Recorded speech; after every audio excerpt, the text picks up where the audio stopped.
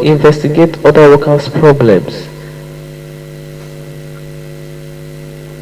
and also to judge how much potential there is for good and for the whole world. Our young people, as I said earlier, have such spirits in them, but they have not been educated. They have not received the kind of basic education that will enable them to take meaningful place in their country and in the world. We need to improve our education system, and as said earlier, we need vocational training to be linked to job creation. We would like potential investors to think of us as well as themselves. We understand that investors do not come publicly for altruistic reasons. We accept that investment must pay off. Investment must be led to profit, but we would like these profits to be shared between the investors that will share the skills of the rest of the world with our young people in Burma.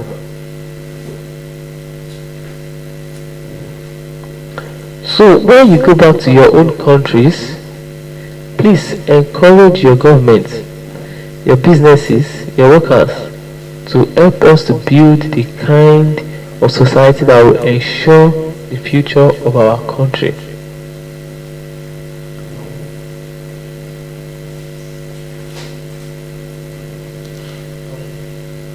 Please encourage the government, your businesses, your workers to help us build the kind of society that will ensure the future of our country.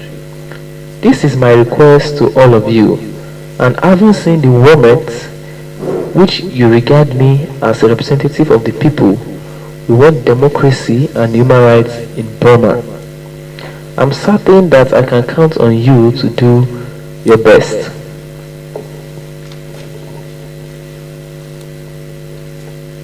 We are still on the words of Aung San Hong. In its 30 years since I was last in Geneva, I am not sure I recognize it, but my heart recognizes it. And as my heart recognizes that we will be meeting again and again to resolve the problem that poses a threat to the future, not just to my country, but to the whole world. Now I will go back to the prepared text like a good speaker before I conclude. With the lifting or suspension of sanctions, with the restoration of the general system of preferences, we will have an unprecedented opportunity for economic development that should be part and parcel of democracy-free human rights development. Growth that will bring peace and prosperity to our country. I thank the ILO and the organizers of this conference for making it possible for me to stand there and call on workers, employers, governments, international business, and international agencies to join us in our efforts. Thank you.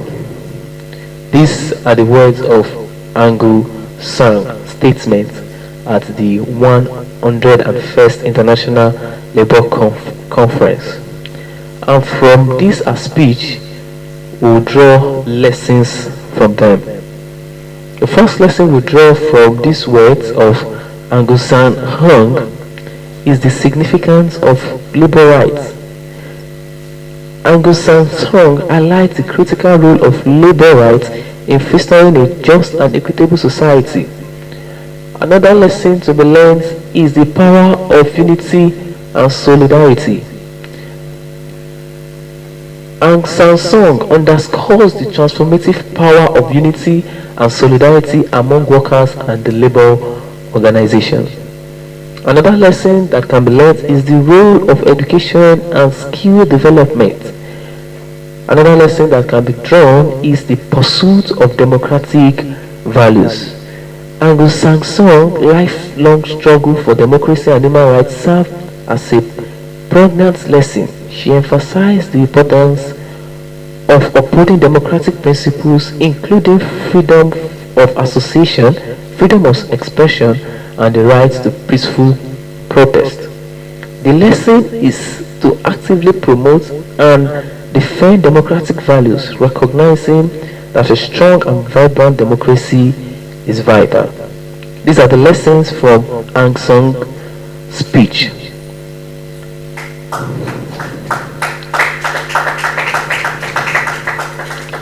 Call to action from the speech. From this speech, we are encouraged to advocate for labor rights. We should raise awareness and advocate for protection and promotion of labor rights. The people that work for the government should be able to exercise their rights as a labor union and force. We should also foster unity and solidarity. We should promote inclusive development. We should uphold democratic values and invest in education and skills development.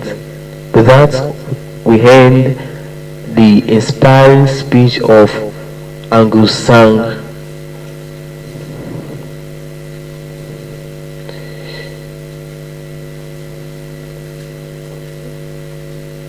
We move to Franklin Roosevelt. Franklin Roosevelt. We will revisit his words and draw lessons from them as well as call to actions. Franklin Roosevelt, the New Deal. In the depths of the Great Depression, when the American people were grappling for economic devastation and despair, a beacon of hope emerged in the form of President Franklin Roosevelt. With his revolutionary leadership and unwavering resolve, he unveiled a transformative plan known as the New Deal.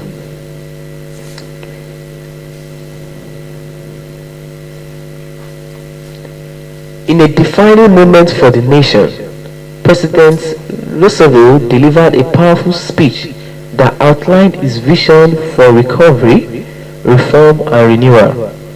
As we embark on a journey to revisit this historic address, we immerse ourselves in the words that will inspire a nation and reshape the course of human history. Within the pages that follow, that we'll be visiting, we'll dive into the profound insights of President Roosevelt's speech, exploring the principles, programs, and enduring lessons that continue to shape the pursuit of social reforms and progress. The speech of President Franklin Roosevelt, the New Deal. Chairman Rush, my friend of the Democratic National Convention in 1932, I appreciate your willingness after 6 assiduous days to remain here, for I know well the sleepless hours which you and I have heard. I regret that I am late, but I have no control over the winds of heaven, and I could only be thankful for my Navy training. The appearance before the National Convention of its nominee for president to be formally notified of his selection is unprecedented and unusual. But these are unprecedented and unusual times. I have started out the tasks that lie ahead by breaking the absurd tradition of the candidate that the candidate should remain in profound ignorance of what has happened for weeks until he is formally notified of that event many weeks later. My friends, may this be the symbol of my intention to be honest and to avoid an hypocrisy or sin, to avoid all silly shutting of the eyes to the truth in this campaign. You have nominated me, and I know it, and I am here to thank you for the honor. Let it also be symbolic that in so doing, I broke tradition. Let it be from now on the task of our party to break foolish traditions. We will break foolish traditions and leave to the Republican leadership far more skilled in the act to break promises. Let us now, highly resolved to resume the country's uninterrupted march along the path of real progress, of real justice, of real equality for all our citizens, great and small. Our indomitable leader in the interrupted march is no longer with us, but yet still survives today in spirit. Many of his captains, thank God, are still with us to give us counsel. Let us feel that in everything we do, there still lives with us. If not the body, the great, indomitable, unquestionable progress soul of our Commander in Chief, Woodrow Wilson. I have many things in which I have made my position clear at the earliest possible moment in this campaign. That admirable document, the platform which you have adopted, is clear. I accept it 100%.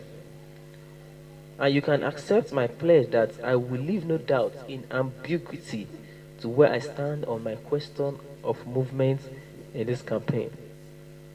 As we enter this new battle, let us always keep present with us some of the ideals of the party, the fact that the Democratic Party by tradition and the continuing logic of history past and present is the bearer of liberalism and of progress, and at the same time of safety to our institution. And if this appeal fails, remember, well, my friends, that a resentment against the failure of the Republican leadership, and note well that in this campaign I shall not use the word Republican Party, but shall use day in and day out the word Republican leadership. The failure of the Republican leadership to solve our troubles may degenerate into unreasoning residualism, the great social phenomenon of depression. Unlike others before it, is that it has produced but a few of the disorderly manifestations that so often attend upon such times. Wide residualism has made few covered, and the great tribute that I can pay to my countrymen is that in these days of crushing want, there persists an orderly and hopeful spirit in the part of millions of people who have suffered so much. To fail to offer a new chance is not only to betray their hopes, but to misunderstand their patience. We are revisiting the words of Franklin Roosevelt, where he was addressing the members of his party, on his New Deal for the American people. His words are words of inspiration, and he spoke about his intended change, the change he intends to bring to the Americans, to the party that has made him the flag bearer. I continue.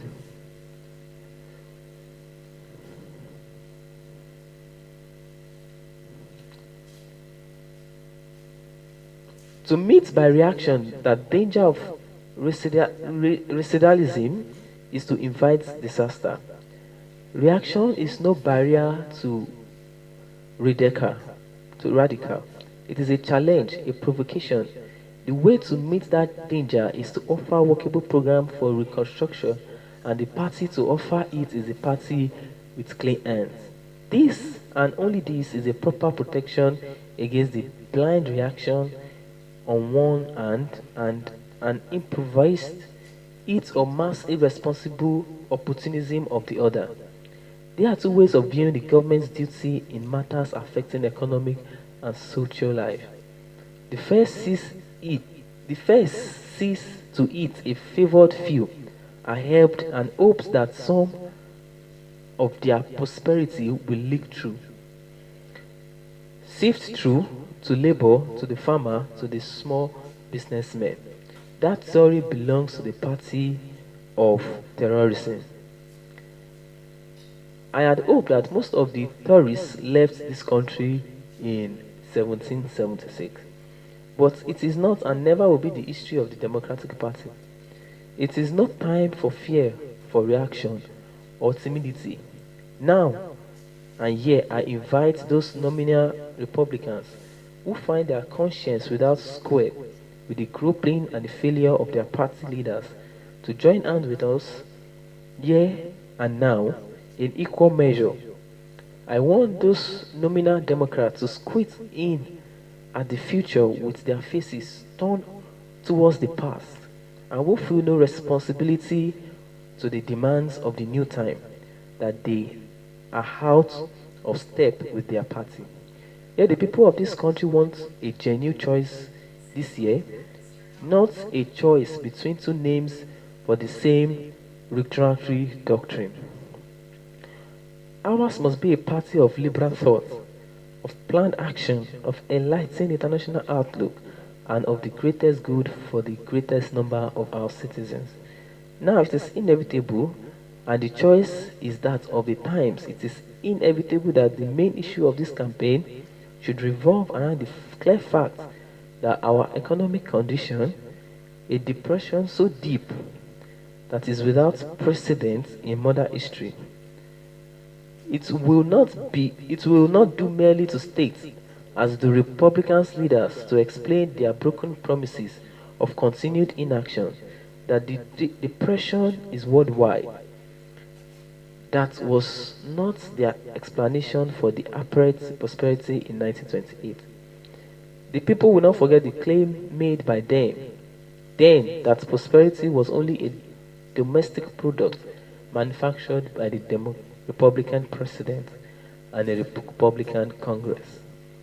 If they claim paternity for one, they cannot deny paternity for the other. I cannot take up the problems today. I want to touch a few that are vital. Let us look a little at the recent history and simple economics, the kind of economics that you and I and the average man and woman talk. In the years before 1929, we know that this country had completed a cycle of buildings and inflation. For 10 years, we expanded on the theory of repairing the waste of the war, but actually expanded far beyond that and also beyond our natural and normal growth. Now, it's worth remembering the code figures of finance prove it that during that time there was little or no drop in the prices of the consumer had to pay, although those same figures prove that the cost of production fell very greatly. Corporate profits resulting from this period was enormous. At the same time, little of that promise was devoted to the reduction of prices. The consumer was forgotten. Very little of it went into increased wages. The worker was forgotten, and by no means an adequate provision was even made in dividends. The stockholder was forgotten. And incidentally, very little of it was taken by taxation to the beneficent government of those years. What was the result? Enormous corporates piled up, the most stupendous in history. Where under the spells of delirious speculations did these surpluses go? Let us talk economics. That figure proves and that we can understand why they went chiefly into two directions. First, into new and unnecessary plants, which now stand stark and idle, and second, into the calm money market of Wall Street, either directly by the corporation or indirectly through the banks. Those are facts. Why blink at them? Then came the crash. You know the story. Surpluses invented an unnecessary plant idle. Most men lost their jobs. Purchasing power dried up. banks became frightened and started calling loans, those who had money were afraid to part with it. Credit contracted, industry stopped, commerce declined, and unemployment mounted. And there we are today. Translate that into human terms. See how the events of the past 3 years have come home to specific groups of people. First, the group dependent on industry. Second, the group dependent on agriculture. Third, are made up in large parts of members of the first two groups, the people who are called small investors and depositors. In fact, the strongest possible tie between the first two groups, agriculture and industry, is the fact that the savings and to a degree of security of both are tied together in that third group, the credit structure of the nation. Never in history have the interests of all people been so united in a single economic problem. Picture to yourself, for instance, the great groups of property owned by millions of our citizens, represented by credit issued in the forms of bonds and mortgages. The government bonds of all kinds, federal, state, and country, municipal bonds of industrial companies, of utilities company, mortgages in real estate in farms and cities, and finally the vast investment of the nation in the railroads. What is the measure of security of each of these groups? We know well that our complicated interrelated credit structure, if any of these credit group collapses, they may all collapse. Danger to one is danger to all. However, I ask this present administration in Washington treated, however, I ask, as the present administration in Washington treated the interrelationship of these credit groups? The answer is clear. It has not recognized the interrelationship existed at all. Why? The nation asks. As Washington failed to understand that all these groups, each and every one, the top of the pyramid and the bottom of the pyramid, must be considered together. That each and every one of them is dependent on each other. Each and every one of them affecting the whole financial fabric. Statesmanship and vision, my friends, require relief to all at the same time. Just one word or two on taxes. The taxes that all of us pay towards the cost of government of all kinds. I know something of taxes. For 3 long years, I have been going up and down this country preaching that government, federal and state, local cost too much. I shall not stop that preaching. As an immediate program of actions, we must abolish useless offices. We must eliminate unnecessary function of government. Functions, in fact, that are not definitely essential to the continuance of governance. We must eliminate unnecessary functions of government, functions that, in fact, are not deliberately essential to the continuance of government. We must emerge, we must consolidate subdivision of government and, like the private citizen, give up luxuries which we can no longer afford. By our example at Washington itself, we shall have the opportunity of pointing the way of economy to local government. Let us remember well that all of every tax dollar in the average state in the nation, 40 cents enters the treasury in Washington, D.C. 10 or 12 cents only go to the state capitals, and 40 cents are consumed by the cost of local governments in countries and cities and towns. I propose to you, my friends, and through you, that governments of all kinds, big and little, be made solvent, and that the example be set by the President of the United States and his cabinet. And now, one word about unemployment, and incidentally about agriculture. I have favored the use of certain types of public work as a further emergency means of stimulating employment, and insurance bonds to pay for such public works.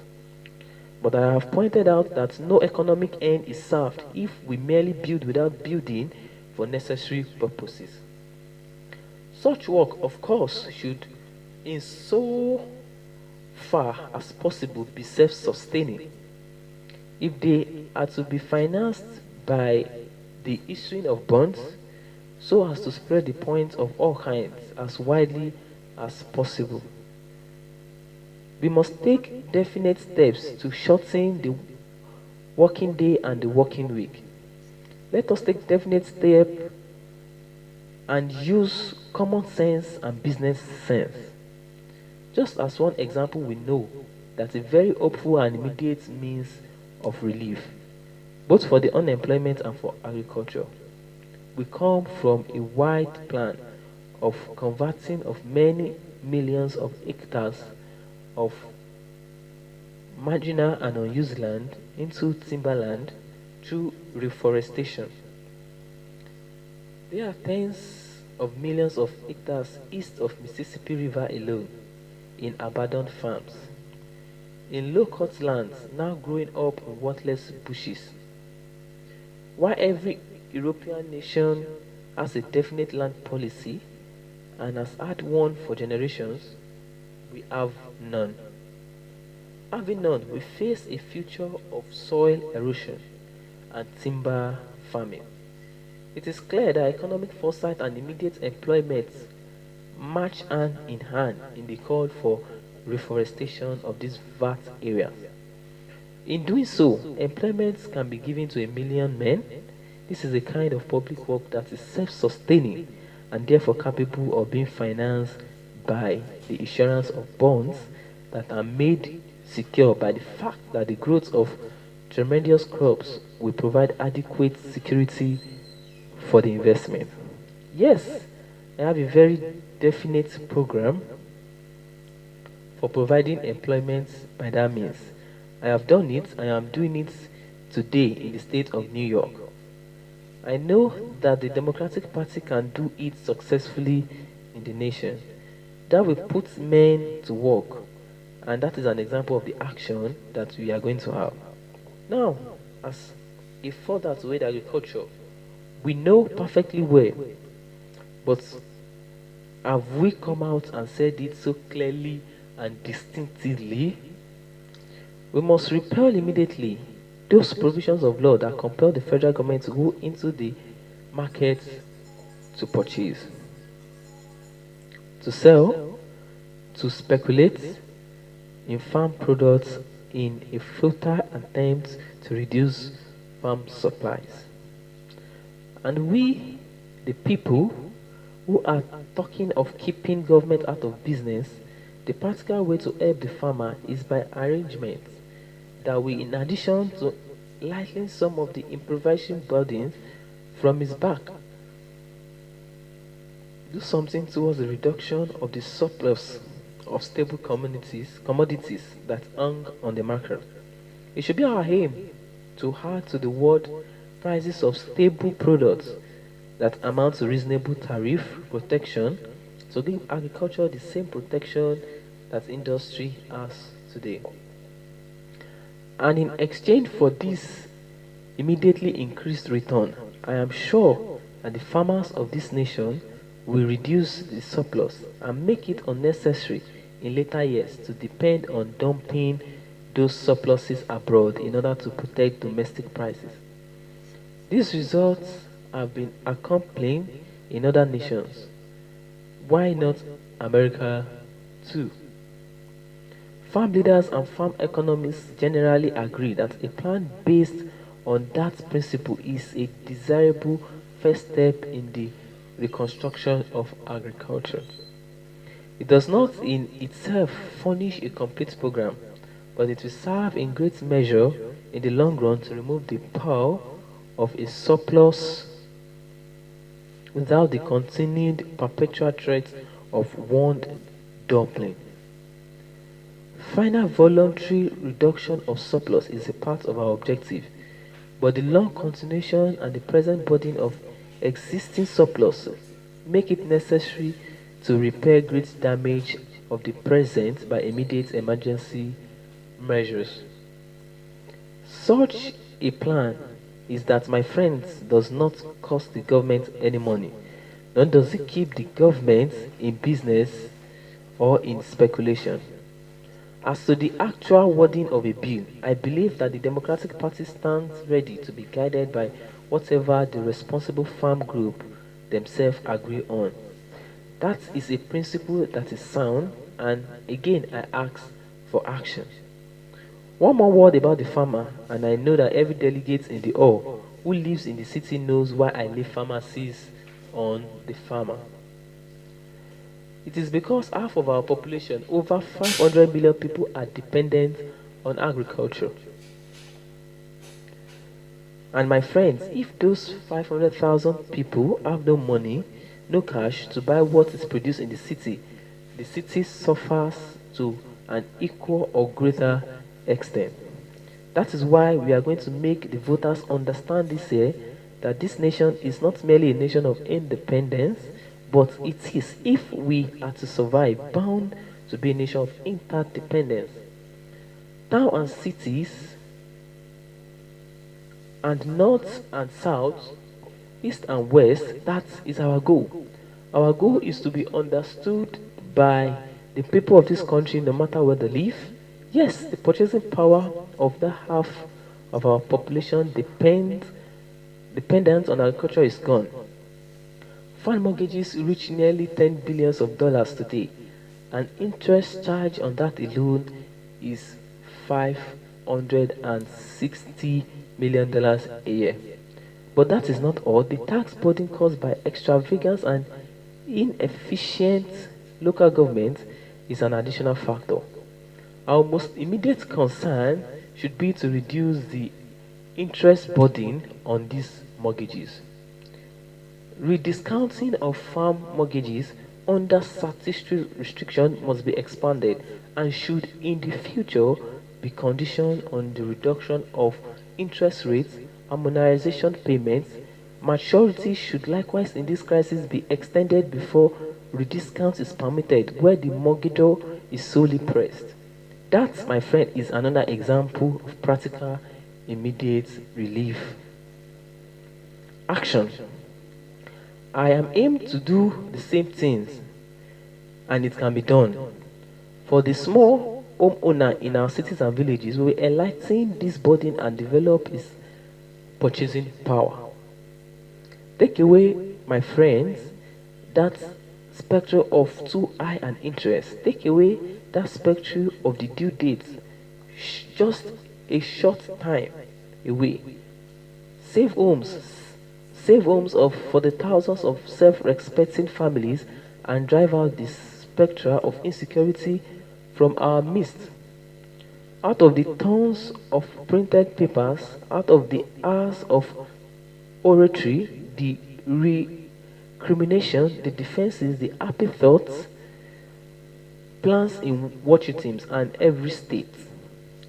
The emergence, there emerges one great, simple, crystal pure fact that during the past 10 years, a nation of over 120 people has been led by the Republican leaders to erect an impregnable barbed wire entanglement around its borders through the instrumentality of tariffs, which have isolated us from other human beings in all the rest of the round world. I accept this admirable tariff statement in the platform of this convention. I will protect American business and American labor by our acts of the past. We have invited and received the revitalization of other nations. I propose an invitation to them to forget the past, to sit at the table with us as friends, and to plan with us for the restoration of the trade of the world. Go into the home of the businessman, he knows what the tariff has done for him. Go into the home of the factory workers, he knows why goods do not move. Go into the home of the farmer, he knows how the tariff has helped to ruin him. Our last eyes are open. The last American people are ready to acknowledge the Republican leadership was wrong and that the democracy is right. My program, of which I can only touch on this point, is based on the simple moral principle. The welfare and the soundness of a nation depend first upon what the great mass of the people wish and need, and second, whether or not they are getting it. What the people of America want more than anything, to my mind, they want two things: work with all moral and spiritual values that goes with it, and with work a reasonable measure of security. Security for themselves and for their wives and children. Work and security, these are more than words, they are more than facts. They are spiritual values, the true goal towards which our effort of reconstruction should lead. There are the values that this program intends to gain. These are the values we have failed to achieve by leadership we have now. Our Republican leaders fails to tell us economic laws, sacred, inavoidable, unchangeable deals, causes panic which no one could prevent. But why they pirate economic laws, men and women are starving. We must lay hold of the fact that economic laws are not made by nature. They are made by human beings.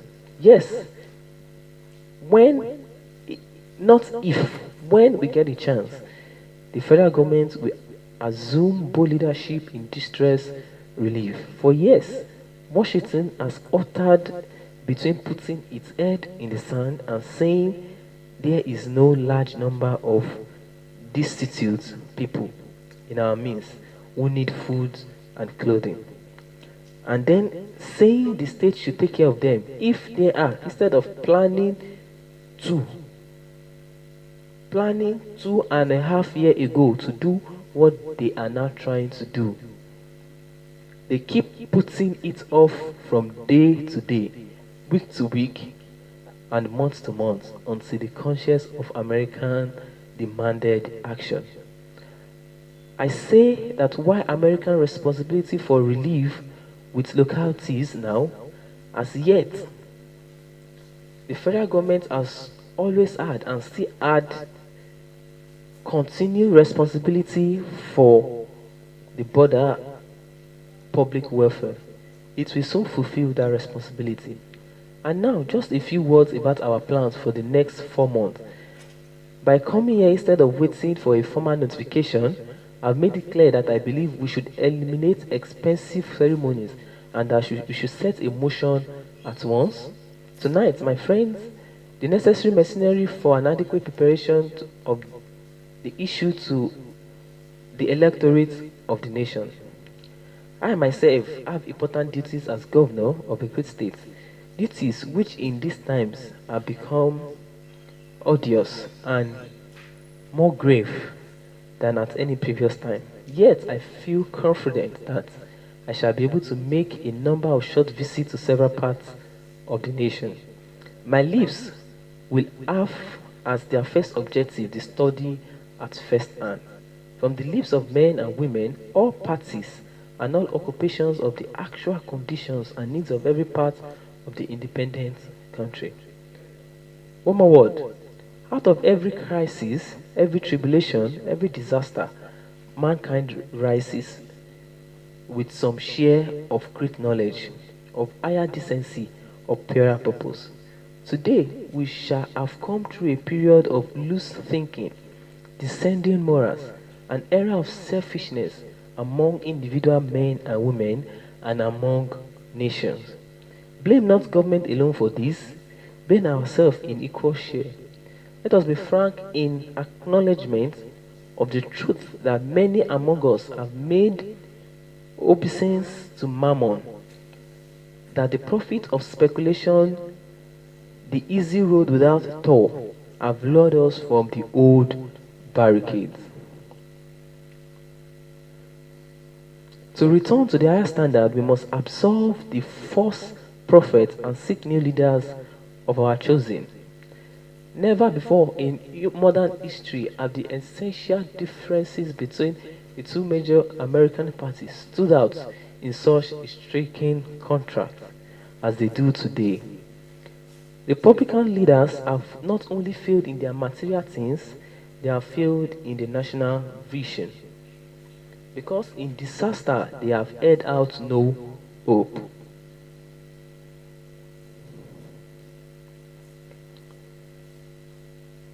They have pointed out no path for the people below to climb to the places of security and of safety in our American lives.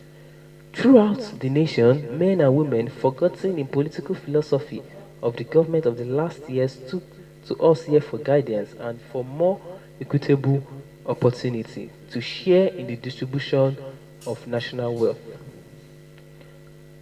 On the farms, in large metropolitan areas, in small cities, and in villages, millions of our citizens cherish the hope that their old standard of living and of thought have not gone forever. These millions cannot and shall not hope in vain. I pledge myself to a new deal for the American people. Let us all here assemble, constitute ourselves perfect of a new order, of competence and of courage. This is more than a political campaign, it is a call to arms. Give me your help, not to win votes alone, but to win in the crusade to restore America to its own people. These are the words of Franklin Roosevelt addressing his party on the New Deal he intended to bring to the American people. So let us look at lessons learned from his inspiring words. Bold actions in times of crisis. Roosevelt's speech demonstrates the importance of taking bold and decisive actions during times of crisis. He recognized the severity of the Great Depression and emphasized the need for innovative and comprehensive measures. Government rules in promoting economic well-being. Roosevelt emphasized that it is the role of the government in promoting economic well-being and social progress. The lesson is to recognize the potential for government policies and programs to foster economic stability, promote equality, and ensure welfare of citizens. It is the responsibility of the government of any nation to cater for the welfare of its citizens. These are the lessons that we can learn from the words of Roosevelt. It is the responsibility of the government to cater for the economic welfare of its citizens. It is the responsibility of the government to take care of the security of its citizens.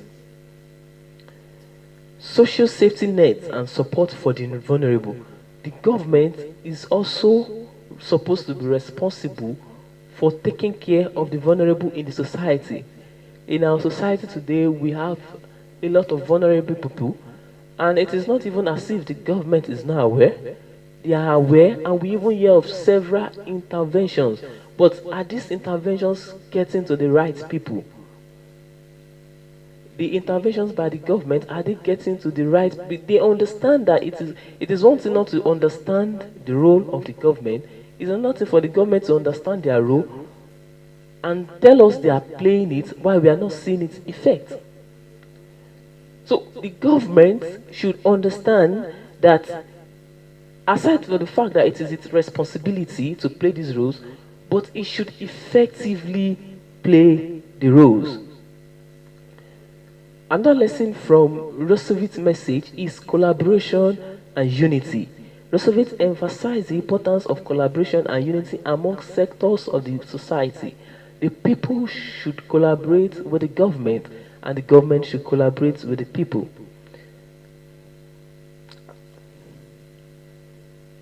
Call to action from the New Deal of Franklin Roosevelt. We should always address economic inequalities. Acknowledge and address the economic inequalities present in our society.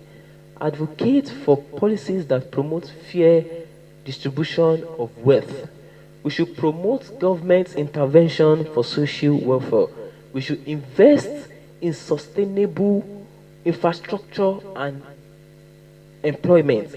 The government and the citizens should prioritize investment in sustainable infrastructural development. Our focus should be on renewable energy.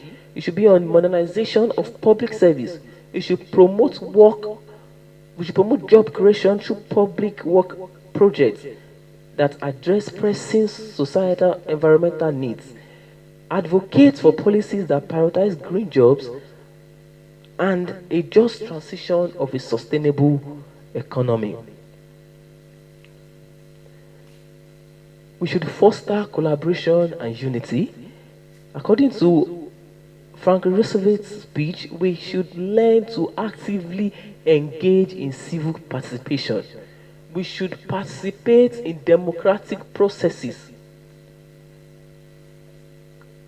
His words to his party men should be an inspiration not only to them but to us as individuals, to us even here in Nigeria, that we should participate in democratic processes. We should support candidates who will champion social and economic justice and vote during elections. These are the call to action from Franklin Roosevelt's New Deal speech.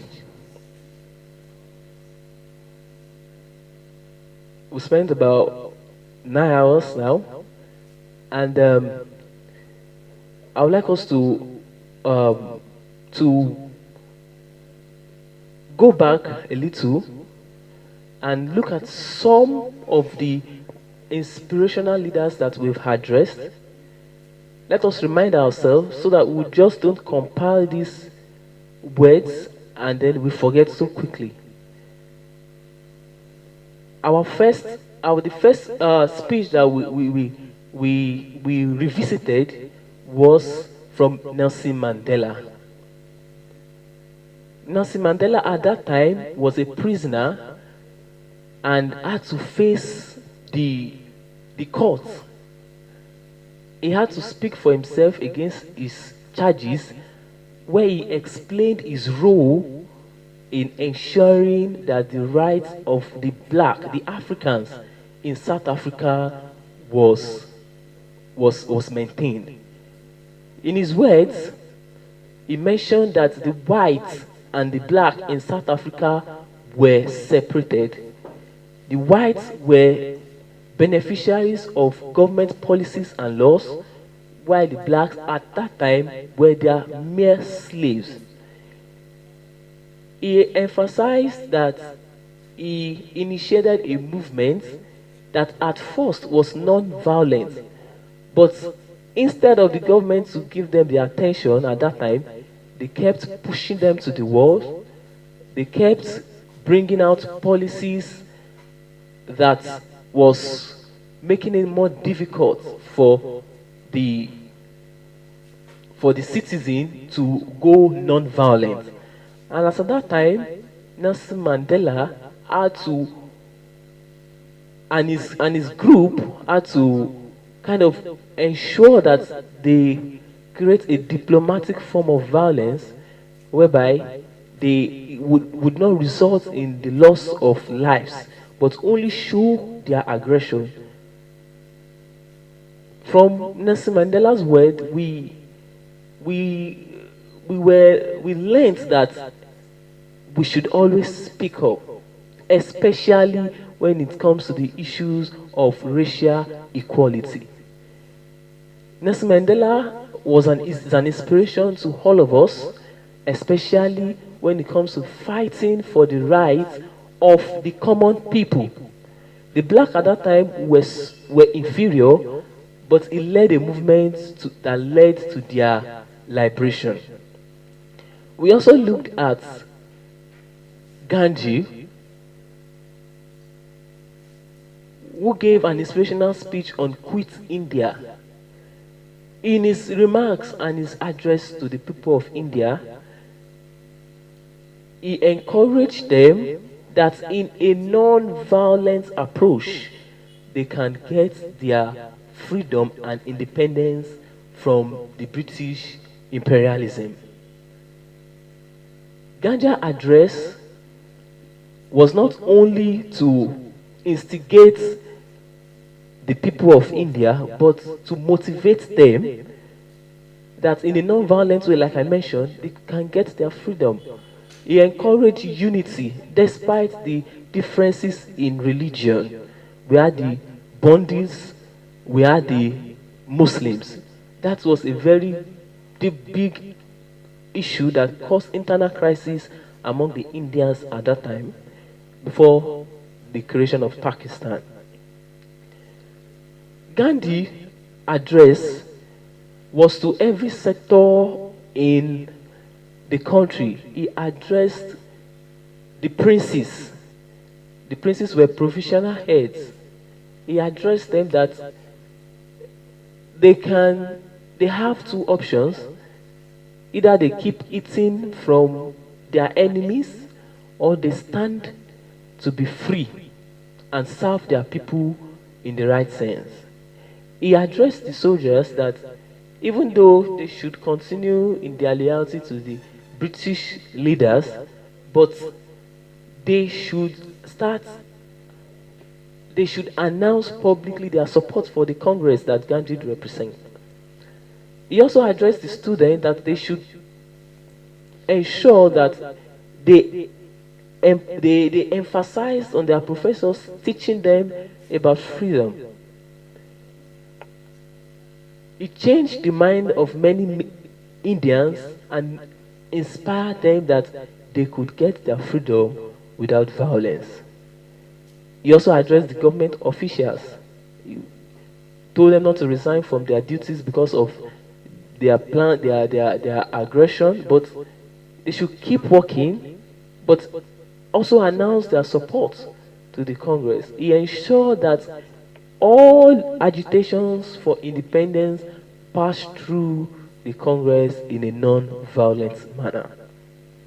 That was a leader that inspired the independence of India and ensured a smooth transition from the British imperialism.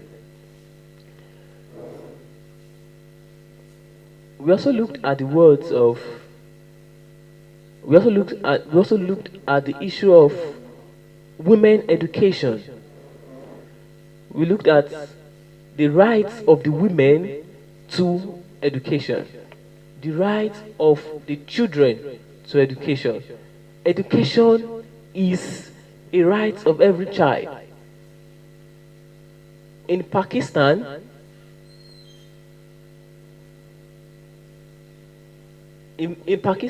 our focus speaker that addressed the issue of women and girl child education was shot to the head, but that did not stop our advocacy for the girl child education.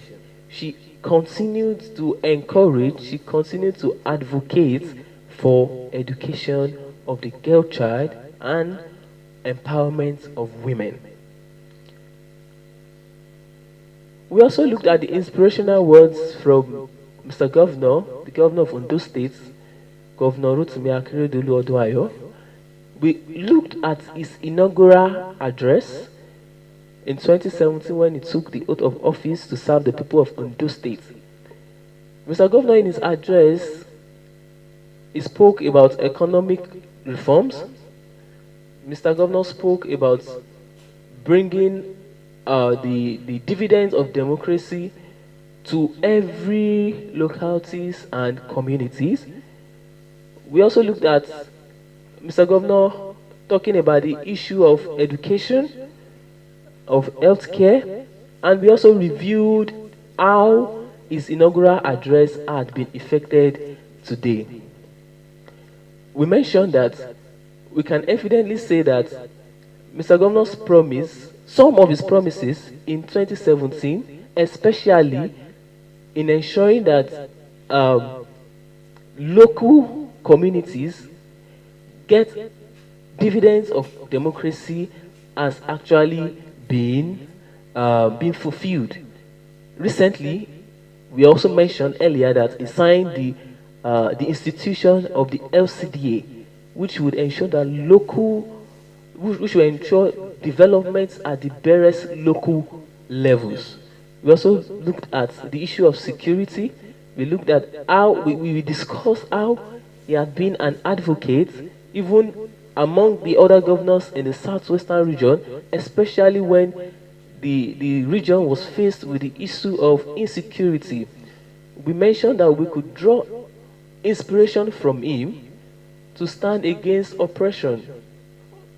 All of us would remember then that the creation of the Amotekun feat was met with a lot of opposition from the federal government, but Mr. Governor stood his ground in the creation of the feat to foster, to promote security in the state, to ensure that the lives and properties of the citizens of the state were being protected. We also look at words of the former vice president of the country, Professor Yemi Osibanjo. We talked about his address at the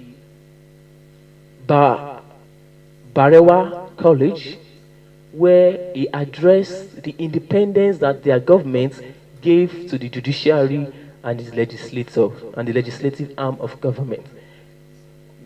Former Vice President Yemi Osibanjo, he highlighted various instances of previous governments interfering with the issues of the legislative arm and even issues of state legislative arms.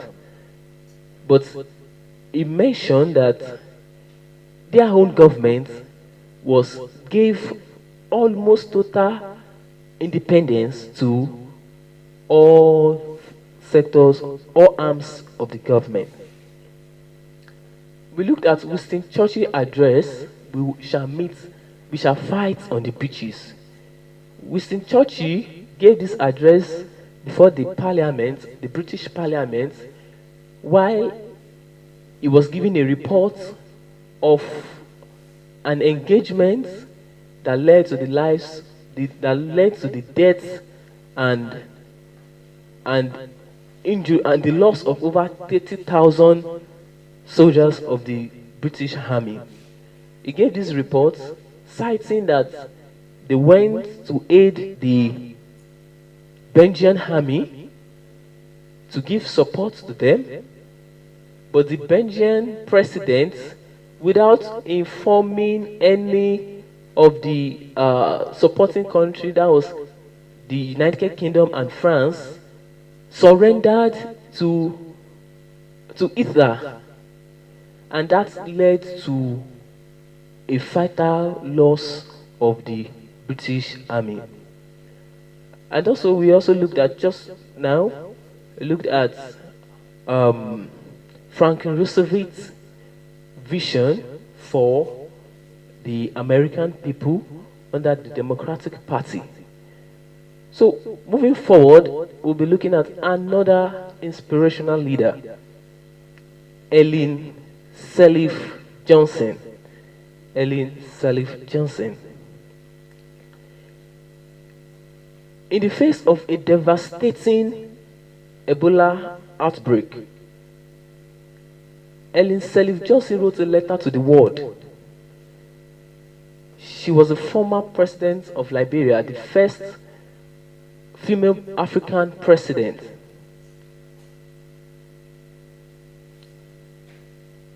From a position of deep knowledge and experience as a leader of a country profoundly affected by the deadly virus, Sirleaf Johnson's letter is a poignant appeal for global attention and support.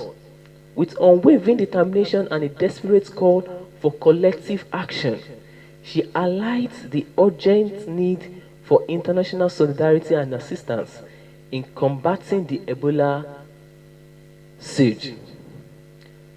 As we embark on this journey to revisit this powerful open letter to the world,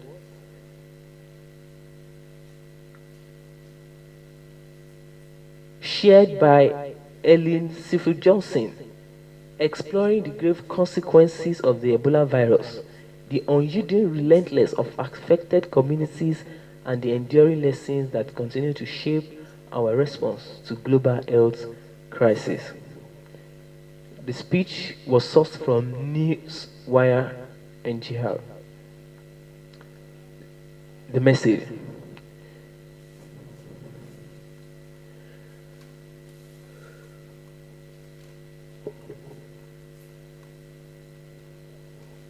Dear world, in just over 6 months, Ebola has managed to bring my country to a standstill. We have lost over 2,000 Liberians. Some are children, struck down in their prime of youth. Some were fathers, mothers, brothers, or best friends. Many were brave soldiers and health workers that have risked their lives to save others, or simply offer victims comfort in their final moments. There is no coincidence that Ebola has taken hold in three fragile states: Liberia, Sierra Leone, and Guinea, all battling to overcome the effects of the intercontinental wars.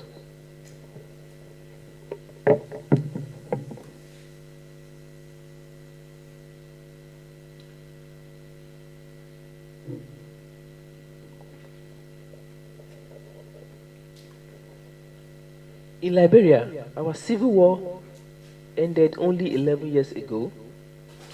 It destroyed our public infrastructure, crushed our economy, and led to an exodus of educated professionals. A country that had over 3,000 qualified doctors at the start of the war was dependent by it on barely 3 dozens. In the last few years, Liberia was bouncing back. We realized there was a long way to go, but the future was looking bright. Now, Ebola threatens to erase their hard work. Our economy was set to be larger and stronger this year, offering more jobs to Liberians and raising standards of living. Ebola is not just a health crisis. Across West Africa, a generation of young people risk being lost to economic catastrophe as harvests are missed, markets are shut, and borders are closed. The virus has been able to spread so rapidly because of the insufficient strength of the emergency medical and military service that remained under resourced and without the preparedness to confront such a challenge. This would have been the case whether the confrontation was with Ebola, another infectious disease, or a natural disaster. One thing is clear: this is a fight in which the whole world has a stake. This disease respects no borders or within communities. It is already reverberating throughout the region and across the world. The intercontinental reaction of this crisis was initially inconsistent and lacking in vision, direction, or urgency. Now, finally, the world has waken up. The community of nations has realized that they cannot simply pull up the drawbridge and wish this situation away. This fight requires a commitment for every nation that has the capacity to help, whether that is with the emergency fund, medical supplies, or clinical expertise. I have every faith in our relentless as Liberians and our capacity as global citizens to face down this disease, beat it, and rebuild. History has shown that even a people are at their darkest hour. Humanity has an inevitable ability to act with bravery, compassion, and selflessness for the benefits of those mostly in need. From governments to international organizations, financial institutions to NGOs, politicians to ordinary people on the street in any corner of the world, we all have a stake in the battle against Ebola. It is the duty of all of us as global citizens to send a message that will not leave millions of West Africans to fend for themselves against an enemy they do not know, and against whom they have little defense. The time for talking or terrorizing is over. Our consecrated action will save my country and our neighbors from experiencing another national tragedy. The words of Henrik Ibsen have never been truer. A thousand words leaves not the same deep impression as a single deed. This was Ellen Johnson's letter to the world. Now let us look at lessons that we can draw from this letter, as that is why we are revisiting the letter. From the letter, we can learn urgency for global collaboration. Sheffield Johnson underscores the critical importance of global collaboration and support in tackling global health crisis. She emphasized that diseases like Ebola do not recognize borders and require a collective response. The lesson is to recognize the urgency of international collaboration, sharing resources, expertise, and knowledge to effectively respond to and contain infectious diseases. From the speech, we can learn preparedness and early response. Stephen Johnson highlights the significance of preparedness as they were not earlier prepared for the Ebola crisis. We can also learn the importance of community engagement. Community engagement in addressing, especially in addressing health crisis. She highlights the need to empower communities with information, involve them in decision-making processes, and mobilize their participation in prevention, awareness, and response efforts. The lesson is to prioritize community engagement, trust building, and culturally sensitive approach in health interventions. We can also learn the significance of strengthening the health system.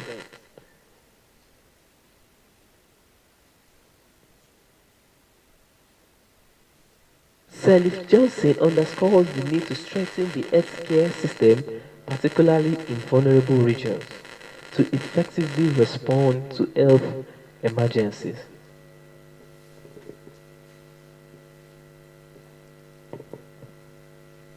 We can also learn the need for commitment to research and development. Sirleaf Johnson highlights the importance of research and development in finding innovative solutions to global health challenges. If the world had probably hidden to Sirleaf Johnson's letter, probably would not have had much effect. We probably would have not had more as much effect as we had with the coronavirus. If the world had listened and had been more prepared, as she has said. So this is why we are revisiting these words, because these are words that, if properly taken account of, they will inspire us and get us prepared for future problems and bring solutions. Many of these activities have happened in the past.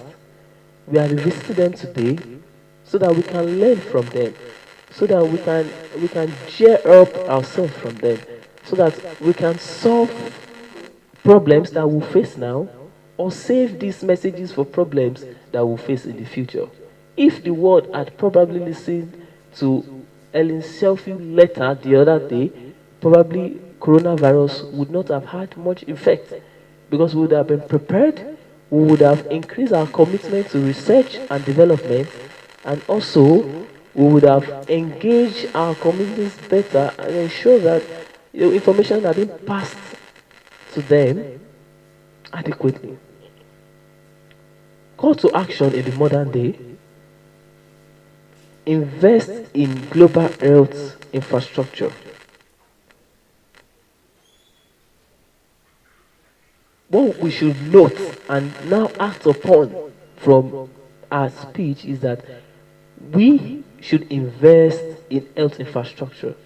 Our government should invest in global infrastructure. I could remember vividly during the COVID 19 pandemic.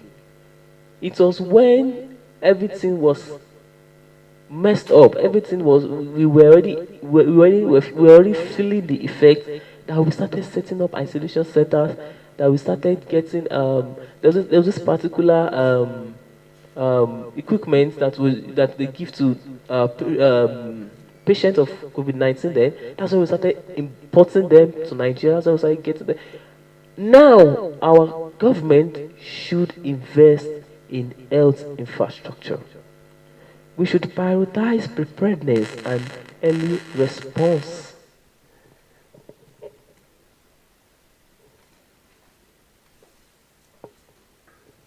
We should empower and engage communities. We should recognize community health as priorities. We should enhance international collaboration. We should strengthen healthcare systems, foster transparent communication, and support research and development. It is a pity that the government has not taken enough cognizance of the importance of research and development. There should be enough funding for research and development. This is what can help us to know what we should expect. These are what will help us to know how to tackle some scientific problems. The government should provide sufficient funding for research and development. We should support initiatives that promote collaborative research, vaccine development, and therapeutic interventions. We should encourage partnership between academia, government, and the private sector to accelerate scientific advancement and improve global health outcomes.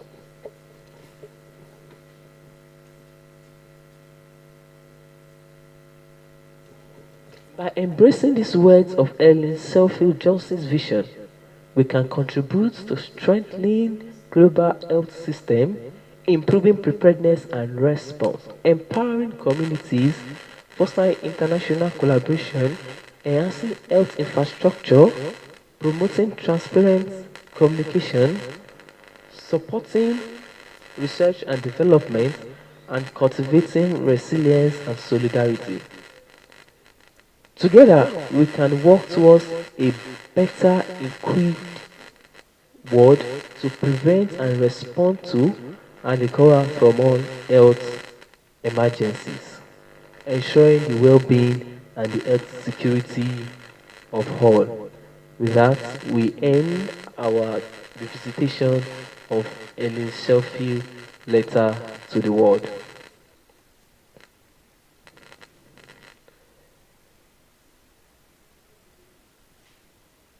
We'll revisit another inspirational and powerful speech by George Bush.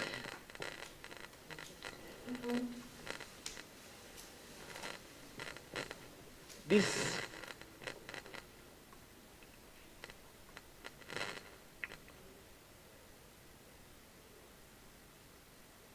In this occasion, we visit a monumentous and pivotal moment in American history.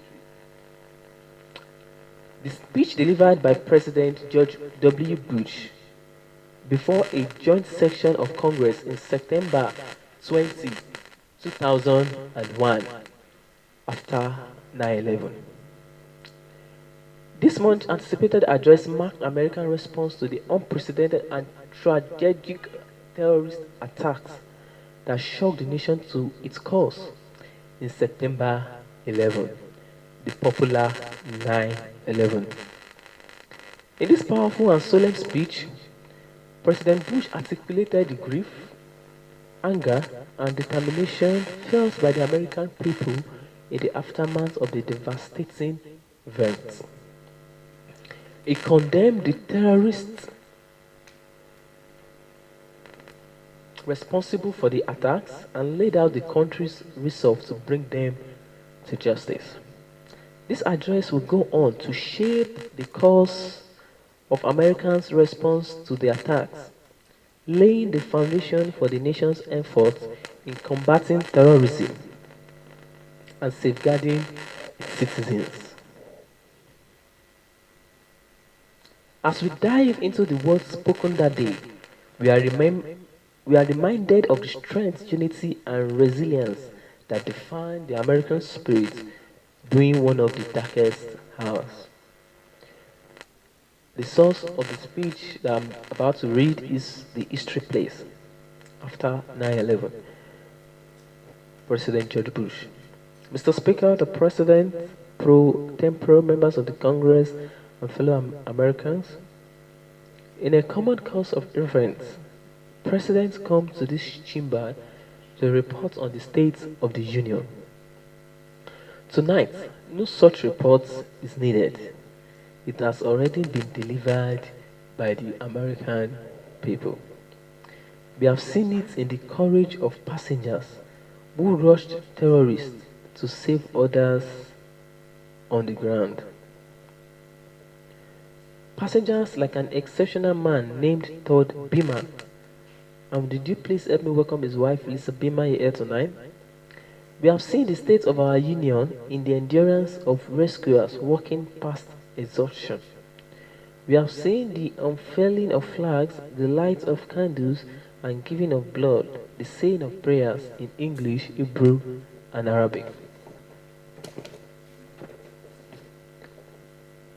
We have seen the decency of a loving and giving people who have made the gift of strangers their own.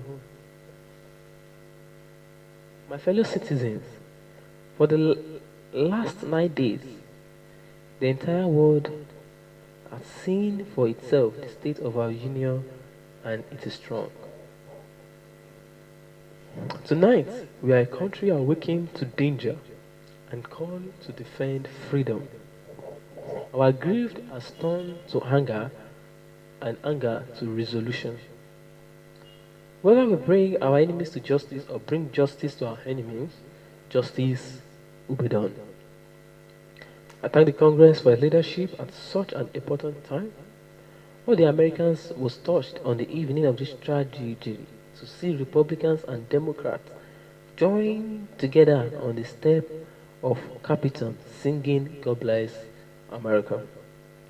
And you did more than sing, you acted by delivering $400 billion to rebuild our communities and meet the needs of our military. Speaker Atten, Minority Leader Geshert, Majority Leader Ducey, and Senator Lott, I thank you for your leadership. I thank you for your leadership and for your service to our country. And on behalf of the American people, I thank the world for its outpouring of support. America will never forget the sounds of our national anthem playing at Buckingham Palace, on the seats of Paris, and at Berlin's Brandenburg Gate. We will not forget South Korean children gathering to pray outside our assembly in Seoul, or the prayers of sympathy offered at the mosques in Cairo. We will not forget moments of silence and days of mourning in Australia and Africa and the Latin America. Nor will we forget the citizens of 80 other nations who died with our own dozens of Pakistan. More than 130 Israelis, more than 250 citizens of Indians, men and women from El Salvador, Indian, Iraq, Mexico, and Japan, and hundreds of British citizens. America no friend than Great Britain. Once again, we are joined together with cause. I am so honored the British Prime Minister has crossed an ocean to show his unity with America. Thank you for coming. On September the 11th, enemies of freedom committed an act of war against our country. Americans have known wars, but in the past 136 years, there have been wars on foreign soil, except for one Sunday in 1941. Americans have known the casualties of war, but not at the center of a great city or a peaceful morning. Americans have known surprise attacks, but never before on thousands of civilians. All of this was brought upon us in a single day, and night fell on a different world, a world where freedom itself is under attack.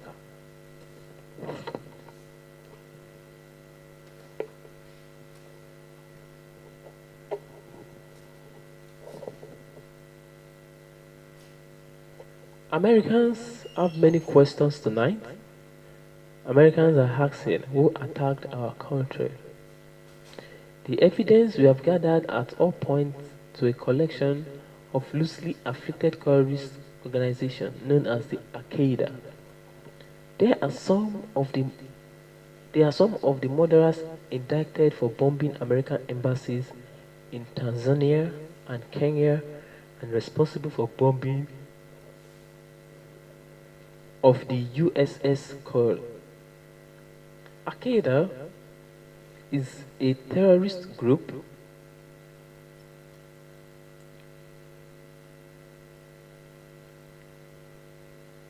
Al-Qaeda is to terror what mafia is to crime. But its goal is not making money.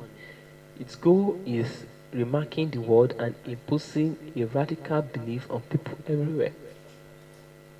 The terrorists practice a fringe form of Islamic extremism that has been rejected by Muslim scholars and vast majority of Muslim clerics.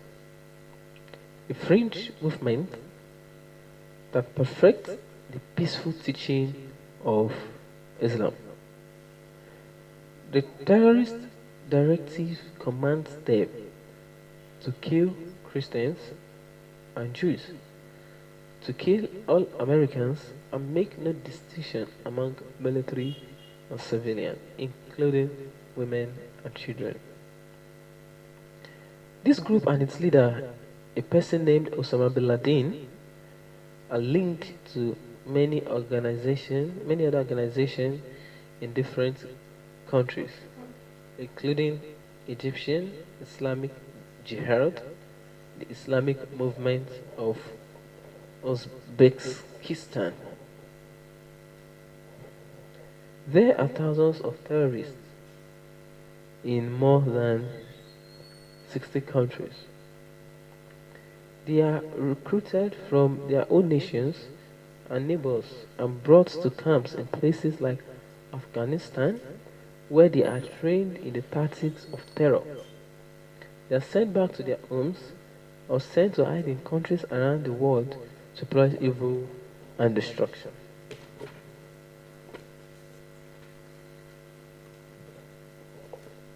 The leadership of the Al-Qaeda has great influence in Afghanistan and support the Taliban regime for the world.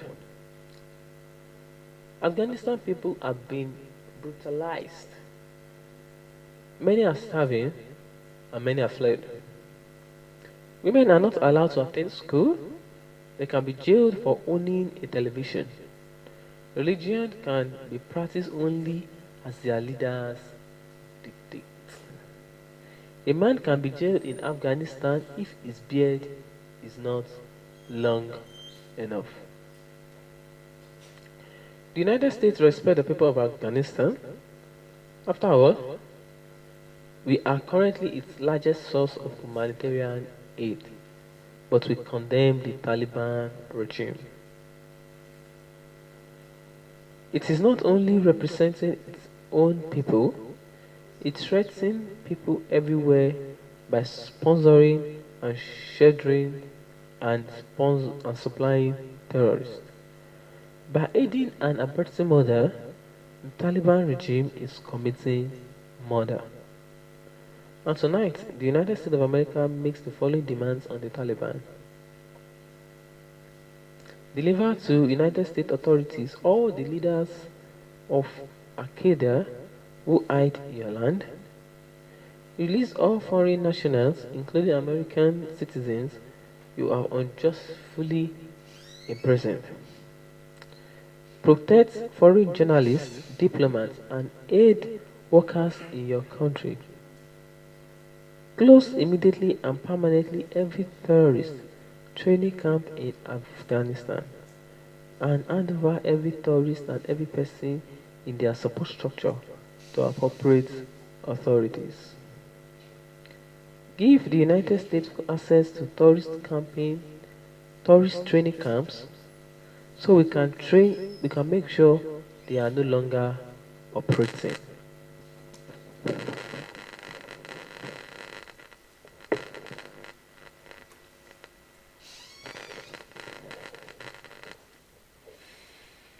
These demands are not open to negotiation or discussion.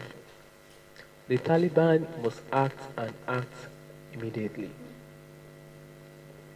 They will hand over the terrorists or they will share in their fate. I also want to speak tonight directly to Muslims throughout the world. We respect your faith. It's practiced freely by millions of Americans and by millions more in countries that America counts as friends. Its teachings are good and peaceful, and those who commit evil in the name of Islam blaspheme the name of Allah. Terrorism, terrorists are traitors to their own faith, trying in effect to hijack Islam itself. The enemy of America is not our many Muslim friends. It is not our many Arab friends.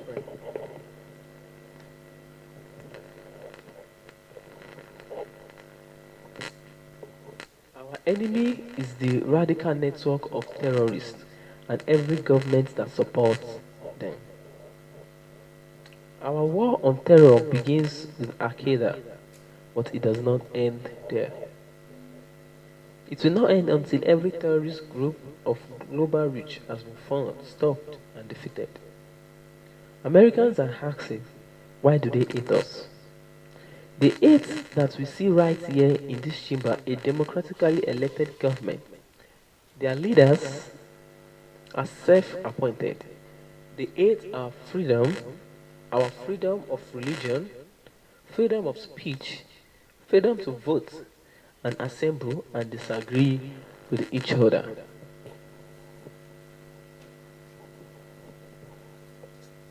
They want to overthrow existing governments in many Muslim countries like Egypt, Saudi Arabia, and Jordan.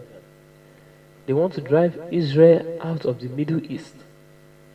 They want to drive Christians and Jews out of vast regions of Asia and Africa. These terrorists kill not merely to end lives, but to disrupt and end the way of life. In every atrocity, they hope that America grows fearful, retreating from the world and forsaking our friends. They stand against us because we stand in their way. We are not deceived by their pretense to piety. We have seen their kind before. They are the heirs of the monstrous ideologies of the 20th century. By sacrificing human lives to serve their residual visions,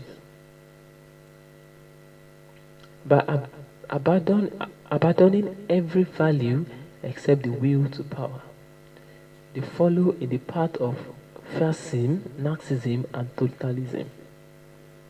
totalitarianism. They will follow the path all the way to where it ends in history, unmarked grave of discarded lives. Americans are asking, how will we fight and win this war? We will direct every resources at our command, every means of diplomacy, every tool of intelligence, every instrument of law enforcement, every financial influence, and every necessary weapon of war to the destruction and to the defeat of the global terror network. Now, this war will not be like the war against Iraq a decade ago, with a decisive liberation of territory and a swift conclusion. We will not look like the air war above Kosovo 2 years ago, where no ground troops were used and not a single American was lost in combat. Our response involved far more than instant retaliation and isolated strikes. Americans should not expect one battle but a lengthy campaign.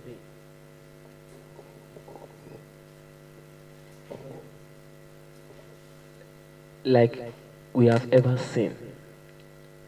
It may include dramatic strike visible on TV and covert operations secret even in success. We will strive terrorists of funding, turn them one against another, drive them from place to place until they have no refuge or no rest. And we will pursue nations that provide aid or safe haven to terrorism. Every nation in every region now has a decision to make. Either you are with us or you are with the terrorists.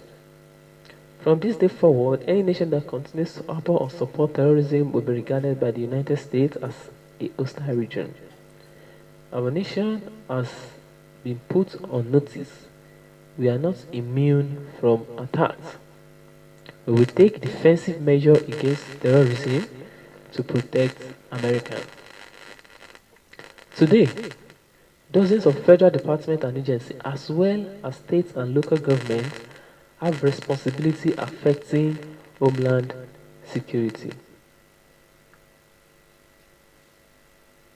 This effort must be coordinated at the highest level.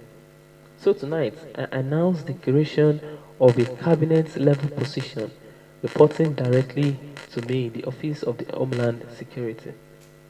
And tonight, I also announce a distinguished American to lead this effort to strengthen American security, a military veteran, an effective governor, and a true patriot, a trusted friend, Pennsylvania's Tom Ridge. He will lead, oversee, and coordinate a comprehensive national strategy to safeguard our country against terrorism and respond to any attack that may come.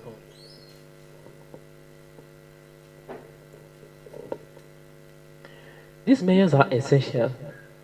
The only way to defeat terrorism as a threat to our life is to stop it, eliminate it, and destroy it where it grows. Many will involve in this effort, from the FBI agents to intelligence operatives to the reservists we have called to active duty. We deserve our thanks and all our prayers. And tonight, a few miles from the damaged Pentagon, I have a message for our military. Be ready. I have called the armed forces to alert, and there is a reason. In the hour is coming when America will act and will make us proud. This is not, however, just Americans' fight, but what is at stake. And what is at stake is not just Americans' freedom. This is the world's fight. This is civilization's fight. This is a fight for all who believe in progress, pluralism, tolerance, and freedom. We ask every nation to join us. We ask and we need the help of police forces, intelligence services, and banking systems around the world. The United Nations is grateful that many nations and many international organizations have already responded with sympathy and with support. Nations from Latin America to Asia to Africa to Europe to the Islamic world, perhaps the NATO Charter, reflects best the attitude of the world.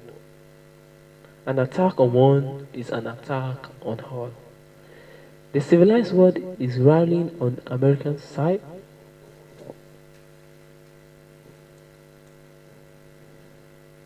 They understand that if this terror goes unpunished, our cities, their own citizens, will be next. Terror unanswered cannot only bring down buildings, it can threaten the stability of legitimate government. And you know what? We are not going to allow it. Americans are asking what to expect of us. We are still on George Bush after 9/11 address. Americans are asking what to expect of us. I ask you to live your lives and hug your children. I know many citizens have fears tonight. I have asked you to be calm and resolute, even in the face of a continual threat. I ask you to uphold the values of American and understand why so many have come here. We are in a fight for our principles, and our first responsibility is to live by them. No one should be singled out for an unfair treatment or unkind words because of their ethnic background or religious faith. I ask you to support the victims of this strategy with your contributions. Those who want to give can go to central source of information libertyunite.org to find the names of the group providing direct help in New York, Pennsylvania, and Virginia. The thousands of FBI agents who are now at work in this investigation may need your cooperation. I ask you to give it. I ask for your patience with the delays and inconveniences that may accompany tighter security and for your patience in what will be a long struggle. I ask your continued participation and confidence in the American economy. Terrorists attack a symbol of American prosperity. They did not touch its source. America is successful because of the hard work and creativity and enterprise of our people. These are the true strengths of our economy before September 11, and they are our strengths today. And finally, please continue to pray for the victims of terror and their families, and for those in uniform and for our great country. Prayers has comforted us in sorrow and will strengthen us for the journey ahead. Tonight, I thank my fellow Americans for what you have already done and for what you will do. And ladies and gentlemen of the Congress, I thank you, the representatives, for what you have already done and what we will do together. Tonight, we face new and national challenges. We will come together to improve air safety, to dramatically expand the number of air marshals on domestic flights, and take new measures to prevent hijacking. We will come together to promote stability and keep our airlines flying with direct assistance during these emergencies. We will come together to give law enforcement the additional tools it requires to track down terrorists here at home. We'll come together to strengthen our intelligence capability to know the plans of terrorists before they act and to find out before they strike.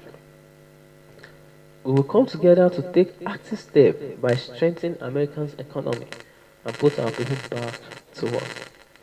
Tonight, we welcome two leaders who embody the extraordinary spirit of all New Yorkers, Governor George Pataki and Mayor Ruthfield Goldhane. As a symbol of American resolve, my administration will work with Congress and these two leaders to show the world that we will rebuild New York City.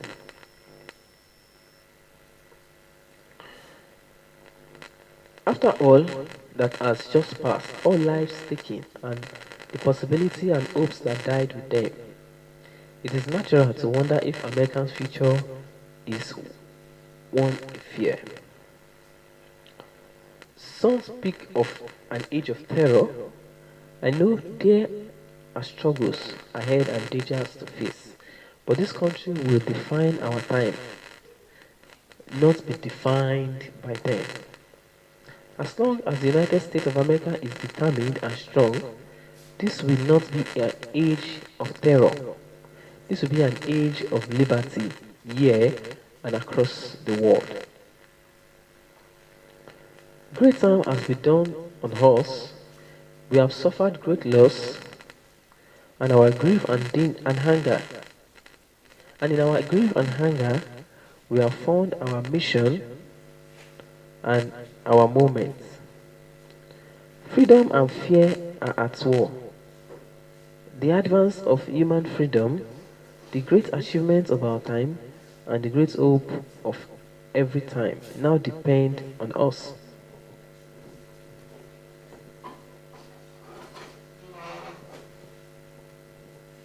Our nation, this generation, will rally the world to this cause by our effect.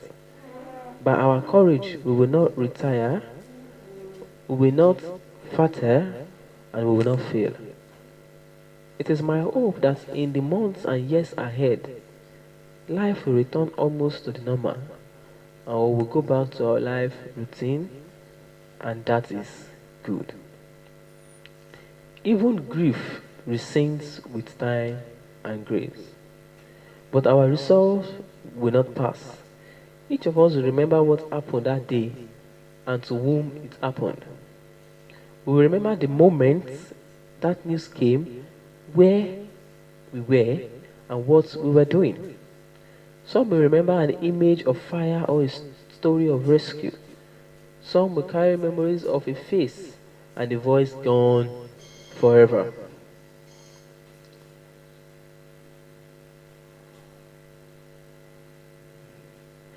And I will carry this. It is the police sheet of a man named George Howard who died at the World Trade Center trying to save others. It was given to me by his mom, Adrian, as a proud memorial to her son. It is my reminder of lives that ended and a task that does not end. I will not forget the wound to our country and those who inflicted it. I will not yield nor rest. I will not relent in waging the struggle for freedom and security for the American people. The cause of this conflict is not known, yet its outcome is certain. Freedom and fear, injustice and cruelty have always been at war, and we know that God is not neutral between them.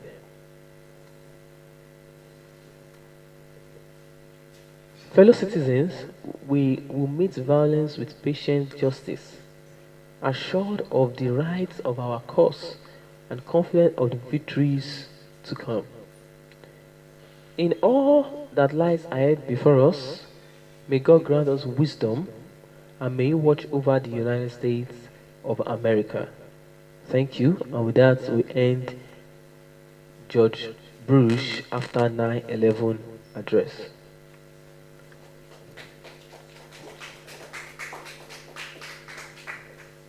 From President George Bush's speech before the Joint Congress on the September 20, 2001, several lessons can be learned.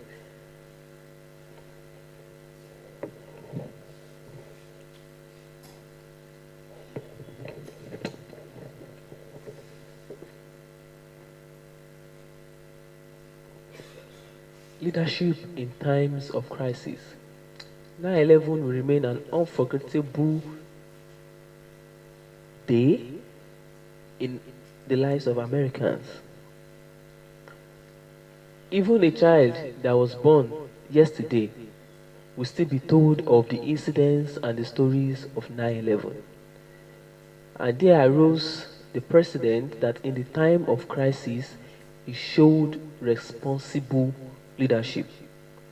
The speech demonstrates the significance of strong leadership during times of crisis. President George Bush's address provided assurance and stability to a nation reeling from the unprecedented terrorist attack. Unity and relentless. The speech highlights the power of unity and relentlessness among the American people. It showcased how a nation can come together in the face of adversity.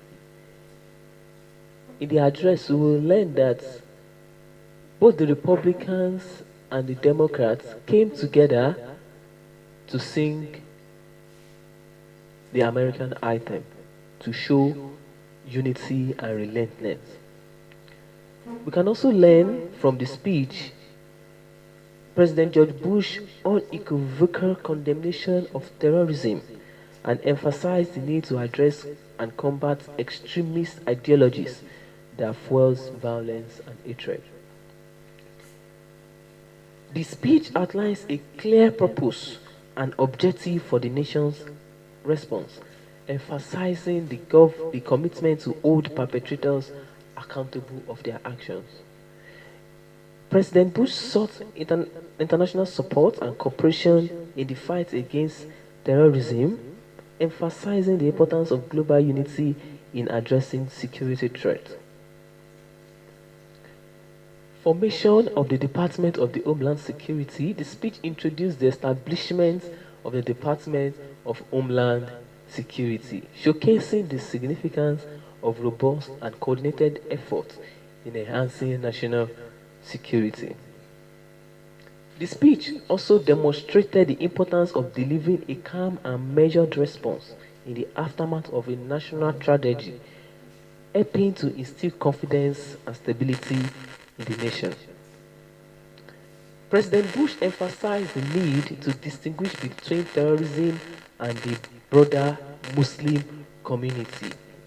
Yes, we learned in the speech that why the terrorists, the Al-Qaeda group that attacked the Americans, was an extremist Islamic group, but this his message also differentiates them from the broader Muslim community. The speech marked the beginning of the war on terrorism, highlighting the importance of setting clear goals and strategies in responding to security threats. The speech also acknowledged the sacrifices of victims and the heroism displayed by first responders, paying tribute to their courage and dedication. Now, call to action from President George Bush after 9/11 speech. Global cooperation against terrorism. The call for international cooperation to fight against terrorism is crucial today as it was back then. Nations must continue to work together, sharing intelligence and resources to combat terrorism of all forms. Nations must work together to fight and combat terrorism. It is not the responsibility of a nation to fight terrorism as This terrorist group expands and work and network across countries. Embrace diversity and avoid discrimination. It is essential to recognize the importance of distinguishing between extremists and the broader Muslim communities. We should learn that we cannot use the actions of some set of extremists to judge the broader community. Broader community. The certain terrorist groups and organizations under the guise of a particular religion do not actually judge the religion.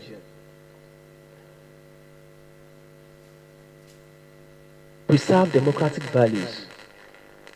Safeguard economic democratic values and institutions that uphold freedom and human justice. Promote democratic participation and the rule of law to ensure a just and fair society. It is what we must do. We must confront extremism and hatred. We must stay united against all forms of intolerance and hatred. We must promote peace, dialogue, and understanding to foster a peaceful and more compassionate society. Another call to action is to address the roots of terrorism.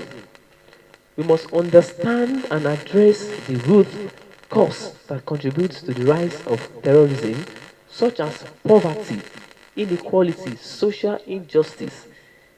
We must invest in long-term solutions that tackle these issues and promote stability. We must strive for a safer and a more secure world. This is a responsibility for everybody. We must work collectively towards building a safer and more secure world for all. We must recognize that peace and security are global goals, and by collaborating, nations can make significant strides in achieving them. And with that, we've come to the end of the revisitation of President George Bush after 9/11 speech.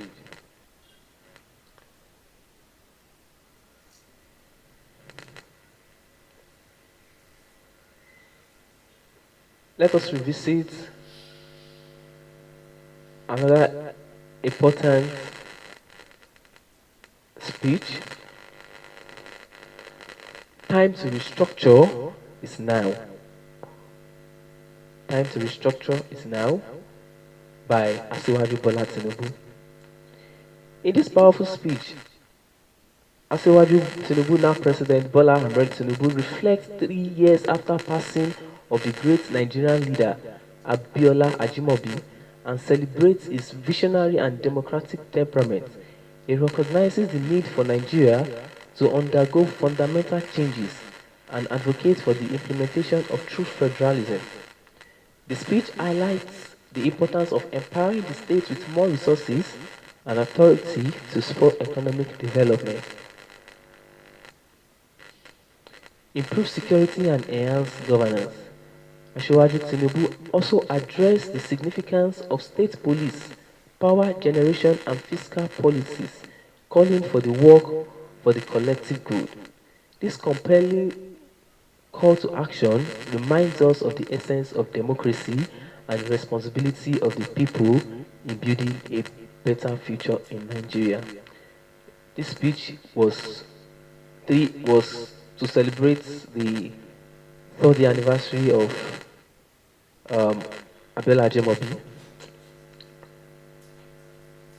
and the source is Bola Tinubu e-library. The speech. Be with you in this special event today. I am visited by two competing emotions. I continue to feel a profound sense of loss at the premature unfortunate disaster of this great soil of the sun of Oyo and Nigeria, Abiola Ajimobi. Yet, I also feel such pride and honor of having known this fine man. and in knowing that our land can produce such excellent people. Part of me is looking for the room, still expecting somehow to see my brother, longtime friend, and faithful political ally, Abiola, come through the door and bring some more light to this gathering with ebullient smile and welcoming personality. That is my heart at work. Yet my mind forces me to accept that he has gone and will no longer be with us in the physical sense. Then my heart and mind merge that I may find comfort and inspiration even in the reality that we must accept.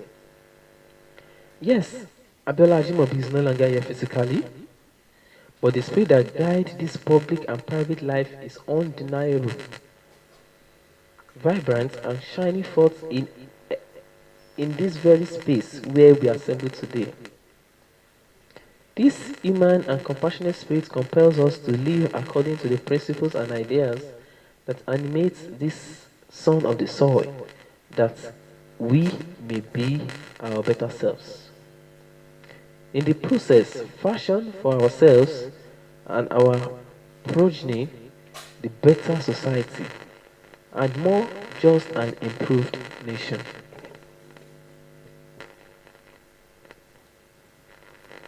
Being with you at this special event today, I am visited by two competing emotions. I continue to feel a profound sense of loss at the premature departure of this great son of Oyo and Nigeria, Abiola Ajimobi. Yet, I also feel such pride and honor in having known this fine man and knowing that our land can produce such excellent people. Part of me is looking for the room, still expecting somehow to see my brother, longtime friend, and faithful political ally come through the door.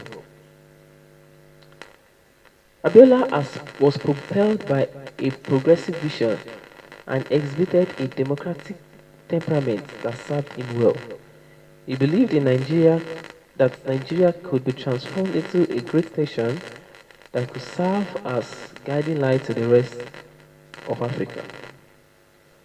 That's our best contribution to our national project and to progress of humankind lie before and not behind us. That out of the tumult of our complicated past, we can lay the groundwork for a proud, prosperous future. Thus, he worked passionately as governor to change and modernize the face of this state. The roads and other infrastructural projects designed and implemented demonstrated what a committed leader can do to spur economic development and jobs and to endanger the wholesome optimism that comes when people see government and its leaders working on their behalf. Because of his effort, the people of Oyo bestowed an honor on him, not giving his predecessors. They re-elected him a second term, during which he continued to do as much beneficial work as he did in his first term.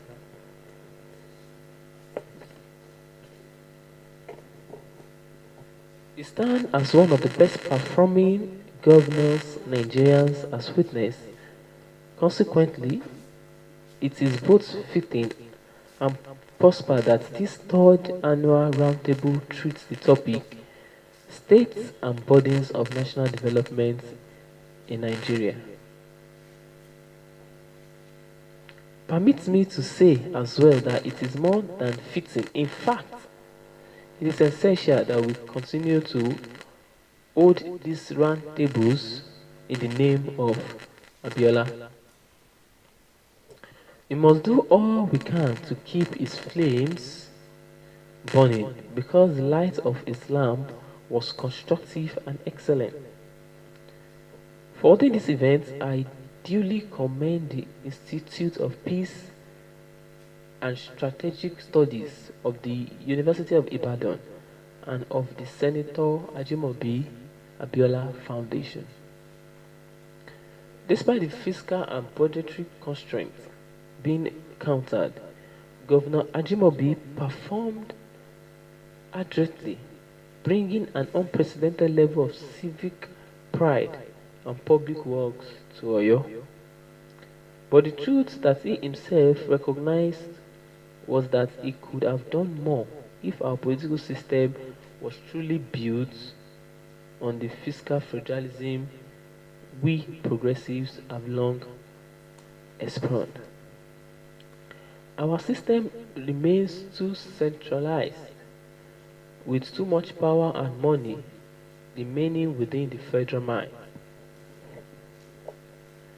This imbalance idea this imbalance leads to relative state weakness. We need to overhaul how revenues are allocated between the states and the federal government.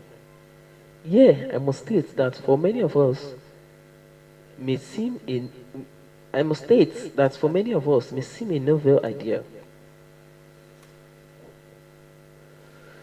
But this concept is one that has directed the fiscal policies of other nations for several decades. If we are to catch these other nations in development, it is prerequisite that we match them in efficiency of governmental, fiscal rules and operation regarding the national government and our subnational political units.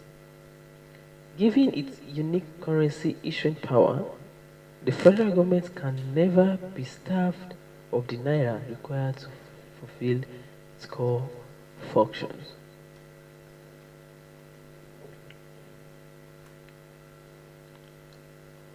Due to this currency power, the federal government does not necessarily need naira revenue to survive.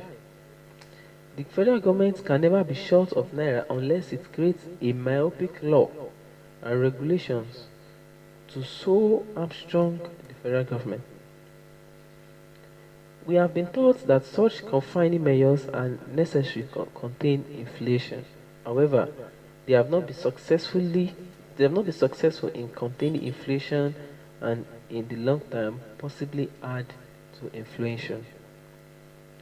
What they have been terribly efficient at is reducing growth, jobs and development and bringing recurrent recessions.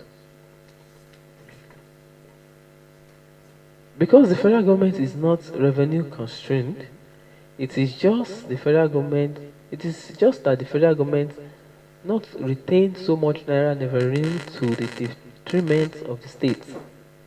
States, on the other hand, are naira constrained. They can only spend what they take in as revenue. Thus, it is imperative that states are given more revenue that they can do more things. I do not advocate a blank check for states. The more revenues they get, the more they must do, and the more they are assured the responsibility to use the revenue wisely, because the very fate of their people is at stake. First, the current relationship between the police and the people needs such reform so that the police may help better answer security challenges we face now. Abiola had been proponent for the state police for many years. The time for state police has come. In fact, it is overdue.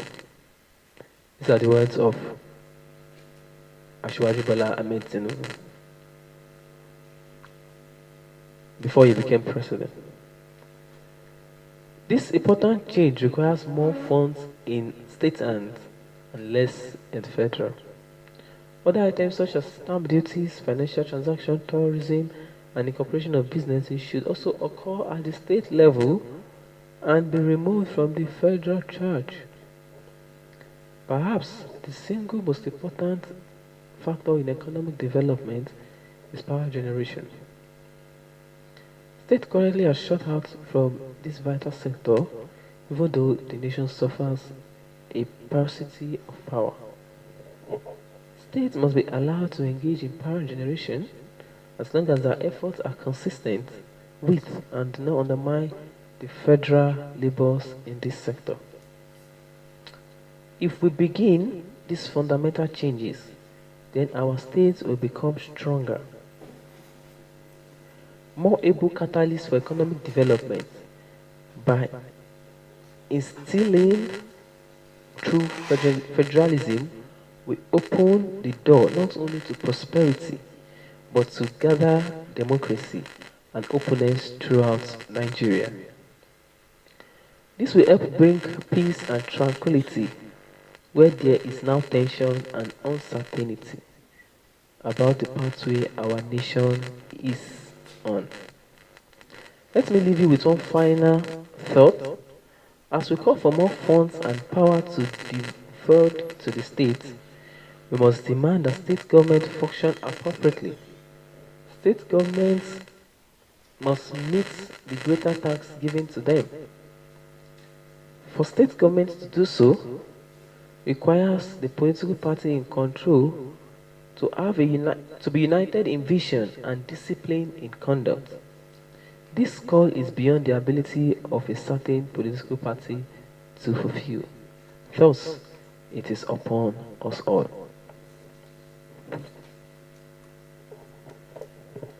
The APC was founded to fill a void in Nigeria's politics and governance. It was founded as a progressive party devoted to the welfare of the people and to the establishment of a democratic good governance throughout the land. Thus, the APC has based the ideas that the collective good is more important than individual ambition. The party was to be a platform for delivery of peace, progress, and prosperity to the people, not as a wrestling mat for individuals, personality, or clash over whose ambition will be realized or whose will be rejected. As such, the party was constructed in a manner that every individual should be given a due voice and that our internal processes must be transparent, politically just, and accord with the rule of law as outlined by the party constitution. I ask you that the members of the APC in this state not only not be distracted or discouraged, but remain faithful to the progressive ways upon which this party was built. As a politician, you must understand that not everything will go your way.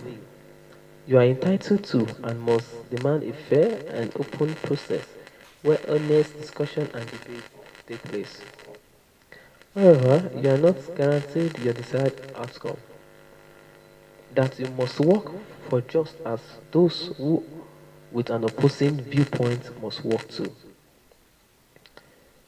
Persuade party members. You must be you must be done through the equality of argument and position, not by imposition of naked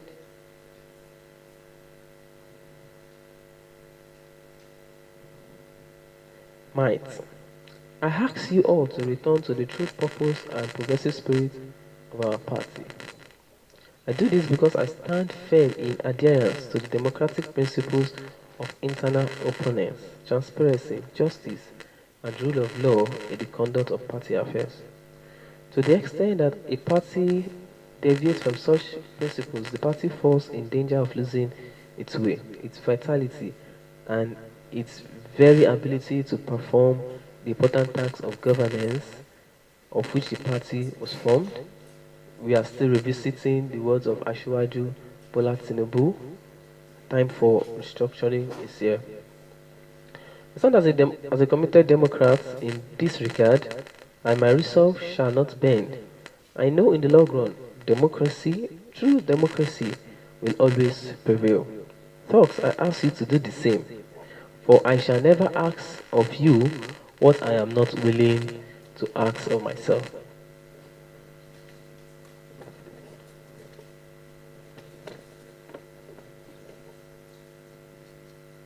You must put aside petty differences and unite as a party that you might once again lead this state. I ask this not for myself, I do so for the good of the people. If you all do not take on this role for the people, who will? I ask this for you, that the spirit of the man under whose name we gather today shall continue to live as he would want it. There is no greater gift that you can give our departed brother than this. Thank you. So, these are the words of Asiwaju Bola Tinubu at the third year remembrance of late Abiola Ajimobi. Lessons from this speech, time to restructure is now. There's several essential lessons that we can learn from them. First one is recognizing and honoring exceptional leaders like he did in the speech. Advocating for fiscal federalism. Ashwadu calls for a shift towards fiscal federalism in Nigeria, and as we have it today, is now in charge of the governance of Nigeria. And we hope that the action he called for a few years back, he can actually live up to them and deliver them. Promoting state police and local empowerment. The speech highlights the need for state police and empowering states to engage in power generation and other developmental activities. This is another thing that we hope that, as he has called for years back, he can actually deliver on them. Maintaining democratic principles within political parties. Ashwaju stressed the importance of adhering to democratic principles within political parties. He calls for transparency, openness, and fairness in party affairs. Unity and purpose in political engagement. The speech urges party members to unite and put aside petty differences and work together to lead their states. Commitment to democracy and the rule of law. Ashwaju expressed his steadfast commitment to democracy and the rule of law. Another lesson from the speech is embracing change for a better society. Overall, the speech advocates for embracing change and restructuring Nigeria's governance to a more just, prosperous, and progressive nation. Call to action from the speech. The speech itself is a call to action, and the call to action was to the government at that time by Ashiwaju. His call to action was the institution of a more federalism system whereby the states are able to take charge of their resources. We hope that now that he's in charge of the government, he can actually make this call to actions for himself. Another call to action is that the states should be in charge of their own energy and power. I feel like recently the president has signed that the states can be in charge of generating their energy and their power. So that is a call to action that he had actually executed in his government. Moving away from Ashwaju, time for restructuring is now. I would like to read this on Jose Mujica, the poorest world leader. Jose Mujica, the poorest world leader. I wrote this piece by myself, and I'd like you to listen as I read it. Ladies and gentlemen, as a passionate admirer of a truly remarkable leader, whose legacy has left an indelible mark on his nation and the world, Joseph Mujica, fondly known as the poorest president, was not defined by his material wealth, but by his profound compassion, revolutionary thinking, and unwavering commitment to the welfare of his people.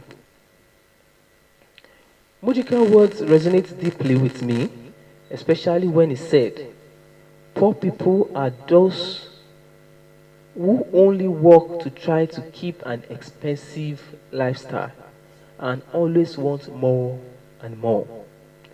He understood that true wealth lies not in material possession, but in the richness of one's character and ability to find contentment in simplicity. As the president of Uruguay, Jose Mujica exemplified his belief that when one doesn't chase material excess, they gain freedom to spend time on meaningful pursuits. He lived by this principle, choosing to reside in a humble farmhouse rather than the opulence of a presidential mansion. It was recorded that as a president, he lived in a penthouse. So he lived in a farmhouse instead of a presidential suite is that his office deserves. This decision was not a display of poverty, but a symbol of his life and priorities. His lifestyle was a consequence of his wounds and the hardship he endured throughout his life. It shaped him into a leader who was deeply connected to the struggles of the ordinary people. The goatees of his homeland, who he believed were the true wealth of the nation. Mojica's vision extends beyond Uruguay borders. He questions the global hyperconsumption that harms our planet and advocates for sustainable living and responsible consumption. He believed in the power of a united humanity, moving towards a future where all could live within their means and have their needs met. Be with you on this in this special event, this pitch marathon.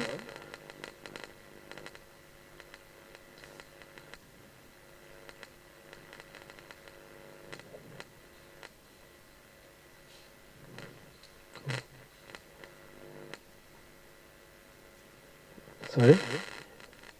Mujica, Jose Mujica, as I was saying, was a man who lived not within the premises of his wealth and social standard, but he defined his living by his core values and principles.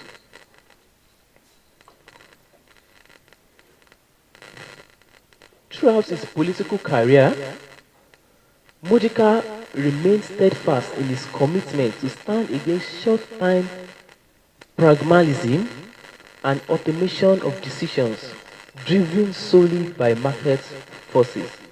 He believed in the power of ideas, religion, philosophy, and reasoned debate as essential components of politics. His experience of imprisonment was a turning point in his life, shaping his thinking and values. It taught him the importance of empathy and understanding the struggles of those less fortunate. This understanding fueled his desire to create a better world for the most vulnerable, inspiring him to bring four kids to live with him and share in his humble lifestyle. Despite being referred to as Osire, Mujica didn't see himself as poor. He possessed an inner wealth that transcended materialism and did not want to be an apologist for poverty, but rather a proponent of prudence and the wise use of resources. His commitment to global politics that considered the well-being of all species and planets was revolutionary.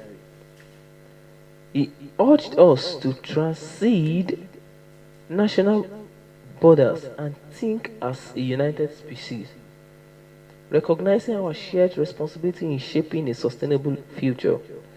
Throughout his life, Modica renounced ism and divisive thinking. It was not related to any form of ism, that sexism, racism, any form of ism.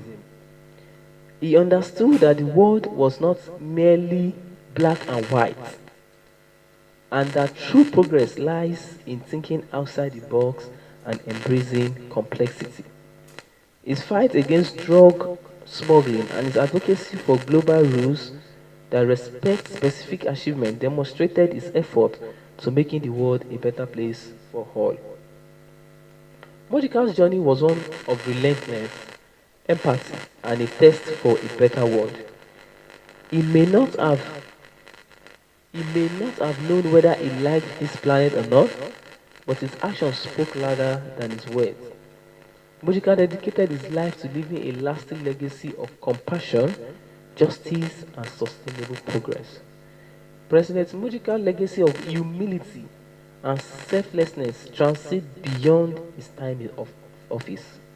His reputation of leading a humble life and donating 90% of his presidential salary to charity epitome his commitment to welfare of his people. It is rare to find a leader who practices what they preach, and Modica's actions spoke volumes about his dedication to the principles of simplicity, compassion, and social justice. As we dive into the political career of President Yusuf, further, we discover a leader who faced controversies and challenges while steering Iberis towards prosperity and progressive reforms. During his campaign, Mojica Guerrilla's past came under scrutiny, but he tried to show that those days were far behind him. He also made public criticism of some South American leaders, which further added to the complexity of the political landscape. Although the EPFA maintained its parliamentary majority in the October 25th voting, Mujica did not secure the required majority for an outright victory in the presidential election. A runoff election was held in November 29, where he emerged victorious, defeating former President Luis Herrera. On March 12, 2010, he assumed office of presidency of Uruguay. Under Mujica's leadership, Uruguay experienced continued economic growth with consistent increase in GDP and capita GDP while maintaining low unemployment rates. His administration introduced positive legislation that significantly altered the country's social landscape. In June 2012, President Mujica proposed a groundbreaking initiative to legalize and distribute marijuana as a means to undermine drug dealers' revenue streams. The proposal sparked debate, but in November in the same year, a bill outlining a framework for government regulation for the marijuana production, sales, and consumption was introduced in the House of Representatives. By December 2013, the bill had passed both House and Senate, and President Mujica signed it into law, making Uruguay the first country in South America to legalize marijuana. President Mujica's administration also championed social reforms related to reproductive rights and LGBTQ rights. In October 2012, Uruguay became the first South American country to permit abortion up to the 12th week of pregnancy. Additionally, in May 2013, Mujica signed a bill that made Uruguay the second country in Latin America to legalize same-sex marriage. Despite his popularity and achievements, President Mujica was constitutionally banned from seeking a second consecutive term. However, his rule, success, and popularity paved the way for the triumph of his ally, Tabari Vasquez, over the National Party's candidate in the 2014 presidential runoff election. President Mujica's time in office came to an end, but his impact in Uruguay and the region was enduring. He left a legacy of progressive reforms, economic growth, and unwavering commitment to social justice. His presidency will be remembered for its transformative policies and its contributions to making Uruguay a more inclusive and forward-thinking nation. Even beyond his homeland, President Mujica's impact on the international stage was profound. His extraordinary credibility on issues of democracy and human rights garnered respect and admiration from leaders worldwide, including former President Barack Obama. Obama acknowledged that President Mujica's strong values and personal history made him a leader on these critical issues throughout the hemispheres. Their mutual interests in strengthening people-to-people bonds between their countries demonstrated the shared belief in the power of collaboration and exchange of knowledge. Both leaders recognized the significance of science, technology, and education as a cornerstone of progress in the modern world. They understood that by fostering cooperation in these fields, they could bring about positive transformation and improve the lives of their citizens. Modica's life story was a powerful statement to relentlessness and ability to overcome challenges. He faced imprisonment and adversity, but he emerged with the determination to create positive change in the world. His experience shaped his values and ignited a fire within him to fight for the rights and welfare of the less fortunate. Throughout his political career, President Mujica displayed courage in standing up against the status quo and trappings of power. He remained true to his principles, never succumbing to allure of wealth and extravagance. Instead, he continued to prioritize the well-being of his people and the environment. His leadership went beyond political boundaries as he was not afraid to challenge the global order and advocate for a more equitable and suitable world. His call for responsible consumption and sustainable living struck a chord with people worldwide, inspiring many to rethink their priorities and their lifestyles. As we celebrate the legacy of this great leader, let us carry forward his vision of a united humanity living in harmony with nature and committed to the well-being of all. Let us strive to be better than the generations before us and create a world where empathy and understanding guide our decisions and our hearts are united in pursuit for a better future. Thank you, Yose Mujika,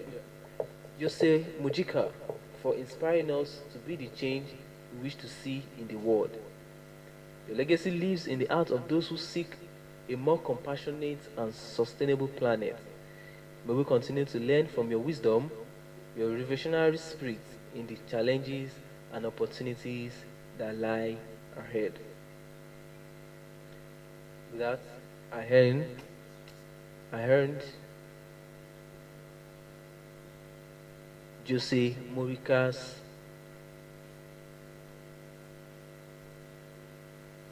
my speech for Jose Mojica was addressed and known as the poorest president his lifestyle is an inspiration to many, and I will encourage us to also live by his standard of not being materialistic, but based his living on his virtues and in-depth love for humanity.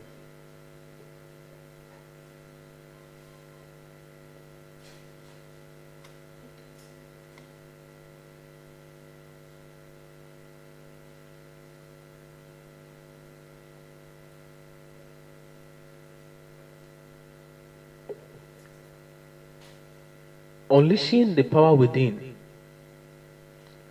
Unleashing the power within. Celebrating female achievers. Unleashing the power within. Celebrating female achievers. And this is by engineer Mrs. Fumi Ainke.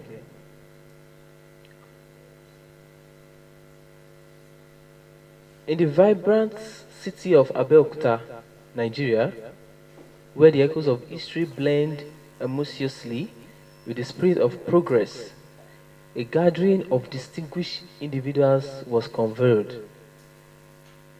It was a gathering that reverberates with pride, purpose, and celebration, an assembly that stands testament to the indomitable strength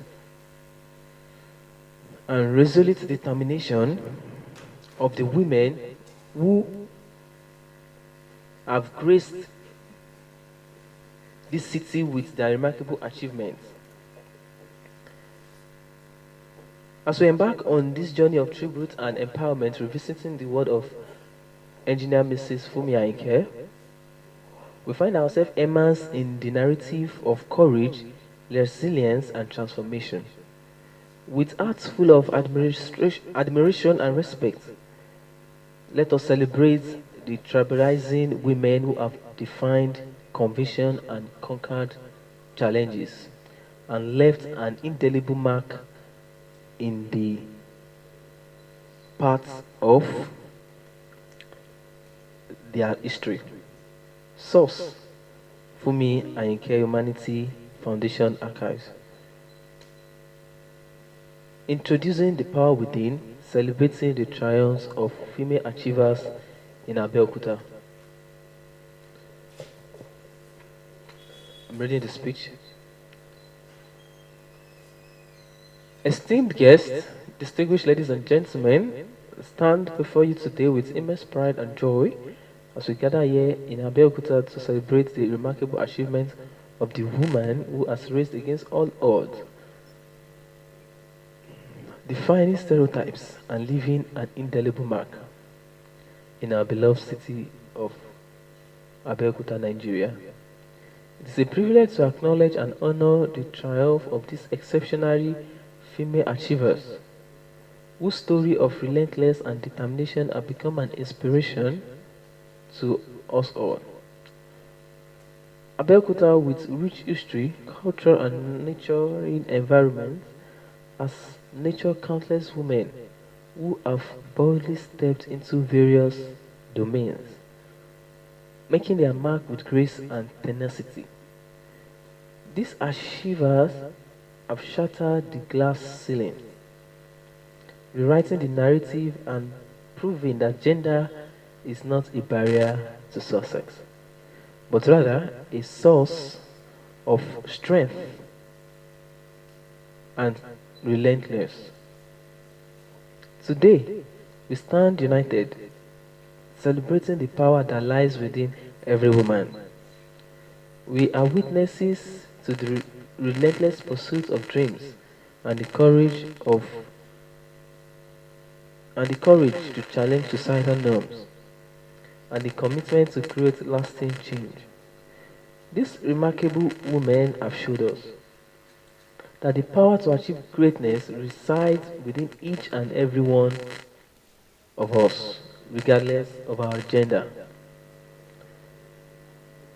In Abeokuta, we celebrate the undeniable strength of our women. We recognize their contribution to innovation, entrepreneur, leaders, and change makers across various fields, from arts and sciences to business and politics. Their accomplishments have paved the way for future generations, proving that with determination and perseverance, no dream is out of reach. But today's celebration is not just about individual achievements of these amazing women. It's also to celebrate the collective progress we have made towards gender equality in our city. It is an acknowledgement of the supportive community that nurtures and empowers these achievers, providing them with opportunities and removing barriers that once stood in their way. As we look to the future, let us not forget the challenge that still lie ahead. Let us tirelessly work towards creating an environment that nurtures the growth and success of all individuals, regardless of gender. Let us foster an inclusive society where every child, regardless of their upbringing, believes that they have the power to dream, dare, and achieve.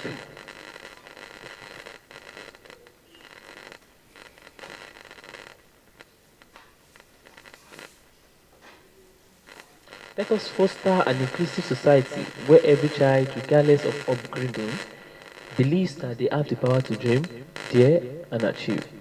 Today, as we honor and celebrate the triumph of our female achievers in Abeokuta, let us pledge our commitment to continue championing gender equality, empowerment, and gender opportunities. Let us amplify the voice of women, embrace their talents, and create platforms for them to strive. Together, we can build a future where every woman can unleash her full potential and contribute meaningfully to our city growth and prosperity.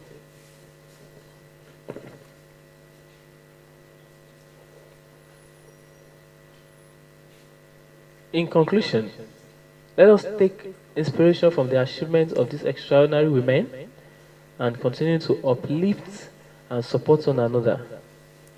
Let the triumph celebrated today serve as a reminder that we all have the power within us to make a difference, and together we can create a more inclusive,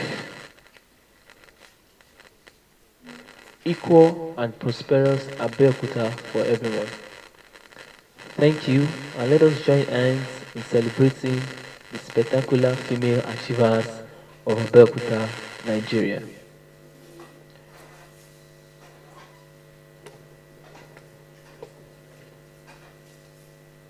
The keynote address, titled Unleashing the Power Within, celebrating the female achievers, delivered by Mrs. Engineer Fumega, has some lessons that we can learn from. Relentless and determination. The speech highlights the remarkable achievements of female achievers who have risen against all odds and defied societal stereotypes. The societal stereotypes include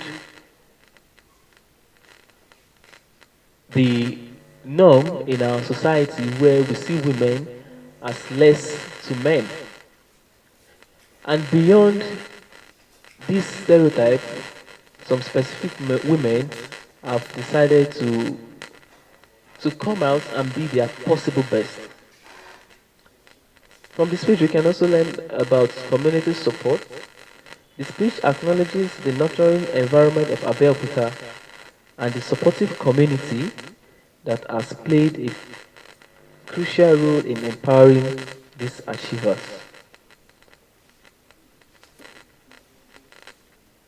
We can also learn from it empowerment and gender equality.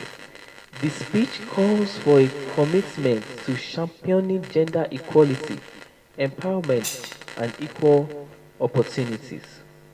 It encourages amplifying the voices of women embracing their talents and creating platforms for them to strive. This serves as a call to action to ensure that women have the same opportunities as men do. Self belief and confidence. The speech encourages individuals, especially women, to encourage and harness their inner power and strength. It inspires them to transcend the limits of traditional boundaries and explore goals that stretch their potentials to new heights.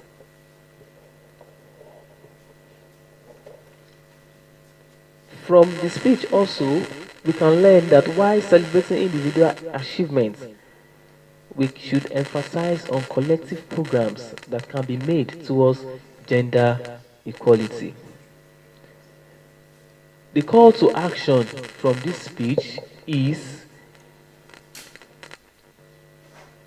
we should promote gender equality. Promoting gender equality. The essence of the speech is that regardless of the norm and the stereotype, that we as citizens in this time and era should abandon these old beliefs. It is a call that both the male and the female gender are equal and this should be promoted. Then amplifying women voices. Women should also amplify their voices. They should not take the back seat. They should amplify their voices. They should be agents of change. They should not retire in their homes and expect that the seat of power and expect that all that they want will be brought to them in their homes. They should come out and lend their voices. From the speech also, another call to action is continuing advocacy. Individual civil society should continue to champion gender advocacy for gender equality and empowerment. In modern days, individuals can engage in advocacy efforts, like I said, participate in campaigns and support initiatives that promote women's rights and equal opportunities. Investing in women development. Individuals, businesses, and the government can invest in programs and initiatives that will empower women economically. It should be a deliberate effort. There should be a deliberate effort by individuals, business people, and the government to bring initiatives that will develop the women. It is to be deliberate because the women have not gotten to where we expect them to be. So deliberate effort should be made to focus attention on developing them. And with that, we come to the end of the recitation of the speech by Engineer Mrs. Fumi Aike.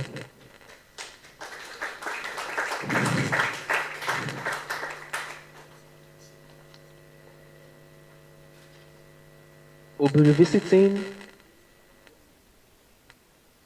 Chief Obafemi Awolowo. Legacy of Progress and Innovation, Chief Obafemi Awolowo. The speech by Chief Obafemi Awolowo delivered in January 16, 1980 to the Oyo State House of Assembly in Ibadan is a powerful reflection on his tenure as the Premier of the Western region of Nigeria from 1952 to 1959. In this historic event, Chief Awolowo recounts the achievements and milestones of his government, highlighting the region's pioneering efforts in various fields and its reputation as a pacesetter in progressive policies. It commiserates the silver anniversary of the introduction of the free universal basic education in the Western region, a transformative initiative that resonates across Nigeria. The speech not only encompasses Chief Obafemi Awólọ́wọ̀'s pride in his achievements, but also underscores its dedication to serving the people and advancing the welfare of the region. The speech by Chief Obafemi Awólọ́wọ̀. The last time I was here in this August chamber was 25th May 1962, when I sat in the official box as a very important guest. That day, two meetings of the Western Region Assembly were held, one in the morning and the other in the afternoon. Each meeting ended in fiasco, a fiasco deliberately engineered by the powers that be at the federal level.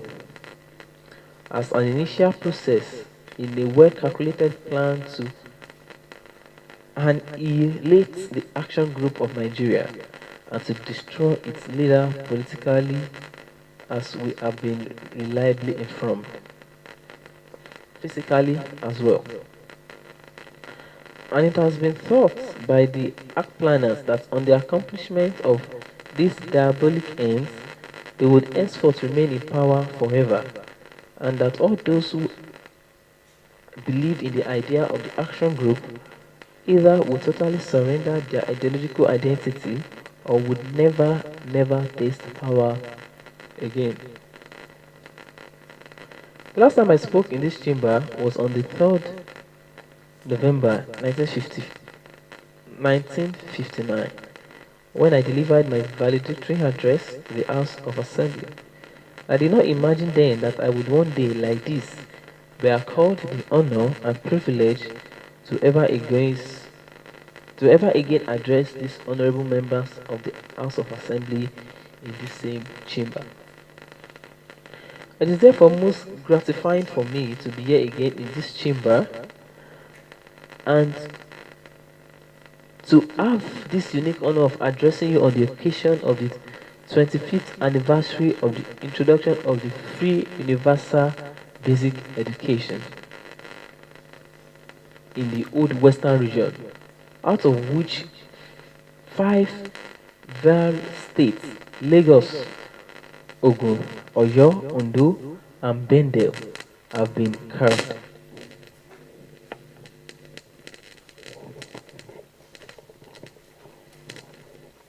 I have pleasant and proud memories of my association with the Western region and of the role which I had the honor to play as the leader of its government. For 8 full years, from January 1952 to December 1958. During this period, the Western region earned the nickname of pace setter in all that is good and worthy of report. Some of the pace-setting achievements can be recalled. Voting by symbol was introduced into Nigeria by the Action Group and was first practiced at the local government elections in Ijebu, Remo in 1953. Steel ballot boxes and security printed ballot papers were first used in the Western region in 1956 at the instance and incidence of the Action Group government.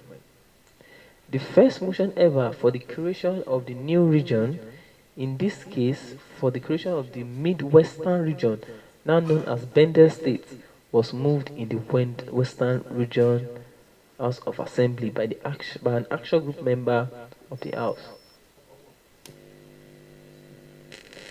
It was only the Western region that the leader of opposition was elected Deputy Speaker of the House of Assembly. It was also in the Western region that Ministers of Finance and Works were withdrawn from the tender boards and the membership of the board were restricted to officers headed by permanent secretaries, Ministry of Finance, together with non-members of Action Group and of the NCC chosen from time to time in equal numbers by the said permanent secretaries, Ministry of Finance. Agricultural settlements and institutes were established in the Western region. It was in the Western region that a minimum living wage was first introduced in Nigeria and paid to workers in the region. The first ever industrial estates and housing estates in Nigeria, indeed the whole of Africa, was first established in the Western region. The first television in Nigeria, indeed the whole of Africa, was first established in the Western region.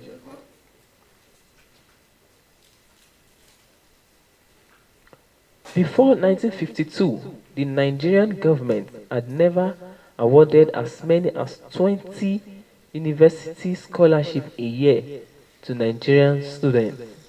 In that year, 1952, the Western region government became the first ever to award 200 university scholarships in 1 year to students in the Western region.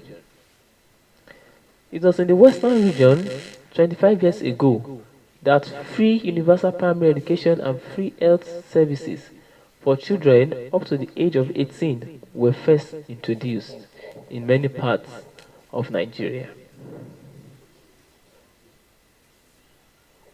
It was also in the Western region that a 6-year primary course instead of the then existing 8-year primary course was introduced.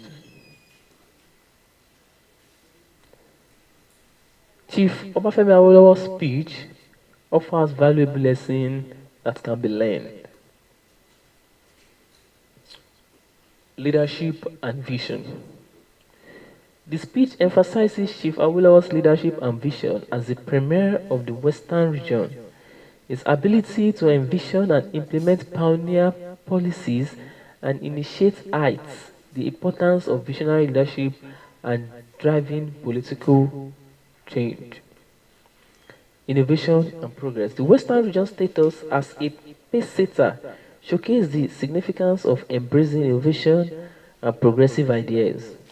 The establishment of voting by symbol, use of secret ballot boxes, and establishment of industrial housing estates underscores the impact of forward-thinking policies. Focus on education and healthcare. Chief Obafemi Awolowo's commitment to education and healthcare is evident through the introduction of free universal basic education and free health services for children. The speech underscores the pivotal role of education and healthcare in societal development. Social welfare. The speech introduction of a minimum living wage for workers and the establishment of agricultural settlements reflect a commitment to social welfare. This speech underscores the importance of ensuring the well-being of citizens through wages and opportunities. We can also learn the creation of landmarks such as the Liberty Stadium and the first ever television service showcases the value of infrastructural development in enhancing regions' identity and quality of life. The awarding of the university scholarship on the large scale highlights the significance of merit-based opportunities in empowering young minds and nurturing future leaders. Leadership in governance. The fact that the leader of the opposition was elected deputy speaker of the House of Assembly demonstrates a commitment to inclusive governance and political harmony. Chief Obafemi Awolowo's achievement underscores the importance of setting high standards for governance and public servants. His efforts to raise the bar in various sectors demonstrate the positive impact of leadership driven by excellence.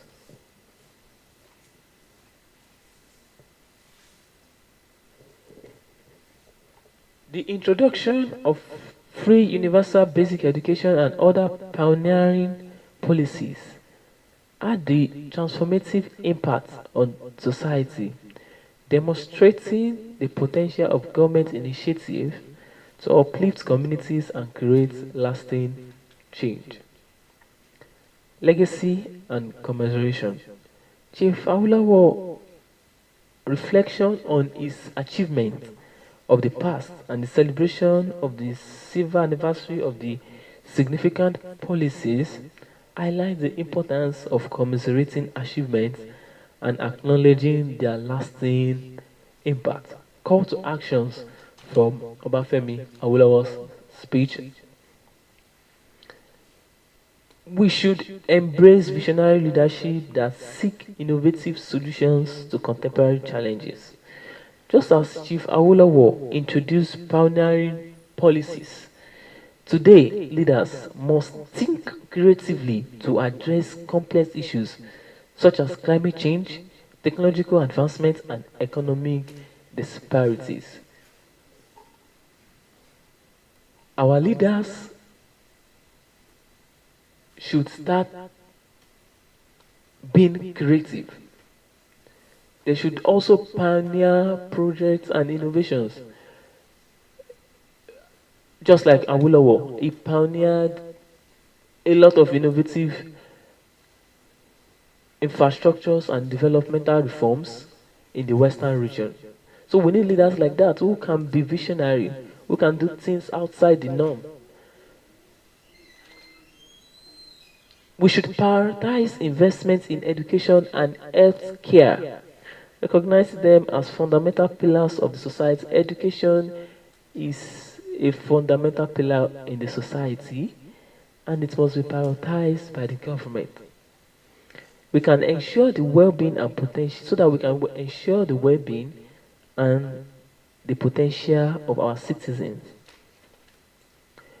Focus on infrastructural development that can enhance the quality of life for all.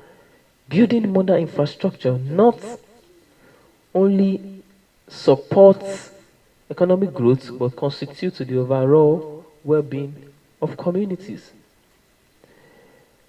The government must be ready to embrace and promote unity. The government must be ready to set aside politics when it comes to governance. The governance must be all-inclusive. The government should be ready to listen to constructive criticism from opposing or opposition parties. The government must be ready to be all-inclusive, ready to listen to the citizens, ready to listen to the critics, ready to listen to the activists, ready to listen to every part of the communities that they govern, so that we can have an all-inclusive system of government. We should prioritize social welfare that encourages fair wages and access to basic service for all citizens.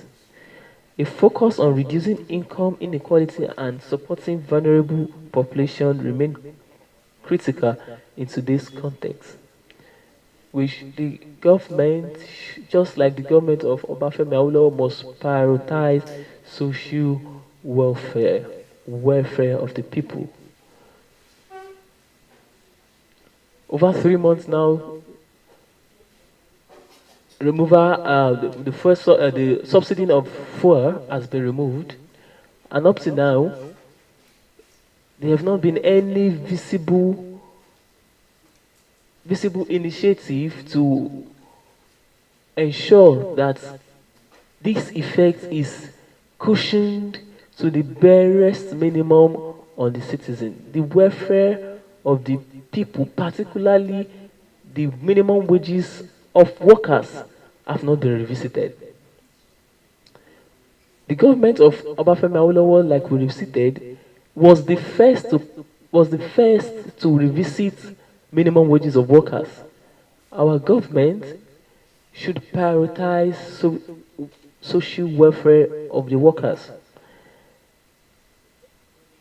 We should also embrace forward-thinking policies that addresses current challenges while also considering long-term implications. Just as if Awolowo anticipated the need for his time, modern leaders must anticipate future trends and challenges. Our leaders must be innovative. They must be forward thinkers. Another call to action is public-private partnership. We must collaborate, foster collaboration between the public and the private sector to drive development and innovation. Utilizing the strength of both sectors can accelerate progress and maximize resources. In summary, Chief Awolowo's speech encourages us to uphold the principle of visionary leadership. We need leaders like him in our time.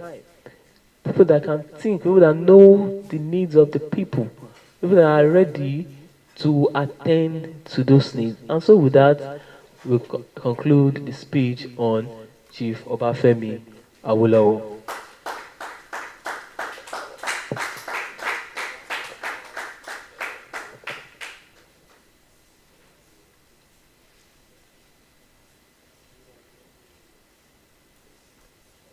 We'll be revisiting another inspirational Nigerian leader in person of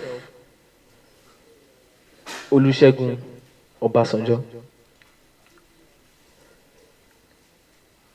Nigeria yesterday, today, and tomorrow. Ladies and gentlemen,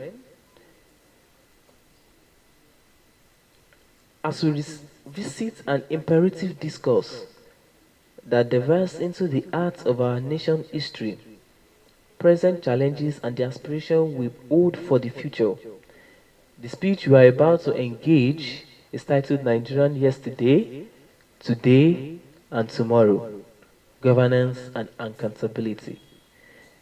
It was delivered by the former President Olusegun Obasanjo at the first Akintola Williams Annual Lecture in Lagos in November 23, 2016. This remarkable address encapsulates the essence of good governance, the significance of accountability, and the crucial role they play in shaping the destiny of our beloved nation. As we journey through these words of wisdom, we are reminded of the facts we have traversed the hurdles. We are reminded of the paths we have traversed, the hurdles we faced, and the call to action that beckons us to build a stronger, equitable Nigeria. Let us embark on this profound exploration, drawing inspiration from the past to shape a better tomorrow for our great nation.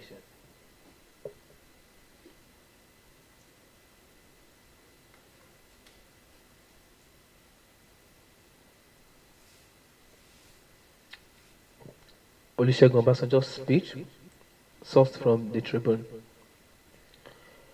When my sister Tony Olakunri's phoned to alert me about this lecture, the telephone connection was poor and I could hardly hear her, but I got the name of Mr. Akintola Williams, which has already struck reverence and held in me. Mr. Akintola Williams has seen active days and has been an active participant in Nigeria of the past, Nigeria of the present, and by God's grace, will be a part of Nigeria's future for some time to come. Toyin, who was a tremendous help to me when I was in government, as she served as the executive chairperson of Education Trust Fund, knows that any request by her is taken as an order by me.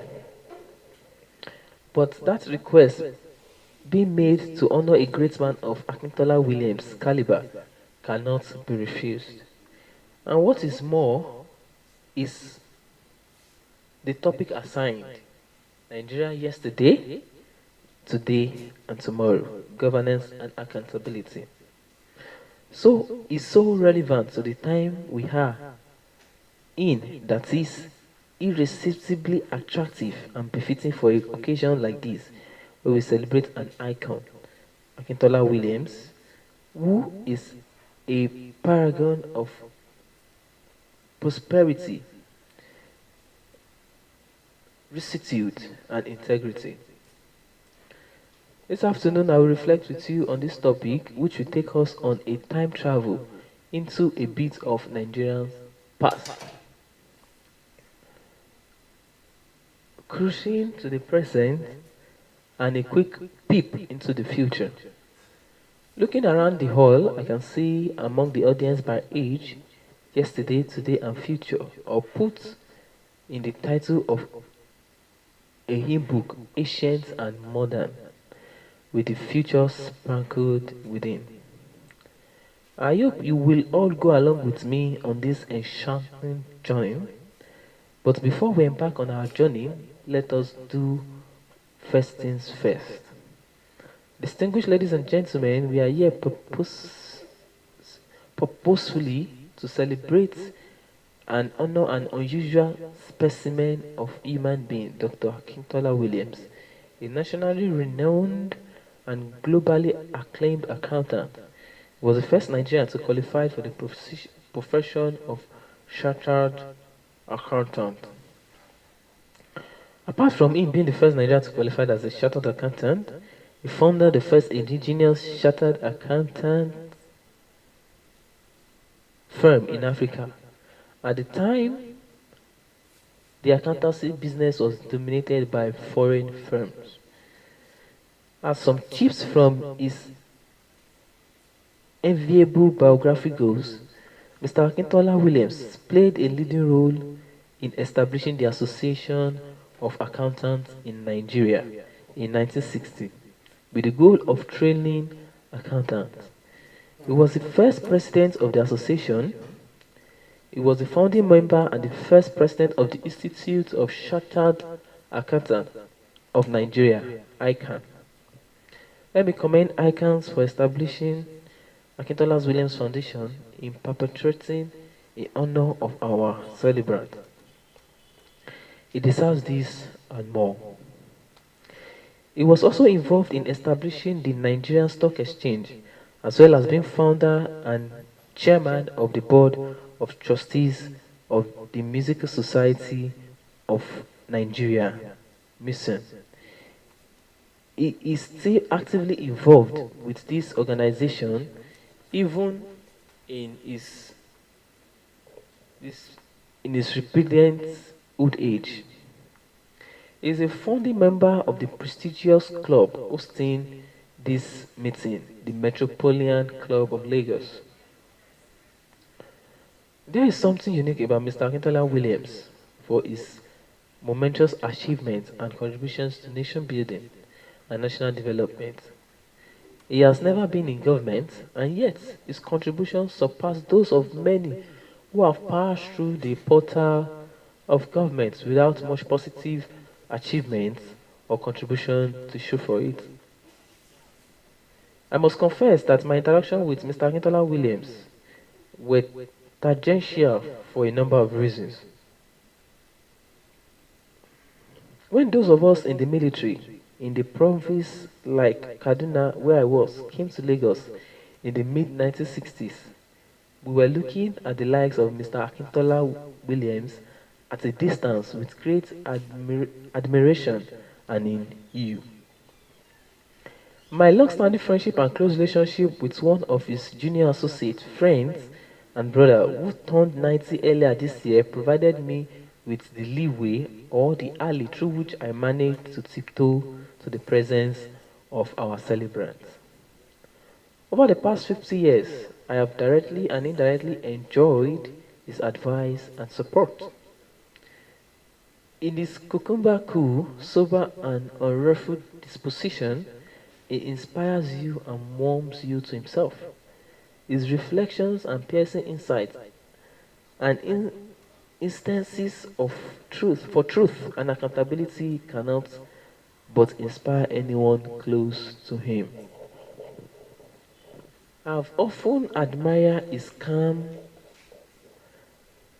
mien and disposition, and when I asked a friend why is he always so calm, composed, and methodical, he answered, it is because he has strong internal antenna for control. Now back to our journey, reflecting on the past, present, and future of Nigeria. Good governance and accountability point of view. I will gravitate my reflection today on the important society of accountability in governance. As I begin, it is helpful to say a few words on the terminologies that will ring throughout this address. These are good governance, accountability, transparency, and trust. Like the web of a spider, the focus concepts are interwoven and intertwined in their dependence. I intend to touch briefly on democratic underpinnings of governance, particularly good governance, and I cannot conclude without a word on the economy.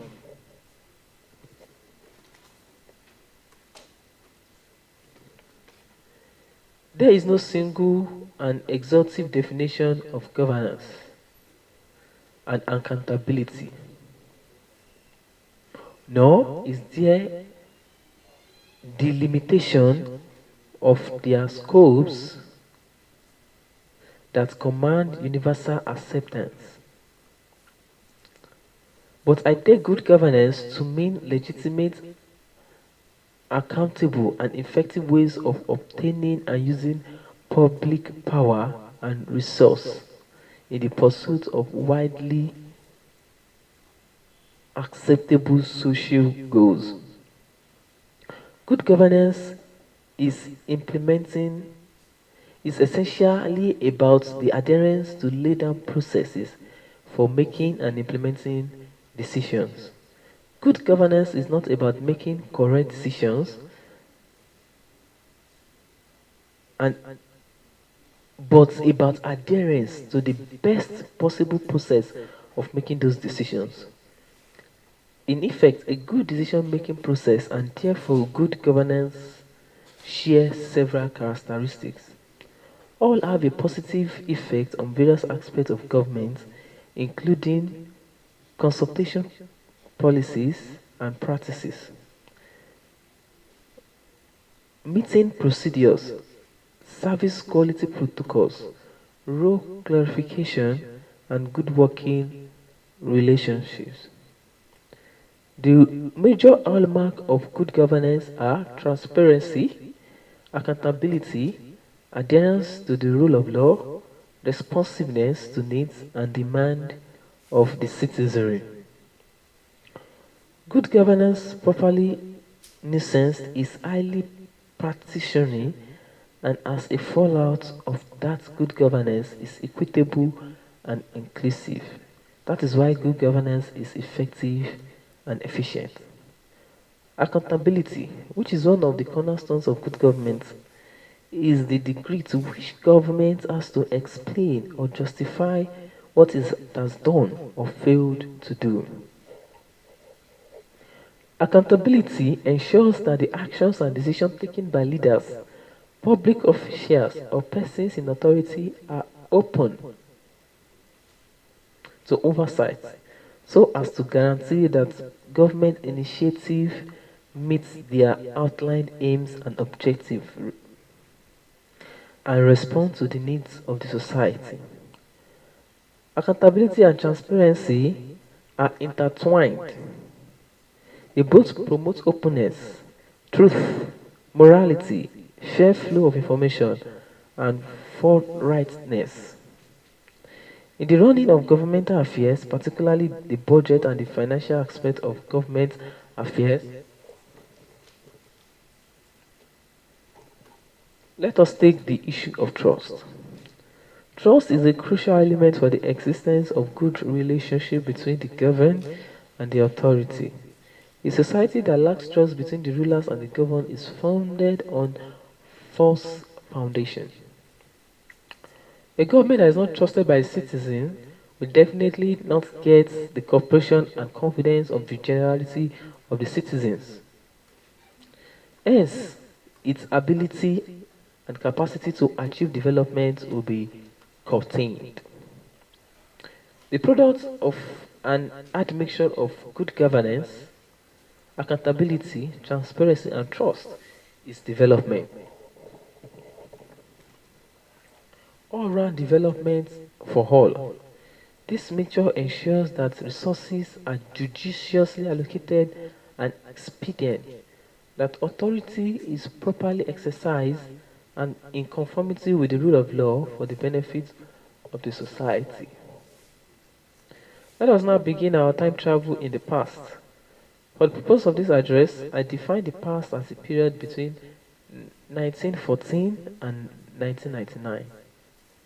The narration of accountability in governance within this 85-year period will take hours, but as I hinted in my opening statement, I will provide brief highlights. I will begin with what I consider to be the most important tool of accountability in governance. This is the Constitution. All previous constitutions gave a lot of prominence to accountability. For instance, the 1999 Constitution made provision for separation of powers as a mechanism for checks and balances and as a plank to leverage accountability. The British parliamentary system, sometimes called cabinet government, operates essentially through elected representatives of the people in the parliament. These representatives in parliament exercise sovereign power on behalf of the people, with the actual conduct of the government being in the hands of the leading members of the majority, ministers, which form the government, thereby constituting the cabinet, to assist the executive ministers in carrying out their responsibilities.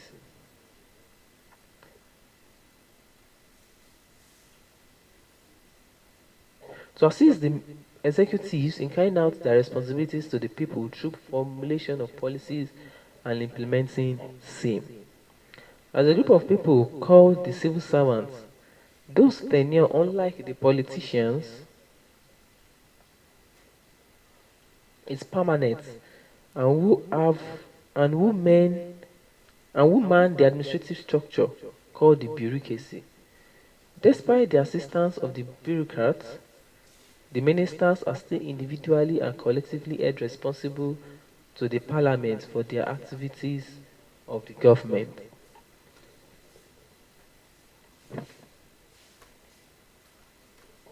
It is the doctrine of the ministerial responsibility and accountability, a fundamental part of the British parliamentary system. The exclusion of the bureaucrats from its responsibility rests on the assumption that ministers, as heads of their respective ministries, are totally in charge and must be abreast of everything happening there. Second, the bureaucrats who are expected to observe the ideal of normativity, impartiality, and political neutrality are initiated by Max Weber in his conceptualization of the ideal bureaucracy, are not responsible for policy making but only for policy implementation under strict watch and directive of the ministries.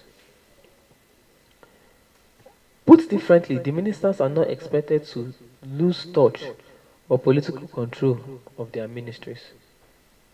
As former Prime Minister Harold Wilson put in 1966, civil servants, however eminent, remain the confidential advisers of ministers, who alone are answerable to the parliament for policy. And we do not envisage any change in this fundamental feature of our parliamentary democracy. Adamalekun, 1988. However, the concept of accountability and control measures are engineered when it is realized that public servants may need some restraint in their dealings with the public, especially during execution of their official duties. Thus, the word control, as used in reference to the administration, signifies administrative control, aimed at restraining and checking the behavior of the civil servant with a view of preventing the abuse or misuse of bureaucratic power.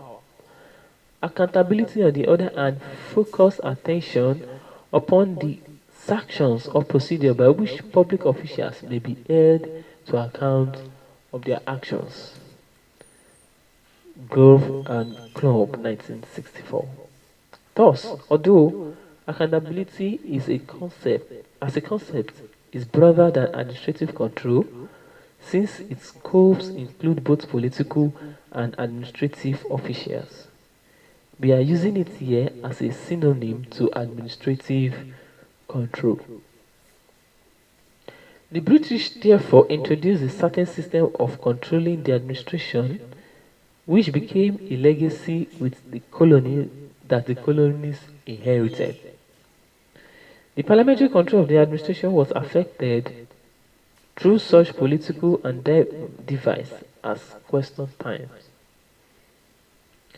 Letters by members of the parliament to the ministers and parliamentary committees. In addition to this, the British system also employed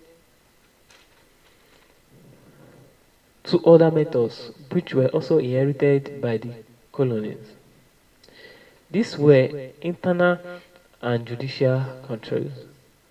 The internal control measures refers to certain internal arrangements peculiar to the bureaucracy and which was aimed at preventing the abuse of the bureaucratic power by superior on the subordinates. The measures are therefore connected to the hierarchical structure of the bureaucracy.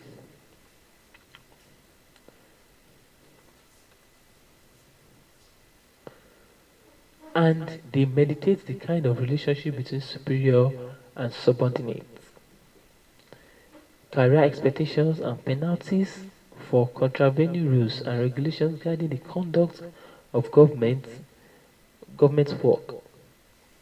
Judicial remedies to any citizen who may be adversely affected by the administrative action or inactions contrary to law. By independence in 1960, the existing colonial Westminster model and the method of parliamentary control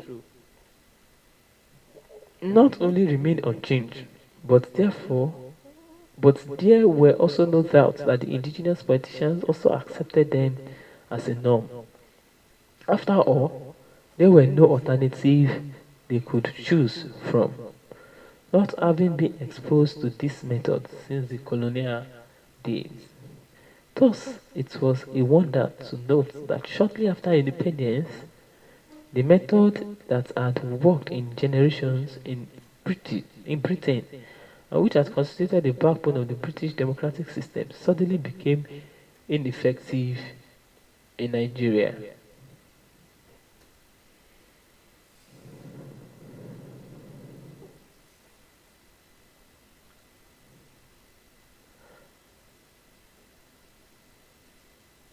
After independence in 1960, the existing colonial Westminster model and the method of parliamentary control not only remained unchanged, but there were also no doubts that the indigenous politicians also accepted them as the norm. After all, there were no other alternative they could choose from, not after being exposed to this method since the colonial days. Thus, it was a wonder to note that shortly after independence, the method that had worked for the generations of Britain and which are considered the backbone of the British democratic system, suddenly became ineffective in Nigeria, with the politicians who were schooled in its use deliberately with its implementation and effectiveness. All this could be seen as deliberate and not due to problems accompanying transportation of models or ideas from one locale to another. For example, the tradition of question time in Parliament, which had been an effective instrument for turning the searchlight on public service and for probing the conduct of the administration in the inherent British model, was the first to be shifted. The reasons for this are as numerous as they were personal to the politicians who were interested in killing everything that would have hindered them from their primary preoccupation of self perpetuation and enrichment.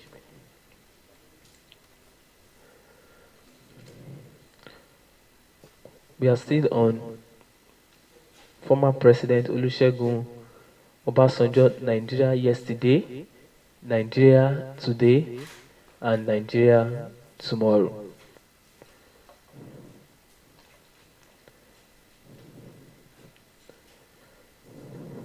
Consequently, the absence of these parliamentary methods would have called the civil service to thorough political to order through political ministers in charge of them.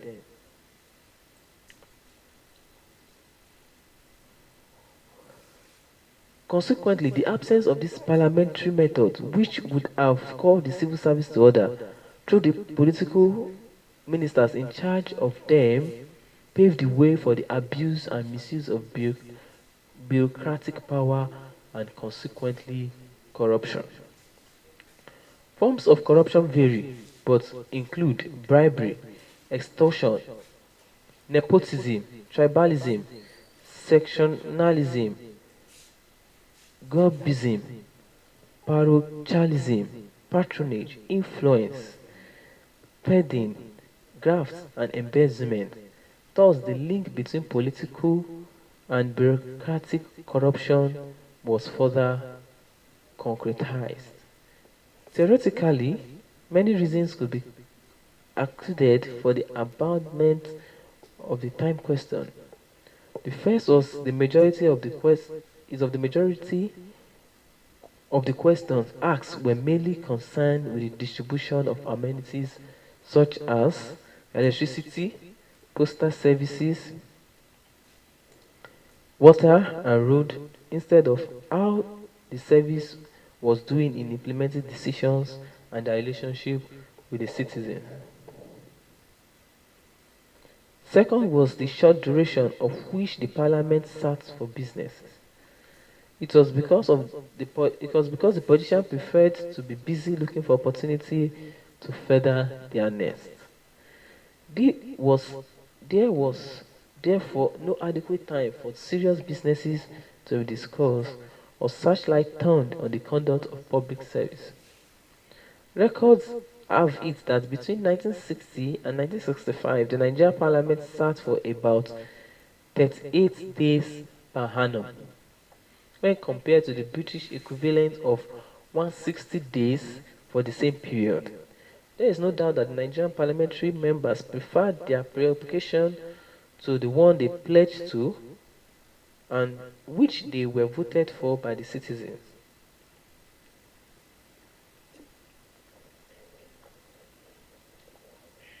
Third was the fact that the question time session took an air of inquisition, an opportunity which the opposition sought to ridicule and castigate the ruling party for for inefficiency. Therefore, the majority of the ministers were unfavorably disposed to answer questions, such that the continued absence of such sessions eventually led to its abandonment. The Public Accounts Committee (PAC), another control measure, was rendered ineffective as a result of almost similar reasons. Between 1960 and 1965, the effective functioning of the park was hampered by the uncooperative attitude of the senior public servants.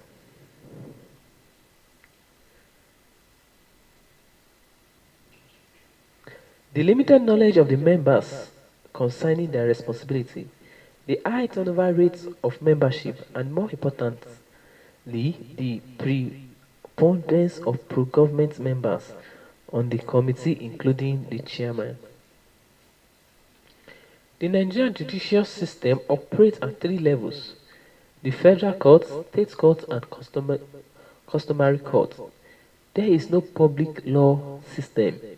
Therefore, the courts have responsibility of settling conflicts between private and individuals and between private individuals and the state.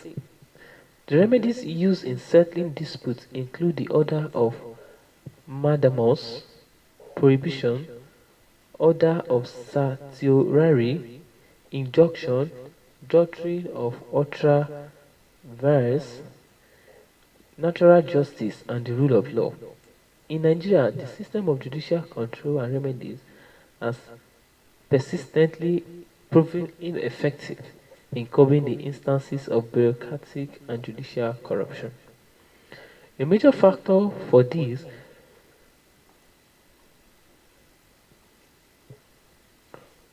was the long time it takes for justice to be done in our court.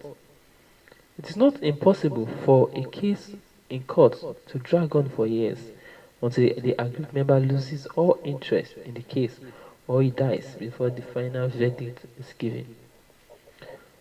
Of more importance is the cost of litigation, which in Nigeria is now not mitigated by a system or legal aid. The ineffectiveness of all administrative control measures in Nigeria, some have argued, is due to imperfect limitation and transportation. The confusion can be traced to the doorstep of the colonial government. For example, the introduction of quasi-parliamentary system of government and an opposition. Instead, a national government was formed in Lagos, whose composition reflected a search for national consensus that was expected to emerge from the sharing of power by three broad interest groups represented by the country's three regions at that time. However,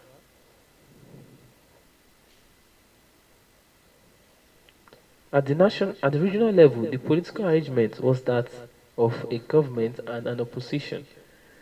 By independence, the national consensus arrangement was jettisoned by the government and an opposition arrangement, and without question, this feature proved inappropriate for the Nigerian millennium. This was because, at independence, two of the prominent political parties, the Northern People's Congress and the National Council of Nigerian Citizens (NCNC), formed a coalition national development with the third party, the Action Group, acting as the opposition party. However, this may not be sufficient justification as the politicians had enough time to learn and master their workings under the British colonial government.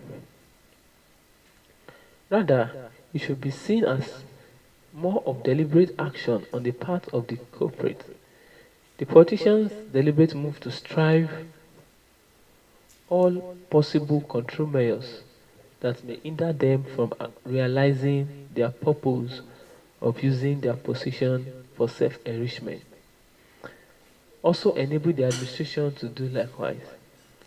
As a matter of fact, the preoccupation of the political class to consolidate their hold on their position while enriching themselves left the bureaucracy without political direction and monitoring. Hence, the bureaucrats were able to become a power unto themselves. Thus, the collapse of every form of political control of the bureaucracy enabled the bureaucrat to hijack power, and in most cases acted as a decision-making organ, thereby resulting in the bureaucracy unholy romance with politics. This was particularly the case of the incursion of the military into the politics of Nigeria. Bureaucratic power now provides veritable opportunities for self-agreement of civil servants, and this realization had necessitated that the system will frustrate any control measure that may hinder these possibilities. The bureaucracy has become a festering ground for corruption, and the age-long Weberian norm governing administration are no longer expected. Nigerians started collecting 10% of the contract sum as money for administration of their political parties. One ugly example of this money was a minister of communication inviting all contractors wanting to do business in his ministry and saying to them, to get contract in this ministry, there will be 10% for the party and 10% for me, and all of this must come through me. The eras of the First and Second Republic witnessed unprecedented level of venality by high-ranking politicians. Corrupt practices were also manifested in the manipulation of electoral process, politicization of the judiciary, and resort to false accusation charges to intimidate the political opponents of the government. Who will guide the guardians? Deriving from the discussion so far, therefore, it becomes very clear that the British colonial elites who supervised the political development of Nigeria did bequeath to the post-independent Nigeria certain political administrative legacy which the metropolitan dominant elites held sacrosanct and which they had become committed to. This legacy provided the post-independent leaders and politicians the opportunity and framework within which to operate. As we have been at pains to show, this legacy did not survive the immediate period after independence. The reality was that the interests of the political and bureaucrat elites changed drastically after independence. This change of interest could be interpreted to imply a change in support of liberal democracy, its institution, and the process of government. The increasing level of intolerance that has characterized political rule in Nigeria since 1960 and the entry of the military into political arena are pointers to the abandonment of the values of liberal democratic values and institutions. It is our candid opinion that the abandonment of all values of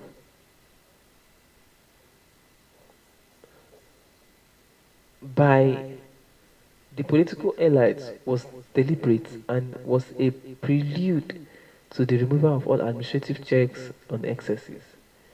This leads to only one conclusion, that the political elite accepted the liberal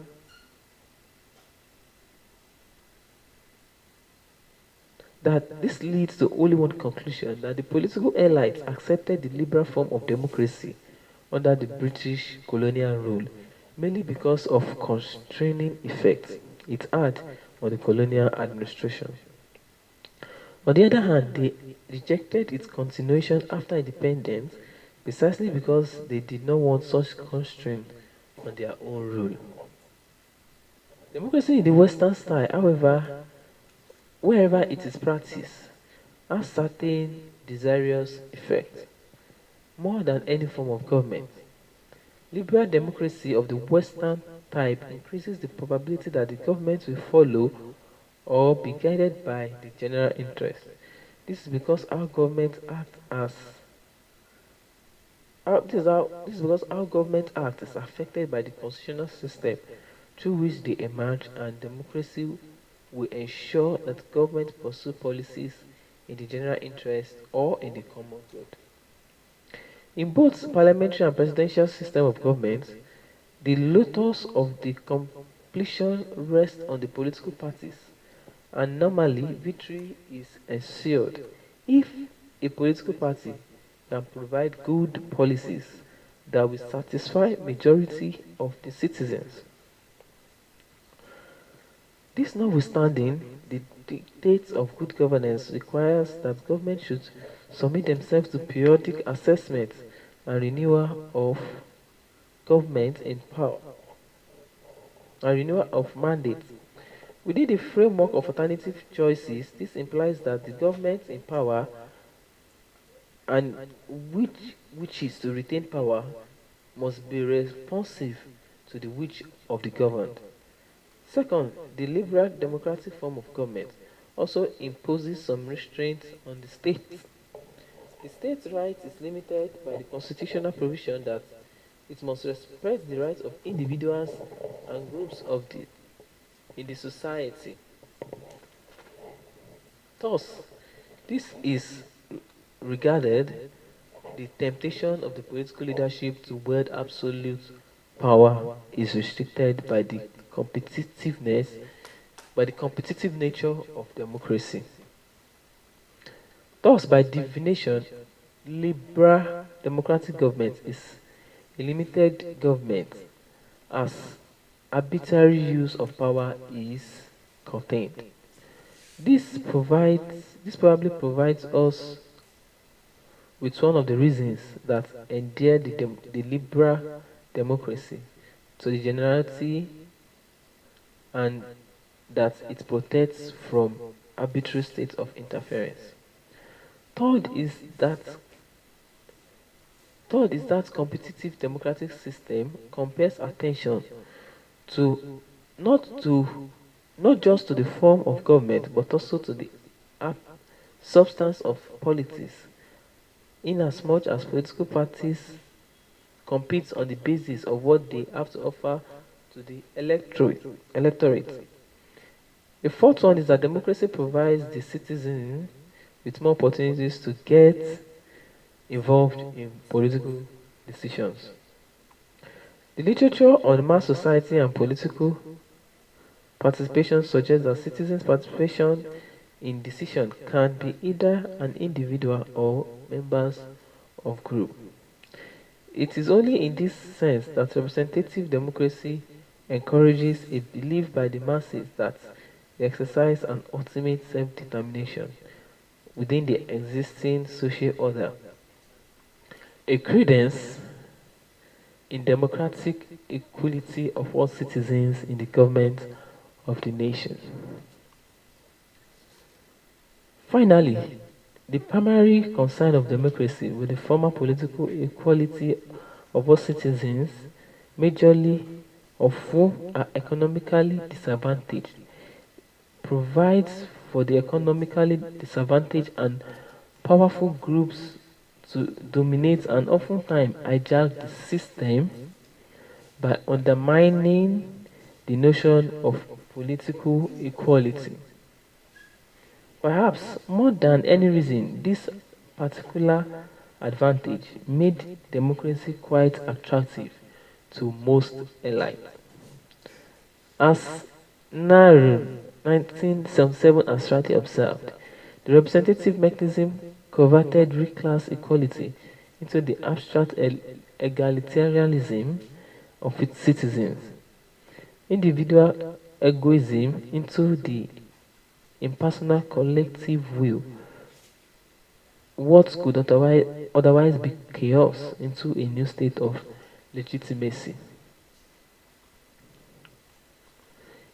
It is right to conclude, therefore, that the Nigerian elites were very interested in restraining power of the state when they were not part of the state's government, but very reluctant to have their power restrained once they became the part of the government.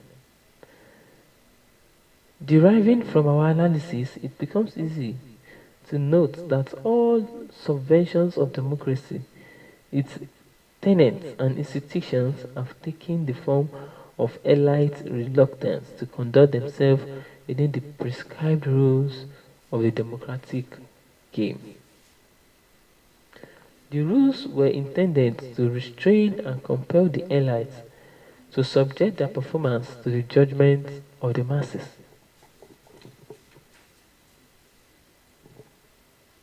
This becomes possible in liberal democracies and perhaps impossible in our own democracy because, as Meyer et al. 1966 have postulated, democracy seems to require a cultural context within which to operate, a cultural context within which the democratic format has acquired a deep-seated legitimacy that exceeds one's commitment to general sets of political outcomes. Within this cultural context, politics is generally thought as a conflict of interest rather than conflict between right or wrong or good or bad.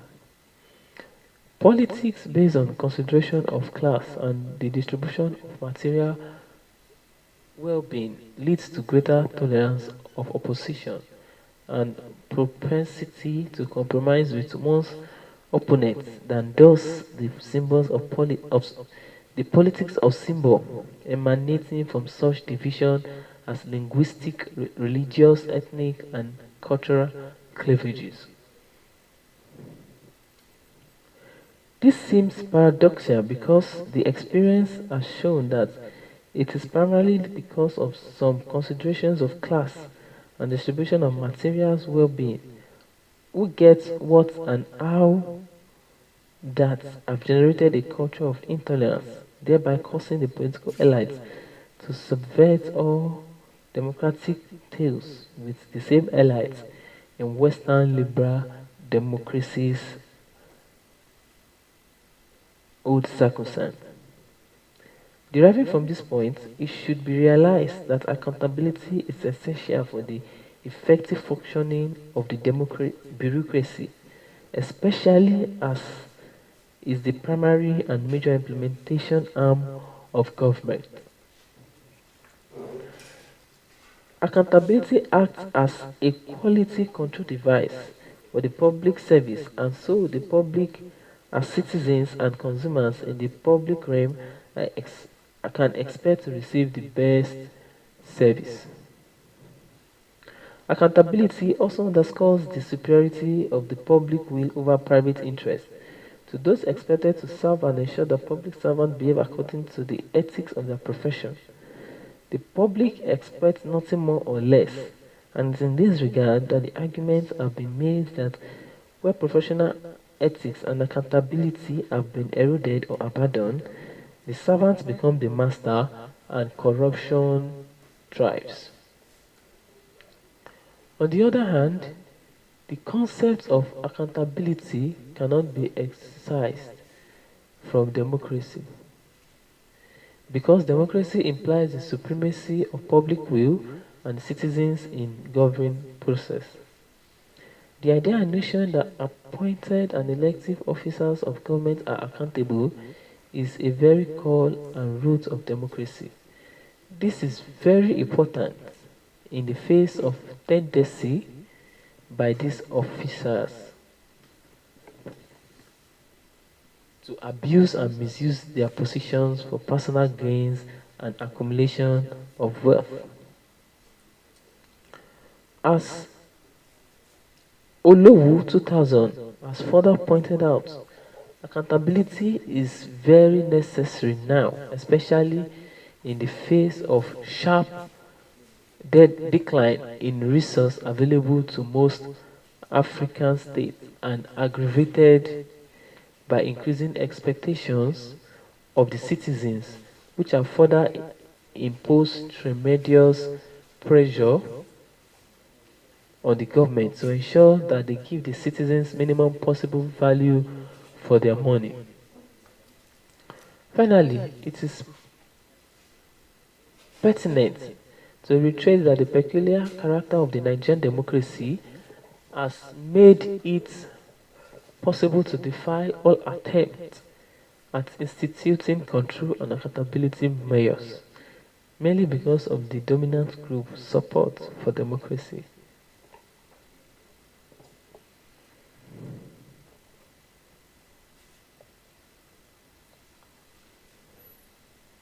Finally, it is pertinent to reiterate that peculiar characters of the Nigerian democracy, even where it ever existed, was purely instrumental, rational,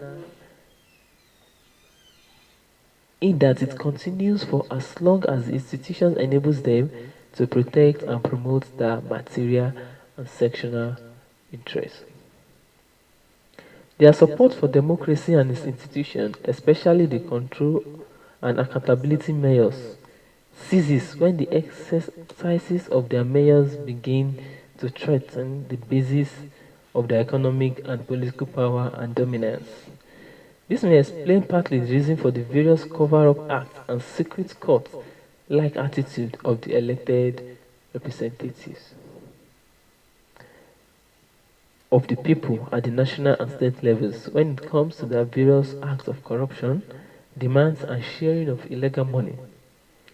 This may also explain in part the present attitude of the executive who has discovered that the only way to tackle problems of corruption at this level is to personally intervene and expose them since the corruption since the various control and accountability measures instituted by the Constitution have been rendered inoperative or impotent by the same people who are expected to make them work.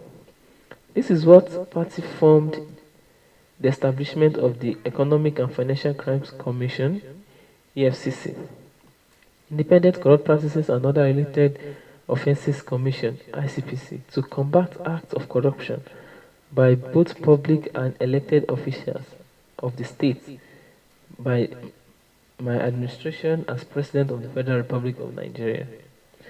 In the 1999 Constitution that we are operating today, though partially amended, provides the establishment of some institutions to set the ground rules and promote accountability. This include offices of the Accountant General of the Federation, the Auditor General of the Federation. We also have Revenue Mobilization and Fiscal Commission, the Public Complaints Commission and the Code of Conduct Bureau. The Bureau for Public Procurement, the Office of the Ombudsman and several others. With all this being put in place to ensure checks and balances within the system, little could be achieved. What is starkly and shamefully lacking is compliance. Let me comment on recent issues concerning corruption and accountability. 3 weeks before the first three judges were arrested for corruption, I was talking to a fairly senior and retired public officer who put things this way: the judiciary is gone, the National Assembly is gone, the military is sunk, and the civil service was gone by then. God save Nigeria. I said a loud amen. 3 weeks later, the process of saving the judiciary began, and if what I have gathered is anything to go by, there may be not less than two scores of judicial officials that may have questions to answer. It was a statutory, that would be statutory for the judiciary and for the nation. Whilst one would not feel unconcerned for the method used, one should also ask if there was an alternative. The National Judiciary Council would not do anything as it was inbreeding, as now contained in our constitution. The President of Nigeria cannot influence or make any appointment of the judiciary at the Court of Appeal or Supreme Court level. He can only transmit the decision of the National SJC to the Senate arm. Even where the Senate confirmation is required, the Constitution was heavily influenced by the judiciary ensured that. And yet, a drastic disease requires a drastic treatment. When justice is only for sale and can only be purchased by the highest bidder, impunity and anarchy will be the order of the day, and no one would be safe. In a drastic action was needed to save the situation. Albert, one would have preferred an alternative that would serve the same purpose. If there was one in the absence of that alternative, we must thank God for giving the president wisdom, courage, and audacity, for giving the security agencies the leeway to act.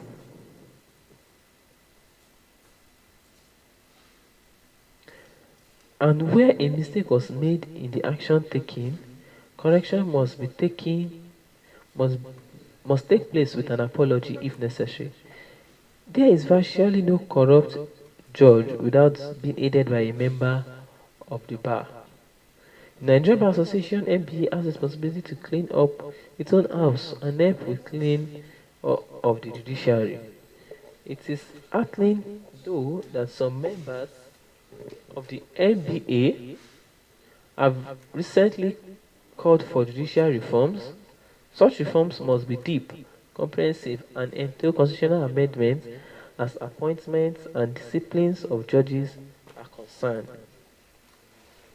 May God continue to imburden the executive with the necessary wisdom and courage to clean the dirty stable in the judiciary and the bar for the progress and the image of our country. It must also be said that the good eggs within the judiciary must be proud of themselves, and we must not only be proud of them but also protect them and their integrity. If the judiciary is being cleaned, what of the National Assembly, which stinks much worse than the judiciary?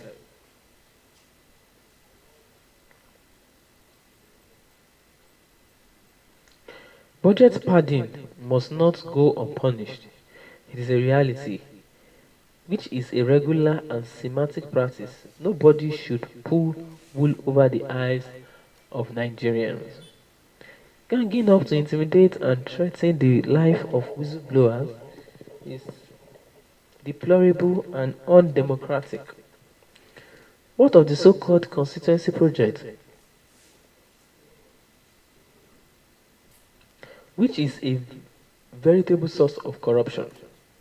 These constituency projects are spread over the budget for members of the National Assembly, for which they are the initiators and contractors directly or by proxy, and money will be fully drawn with the project, only partly executed or not executed at all.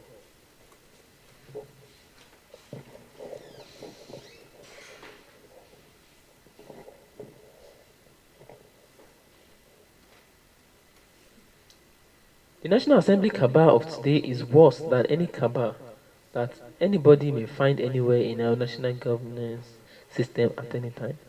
Members of the National Assembly pay themselves allowances for staff and office they do not have or maintain. Once you are a member, you are co-opted and your mouth is stuffed with rottenness and corruption that you cannot opt out as you go home with not less than 50 million a month for a senator and 10 million a month for a member of the House of Representatives. The National Assembly is a den of corruption by a gang of unarmed robbers. Like the judiciary, the National Assembly cannot clean itself. Look at how recurrent budget of the National Assembly with the so-called constituency project at Berlin since the inception of this democratic dispensation. What are their budgets in 2000, 2005, 2010, and 2015? The revelation was both alarming and scandalous.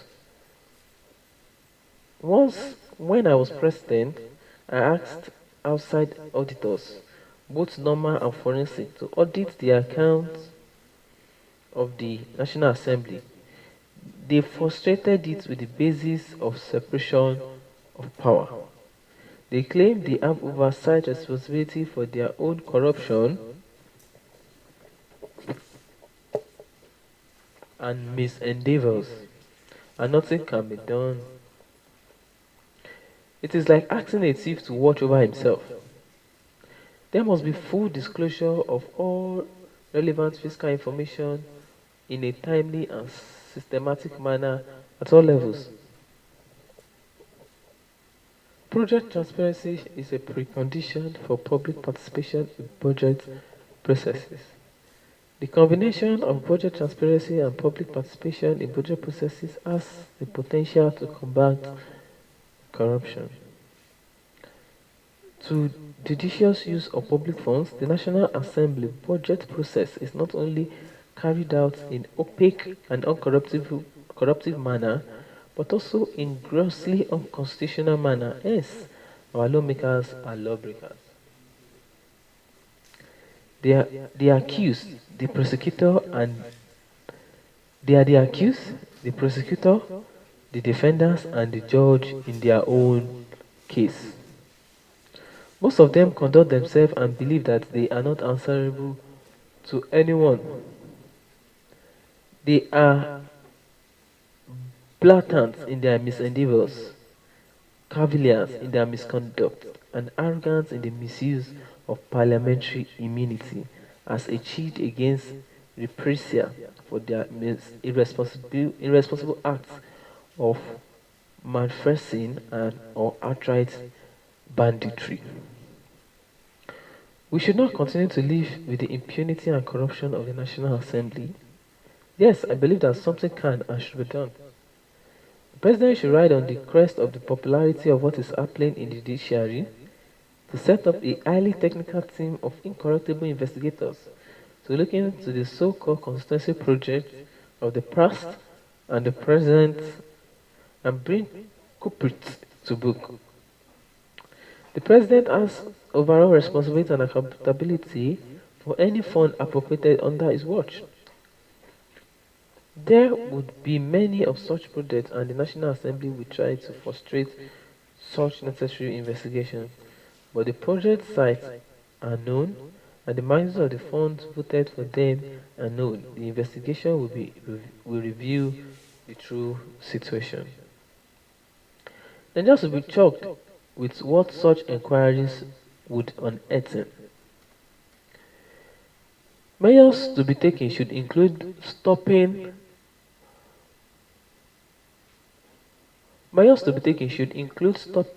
spurious constituency projects with immediate effect.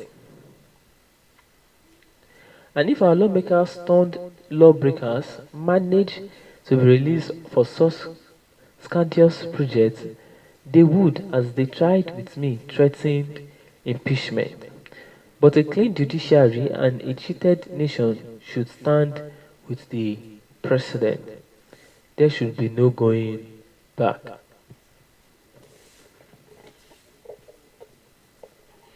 By our constitution, the Revenue Mobilization, Fiscal and Allocation Commission should be responsible for fixing the remuneration of the executive and legislative arms of the government.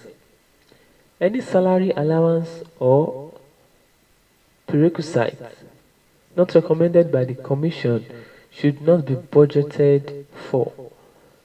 But crooks and cooks that most of the members of the National Assembly are will find a way and other means which must be blocked.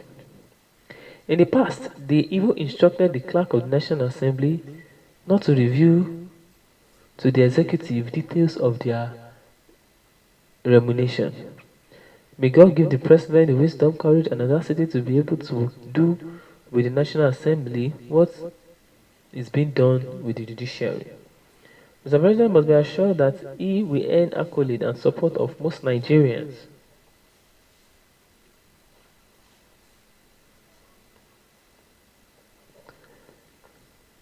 And indeed, most friends of Nigerians within and outside Nigeria. Another means by which the National Assembly embarks on corruption spills is their so-called oversight responsibility. They instigate and collide with ministries, departments, and parastatals and agencies to add to their budget outside what was submitted by the president with the purpose of sharing the addition, or they threaten such units to reduce what was submitted by the president unless there is a promise of kickback. They can also set up a spurious committee to investigate a project while they call on the contractor to pay them, or the executive officer in charge of the project to cough up money, otherwise they will write a bad report. National Assembly stinks and stinks to high heavens. It needs to be purged with appropriate measures. The budget of the National Assembly can be brought down to less than 50% of what it is today. God will help Nigeria, but we must begin by helping ourselves. How I wish that the military has not descended into what it has descended in the last 7 to 8 years. It is sickening. How the military is corrupt, it affects its fighting ability in many ways. Poor, used and inappropriate equipment and materials are purchased by the military for the military at the expense of the lives of fighting troops in the war front.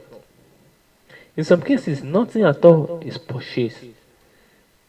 How callous for a general, an air marshal, or a naval admiral to be so cruel and unpatriotic as to buy such inappropriate weapons, equipment, ammunition, and materials for men facing the rigor and ruthlessness of an enemy force like Boko Haram. It is more damnable for nothing to be bought and yet the money disappeared into their private personal pocket. I can only say to these officers that I am not proud of them, rather I am ashamed of them. Whether they are alive or dead, their family members should also be ashamed of them. And what is more, the blood of those men who died because of their nefarious and sordid acts and actions should be on their hands. I know that it could be to be poorly equipped or starved of essential weapons, ammunition, equipment, and materials to fight the war. Surely God will deal with such offenders and capital sinners. But in addition, those who have the responsibility of dealing with them here on this side of the veil should not fight shy, otherwise they become accomplices. Finally, on the military, the procurement system has to be streamlined and taken back to what it used to be. The military is not a buyer of its own weapons, equipment, ammunition, and material. It is only a recommender and tester of the weapons and equipment that could perform the role functions designed to it. The procurement is normally by a committee which includes defense, finance, legislature, foreign affairs, and the military, only as observers to ensure quality and standard. These ridiculous statements and claims that insult the intelligence of Nigerians by immediate past leaders in government and their collaborators and accomplices, either outside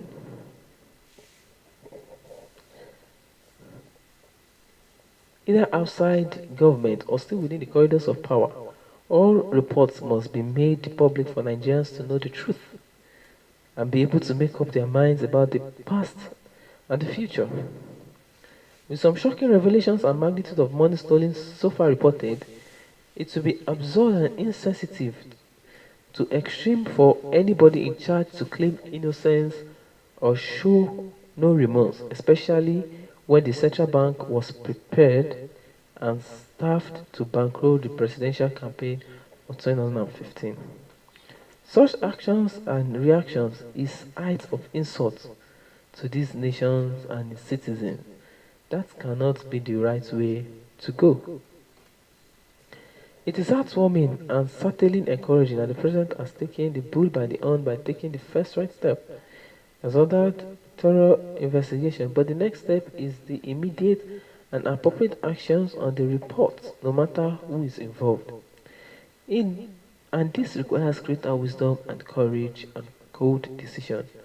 May God grant the President all the attributes he needs to clean the eighth stable of the military. If not done as it should, it will undermine the fight against corruption, and the President will not escape the charge of weakness or leniency towards his former constituency, the military. Apart from the recovery, which is most important, selective and symbolic prosecution should be made to serve as permanent deterrence. Otherwise, it will be a game of denial and litigations. In future, by future shameless culprits. As the old going says, charity begins at home.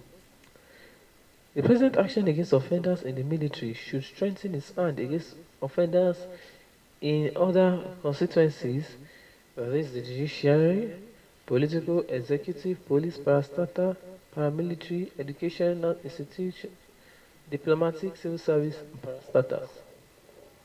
The anti-corruption war in the past has landed some governors in jail, while some still have their cases pending in court.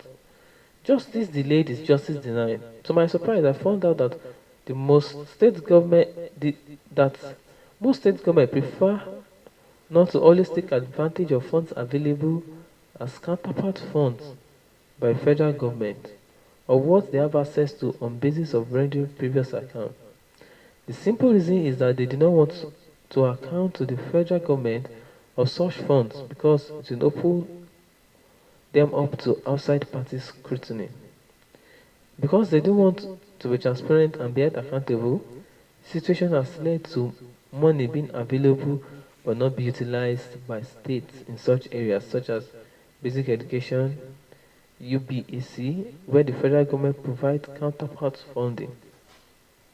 UBEC is one example. There are others. Incumbent governors should be reminded that there will be accountability and judgment after the government house. EFCC and ICPC must buckle up. If corruption is continued to be fought courageously and relentlessly, there will be substantial recovery from within and from without, coupled with purging of holes of wastes in ministry, department, educational institution and parastatals. And we will need less borrowing, if we need borrowing at all, to get us out of recession that we might have thought. Of course, we must be ready to bite the bullet of spending less on luxuries and unneeded wants. We cannot do without any more on production, services and trading. I believe that going for a huge loan under the guise is inadvisable and will amount to going the line of soft option, which will come to haunt us in future.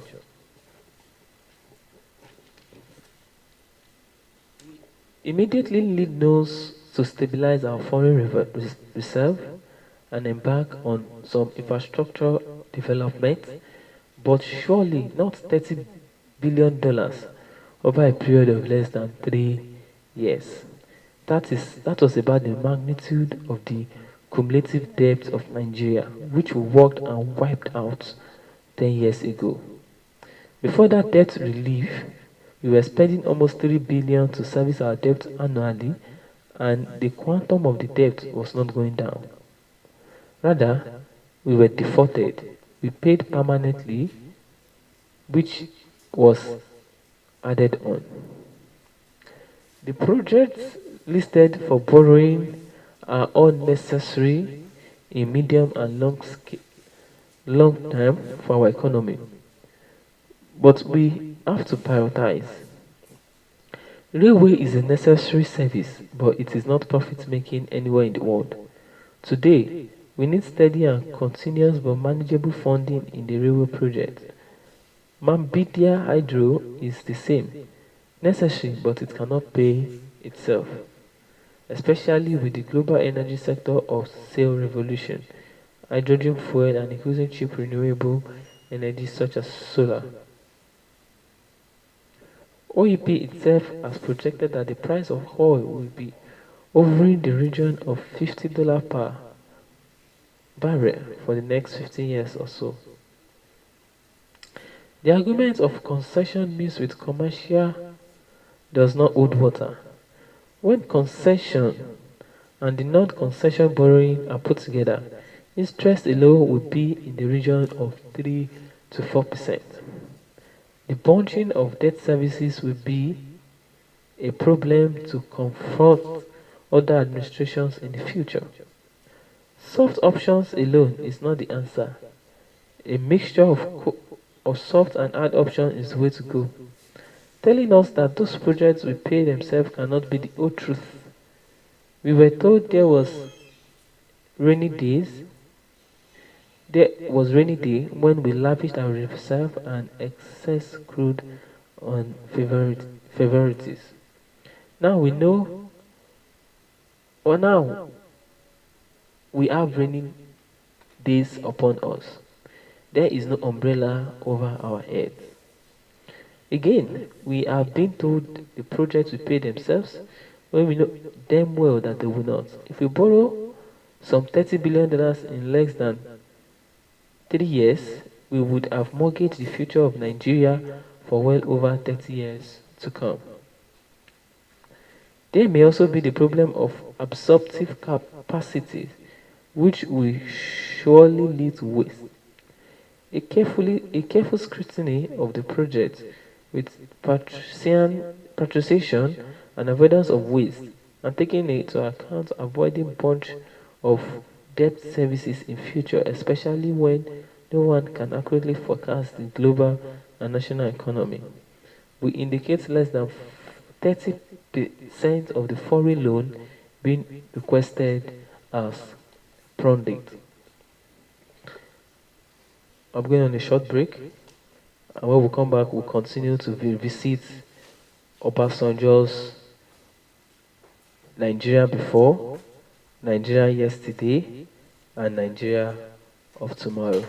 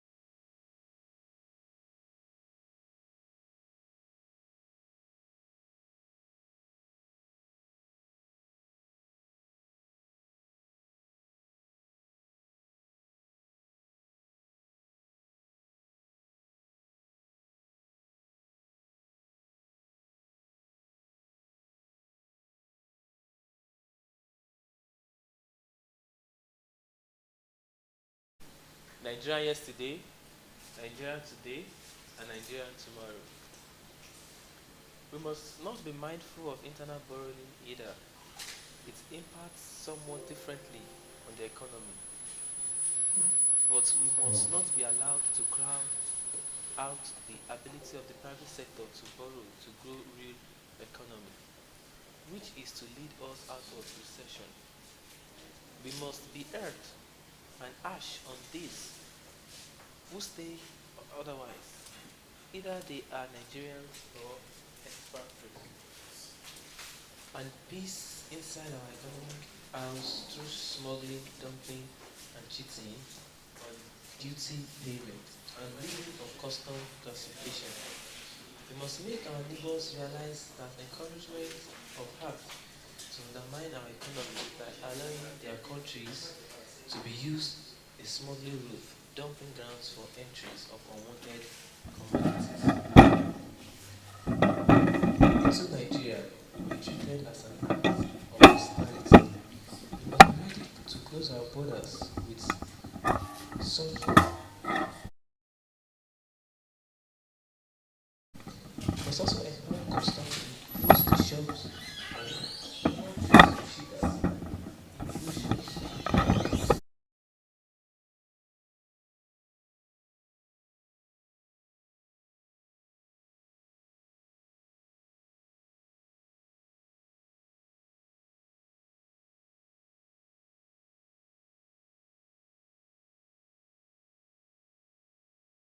We pale into insignificance. No administration can nor should with excruciating pain of dilapidating and crushing economy. Businesses are closing, jobs are being lost, and people are suffering. I know that President Buhari has always expressed concern for the plight of the common. That concern must be relatable and workable and result oriented. Socio-economic policy and program that will turn the economy around short time possible. We cannot continue to do the same thing and expect to change. That will be a miracle which normally doesn't happen in a normal economic economy in normal economics. We have people inside and outside who can be brought together to help devise the right economic policy and program to help us get rid of the pit before we fall over the precipice into a dark cave. Economy requires a great element of trust to get it out of doldrums, let alone out of negativity. That trust and confidence has to be created.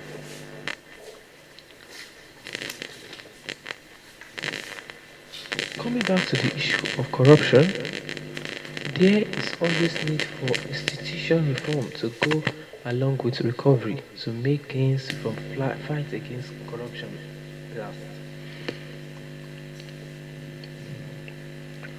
Such reforms may have to be strengthened by legislation like the military procurement I mentioned earlier. But where the guard is the thief, like we have seen in recent times, it makes it difficult, if not impossible. All in all, everyone must be held accountable. There should be no scare cow or witch hunting or untenable excuses to let the camel through the needle eye. Those who must be accountable must let the camel through the needle eye. Those who must be accountable with stick and carrot. However, I remain optimistic even though the grounds of the optimism seems stricken. Or how do you explain having to go through any debate at all whether or not a judge found corrupt should be properly and lawfully dealt with or not? What still? How do you explain the situation where people are shamelessly protesting in favor for a person being arraigned in court for corruption offences? Whether those protesters are put to it or they put themselves to it, it is the greatest disservice to the nature.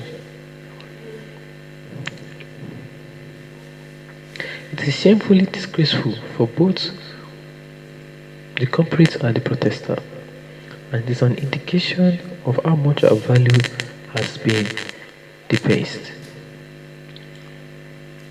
We cannot be strong, great, and respected nation in the world without political stability and cohesion, strong economy, robust and enduring values.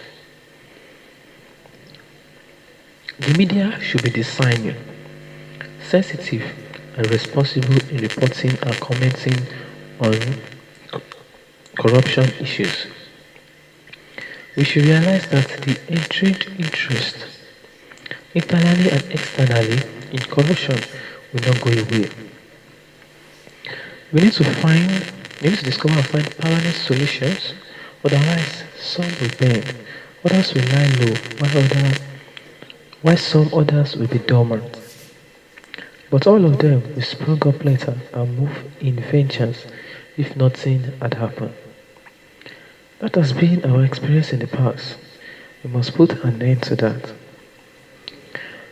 Part of sustenance of fight against corruption will be moral rearmament and resurgence of core values of integrity, honesty, fairness, hard work, and sense of shame, not impunity and indignity. We must think and act out of the box to put the monster of corruption and impunity behind us permanently. For some unclear reasons, the government at the center has not been able, I hope not lack of willingness, to present to the nation the true position of our economy and our finance. For instance, how much did we receive from major revenue earning and collecting points, petroleum and gas, FIR's maritime aviation, VAT, etc. And how much should we have received? If there was any discrepancy, why, how, and how much? How was the receipt distributed and how has the federal allocation spent? Such a clear picture will let Nigerians and their friends know where we are. It will help people to understand exactly the position of government through economic and financial situation and what pains and sacrifice we have to take and make to get us out of recession. Nigerians must know the truth to work our way out of recession. Easy options will not get us out of there. Blanket cover or cover up is not accountability. Our should to know that the ECOWAS money collected out of 0.5% import subcharge of ECOWAS was spent by Nigeria.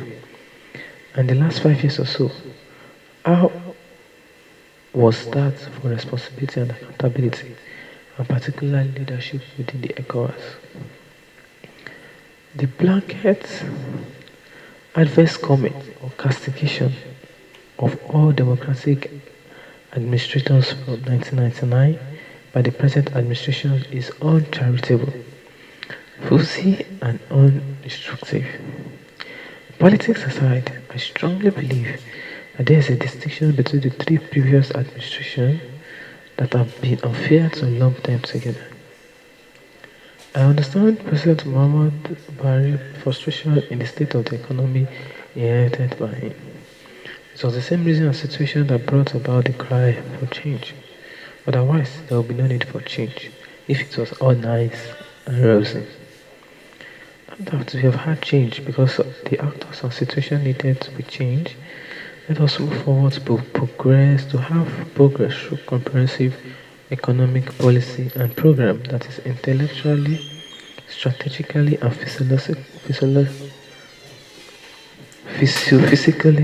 based.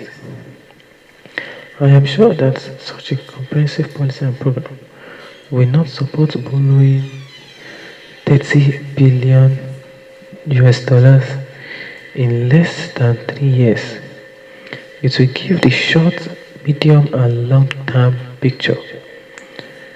Adocracy is not the answer, but could add planning that invests confidence and trust in the answer.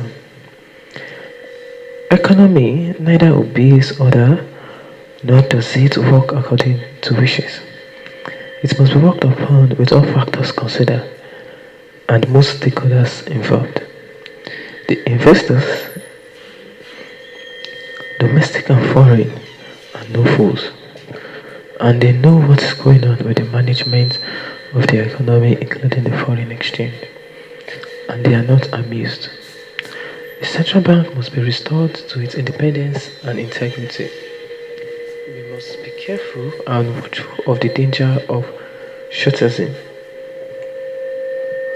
Short term may be the enemy of medium and long term. We must also make allowance for the lessons that most of us in democratic dispensation had learned, in which the present administration seems to just learning. It is easier to win an election than to right the wrongs of a badly fouled situation. When you are outside, what you see and know is nothing compared with the reality. And yet, once you are seated, you have to clear the mess and put the nation on the path of restitute, development, progress, leaving no group or section out of a plan, program, and policy and effort. The longer it takes, the more intractable the problem may become. There is one aspect of accountability in governments in Nigeria that I consider paramount and which is often overlooked. That is accountability for our unity, cohesion, peace, and security. In other issues, all other issues can be fairly attended to, addressed, and dealt with if our unity, cohesion, peace, and security are unaccessible. It is normally the responsibility of the government to mobilize citizenry for all hands on deck to ensure good governance, accountability. All men and women of goodwill in Nigeria must be part of the exercise. The fundamentals to achieving such a situation is justice, fairness, equality, popular participation, and equal opportunity. In the last 7 to 8 years, we have slipped back on these fundamentals. The result is that our country is today more fractionized than we were 10 years ago. For the purpose of nation building, it is not satisfactory. It is not a satisfactory situation to be in, especially when we need all hands on deck to work our way out of recession. For those at the aim of governance, accountability, for unity, cohesion, peace, and security as basis for development, growth and progress is not any less important than accountability for management of resources. It must be seen as a symbol of any political administration and what the welfare and well-being of the people hang on. Accountability in governance is the litmus test of any administration. It is the accountability of institutions which is hallmark of democracy that promotes both political, economic, and good governance. Open government must be seen and made to work as partnership in which all have a stake and an interest. Consistent with the law and policy, governments must take appropriate action to disclose information rapidly and timely in form that members of the public can easily access and utilize. With the latest in digital technology, information about government operations and decisions should be readily available online. The public should be solicited for feedback to identify information of greatness and most vital use to the public. When I was president of Nigeria, I adopted regular period discussion on radio and television with questions and answers as one means of achieving this objective.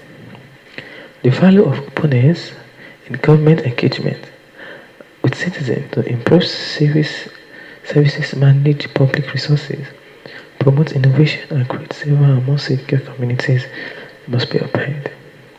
There must be disciplined nationalism to engage resources, internal or foreign, for maximization of growth for the benefit of all. A torrent of money in the hands of weak. Corrupt and incompetent government is a disastrous waste for a nation.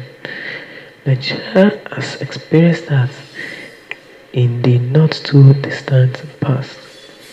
Apart from the reforms necessary in all arms of government for the immediate and the future, we must embark on very close x-ray of people seeking elective offices at any level and of political, judicial and legislative appointees. The x-ray must be open and transparent, and the burden of proof must be that of the person seeking elective office and or any of the public appointments mentioned. In the past, we have not only done enough background checks and inquiries about the past of persons seeking elective offices or being appointed to public offices. The same is the case of people being avoided national honors and awards to the extent that national honors and awards have been cheapened and debased. I know an officer who was removed from the army for embezzling 300,000 naira of troops' salary and was given national honor under the last administration. I dare say also that the situation where a person is supposed to be screened by the National Assembly for public appointment is told to give a bow without any screening, because he or she had been a member of the assembly amount to the dereliction of duty on the part of the National Assembly. If people know that their total pass will be x-rayed and burden of proof will be theirs, they will be guided, careful, and more circumspect. Public office is public trust of integrity, honesty, incorruptibility, in total good conduct and good behavior. Therefore, anybody with a question mark should be considered ineligible for elective office or for appointment into public office. Before I conclude, let me commend all the foot soldiers in the war against corruption.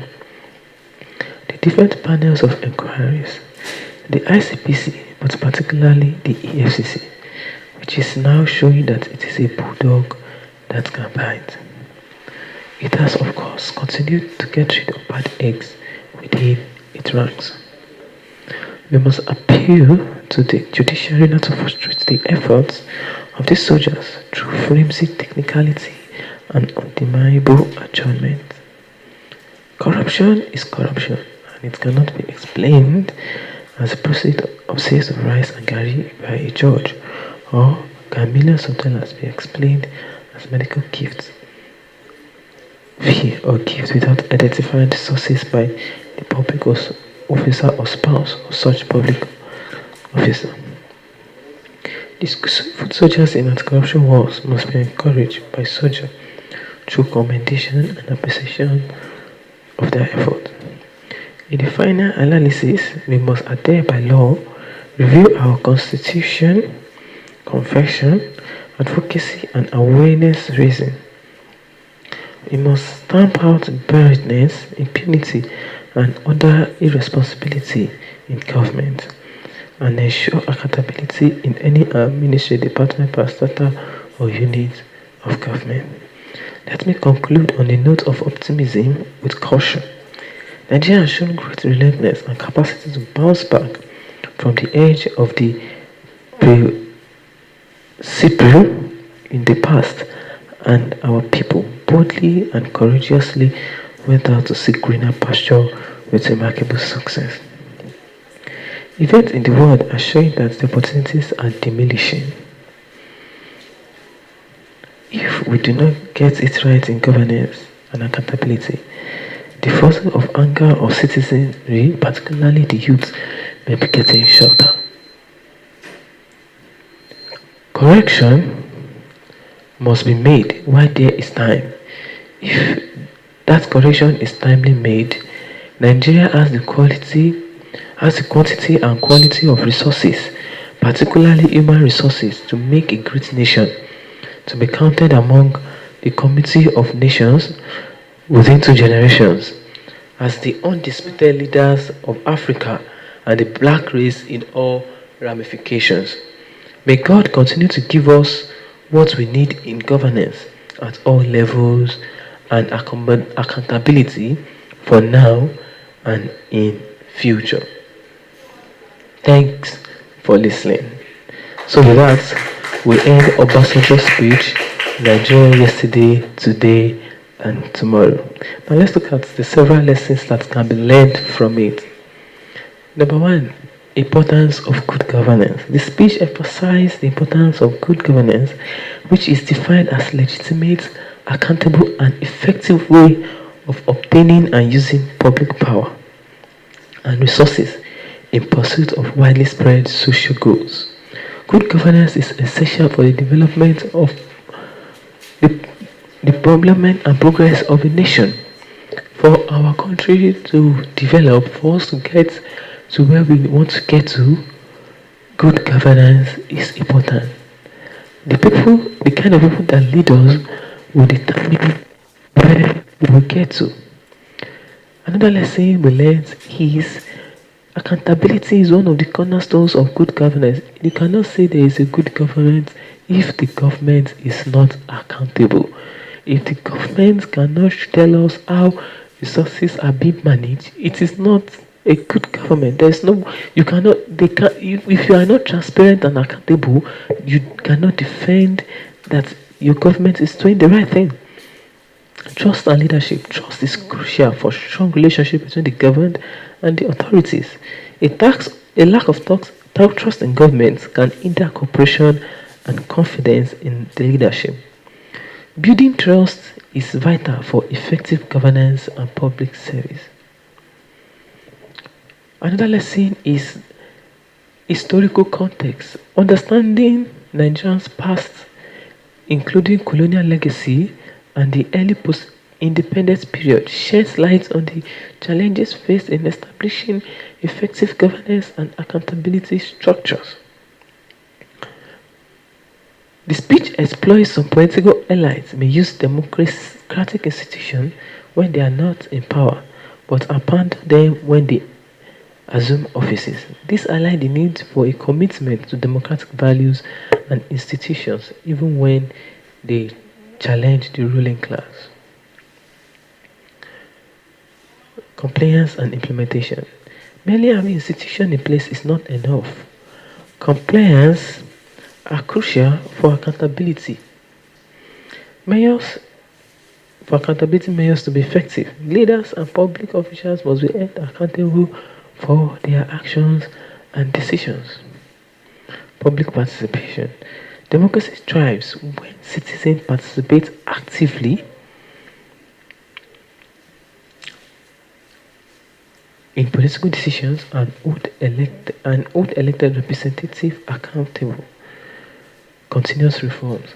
Nigeria must continuously reform its government structure and practice to meet the evolving challenges and expectations of its citizens.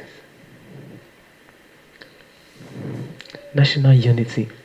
Acknowledging the diverse nature of Nigeria, the speech highlights the importance of fostering national unity, embracing diversity, and ensuring equitable governance that benefits all regions and communities.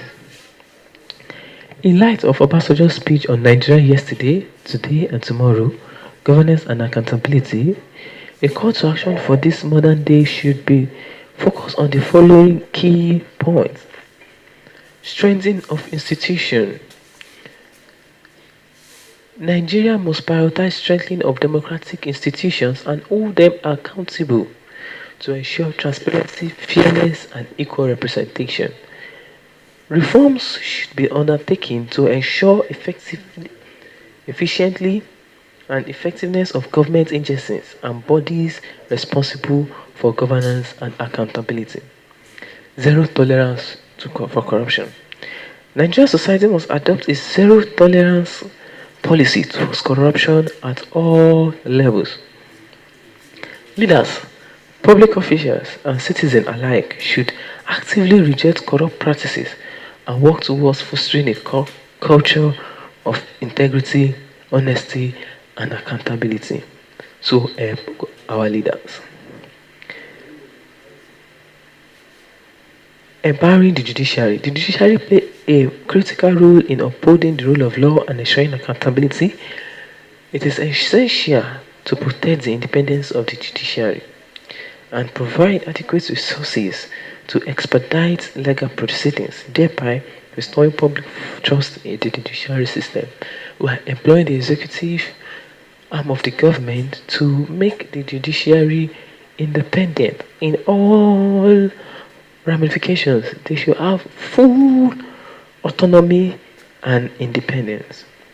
Promoting public participation in public process. They should hold their elected representatives accountable and demand transparency in government action. Public engagement can be fostered through civic education and accessible channel for citizen feedback. Inclusivity and national unity. Nigeria's diversity in strength and the government should work to ensure that all regions are included and represented in the decision-making policy of the country. Embrace national unity and addressing social reforms and political disparity will focus a sense of belonging and ownership among all Nigerians. Technology and open data. We should embrace technological advancement to promote data initiatives and digital platforms that provide real-time information on government activities. Whistleblower protection. The government must ensure protection of whistleblowers at all stages and levels. Civil society engagement. Civil society organizations should continue to play an active role in promoting good governance, transparency, and accountability. This organization can serve as watchdogs, advocating for citizens' rights and holding the government accountable for its actions. Education and awareness. We must promote education and awareness on the importance of good democracy and accountability. This includes educating citizens about their rights, the role to democratic institutions, and the significance of active civic participation. These are the call to action from Olusegun Obasanjo's speech on Nigeria yesterday, today, and tomorrow. Before we proceed, let us interact. We spent a couple of hours visiting words of inspirational leaders. We've dived into their words of wisdom. We've drawn lessons and call to actions from these individuals. So let us now interact. Let us look at any one of these leaders.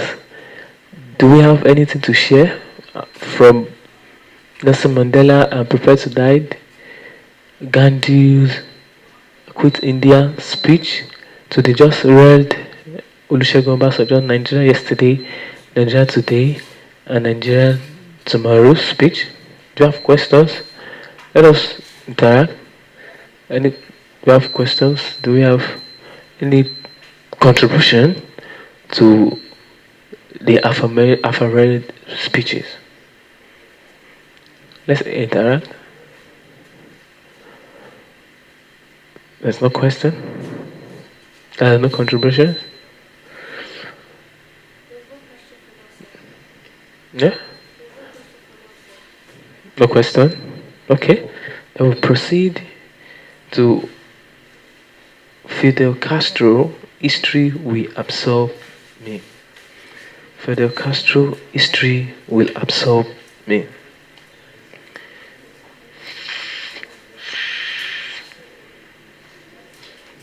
Let us revisit a historic moment that reverberates through the corridors of time, shaping the destiny of a nation and inspiring generations of revolutionaries. On October 16, 1953, in a courtroom in Santiago de Cuba, Fidel Castro, a young and impassioned leader, delivered a speech that would have come to be known as History Will Absorb Me. In the face of grave changes following his audacious attack on the Moncada barracks, Castro stood different, using his defense as a platform to lay bare the injustice that plagued Cuba and advocate for a better future. In his speech, Castro not only defended his action but passionately articulated his visions for a liberated Cuba, one marked by justice, democracy, and profound societal change. Right now, we embark on a journey through this historic address, seeking to understand the fervor and conviction that ignites the Cuban Revolution and continue to echo throughout the annals of history. Source: 1997 Castro Internet Archives. Honorable judges, never has a lawyer had to practice his profession under such difficult conditions. Never has such a number of overwhelming irregularities been committed against an accused man. In this case, counsel and defendant are one and same. As attorney, he has not been able to take a look at the indictment as accused.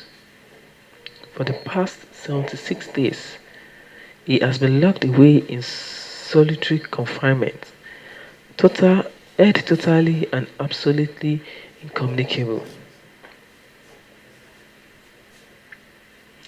He who speaks to you hates vanity with all his being, nor are his temperament or fame of mind inclined towards courtroom possesses or sensationalism of any kind. If I had to assume my own defense before this court, it is for two reasons. First, because I have been denied legal aid almost entirely, and second, no one would have been so deeply wounded who has seen this country so forsaken and its justice trampled, so can speak at a moment like this with the words that spring from the blood of his heart and the truth of his very gut. There is no lack of generous comrades who wished to defend me, and the Havana Bar Association appointed a courageous and competent jurist, Dr. Jerry Pellery, Dean of the Bar in this city, to represent me in this case. However, we are not permitted to carry out his tasks. As often as he tried to see me, the prison gates were enclosed before him. Only after a month and a half, and through the intervention of the court, was he finally granted a 10-minute interview with me in the presence of a segment of the Military Intelligence Agency, SIM.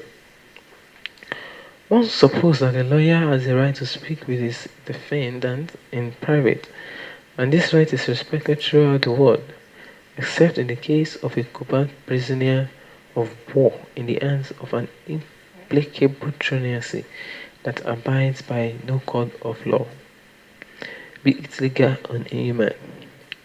Neither Dr. Pellegrini nor I were willing to tolerate such dirty spying more upon means of defense for the oral trial.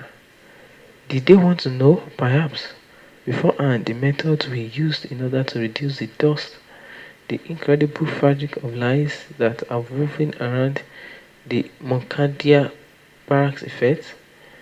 How are we going to expose the terrible lies, the terrible truths that would go on such great heights to conceal?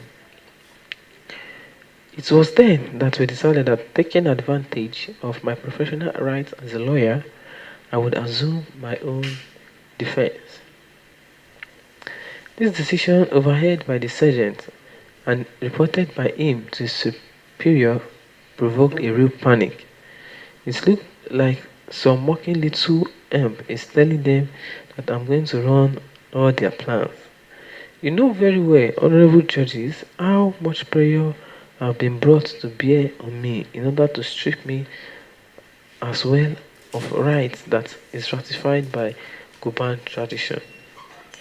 The court could not give in to such machination. For what could have left the accused in a state of total indefensiveness? The accused is now exercising his rights to plead his own case. Will under no circumstance refrain from saying what he must say. I consider it essential that I explain on the onset the reason for the terrible isolation in which I have been kept. What was the purpose of keeping me silent, and what was behind the plot to kill me? Plot which the court is familiar with. What grave events are being hidden from the people, and the truth behind all the strange things which have taken place during this trial. I propose to do all this with utmost clarity. You have publicly called this case the most significant in the history of the Republic. If you sincerely believe this, you should not have allowed the authority to be stained and degraded. The first court session was September 2012. Among 100 machine guns and bayonets scandalously invading the Hall of Justice, more than 100 people were seated in the prisoner's dock. The great majority had nothing to do with what had happened. They had been under preventive arrest for many days, suffering all kinds of insults and abuses in the chambers of the representative unit. But the rest of the accused, the minority, were brave and determined, ready to proudly confirm their part in the battle for freedom, ready to offer an example of unprecedented self-sacrifice and to wedge from the jail clause those who, in deliberate bad faith, had been included on the trial. Those who had met in combat controlled one another again. Once again, with the cause of justice on our side, we would wage a terrible battle of truth against infamy.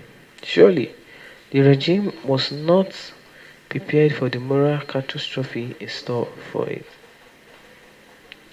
How it maintained all its false accusations, how to keep secrets that had really happened when so many young people were willing to risk everything, prison, torture and death if necessary, in order that the truth be told before this court.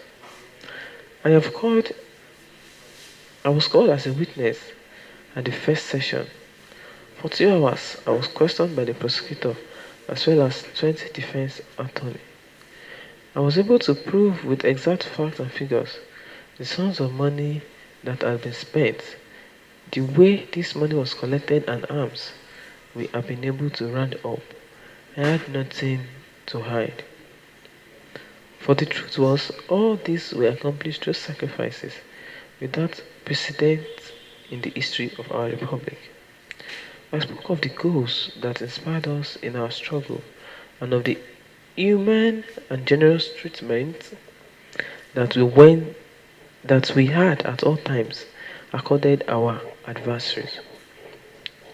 If I accomplish my purpose of demonstrating that those who were falsely implicated in this trial were neither directly or indirectly involved, I owe it to the complete support and backing of my erotic comrades.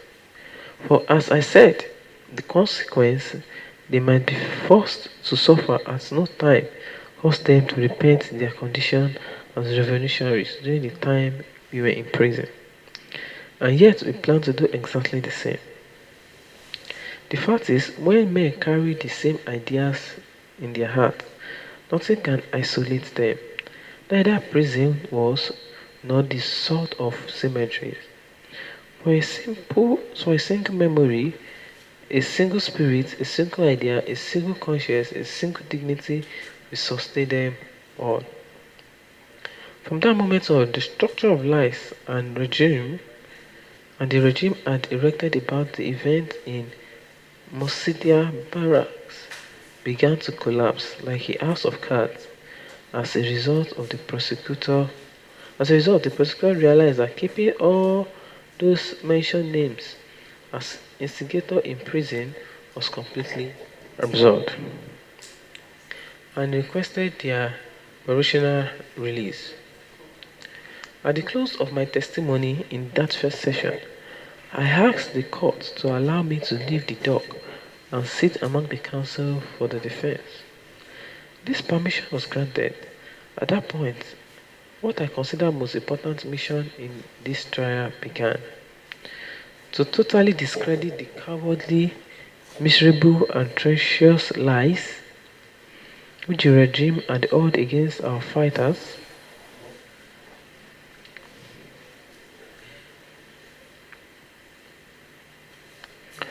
reputed crimes had been practiced on the prisoners, and to show the nation and the world the infinite misfortune of the Cuban people who are suffering the cruelest and most inhuman oppression of this history. The second session convened on Tuesday, September 22. By that time, only 10 witnesses had testified, and they had already cleared up of the murders in the Manzanillo area, specifically establishing and placing on record the direct responsibility of the captain commanding the post. There were 300 more witnesses to testify. What would happen if with a staggering mass of facts and evidences, I should proceed to cross-examine the very army men who were directly responsible for those crimes? Could the regime permit me to go ahead before the large audience attending the trial?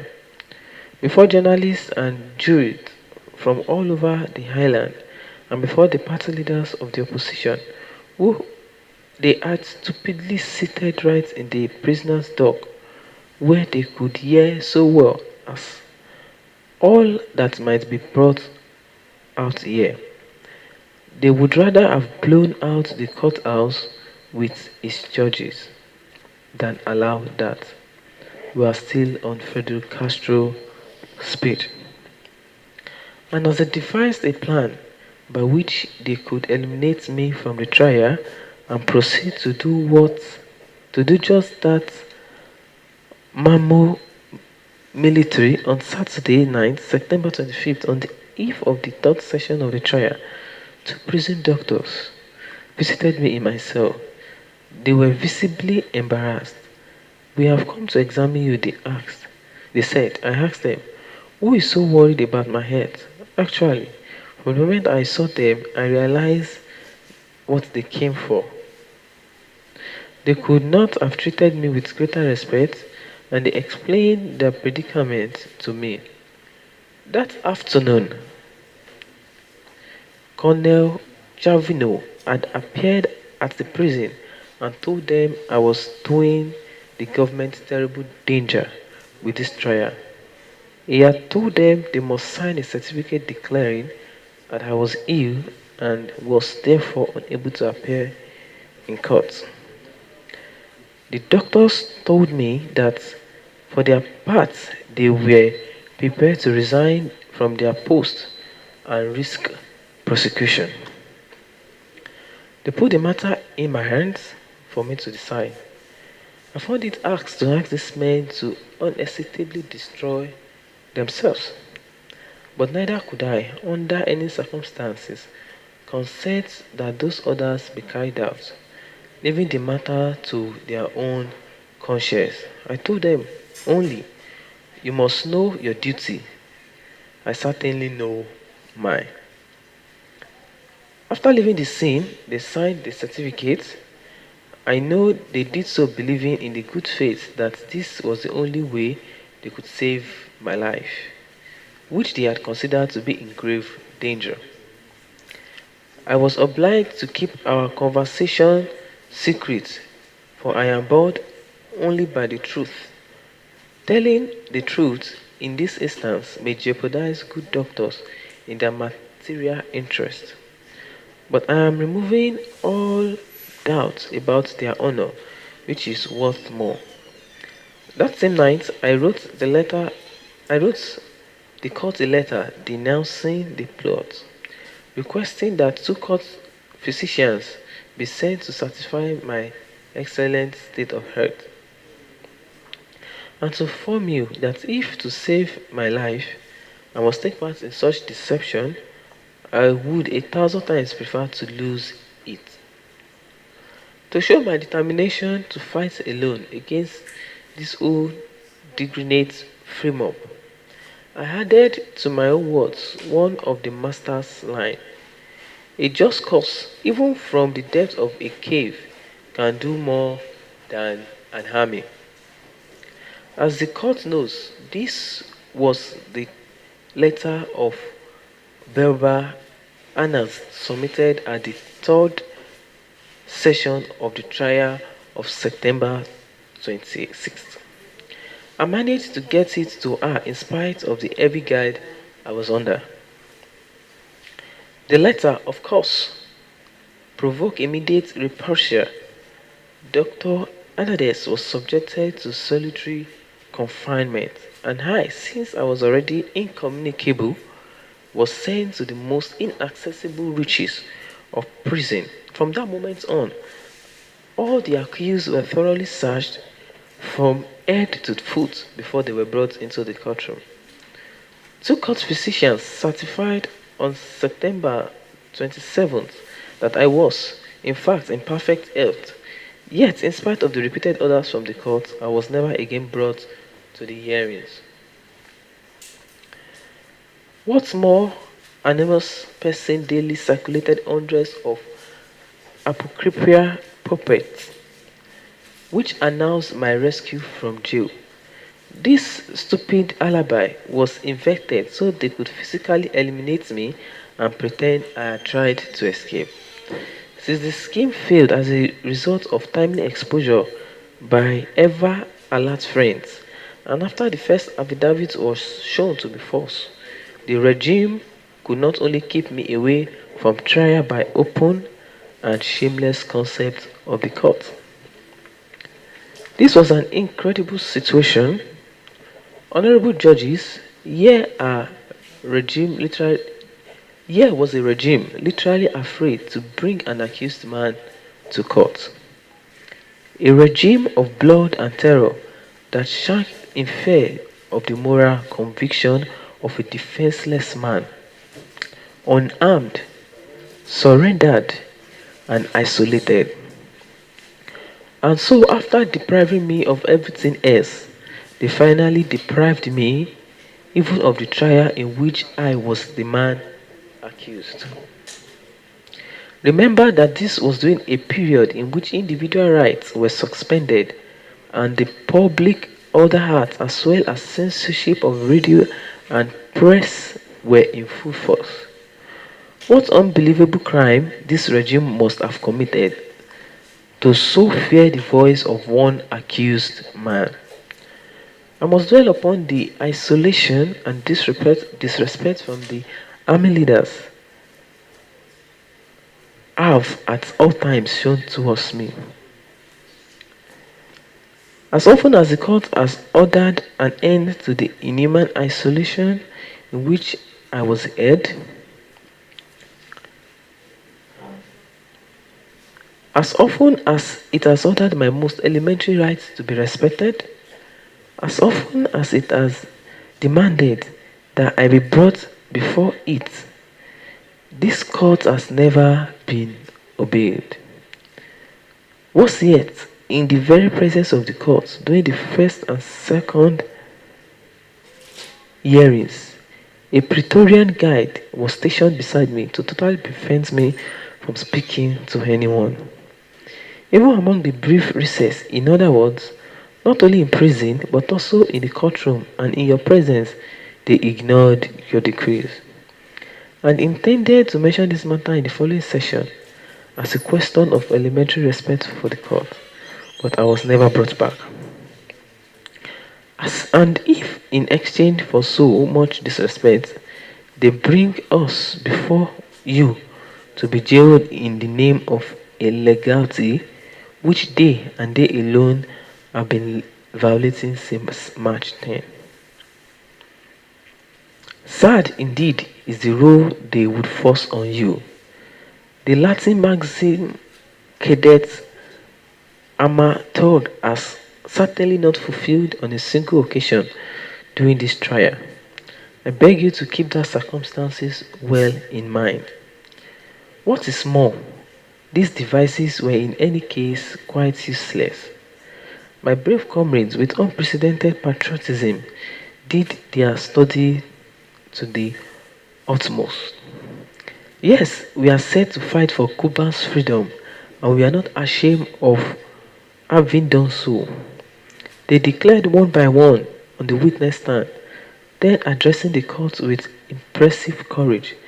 They denounced the odious crimes committed by the bodies of our brothers through absence from court. I was able in my prison cell to follow the trials in all its details, and I have the convicts at Bernatio prison to thank for this.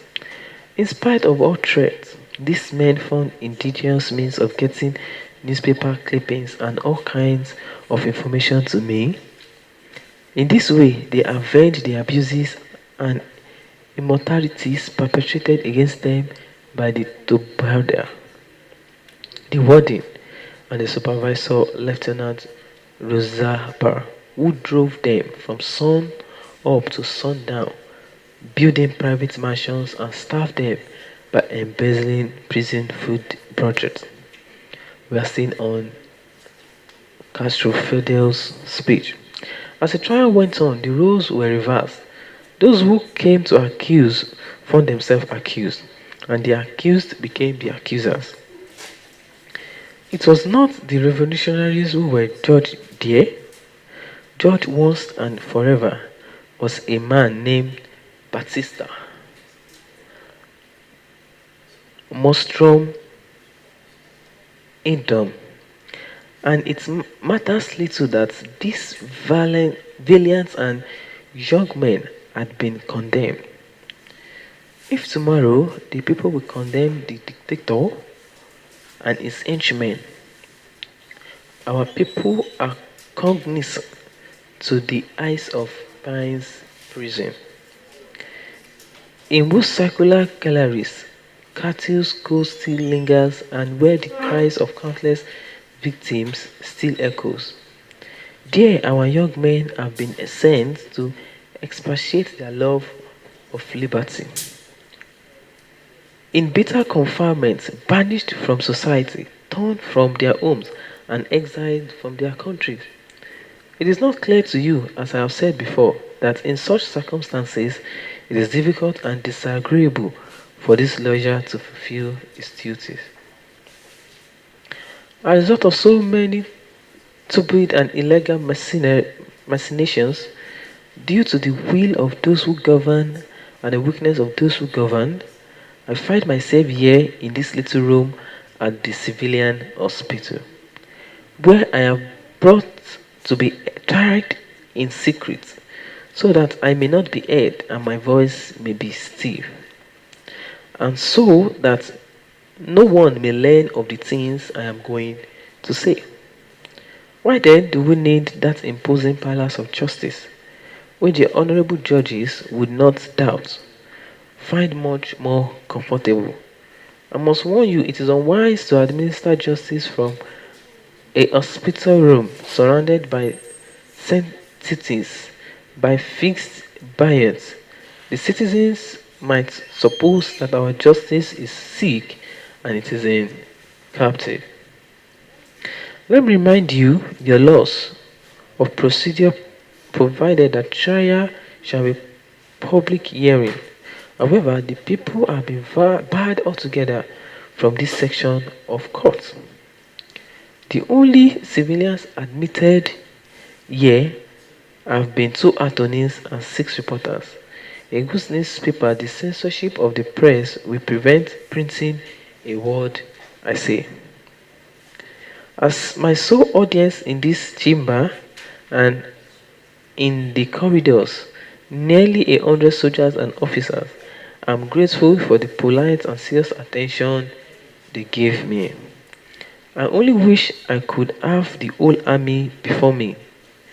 I know one day this army will sit with rage to watch away the terrible, the shameful bloodstain splashed across the military uniform by the present ruthless clique in its lust for power.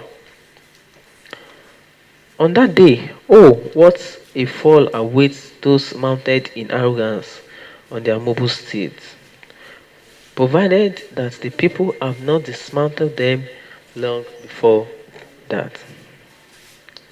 Finally, I would like to add that no treatise on penal law was allowed me in my cell. I have at my disposal only this tiny code of law lent to me by my learned colleague, Dr. Badilo Castellanos, the courageous lead defender of my comrades. In the same way, they prevented me from receiving the books of Matthew. It seems the prison censorship considered them too supervisive. Or is it possible I said Matthew was the inspirer of the 26th of July? Reference books on any other subject were also denied me during this trial. But it makes no difference, carrying the teachings of the Master in my heart and in my mind noble ideas of all men who have defended people's freedom everywhere. I'm going to make only one request of this court. I trust it will be granted as a compensation for the many abuses and outrages the accused has had to tolerate without protection of the law. I ask that my right to express myself be respected without restraint. Otherwise, even the merest semblance of justice cannot be maintained. The final episode of this trial would be, more than all the others, one of the ignominy and cowardice. I must admit that I am somewhat disappointed. I had expected that the honorable prosecutor would come forward with a grave accusation. I thought he would be ready to justify to limit his contention and the reasons why I should be condemned in the name of law and order. What law and what justice? To 26 years in prison. But no, he has limited himself to reading Articles 148 of the Social Defense Code. On the basis of this, plus aggravating circumstance, he requires that I be imprisoned for the lengthy time of 26 years. 2 minutes seems very short time, in which to demand and justify that a man be put behind bars for more than a quarter of a century. Can it be that the honorable prosecutor is perhaps annoyed with the court? Because as it seems, as I see it, this laconic attitude in this case clashes with the solemnity with which the Honorable Justice declared, rather proudly, that this was a trial of great importance. I have heard prosecutors speak 10 times longer in a simple narcotics case, asking for a sentence of just 6 months. The Honorable Prosecutor has supplied not a word in support of his petition. I am just a man. I realize that for a prosecuting attorney under oath of loyalty to the Constitution of the Republic, it is difficult to come here in the name of an unconstitutional statutory de facto government. Lacking any legal means, much less moral basis, to ask that a young Cuban, a lawyer like myself, perhaps as honorable as he, be sent to jail for 26 years. But the honorable prosecutor is a gifted man, and I have seen much less talented person write lengthy diatribes in defense of this regime. How can I suppose that he lacks reason with which to defend at least for 15 minutes? However contemptible that might be to any decent person, it is clear that there is a great conspiracy behind all this. Honorable judges, why such interest in silencing me? Why is every type of argument forgone in order to avoid presenting any target whatsoever against which I might direct my own belief?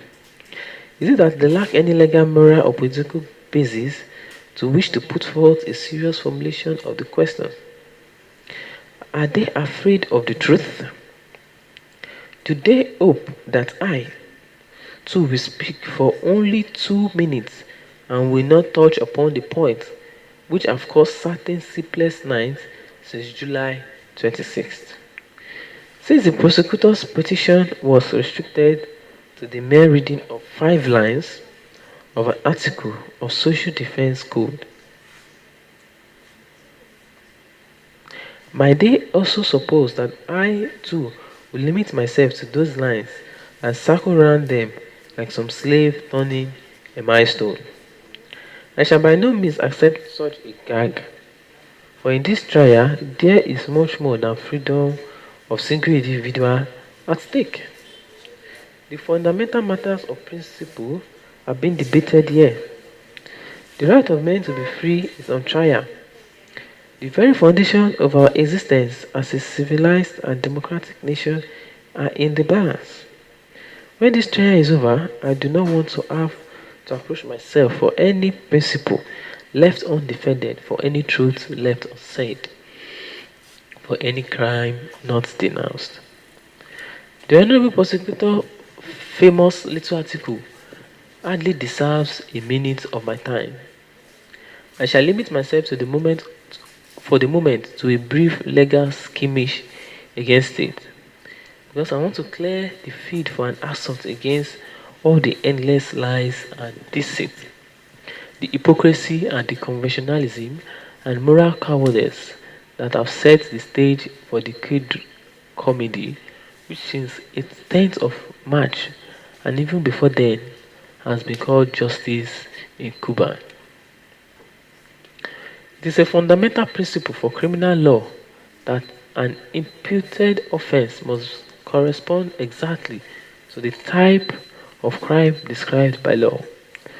If no law applies exactly to the point in question, then there is no offense. The article in question reads textually, a penalty for imprisonment of from 3 to 10 years shall be imposed upon the persecutor of any act claimed as being about an armed uprising against the constitutional powers of the state. The penalty shall be imprisonment for 5 to 20 years in the event that resurrection actually be carried into effect. In what country is the honorable prosecutor living? Who has told him that we have sought to bring about an uprising against the constitutional powers of the state? Two things are self-evident. First of all, the dictatorship that oppresses the nation is not a constitutional power, but an unconstitutional one. It was established against the constitution. Over the head of the constitution, violating the legitimate constitution of the republic. The legitimate constitution is that which emancipates directly from a sovereign people. I shall demonstrate this point fully later on. Notwithstanding, all subterfuge articles refers to powers, all substitute treat by cowards and traitors to justify the injustifiable. Secondly, the article refers to powers in the plural, as in the case of a republic governed by the legislative power, an executive power, and a judicial power, which balances and counterbalances one another.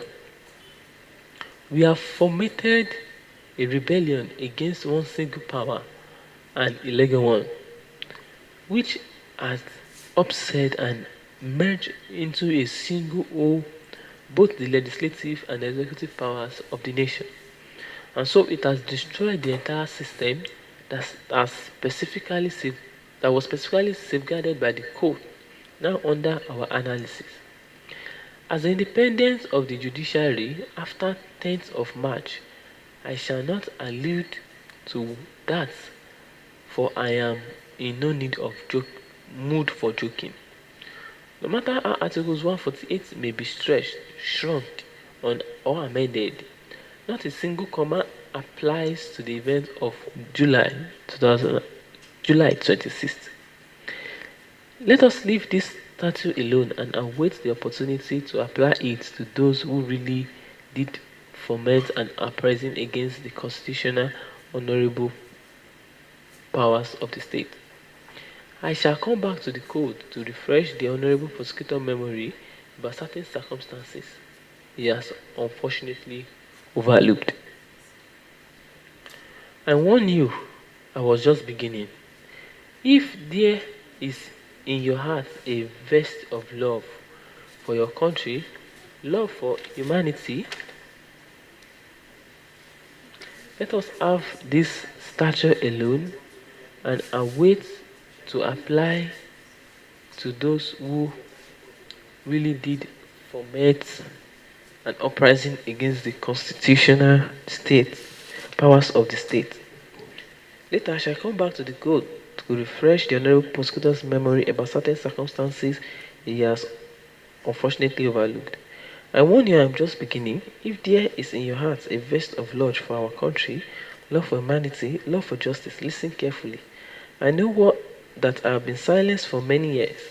I know that the regime will try to suppress the truth by all possible means.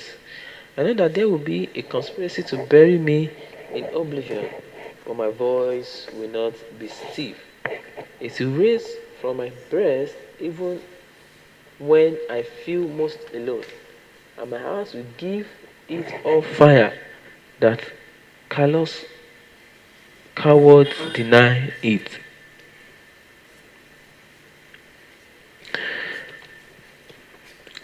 From a stag in the mountains on Monday, 27th July, I listened to the dictator's voice in the air while they were still eating of our men in arms against the government. Those who have never experienced similar moments will never know the kind of bitterness and indignation. While the long cherished hopes of freeing our people lay in ruins about us, we heard those crushed hopes gloated over by a tyrant more vicious, more arrogant than ever. The endless streams of lies and slander poured forth in his crude Odysseus' repulsive language may only be compared to the endless streams of clean young blood which had flowered since the previous night. With this knowledge, consent, complacency, and approval, being split by the most human gang of assassination, it is possible to imagine.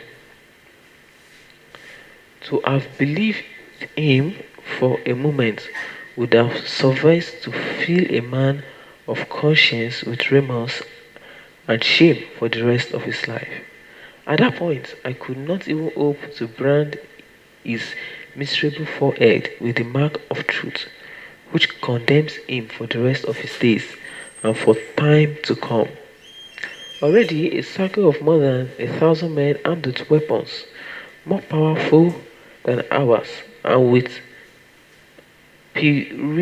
peremptory orders to bring in our bodies was closing in around us. Now the truth is coming out. Now that speaking before you, I am carrying out the mission to set out the mission I set for myself. I may die peacefully and content, so I shall not mince my words about those savage murderers. We are still on Castro Vedel's speech. I must pause to consider the facts for a moment. The government itself said the attack showed such precision and perfection that it must have been planned by military strategists. Nothing could have been further from the truth. The plan was drawn up by a group of young men, none of whom had any military experience at all. I will review their names, omitting two who are neither dead nor in prison. Abel Samaritan, Eusebius Tacit, Renato Gidhat, tribute to their memory. I can say that although they were not military experts, they had enough patriotism to have given. Had we not been at such a great disadvantage, a good beating of that lot of generals together, those generals in the 10th of March who are neither soldiers nor patriots. Much more difficult than planning of the attack was our organizing, training, mobilizing army men under this repressive regime with its millions of dollars spent on espionage, bribery, information, and services. Nevertheless, all this was carried out by those men and many others like them with incredible seriousness and discretion and discipline. Still more praiseworthy is the fact that they gave these stacks everything they had, ultimately their very lives. The final mobilization of men came to this province from the most remote towns of the entire island was accomplished with the admirable precision and in absolute secrecy. It is equally true that the attack was carried out in magnificent coordination. It began simultaneously at 5:15 a.m. in both Bayamo and Santiago de Carbon, and one by one, with an exactitude of minutes and seconds prepared in advance. The buildings surrounding the barracks fell to our forces. Nevertheless, in the interest of truth, and even though it may distract from our merits, I am also going to review for the first time a fact that it was factual due to a most unfortunate error. Half of our forces half and a better armed half at that went astray at the entrance to the city and were not armed to help us at decisive moment. Abel Santa Maria with 21 men and occupied the civilian hospital. With him went a doctor and two of our women comrades to attend to the wounded. Raul Castro, with 10 men, occupied the Palace of Justice, and it was my responsibility to attack the barracks with the rest. 95 men, preceded by an advance group of 8 who had forced the gate 3. I arrived with the first group of 45 men. It was precisely here that the battle began, when my car ran into an outside patrol armed with machine guns.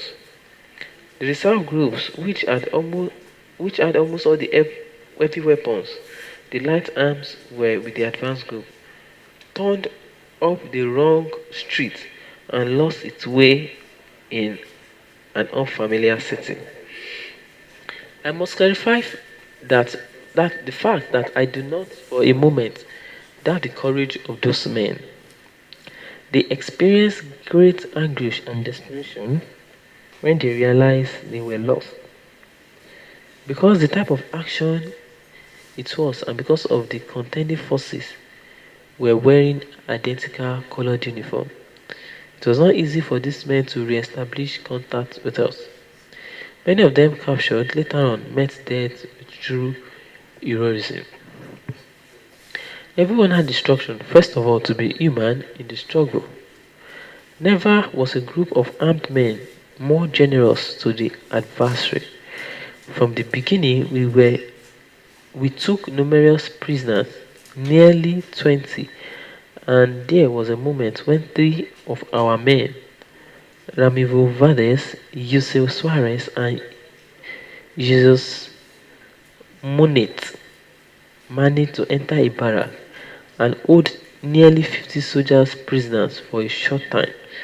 Those soldiers testified before the court, and without exception, they all acknowledged that we treated them with absolute respect. We didn't even subject them to one scoffy remark.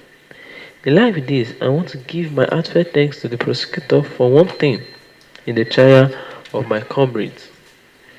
When he made his report, it was fair enough to acknowledge as an incontestable fact that we maintained the high spirit of chivalry throughout the struggle.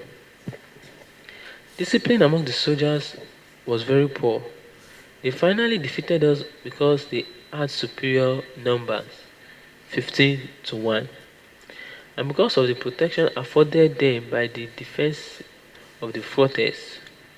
Our men were much better marksmen, as our enemies themselves considered. There was a high degree of courage on both sides. In analyzing the reason for our tactical failure, apart from the regrettable error already mentioned, I believe we made a mistake by dividing the commando unit until we had so care units we had so carefully trained. Of my best trained men and boldest leaders, there were 27 in Bayamo, 21 in civilian hospital, and 10 at the Palace of Justice. If our forces had been distributed differently, the outcome of the battle might have been different. The clash with the patrol, purely, purely accidental, since the unit might have been at that point 20 seconds earlier or 20 seconds later, alerted the camp. They made it and gave it time to mobilize, otherwise it would have fallen into our hands without a shot fired, since we already controlled the guard post.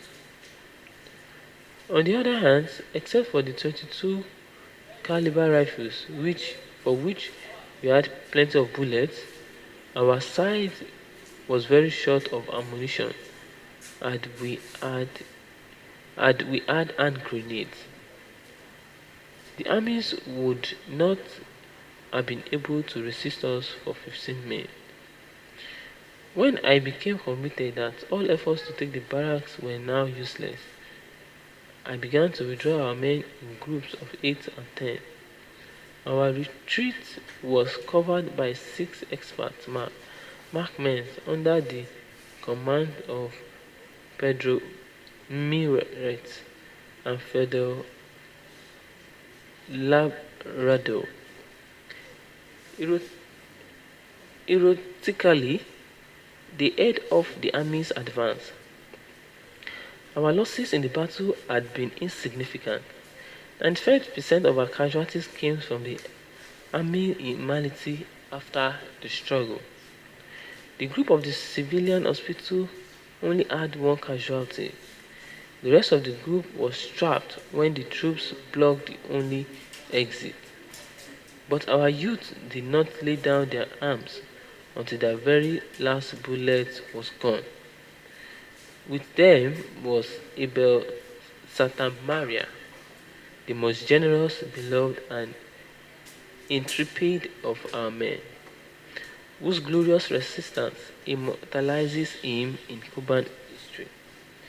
We shall see the fate that they met and how Batista sought to punish the heroes of our youth.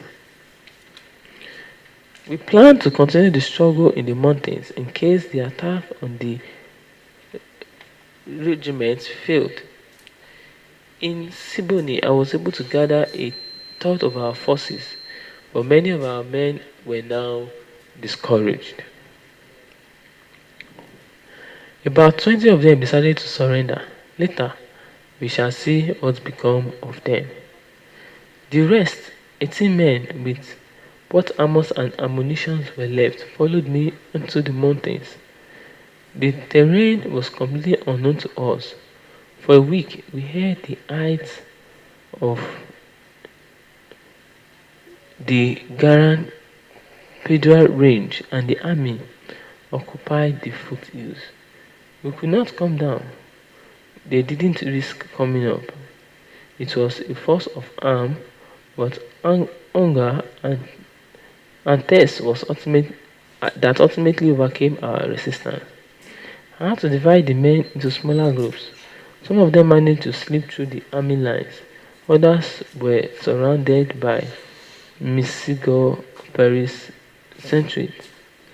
Finally, only two comrades remained with me, Jose Suarez and Oscar Alcade. While the three of us were totally exhausted, a force led by Lieutenant Saria surprised us in our sleep at the dawn. This was Saturday, August 1st. By the time the slaughter of prisoners had ceased as a result of the people's protest, the officer, a man of honor, saved us from being murdered on the spot with our hands tied behind us.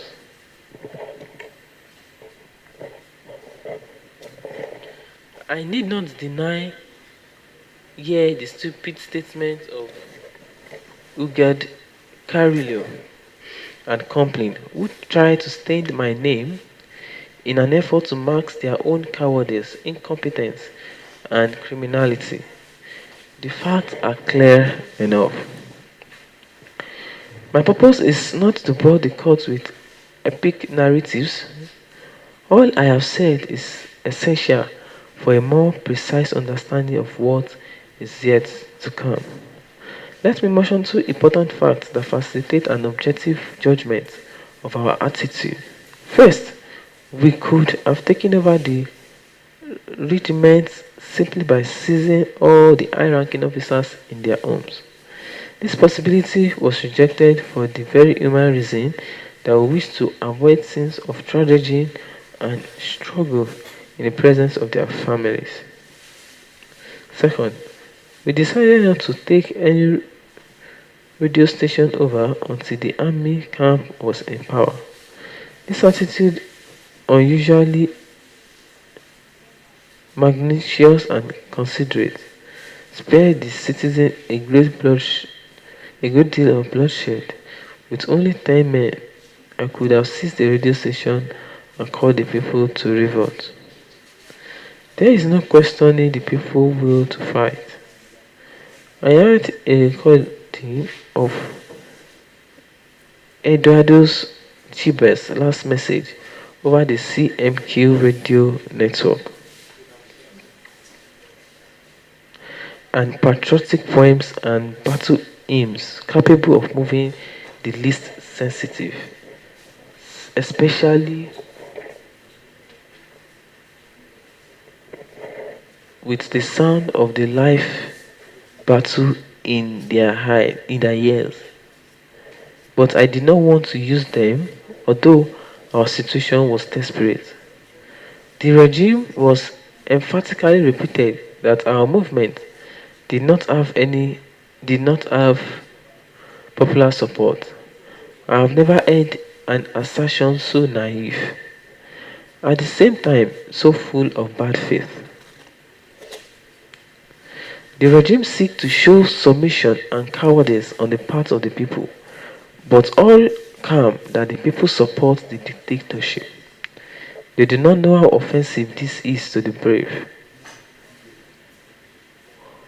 Orientales Santiago thought our attack was only a local disturbance between two factions of soldiers. Until many hours later, he did realize what really happened. Who could doubt the valor, civic pride, and limitless courage of the rebel and patriotic people of Santiago de Cuban? If Moncada had fallen into our hands, even the women of Santiago de Cuban would have risen in arms. Many were the rifles loaded for our fighters by the nurses at the civilian hospital. They fought alongside us. That is something we will never forget. It, has, it was never our intention to engage the soldiers of the regiment in combat. We wanted to seize control of them and their weapons in a surprise attack. I roused the people and called the soldiers to abandon the odious flag of the tyranny and to embrace the banner of freedom, to defend the supreme interest of the nation and not the petty interest of a small clique, to turn their guns round and fire on the people's enemy and not on the people, among whom are their own sons and fathers, to unite with the people as the among which their own sons and fathers, to unite with the people as the brothers that they are, instead of opposing the people as the enemies the government tries to make them. To march behind the only beautiful idea worthy of sacrificing one's life, the greatness and happiness of one's country. To those who doubt that many soldiers would have followed us, I asked, what Cuban what Cuban does not cherish glory? What heart is not set aflame by the promise of freedom? The Navy did not fight us. It would undoubtedly have come over to our side later on. It is well known that that branch of the armed forces is the least dominated by the dictatorship, and that there is a very intense civic conscience among its members.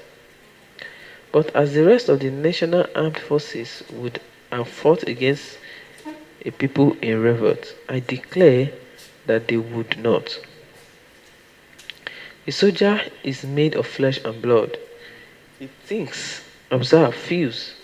He is susceptible to the opinion, beliefs, sympathy, and apathies of the people. If you ask his opinion, he may tell you he cannot express it, but that does not mean he has no opinion. He is affected by exactly the same problems that affect many citizens: substance, rent, education of his people, their future, etc. Everything in this kind is an inevitable point of contact between him and the people, and everything that and anything of this kind relates him to the present and future situation of the society in which he lives. It is foolish to imagine that the salary of a soldier receives from the state, a modest enough salary at that, should resolve the vital problem imposed on him by his needs, salaries, and feelings as a member of his community. This belief explanation has been necessary because it is basic to a consideration to which few people until now have paid any attention. Soldiers have a deep feeling for the respect of the majority and the people.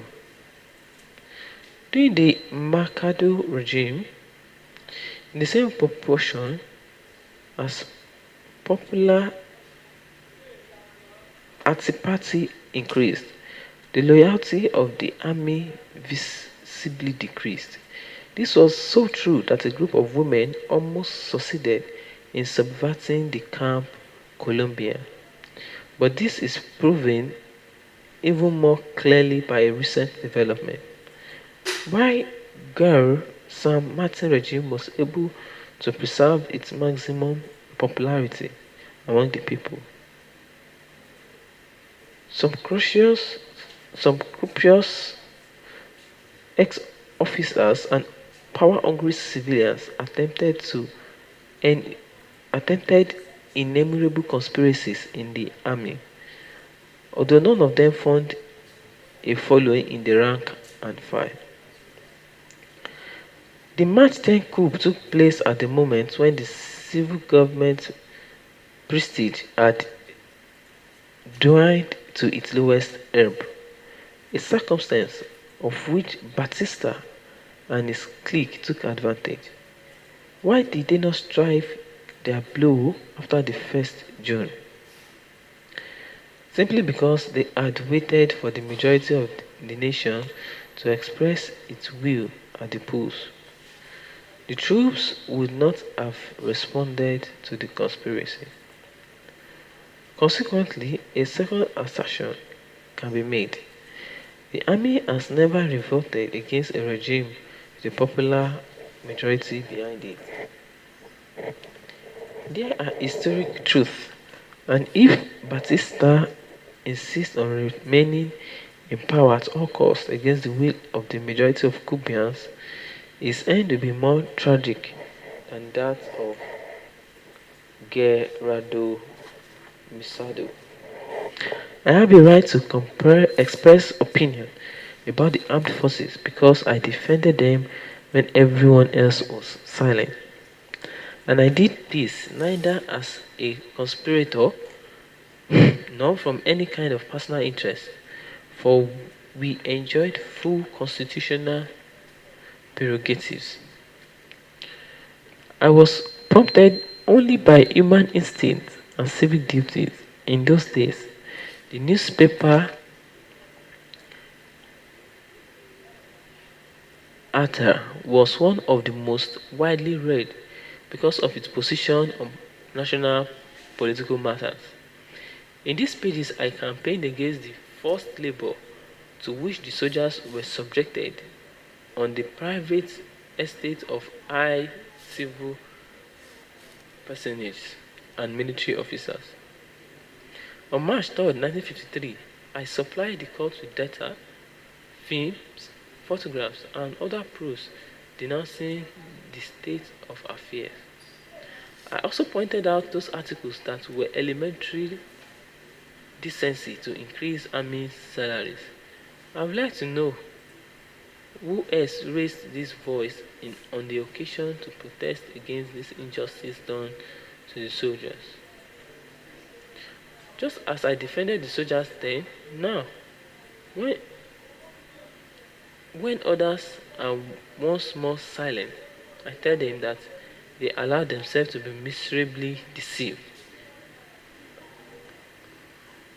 And to the deception and shame of March 10th, they have added the disgrace, the thousand times greater disgrace, of the fearful and unjustifiable crimes of Santiago de Cuban. From that time since, the uniform of the army is splashed with blood, and as last year I was told the people cried out because the court that soldiers are working as slaves on private estates.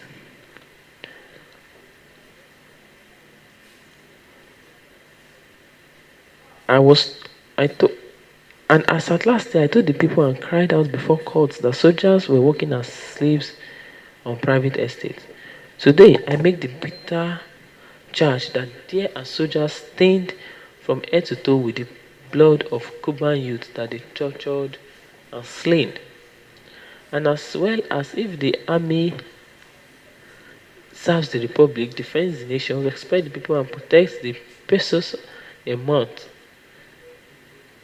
But if the soldiers slay and oppress the people, betray the nation, and define only the interests of a small group, then the army cannot does not deserve a cent of the republic's money, and Camp Columba should be converted into a school with 10,000 orphans living there instead of soldiers. I want to be just above all else, so I can't blame all soldiers for the shameful crimes that stained a few evil and treacherous army men. But every honorable and upstanding soldier who loves his career and his uniform is duty bound to demand and to fight for the cleansing of this guilt, to avenge this betrayal and see the guilty punished. Otherwise, the soldier's uniform will forever be a mark of infamy instead of a source of pride.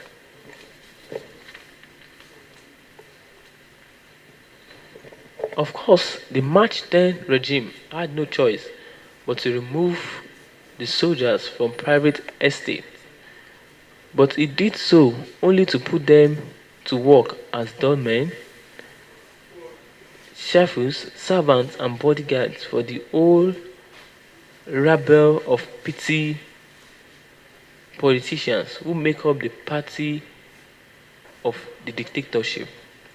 Every fourth and fifth rank official consider himself entitled to the service of a soldier, to drive his car, and to watch over him as if he was constantly afraid of receiving the kicks in the pants he so justly deserves. If they had been at all interested in promoting real reforms, why did the regime not confiscate the estates and millions of men like Genovevo Perez, who acquired their fortunes by exploiting soldiers, driving them like slaves, and misappropriating the funds of the armed forces? But no, Genovevo Perez and others like him no doubt still have soldiers protecting them in their estates, because the March 10th generals deep in their hearts aspire to the same future and can't allow that kind of precedent to be set. In the 10th of March was a miserable deception. After Batista and his band of corrupt and disreputable politicians had failed in their electoral plan, they took advantage of the army's discontent and used it to climb to power on the backs of the soldiers. And I know there are many army men who were disgusted because they have been disappointed. At first, the pay was raised, and later, through deductions and reductions of every kind, it was lowered again. Many of the old elements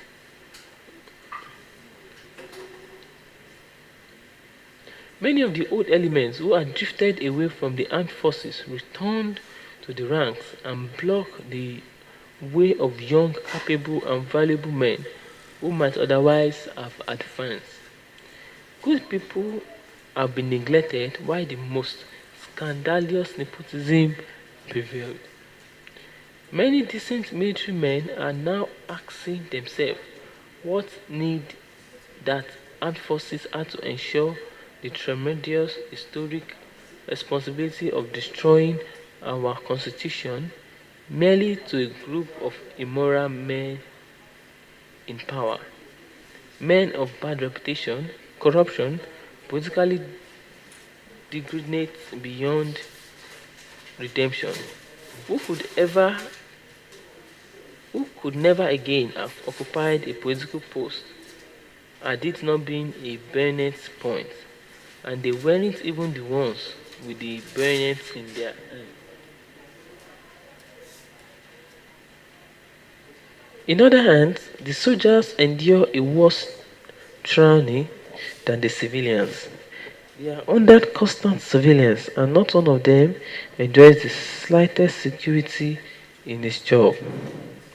An unjustified suspicion, any gossip, any intrigue or denunciation is sufficient to be transferred, dishonorable discharge, or being under preventive arrest for many days, suffering all kinds of assault and abuse in the chambers of the respective units.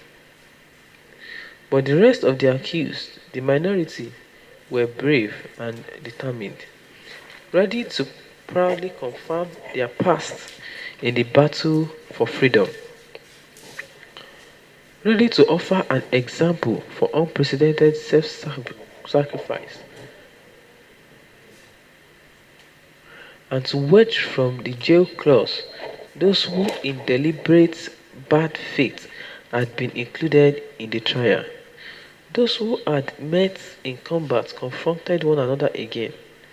Once again, the cause of justice on our side, we would wage the terrible battle of truth against infamy. Surely the regime was not prepared for the moral catastrophe in store for it. To maintain all these false accusations, how to keep secret what had really happened when so many young people are willing to risk anything. Prison, torture, and death is necessary. If necessary, in order that the truth be told before this court. I was called as a witness at that first section. For 2 hours, I was questioned by the prosecutor as well as by 20 defense attorneys. I was able to prove with exact facts and figures the sum of money that had been spent, the way the money was collected, and the arms we had that we had been able to round up. I had nothing to hide, for the truth was, all this was accomplished through sacrifice without precedent in the history of our republic. I spoke of the goals that inspired us in our struggle and the inhuman generous treatment that we had at all times accorded our adversaries. If I accomplished my purpose of demonstrating that those who were falsely implicated in this trial were neither directly or indirectly involved, I owe it to complete support and backing of my erotic comrade. For as I said, the consequence that might be forced to suffer at some time caused them to repent of their condition as revolutionaries and patriots. I was never once allowed to speak with these comrades of mine. The fact is, when men carry the same ideas in their hearts, nothing can isolate them, neither prison walls nor the sword of cemeteries. For a single memory, a single spirit, a single idea, a single conscience, a single dignity will sustain them all.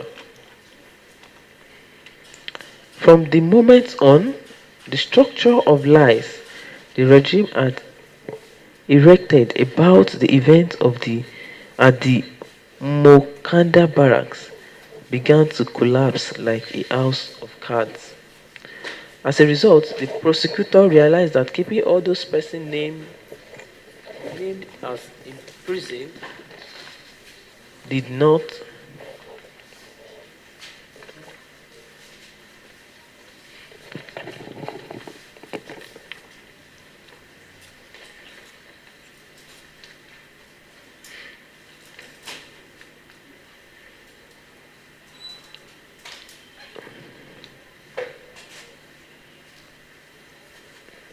did not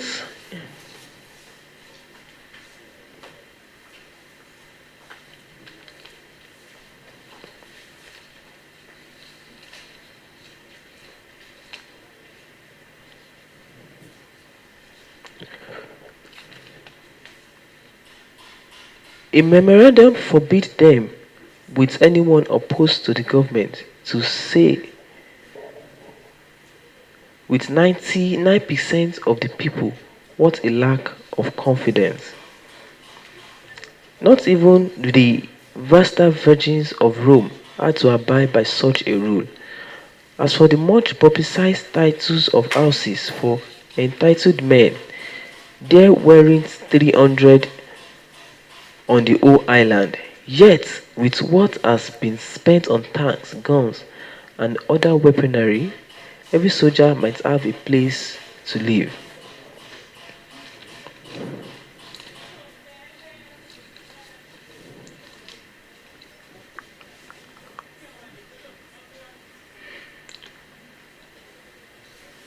Rome had obeyed of such a rule, for as much publicized little houses for enlisted men, there aren't 300 on the whole island.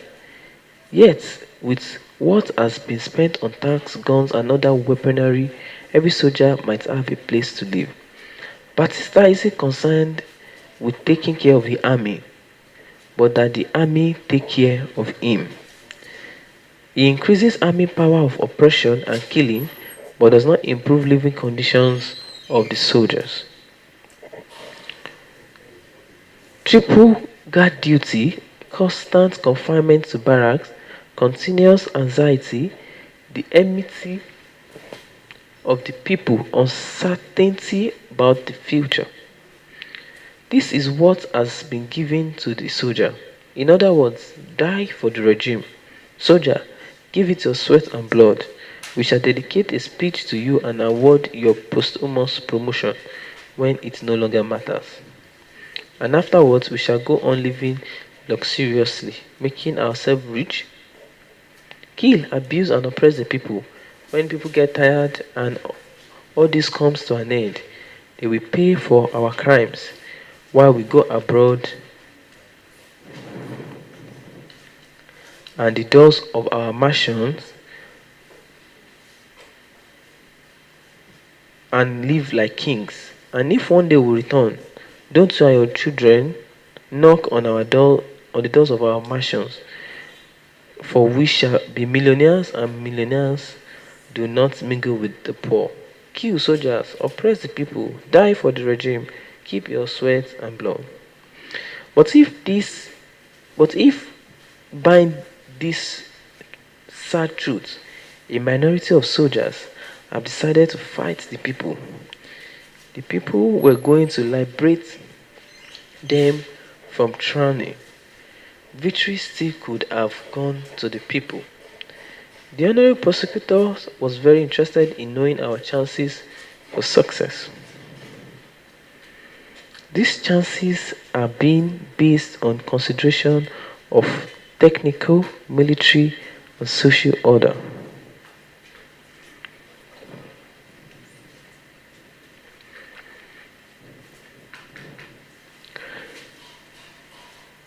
They have tried to establish the minds that modern arms renders the people helpless in overthrowing tyrants. Military parades and the pompous display of machineries of war are used to perpetuate these minds and to create the complex absolute impotence in the people. But no weaponry, no violence can vanquish the people once they are determined to win back their rights. Both past and present are full of examples.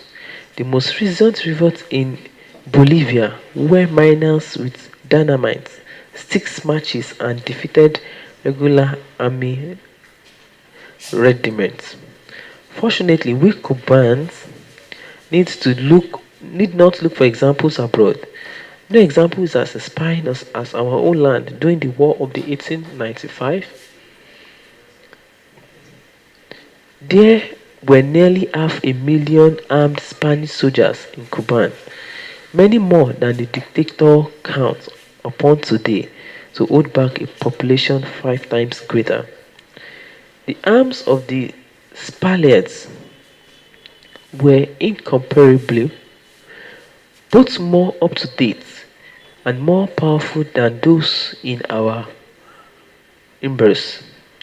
Often the Spaniards were equipped with field artillery and infantry used breeches loaders similar to those in use by the infantry of today.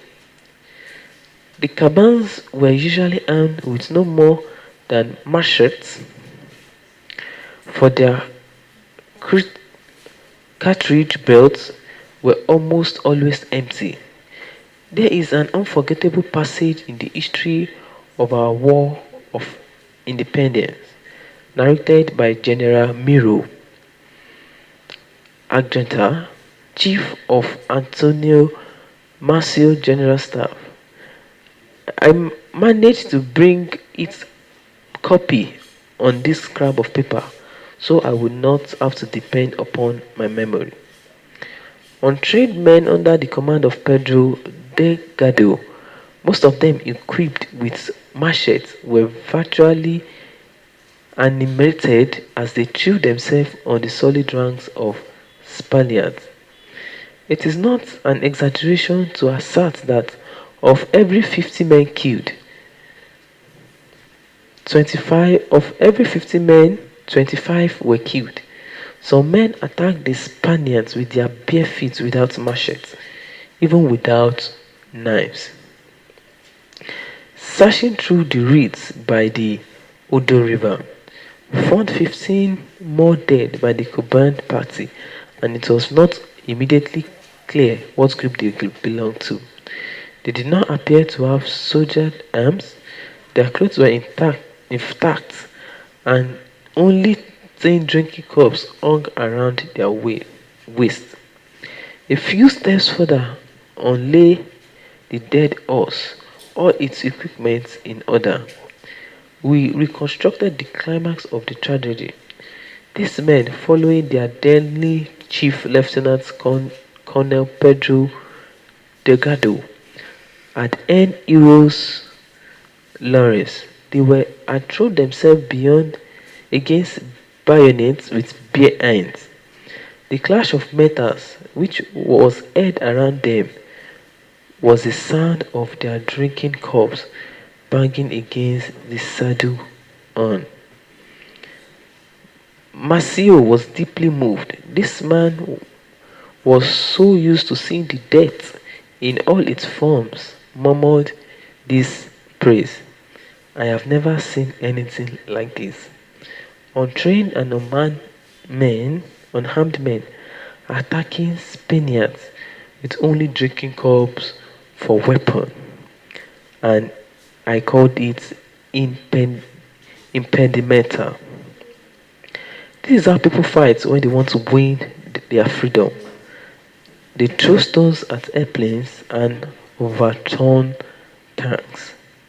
As soon as Santiago de Cuba was in our hands, we would immediately have rid the people of Orete for war.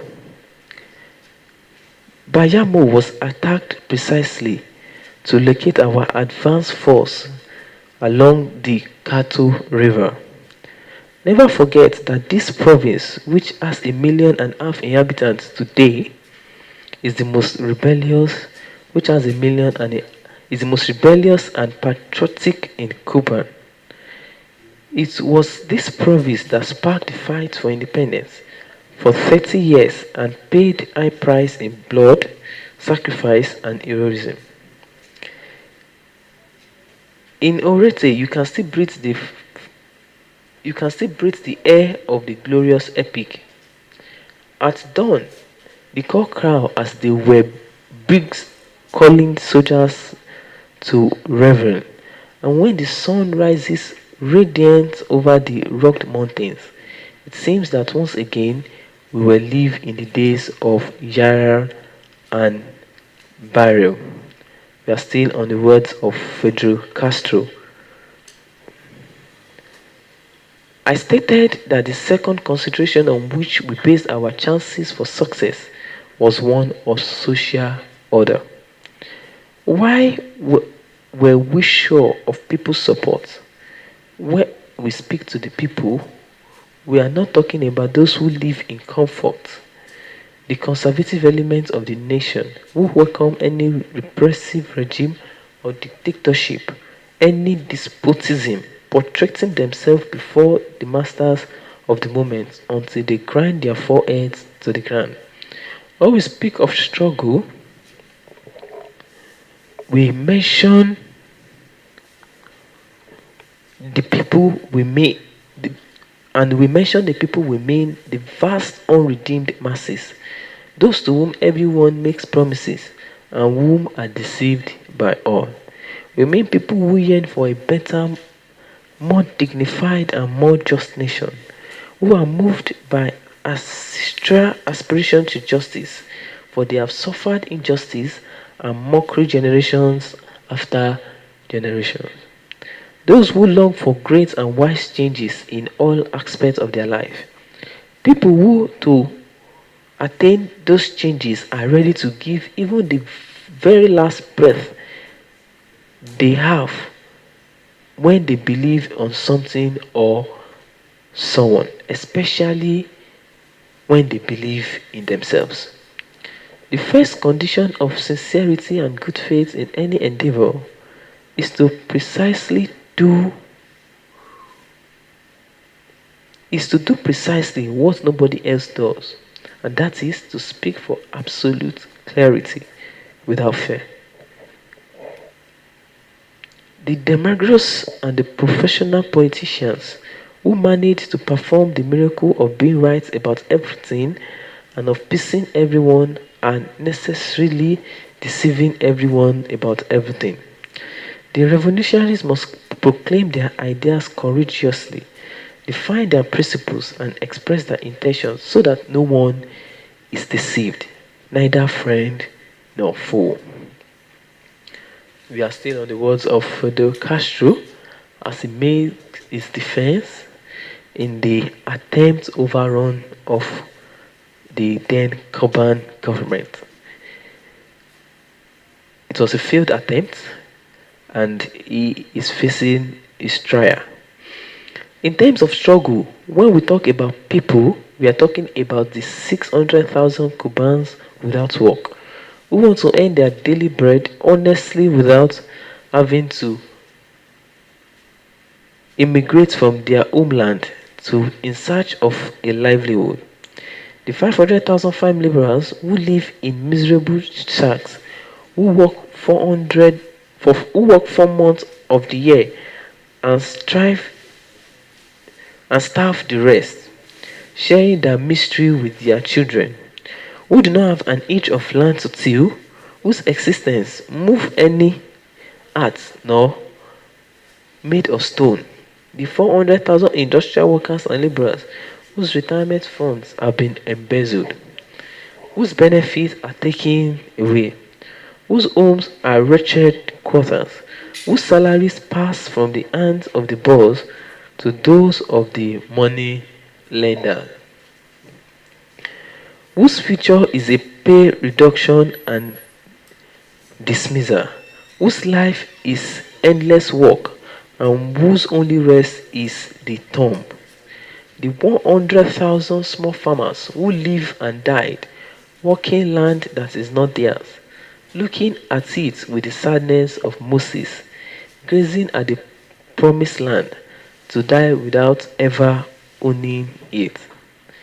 who like fed who like Fidia steps to pay for the use of their parcel of land by giving up a portion of its produce, who cannot love it, improve it, beautify it, or plant a cedar of an orange tree on it, because they never know when a sheriff will come with the rural guard to evict them from it. The 30,000 teachers and professors who are so devoted, dedicated, and so necessary to the better destiny of the future generations, and who are so badly treated and paid.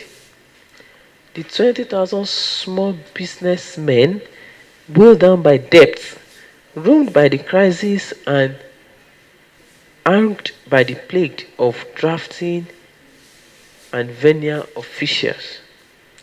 The 10,000 young professionals, doctors, engineers, lawyers, and veterinarians, school teachers, dentists, pharmacists, newspapermen, painters, sculptors, etc., who finish school with their degree, anxious to work and full of hope, only to find themselves at a dead end, or door closed to them, and no hopes. These are the people, the ones who know misfortune and therefore are capable of fighting with limitless courage.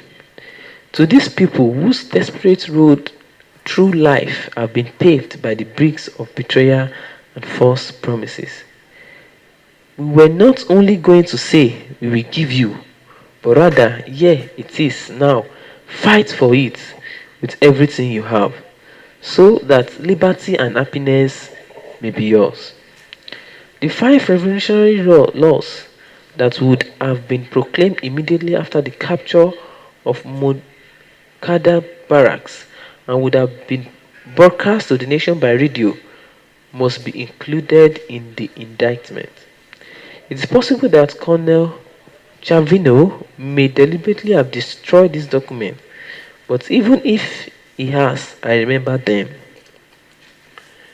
The first revolutionary law would have returned power to the people and proclaimed the 1940 Constitution the supreme law of states until such time as the people would decide to modify or change it. And in order to effect its implementation and punish those who violated it, there be no electoral organization to carry this out. The revolutionary movement, as the circumstantial insinuation of this sovereignty, the only source of legitimate power, would have summoned all faculties inherent therein, except that of modifying the constitution itself. In other words, it would have assumed the legislative, executive, and judicial powers. This attitude could not be clearer nor more free of vacillation and sterile charlatanry. A government acclaimed by the mass of rebel people would be vested with every power, everything necessary in order to proceed with the effective implementation of popular will and real justice. From that moment, the judicial power, which since March 10th have placed itself against the immediate and total reform before it would once again assume the power granted by the supreme law of the Republic. Without these previous measures, a return of legality by putting its custody back into the hands of that has crippled the system so dishonorably will constitute a fraud, deceit, and more betrayal. The second revolutionary law would give non-mortgageable and non-transferable ownership of land to all tenants and subsistence farmers, leaseless, sharecroppers, and squatters to hold parcel of 5 cabbages of land and less, and the state would indemnify the former owners on the basis of renta which they would have received for this passes over a period of 10 years. The third revolutionary law would have granted workers and employees the right to share 30% of the profits of all large industries and mining enterprises, including the sugar mills.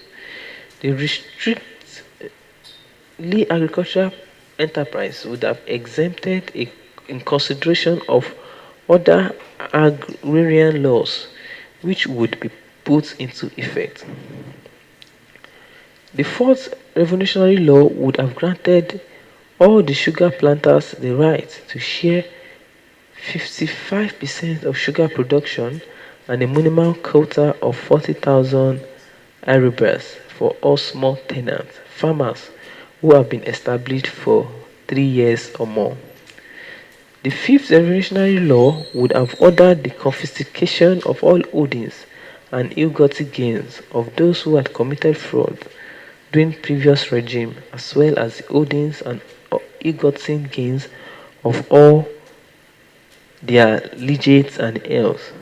To implement this, special courts with full powers will gain access to all records of all corporations registered or operating in this country in order to investigate concealed funds of illegal origin and to request that foreign governments extradite persons and attach holdings rightfully belonging to the Cuban people. Half of the property recovered would be used to subsidize retirement funds for workers, and the other half would be used for hospitals, asylums, and charitable organizations. Furthermore, it has declared that the Cuban policy in the Americans would be one of close solidarity with the democratic people of this continent, and that those politically prosecuted by bloody truancy oppressing our sister nations would find generous Absalom, brotherhood, and bread in the land of Matthew, not the persecution, hunger, and treason they find today. Cuban should be the bulwark of liberty and not a shameful link in the chain of despotism. These laws would have been proclaimed immediately, as soon as the era ended, and prior to a detailed and far-reaching study, they would have been followed by another series of laws, fundamental measures such as agrarian reform, the integral educational reform, nationalism of the electric power trust and the telephone trust, refund to the people of the illegal and repressive rates these companies have charged, and payment to the treasury of all taxes presently evaded in the past. All these laws and others will be based on the exact compliance of two essential articles of our Constitution. One of them orders the outlawing of large estates, indicating the maximum area of land any one person or entity may own. For each type of agricultural enterprise, by adopting measures which would tend to revert the land to the Cubans, the order categorically orders the state to use all means at its disposal to provide employment to all those who lack it and to ensure a decent livelihood to each manual or intellectual laborer. None of these laws can be called unconstitutional. The first popularly elected government would have to respect them, not only because of moral obligation to the nation, but because when people achieve something they have yearned for throughout generations, no force in the world is capable of taking it away. The problem of the land, the problem of the industrialization, the problem of housing, the problem of unemployment, the problem of education, and the problem of the people health. These are six problems we would take immediate step to solve, along with the restoration of civil liberties and political democracy. Fidel Castro year has been highlighting the reforms they had planned to institute if their coup or attempts to take over the government had been successful. The exposition may seem cold and theoretical if one does not know the shocking and tragic condition of the country with regards to these six problems, along with the most humiliating political oppression. 85% of the small farmers in Kuban pay rent and live under constant threat of being evicted from the land they till. More than half of our most productive land is in the hands of foreigners. The or, Oritel, the largest province of the land of the United Fruit Company and the West India Company, link the northern and the southern coast. There are 200,000 peasant farmers who do not have a single acre of land to till to provide food for their starving children. On the other hand, nearly 300,000 cabbages of cultivated land owned by powerful interests remain uncultivated. If Kuban is above all an agricultural state, if its population is largely rural, if the city depends on these rural areas, if even from our countryside won our wars of independence, if our country's greatness and prosperity depend on the healthy and vigorous rural population that loves the land and knows how to work it, if this population depends on a state that protects and guides it, then how can the present state of affairs be allowed to continue? Except for a few food, lumber, and textile companies, Cuba continues to be primarily a producer of raw materials. We export sugar to import candy. We export hides to import shoes. We export iron to import plows. Everyone agrees with the urgent need to industrialize the nation. That we need steel, industries, papers, chemical industries, that we must improve our cattle and grain production, the technology and processing in our food industry in order to defend ourselves against ruinous competition from the from Europe in cheese products, condensed milk, liquors, and edible oils. The United States in canned goods, that we need cargo ships. The tourism should be an enormous source of revenue. But the capitalists insist that the workers remain under the yoke. The state sits back with its arms crossed and industrialization can wait forever. Just as serious or even worse is the housing problem. There are 200,000 huts in Cuba, 400,000 families in the countryside, and cities live crammed in huts and tenements without even the minimum sanitary requirement. 2,200,000 of our urban population pay rent, which absorb, which absorbs about one fifth and one third of their incomes. And 2,800,000 of our rural and suburban population lack electricity. We have the same situation here.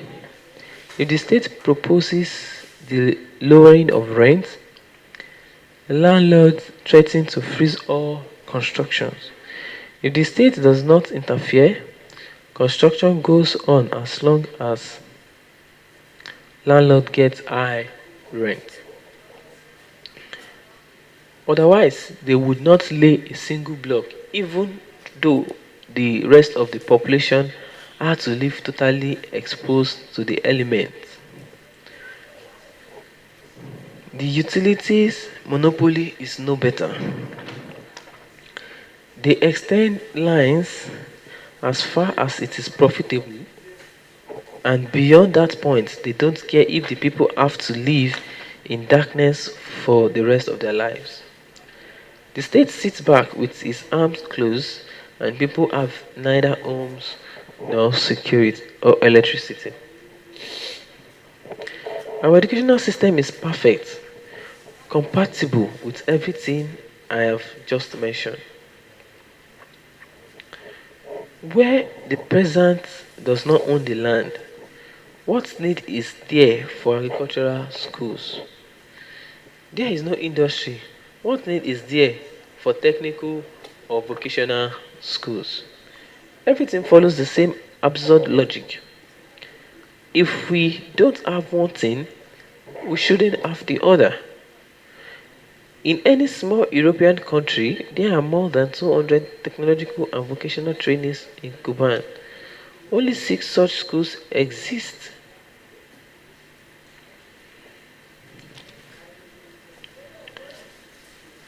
Only 6 such schools exist, and their graduates have no jobs for their skills. The little rural schoolhouses are attended by a mere half of the school-age children, barefooted, half-naked, and undernourished, and frequently the teacher must buy necessary school materials from his own salaries. Is this the way to make a nation great? Only death can liberate one from such mystery.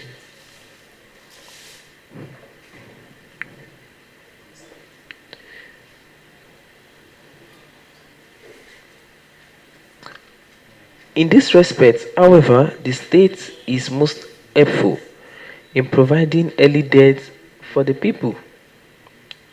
90% of the children in the countryside are consumed by parasites, which filter through their bare legs from the ground they walk on. Society is moved to compassion when it hears of the kidnapping or murder of one child, but it is indifferent to the mass murder of so many thousands of children who die every year from lack of facilities. Agonizing with pain, their innocent eyes, death already shining in them, seem to look into some vague infinity as if entreating forgiveness for human selfishness, as if asking God to stay his work. And when the head of a family works only 4 months a year, what can he purchase? Clothing and medicine for his children. For his children, they will grow with rickets, with most with not a single good tooth in their mouths. By the time they reach 30, they will have heard 10 million speeches and will finally die of mystery and deception. Public hospitals are always full. Accept only patients recommended by some powerful politicians, who in turn demand the votes of the unfortunate one and his family so that Kuban may continue forever in the same or worse condition. With this background, it is not understandable that from May to December, over 1 million persons are jobless, and that Kuban, with a population of 5.5 million, has a greater number of unemployment than France or Italy, with a population of 40 million each.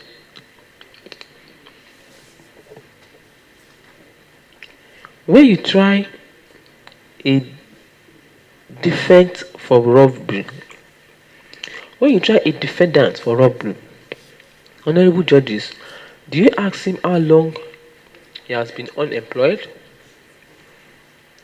Do you ask him how many children he has? Which days of the week he ate and which he didn't? Do you investigate his social context at all? You can send him to jail without further thought, But those who burn warehouses and stores to collect insurance do not go to the jail. Even though a few of human beings have been gone up in flames, the insured have money to hire lawyers and bribe judges. You imprison the poor wretched who steals because he's hungry. But none of the hundred who steals millions from the government has ever spent a night in jail. You dine with them at the end of the year in some elegant clubs and they enjoy your respect. In Cuba, even a government official becomes a millionaire overnight and enters the fraternity of the rich.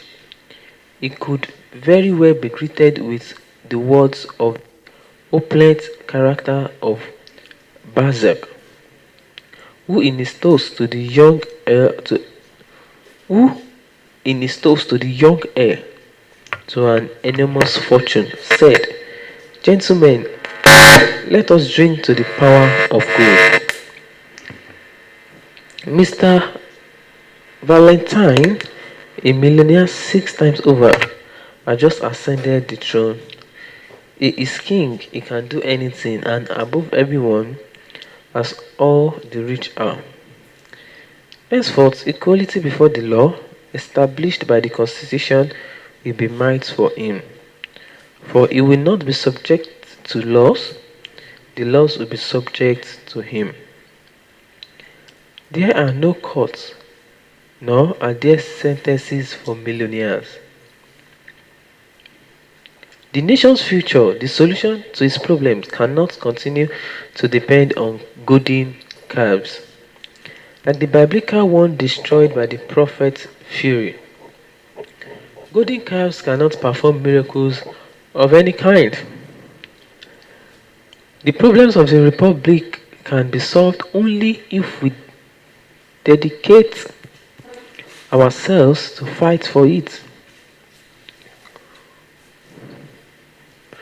Statesmen like Carlos Salandres, whose statesmanship consists of preserving the status quo and mounting phrases like absolute freedom of enterprise, guarantees to investment capital, and law of supply and demand, will not solve these problems. Those ministers can cut away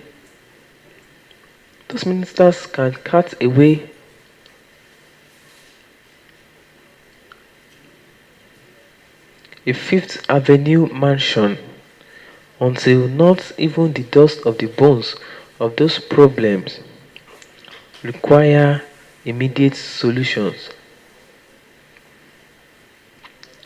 In this present day world, social problems are not solved by spontaneous generation. A revolutionary government backed by the people and with the respect of the nation, after cleansing the different institutions of all venial and corrupt officials, would proceed immediately to the country's industrialization, mobilizing all inactive capital, currently estimated at about 1.5 billion pesos through the National Bank, and the Agricultural and Industrial Development Bank, and submitting this mammoth tax to experts and men of absolute competence, totally removed from the political machines for study, direction, planning, and realization.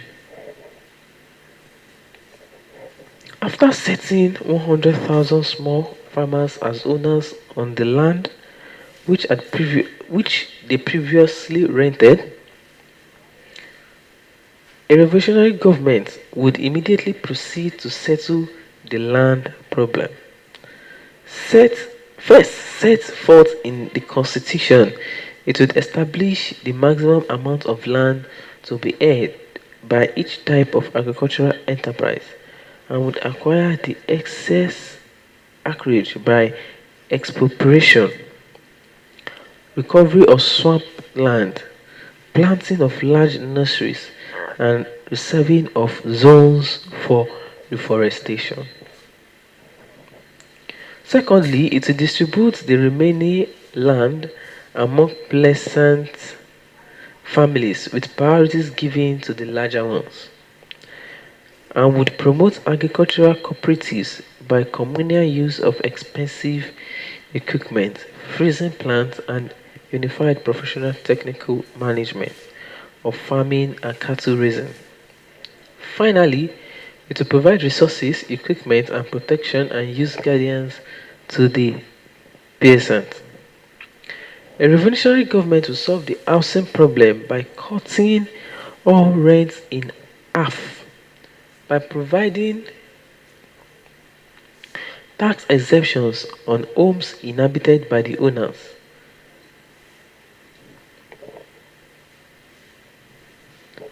by tripling taxes on rented homes, by tearing down homes and replacing them with modern apartment buildings, and by financing homes all over the island in a scale thereto of unheard of, with the criterion that just as each rural family should possess its own tract of land, each city family should own its own apartment or house. There is plenty of building material and more than enough manpower to make a decent home for every Cuban. But if we continue to wait for the golden calf, 1,000 years would have gone by and the problem will remain the same. On the other hand, today possibility take electricity to the most isolated areas on the island are greater than ever. The use of nuclear energy in this field is now a reality with greatly reduced cost of producing electricity. We have been on Fedro, Fidel Castro's speech for quite some hours now, and the speech is unending as he addressed so many issues. Fidel Castro made this address while he was defending his own case before the judges at a trial after his failed attempt to overthrow the government. At this point, do we have contributions or remarks to make?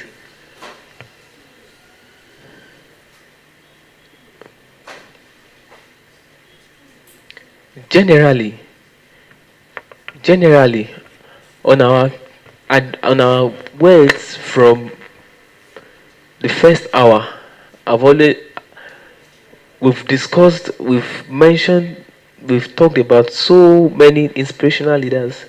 We've drawn lessons from them and calls of actions from them. So before we continue to dive into Fidel Castro defense and his hope for a better Cuban, I want us to interact. Let us talk. Can I find any hand? Okay. Okay. All right. How do you pass now?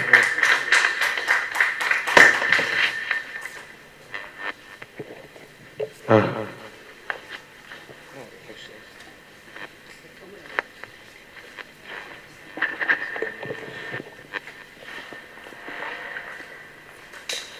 Uh, well done, Duke. You've been doing amazing since because I've been here for about 5 hours now, and everything you've been saying, they've been enlightening. So I want to ask you, the Tinubu speech you read earlier, can you speak more about restructuring? Like, can you enlighten us more about restructuring? What does it entail? I was a little bit talked about that. So I want to like know more about restructuring. So can you like tell us more about it? Thank you. Thank you very much. Do you have other remarks or contributions? Okay. We talked about Ashwaju Bola Ahmed Tinubu restructuring is now, and the fact is that he made that address before he became president. Generally, we would say restructuring as we have, in the context of in which it is being used in Nigeria democratic system, as a means in which the federal government would give the state government and the local government more access to funds and more access to utilizing of its resources. Restructuring can mean different things, but in the context in which it is being used in Nigeria's democracy, it is, some people have, it has not been implemented. So some people have said we should probably go to the regional system of government that we used to have, whereby each region will be able to manage its resources. For example, the southeast, the southern part, their region will be able to manage their crude. The southwest will be able to manage its own resources.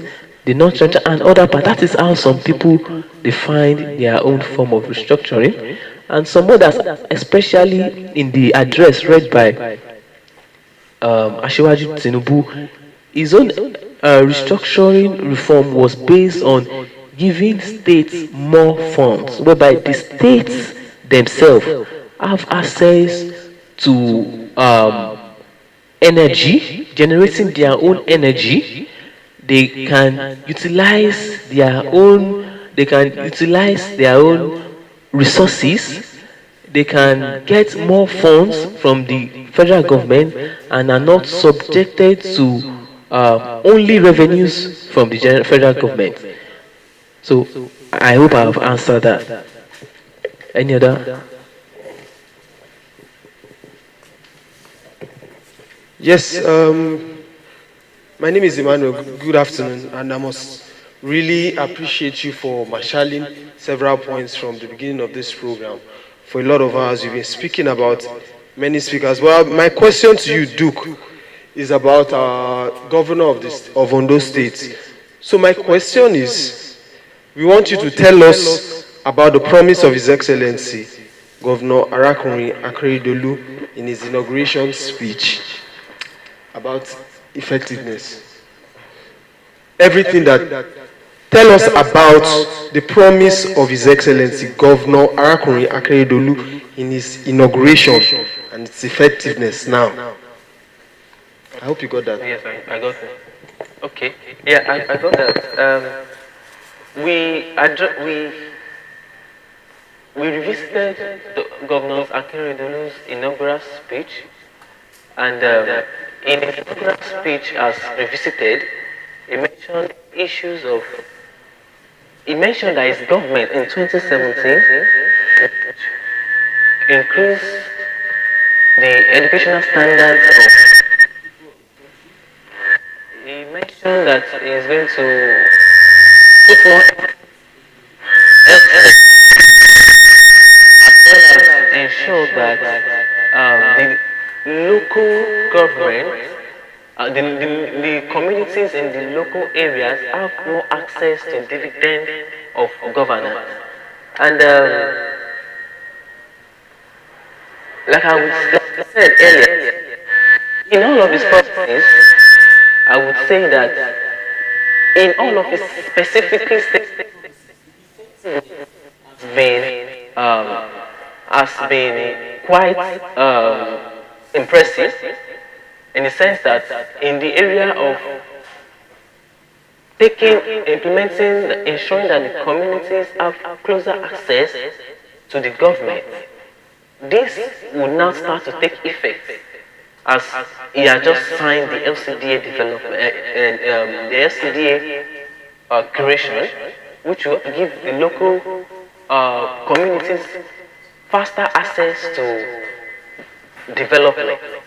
Then, in the area of health sector, you cannot shy away from the improvements in the basic health care. The previous government of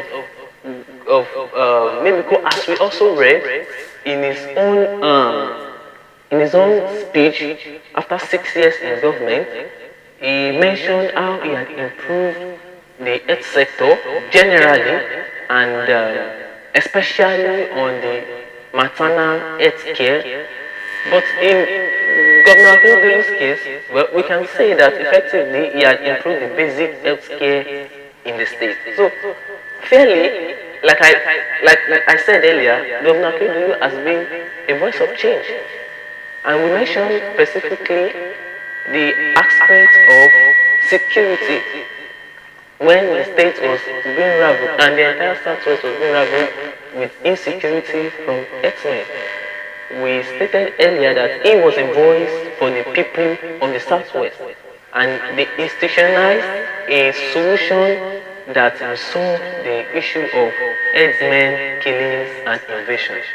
So, and that is one of the reasons that Governor Akeredolu is also a part of our voices of change that we are revisiting today. Yes, the Amotekun outfit that was institutionalized by Governor Akeredolu, that he led the institutionalization of the Amotekun outfit for the entire Southwest. Any other?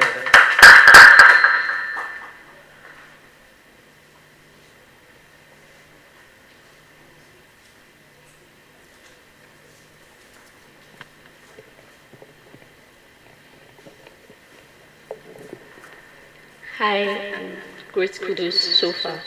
So I'm prepared to that speech by Nelson Mandela you gave earlier. I would like to ask you, what do you think gave Nelson Mandela that confidence that made him feel like he wasn't while he was in prison, he was even about to be taken to court?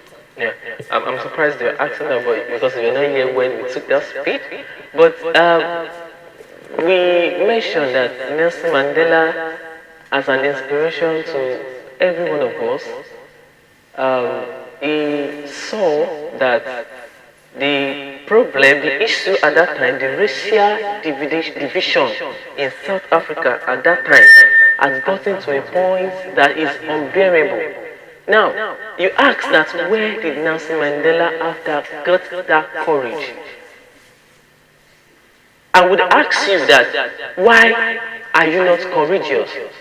We are revisiting his words because it serves as an inspiration. Where he got his courage, I would not say, I would not know, but I know it is born out of passion for change. When we have a passion to change an abnormality, it drives us to do things that we do not expect ourselves. What do we see that is unacceptable in our society? How passionate are we to make it change? Nelson Mandela was part of the ANC, a political party that was non-violent, but because they needed to address that issue of racial differences between the whites and the Africans in South Africa, they had to create another body that could utilize violence to achieve their goal.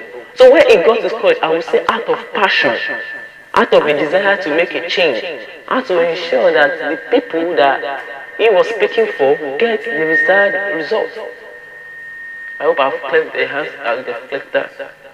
Do you have any other?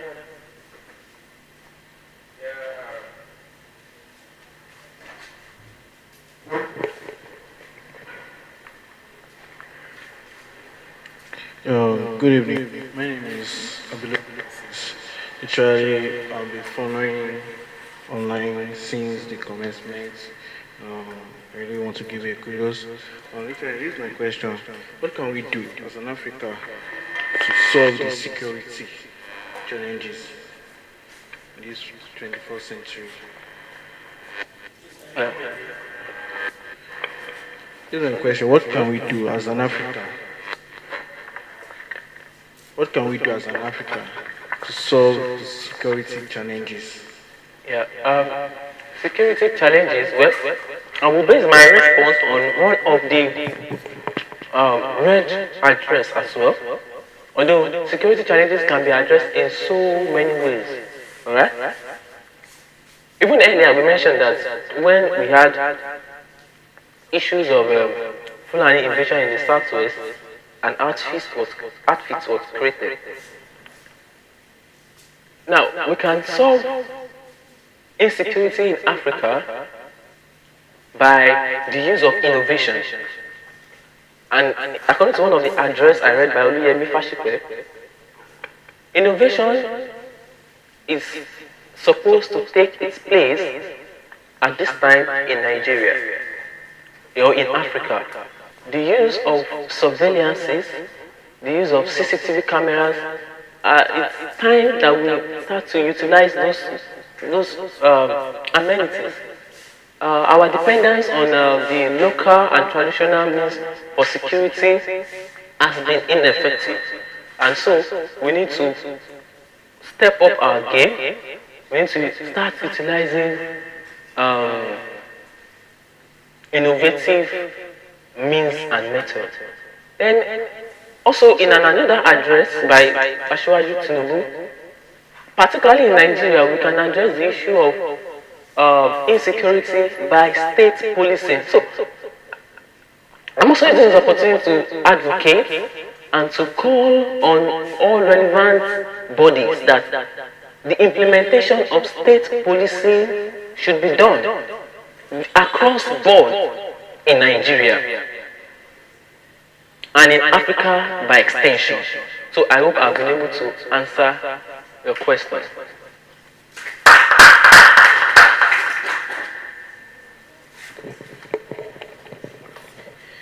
Thank you very much.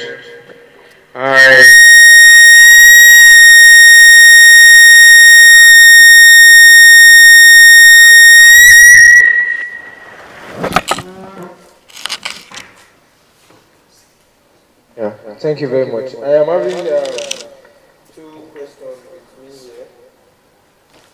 And as I have followed ever since you've been making your speech, my name is Oluwasegun. I wanted to summarize for us, that's the first one, the few ways out of the pathway to success. From your own hand, because you've spoken about various leaders, inspirational leaders, motivational leaders, leaders who are practicable with their ways and they make headways in solving problems. For example, just like Professor Yemi Oshibanjo. Few ways. And the second one is I want to ask. The first question is I want you to summarize in your own way for people who are just coming in and for people like us to know better. I want you to, tell us, summarize in few ways the pathway to success. For example, Professor Yomi Oshibanjo said something about that, and you've read about so many leaders who have had their own pathway to success. You've spoken about them. So I want you to give us some few ways about that. And secondly, you spoke about Mahatma Gandhi in his speech.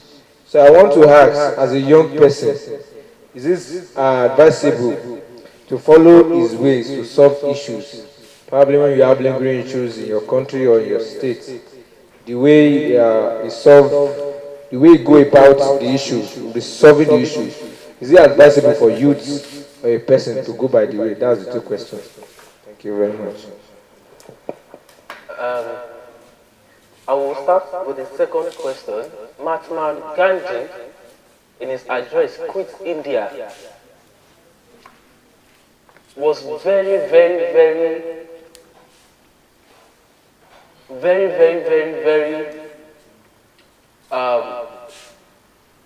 factual on the use of non-violence to achieve results.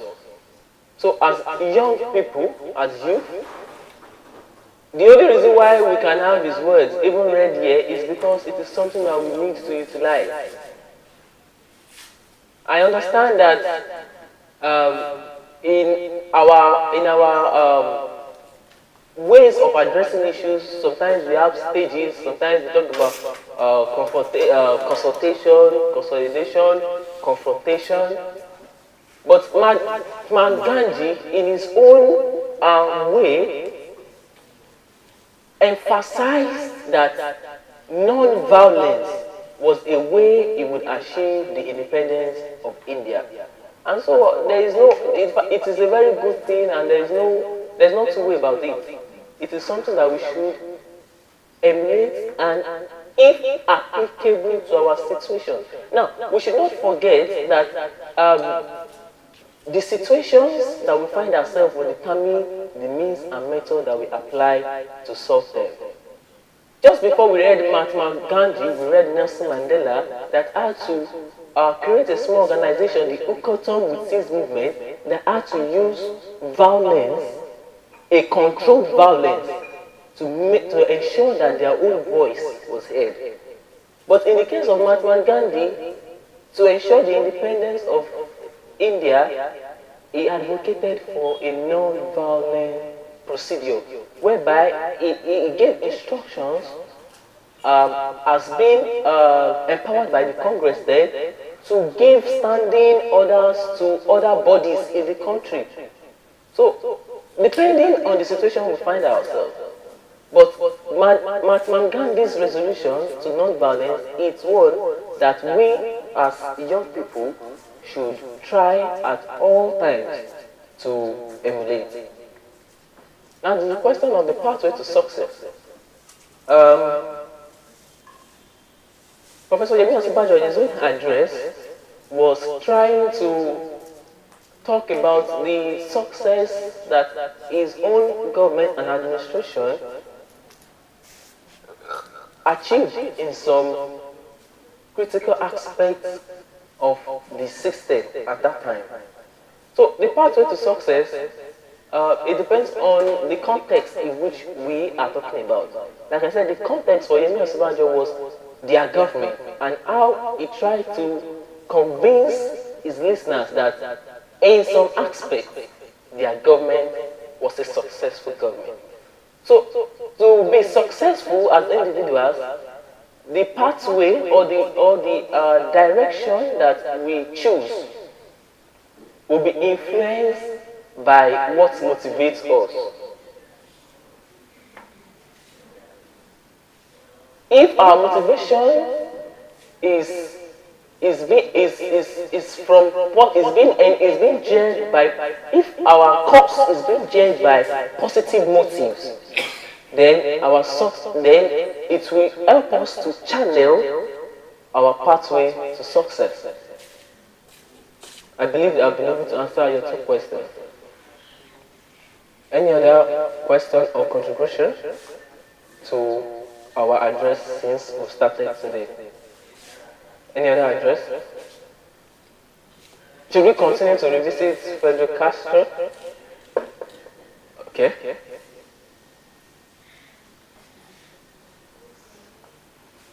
We'll continue Fidel Castro's address. Now, we should not forget that this address by Fidel Castro is a defense case. Fidel Castro led a rebellion. He wanted to overthrow the government. He led a coup, and the attempt failed.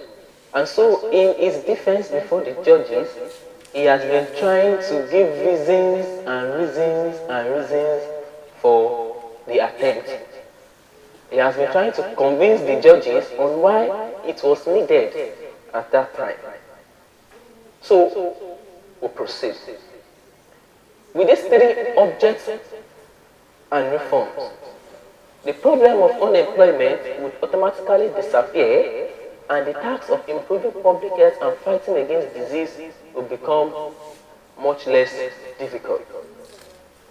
Finally, a revolutionary government would undertake the integral reforms of the educational system, bringing it into line with the object Just mentioning with the ideas of educating those generations which have the privilege of living in a happier land. Do not forget the words of the apostle. A grave mistake is being made in Latin America. In countries that live almost completely from the proceeds of the land, men are being educated exclusively for urban life and are not trained for farm life. The happiest country is the one which has best educated sons, both in the instruction of thought and the direction of their opinions.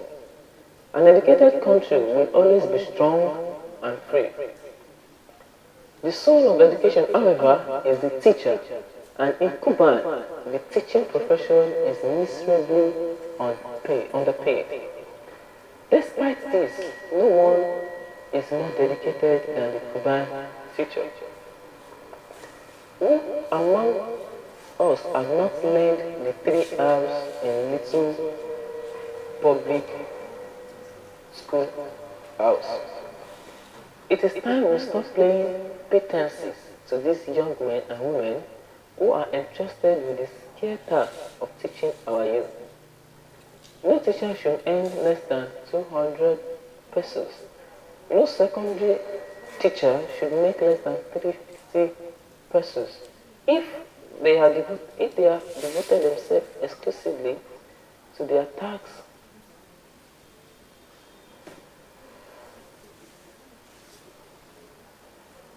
if they have devoted themselves exclusively to their high calling without suffering want, what is more, all rural teachers should have free use of the various systems of transportation. And at least once every 5 years, all teachers should enjoy a sabbatical leave of 6 months with pay so they may attend special refresher courses at home or abroad to keep abreast of the latest developments in their field. In this way, the curriculum and the teaching system can be easily improved. Where would the money be found for all this when there is an end to the embezzlement of government funds? When public officials stop taking grafts from the high companies that owe taxes to the state? When the enormous resources of the country are brought into full use, when we no longer buy tanks, bombers and guns for this country, which has no frontier to defend, and where these instruments of war now being purchased and used against the people, when there is more interest in educating the people than in killing them, there will be more than enough money. Cuba could easily provide for a population 3 times as great as it has now, so there is no excuse for abject poverty. For a single one of its present inhabitants, the market should be overflowing with produce. Branches should be full, all hands should be working. This is not an inconceivable thought. What is inconceivable is that anyone should go to bed hungry while there is a single inch of unproductive land. That children should die for lack of medical attention.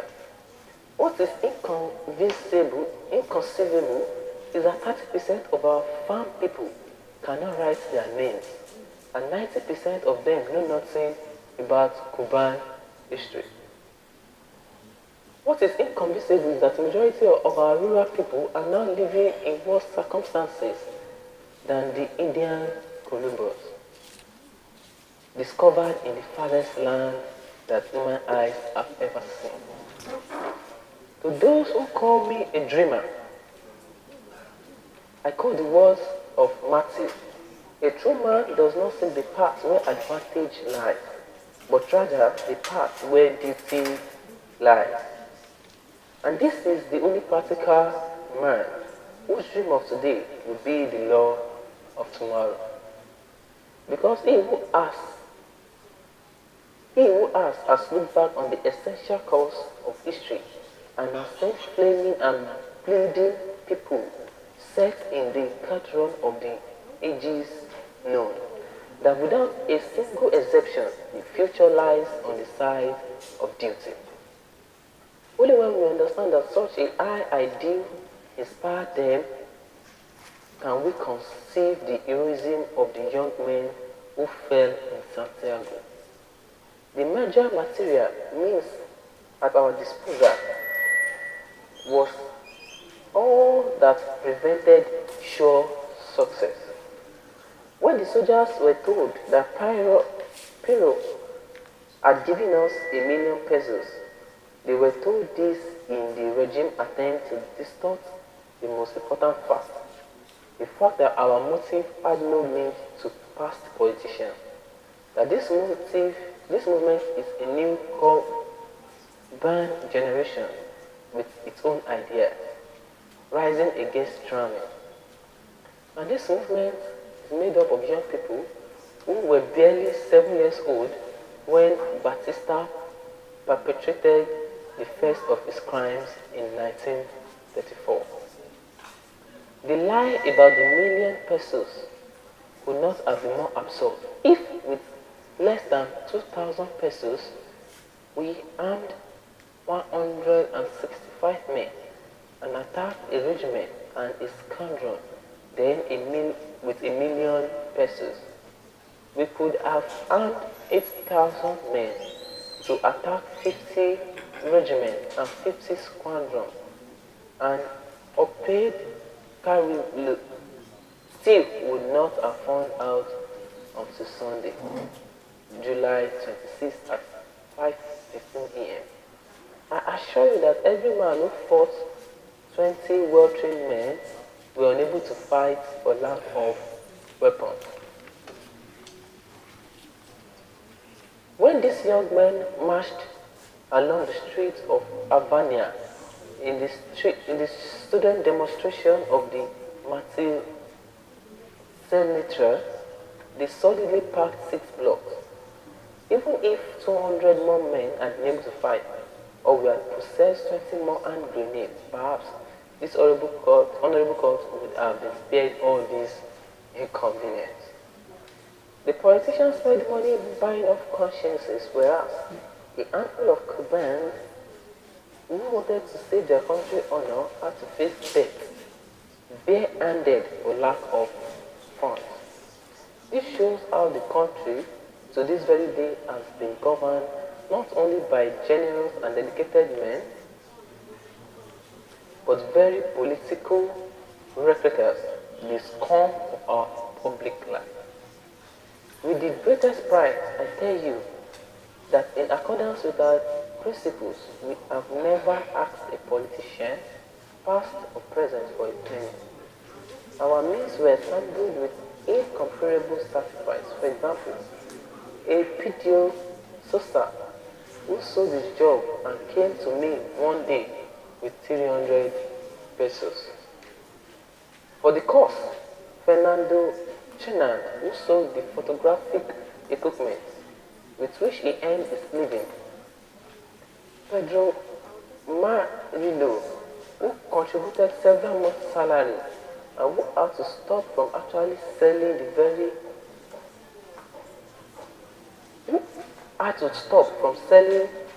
the actual furniture in his house.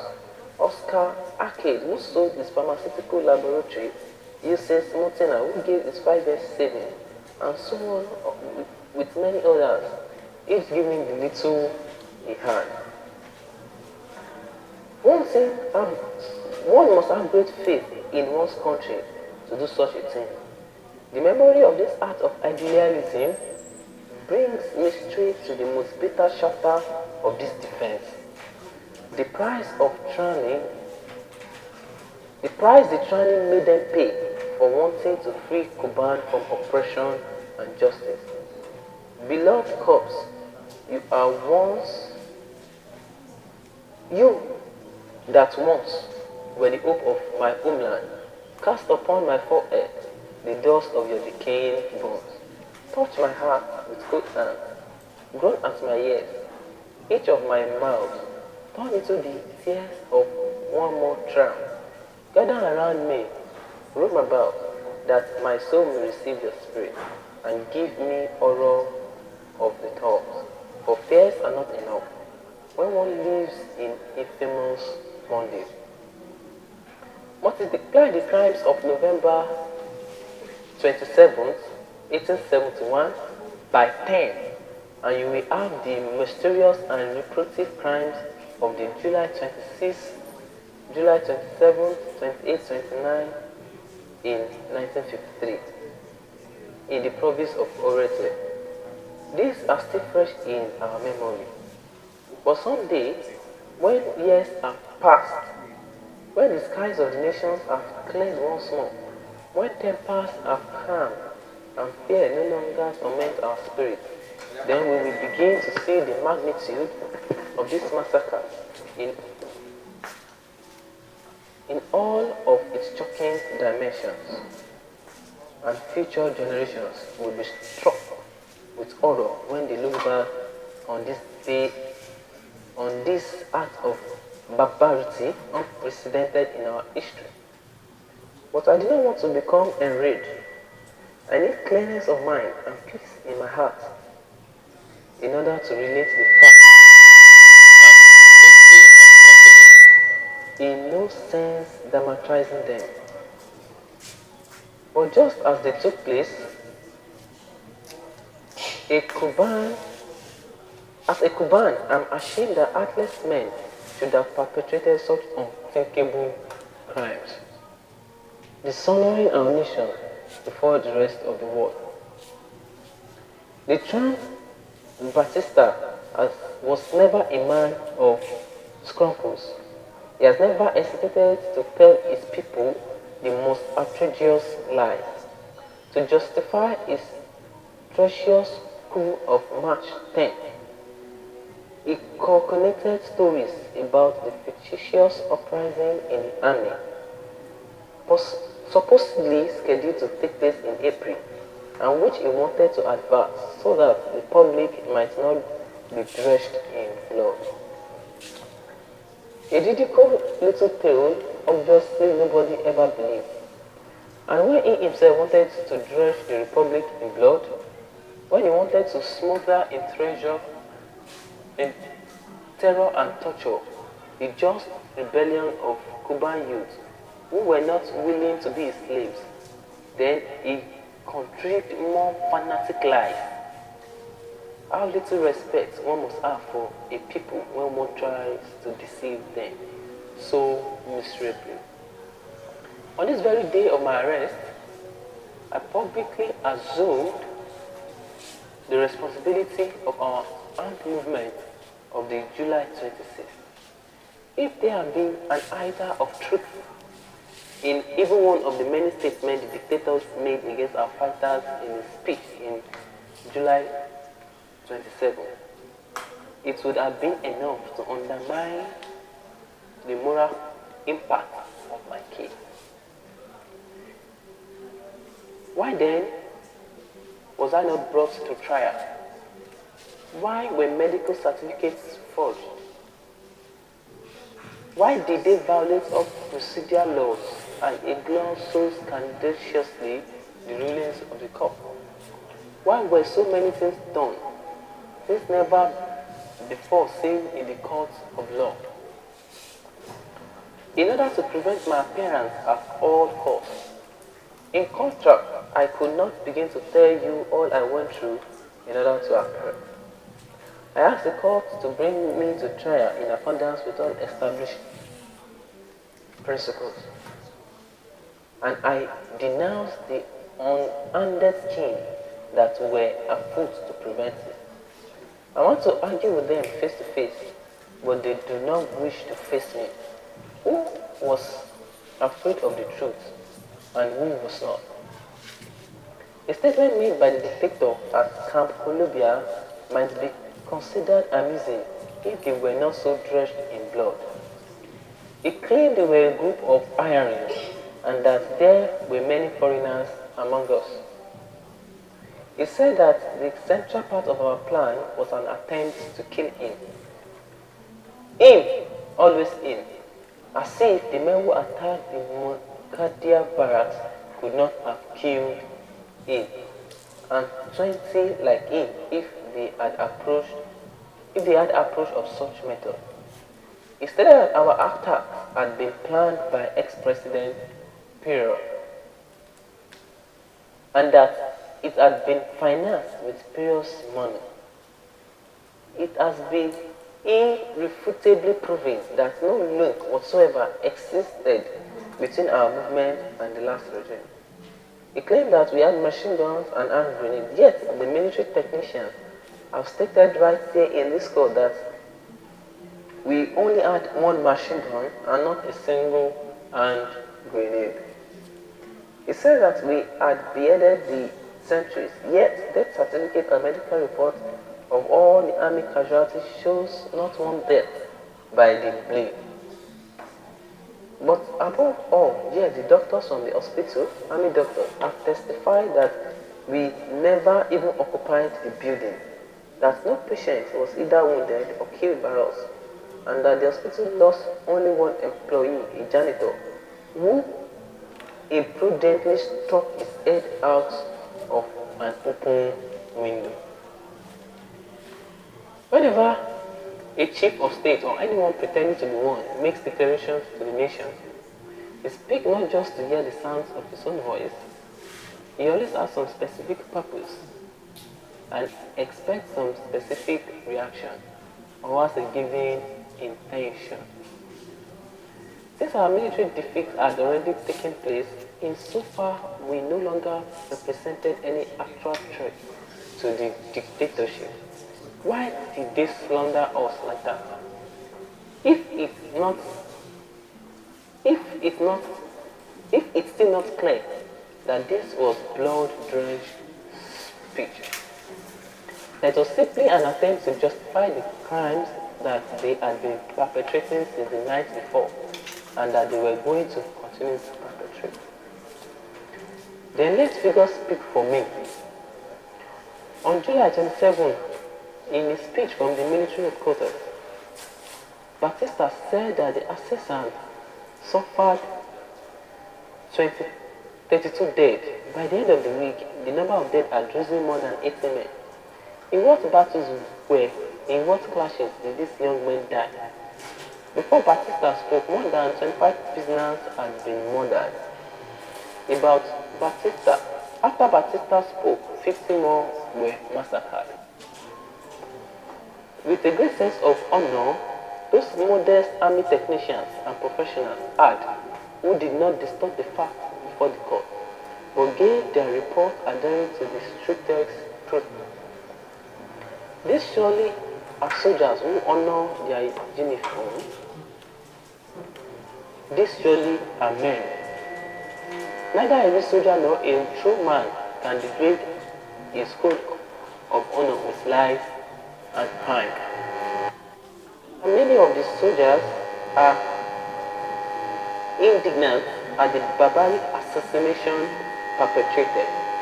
I know that they feel repugnant and shame at the smell of homicidal blood that impregnates every stone of the Monkadia barracks.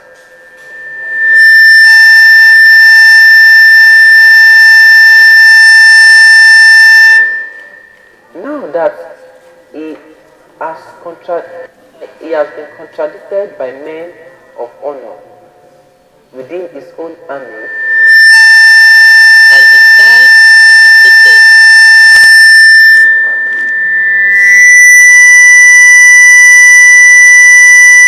I defy the dictator to repeat his veiled slander against us. I defy him to try to justify before the Toba people his July 27th speech. Let him not remain silent. Let him speak. Let him say who the assassins are and who the ruthless in Yemen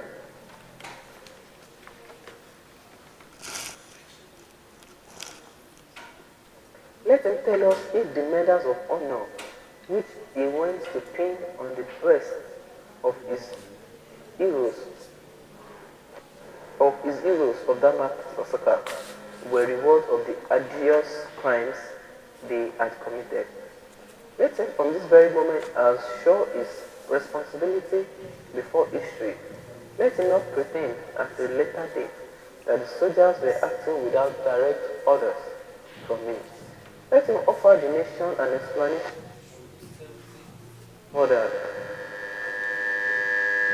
The bloodshed was great. The nation needs an explanation. The nation seeks it. The nation demands it. It is common knowledge that in 1933, at the end of the battle at the National Hotel, some officers were murdered after that. But India magazine protested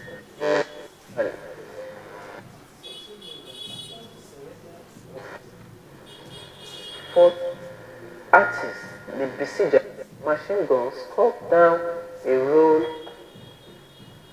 of prisoners, and that one soldier, after asking who Gas Andis was, blasted him with a bullet directly in the face. And for this cowardly act, was promoted to the rank of officer. It is well known in Cuban history that assassination of prisoner was fatally linked with Batista's name.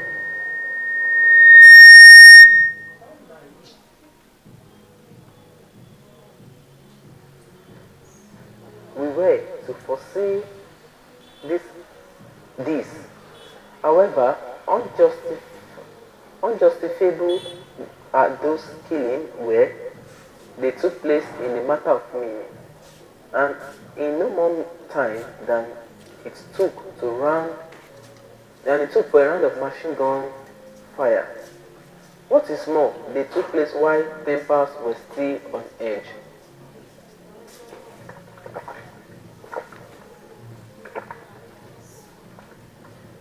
This was not the case in Santiago de Cuba. Here, all forms of ferocious outrage and curiosity were deliberately overdone. Our men were killed out in the course for a minute, 1 hour or a day. Throughout an entire week, the blows and torture continued. Men were thrown from rooftops and shot. All methods of extermination were extensively practiced by well-skilled artisans of crime. Mudkeder barracks were turned into a workshop of torture and death. Some shapely individuals turned their uniforms into vulture aprons. The walls were spattered with blood. The bullets impaired in the walls were enstrewed with seamed bits of skin, brains, and human hair. The grisly reminders of rifles shots fired full in the face. The grass around the barracks was dark and stinking with human blood. The criminal hands that are guiding the destiny of Cuba are waiting for the prisoners at the entrance to the den of death, the very inscription.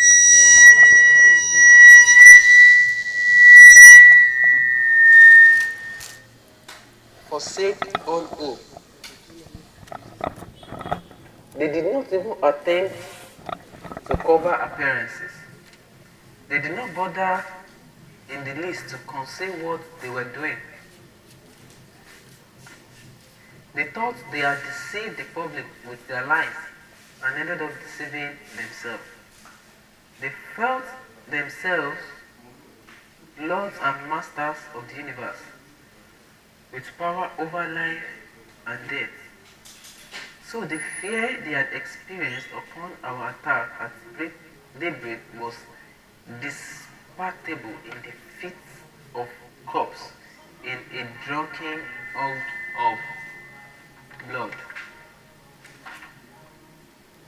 Chronicles of our history, down through 4.5 centuries, tells us of the very act of cruelty, the slaughter of defenseless Indians by the Spaniards, the plundering and the atrocities of pirates along the coast, the barbarities of the Spanish soldiers during our war of independence, the shooting of prisoners of the Cuban army by the force of William, the honors of the Macedo regime, and so on through the bloody crimes of March 1935. But never has such a sad and bloody page be written in numbers of victims and viciousness of the victimizer as in Santiago de Cuba. Only one man in all of this century has stained with blood two separate periods of history and has dug his claws into the flesh of two generations of Cubans. To release this river of blood, he waited for the centennial of the Apostle, just after the 15th anniversary of the Republic, whose people fought for freedom, human rights and happiness at the cost of so many lives. Even greater is his crime and even more condemnable because the man who perpetrated it had already for 7 long years lorded over his people. These people, who by such deep-rooted sentiment and tradition loves freedom, repudiates evil. This man has furthermore never been sincere, loyal and honest, or chivalrous for a single minute of his public life. He was not content with the treachery of January 1934, the crimes of March 1935, and the $40 million fortune that crowded his first regime. He had to add the treason of March 1952, the crimes of July 1953, and all the millions that only time will reveal. Dante divided his infamy into 9 circles. He put criminals in the 7th, thieves in the 8th, and traitors in the 9th. Difficult dilemma the devils will be faced with when they try to find adequate spot for this man's soul. If this man has a soul, the man will instigate the atrocious act in Santiago de Cuba does not even have a heart. I know many details of the way in which these crimes were carried out from the lips of some of the soldiers who, filled with shame, told me of the scenes they had witnessed. When the fighting was over, the soldiers descended like savage, the beasts on Santiago de Cuba, and they took the first fury of their possession out against the defenseless population. In the middle of the street and far from the site of the fighting, they shot through the chest an innocent child who was playing by his doorstep. When the father approached to pick him up, they shot him through his head. Without a word, they shot Nino Kala, who was by his way home with a loaf of bread in his hand.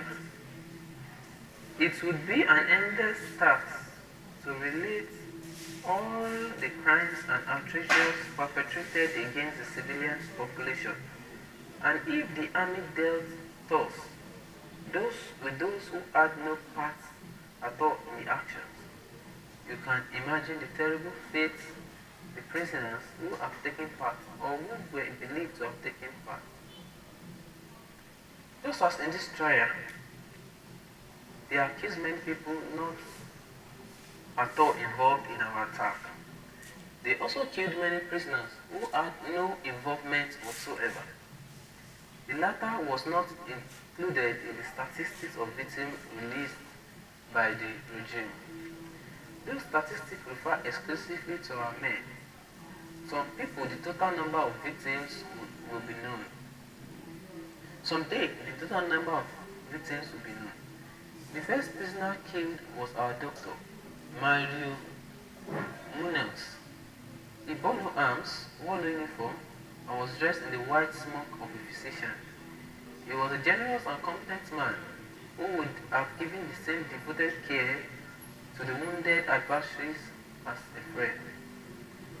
On the road from the civilian hospital to the barracks, they shot him in the back and left him lying there, face down in the pool of blood. But the mass murder of prisoners did not begin until after 3 o'clock in the afternoon. Until this hour, they waited on others. Then General Matildes Timayo arrived from Havana and brought specific instructions. From a meeting he had attended with Batista.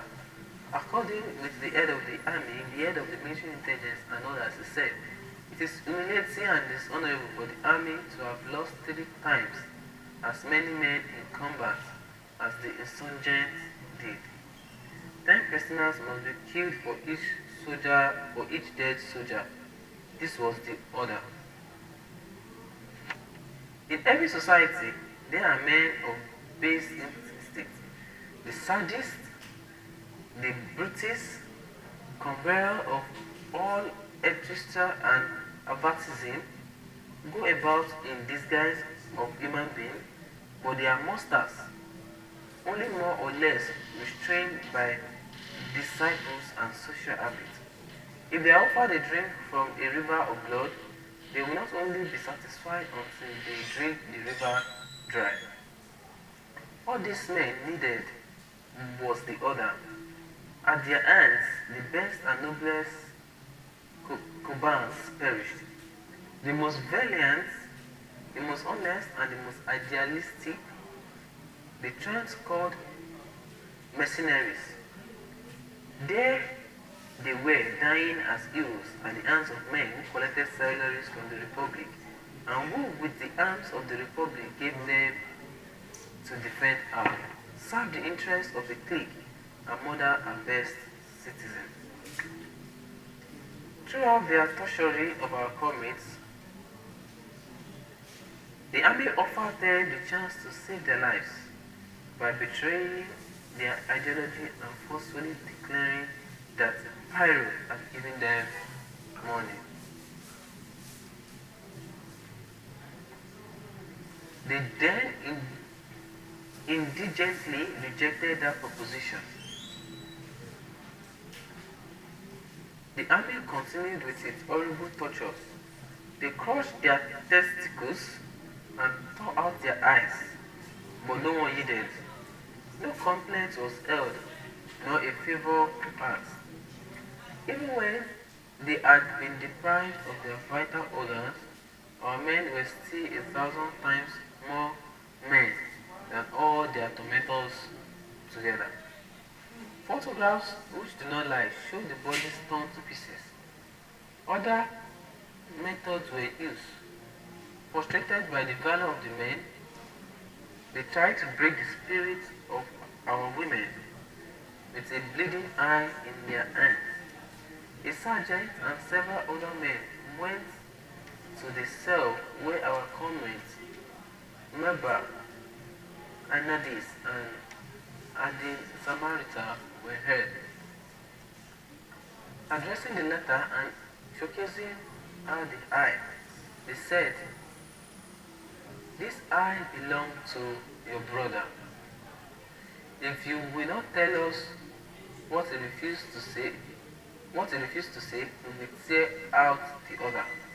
She who loved her valiant brother above all things replied, full of dignity, "If you tore out an eye, and he did not speak, much less will I." Later they came back and burned their arms with lit cigarettes, until at last, filled with spite, they told the young Satamian, you no longer have a fiancé, because we have killed him too."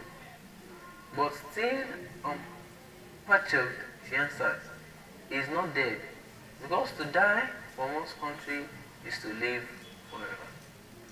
Never had the heroism of and the dignity of Cuban womanhood reached such height. There hasn't even there wasn't even any respect for the combat wounded in the various city hospitals. There, they were hunted down as prey, pursued by vultures.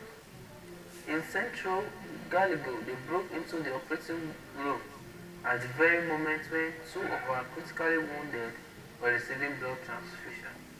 They pulled them off the tables, and as the wounded could no longer stand, they were dragged down to the first floor where arranged, where they arrived as corpses.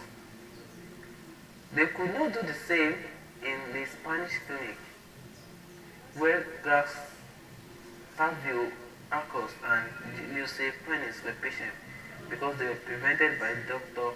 Pasada, who barely told them that they could enter only over his dead body. Air and camphor was injected into the veins of Pedro Miret, Ablado, Kispro, and Fidel Labrador in an attempt to kill them at the military hospital.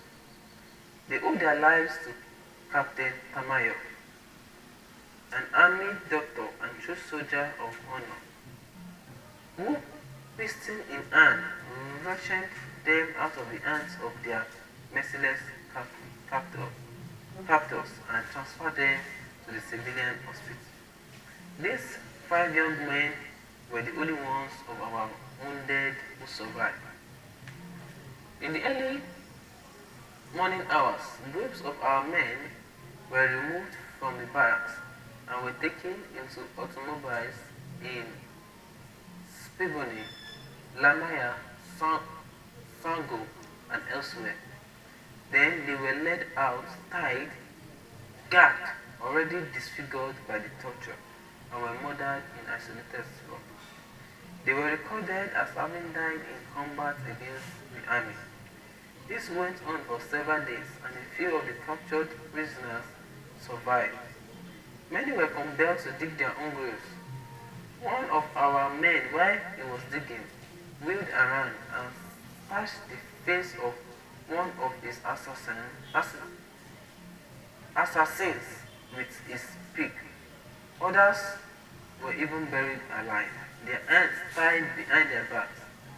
Some solitary spots became the gravelands of the brave. On the army target range alone, 5 of our men lie buried. Someday these men will be disinterred.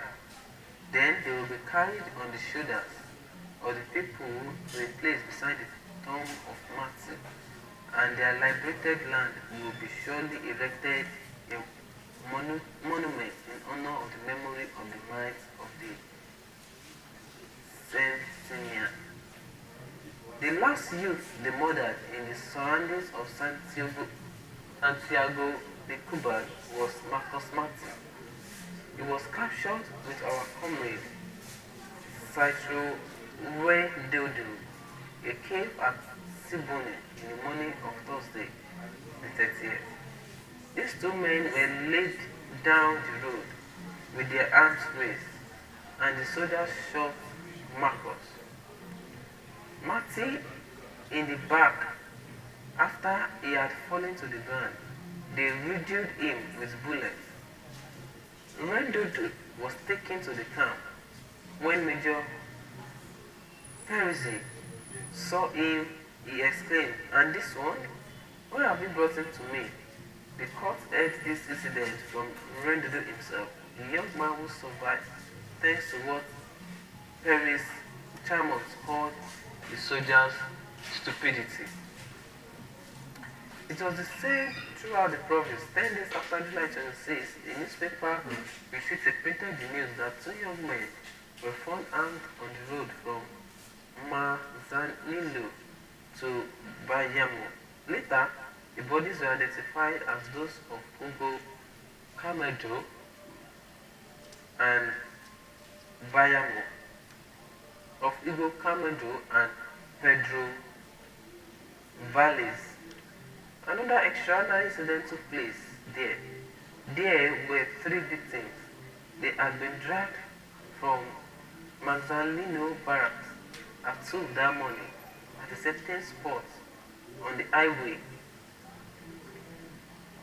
They were taken out, beaten, unconscious, and strung with a rope.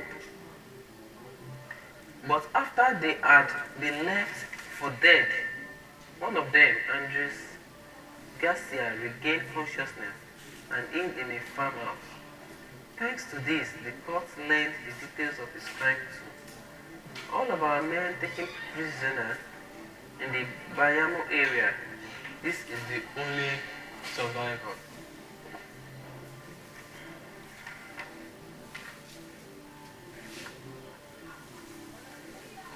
Near the Castro River, a spot known as Barracas at the bottom of the pit lie the bodies of Rodi Agorha, Amadio, and Andres Verides. They were murdered at midnight in the road between Atosedro and Palma Serrano by Sergeant Motis D. Hawk, in charge of the military post at the Miranda Barracks. Corporal Marcio and the lieutenant in charge of the outer Centro where the murdered men were captured. In the annals of crimes, Sergeant Elanio, better known as the Tiger of Moncada Barracks, serves a special place. Later, this man didn't have the slightest qualms in bragging about his unspeakable deeds. It was he, with his own hand, murdered our comrade, Abel Santa Maria. But that did not satisfy him. One day he was coming back from Porto Benato prison, where he raises pedigree fighting cocks in the back courtyard. He went on a bus and on which Abel's mother was traveling. When this monster realized who she was, he began to brag about his priestly deeds, and in a loud voice so that the woman dressed in mourning could hear him, he said, "Yes, I have got many eyes out, and I expect to continue gouging them out." The unprecedented moral degradation our nation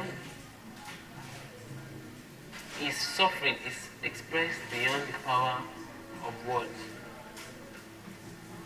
In that mother sobs of grief towards the cowardly insolence of the very man who murdered her son.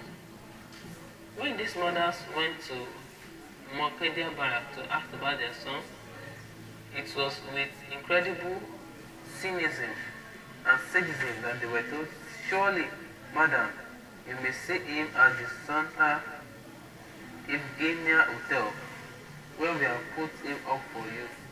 Either Cuban is not Cuban, or the men responsible for this act have to face their reckoning one day." Heartless men, they choked insult at the people who buried their heads in reverence as corpses of the revolutionaries were carried by.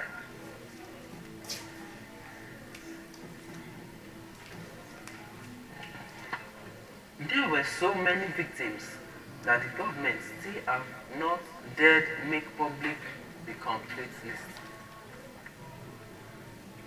They know their figures are false.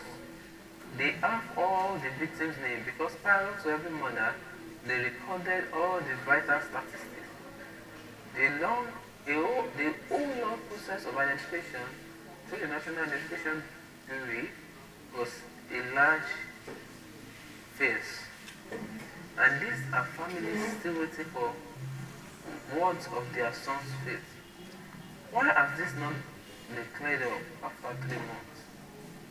I wish to state for the record here that all the victims' pockets were picked to the very last penny, and that all their personal effects, rings and watches were stripped them were stripped from their bodies and were brazenly being worn today by their assassins.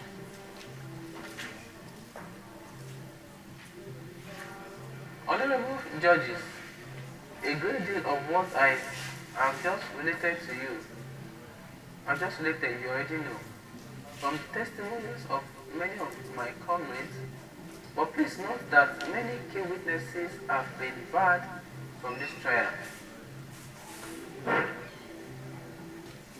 Although they were permitted to attend the session of the previous trial. For example, I want to point out that the nurses of the civilian hospital are absent, even though they work in the same place where this hearing is being held. They were kept from the court so that under my questioning, they will not be able to testify that besides Dr. Mario Moniz, 20 more of our men were captured alive. The regime feared that the questioning of this witness, some entirely dangerous testimony, will find its way into the official transcript. But Major Perez did appear here, and it could not elude my questioning. What we learned from this man, a hero who fought only against unarmed and handcuffed men, gives us an idea of what could have been asked, what could have been learned at the courtroom if I had not been isolated from the proceedings. I asked him how many of our men had died in his celebrated teammates at Simboni. He hesitated. I insisted, and he finally said 21. Since I knew much skirmish had never taken place, I asked him how many of our men had been wounded. He answered none. All of them were killed. It was then that I asked him in astonishment if the soldiers were using nuclear weapons. Of course, when men was shot point blank, they wounded. Then I asked him how many casualties the army had sustained. He replied that two of men had been wounded. Finally, I asked him if either of these men had died, and he said no. I waited. Later, all of the army soldiers flew by, and it was discovered that none of them had been wounded at Siboni. This same Major Perez came up, who had barely flinched at having assassinated 21 defenseless young men, has built a paresthesia home in Kudema. It is worth more than 100,000 pesos. Since after only a few months under Batista's new rule. Savings for a month of a major. Imagine how much generals have saved. Honorable judges, where our men who were captured July 26th and July 27th and July 28th and 29th. It is known that more than 60 men were captured in the area of Santiago de Cuban. Only 3 of them and 2 women have been brought before the court. The rest of the accused were seized later. Where are our wounded? Only 5 of them are alive. The rest are murdered. These figures are irrefutable. On the other hand, 20 of the soldiers who we held prisoners had been presented, and they themselves had declared that we received not one, not even one offensive word from us.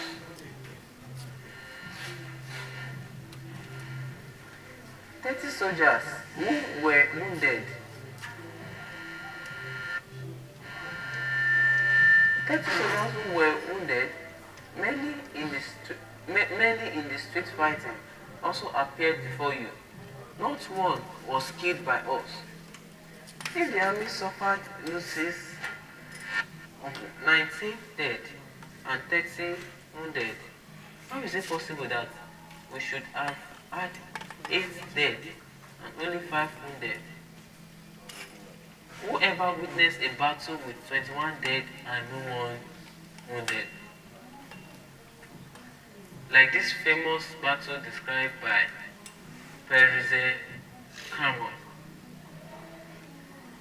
We have here the casualty list of the bitter fight sustained by the invasion troops of the War of 1875, both in battles where Cuban armies was defeated and where it was victorious. The Battle of Los Indios in Las Vegas, 12 wounded, none died. The Battle of Mea Tempo, 4 dead, 24 wounded. Clamite, 16 dead, 24 wounded. La Palma, 39 dead, 38 wounded. Carriage, 5 dead, 13 wounded. Descanso, 5 dead, 45 wounded. San Gabriel, the Lombilo, 2 dead, 18 wounded. In all these battles, the number of wounded is twice, 3 times, and up to 10 times the number of dead. Although in those days there are no modern medical techniques by which the percentage of death could be reduced. However, now we can explain the enormous proportion of 16 deaths per wounded man, if not by the government slaughter of the wounded in the very hospitals, the assassination of the other helpless prisoners, and by the assassination of the other helpless prisoners they have taken, the figure is irrefutable. It is shameful and a dishonor to the army to have lost 3 times as many men in combat as lost by the insurgents. We must kill 10 prisoners for each dead soldier. This is a concept of honor held in petty corporals who became generals in March 10. This is a code of honor they wish to impose on national army. A false honor, a French honor, an apartment honor based on lies, hypocrisy and crime. A mark of honor modeled by those assassins with blood, who told them that to die fighting is dishonorable. Who told them that the honor of any army consists of murdering the wounded and prisoner of war. In war times, armies that murder prisoners have always earned the concept and abomination of the entire war. Such cowardice have no justification, even in a case where the national territory is invaded by foreign troops. In the words of a South American liberator, not even the strictest military obedience may turn a soldier's sword into that of an executioner. The Honorable Soldier Act does not kill the helpless prisoner after the fact, but rather respects them. It does not finish off a wounded man, but rather helps him. He stands in the way of crime, and if he cannot prevent it, he acts as did the Spanish captain who, upon hearing the shot of the firing squad that murdered Cuban students. Indignitary broke the sword in two and refused to continue serving the army.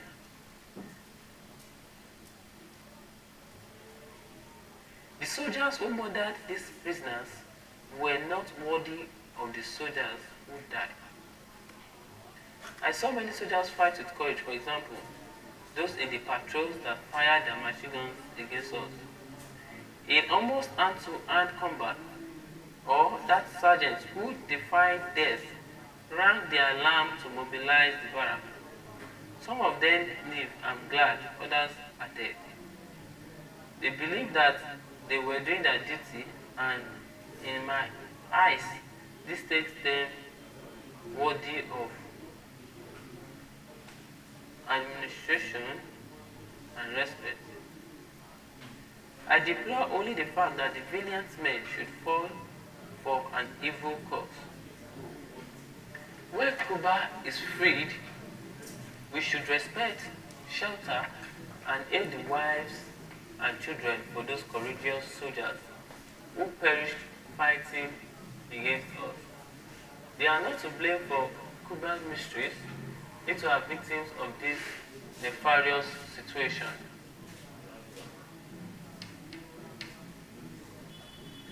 But what honor was earned by the soldiers who died in battle was lost by the generals who ordered prisoners to be killed after they surrendered. Men who became generals overnight without having fired a shot. Men who brought their stars with high treason against their country. Men who ordered the execution of prisoners taken in battles in which they did not even participate. These are the generals of the 10th of March. Generals who would not even have been fit to derive the mules that carried the equipment of Antonio Marcius' army. The situation suffered 3 times as many casualties we did. That was because our men were expertly trained. As the army men themselves have admitted, and also because they had prepared adequate tactical measures. Another fact recognized by the army. The army did not perform brilliantly despite the millions spent on episode by the military intelligence. They were totally taken by surprise, and their hand grenades failed to explode because they were obsolete.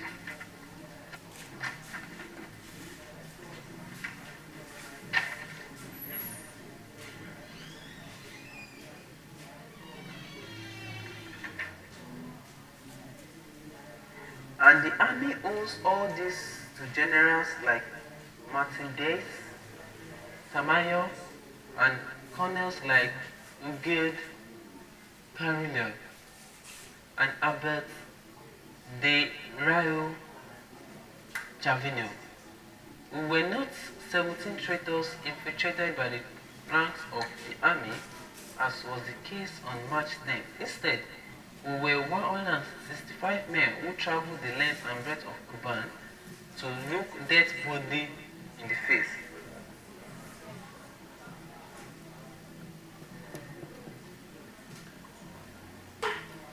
If the army leaders had a notion of real military honor, they would have resigned their command rather than trying to wash away their shame and incompetence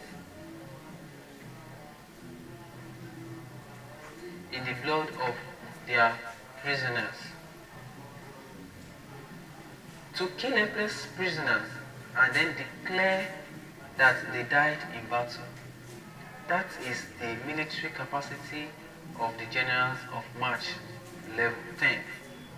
That was the way the boss butchers of Valerino well behaved in the current years of our war of independence. The chronicles of war included the following story. On February 23rd, Officer Baldomero Acosta entered Punta Brava with some cavalry when from the opposite road a squad of Pizarro regiment approached, led by a sergeant known in those parts as Barigule. The insurgents exchanged with few shots in Pizarro's men, then withdrawn by the trail that leads from Punta Brava to the village of Gata, followed by another battalion of volunteers from Mariano and a company of troops on public order. Corps who were led by Captain Cavo. Pizarro's squad of 50 men marched on Gauta. As soon as their first forces entered the village, they commenced their massacre, killing 12 of the peaceful inhabitants. The troops led by Captain Cavo speedily rounded up all the civilians that were running against the village, tied them up and took them as prisoners of war to Albania. Not yet satisfied with these outrages on the outskirts of the Gauta, they carried out another barbaric action, killing one of the prisoners and horribly wounding the rest. Marcus of Savara, a cowardly and Palatine soldier, informed Williams of the perilous history of the Spanish soldiers. But Major Zagut, a man of principle, denounced the incident to the government and officially called the murders perpetrated by the criminal Captain Vavo and Sergeant Barigula an assassination of peaceful citizens.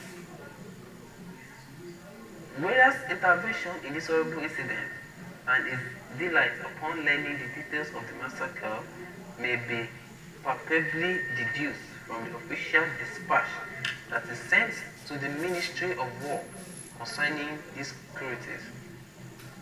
Small column organized by Commander Mariano with forces from garrison, volunteers and firemen led by Captain Cavo fought and destroyed bands of Villanueva and Baldomero Acosta near Punta Brava, killing 20 of theirs, who were handed over to Mayor of Gata of Beria, and taking 15 prisoners, one of them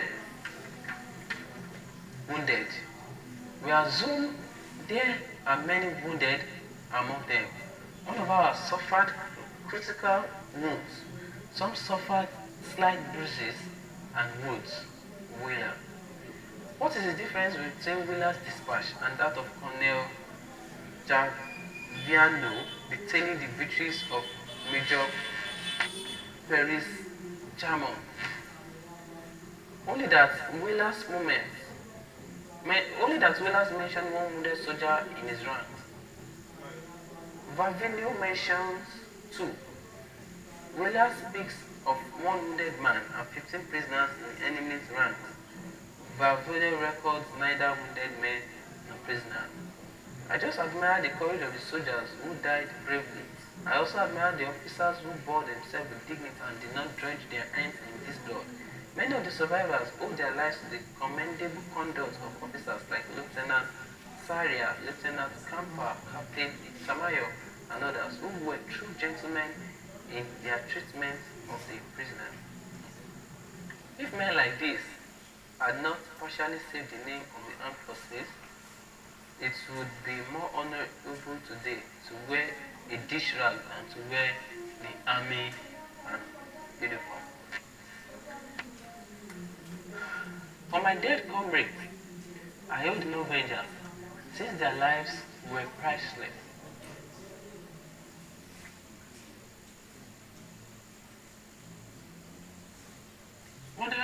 could not pay for them even with their own lives.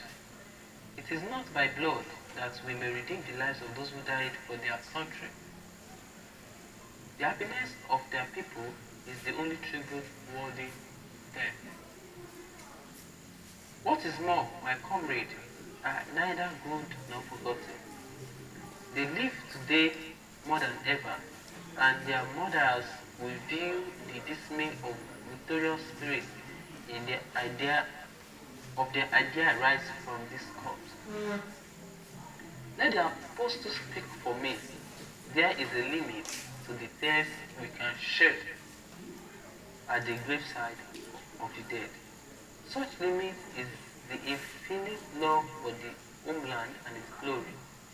A love that never fades, loses hope nor grows dim. If for the graves of the martyrs are the highest altars of our reverence. When one dies in the army of a grateful country, agonies end, prison chains break, and at last with death life begins.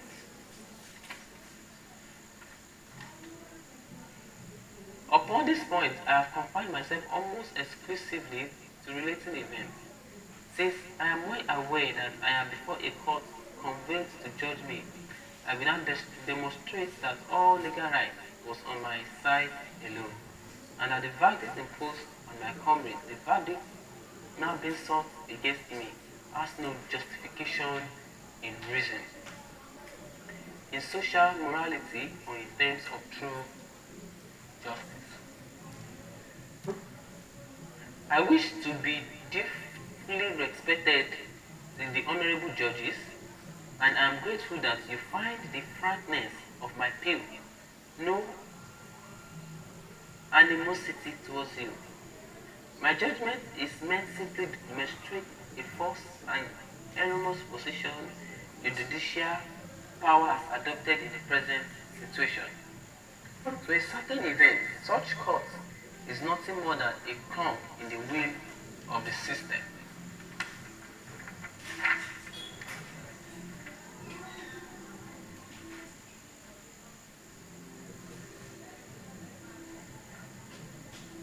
I wish to be dutifully respected to the honorable judges, and I am grateful that you find in the frankness of my appeal no animosity towards you.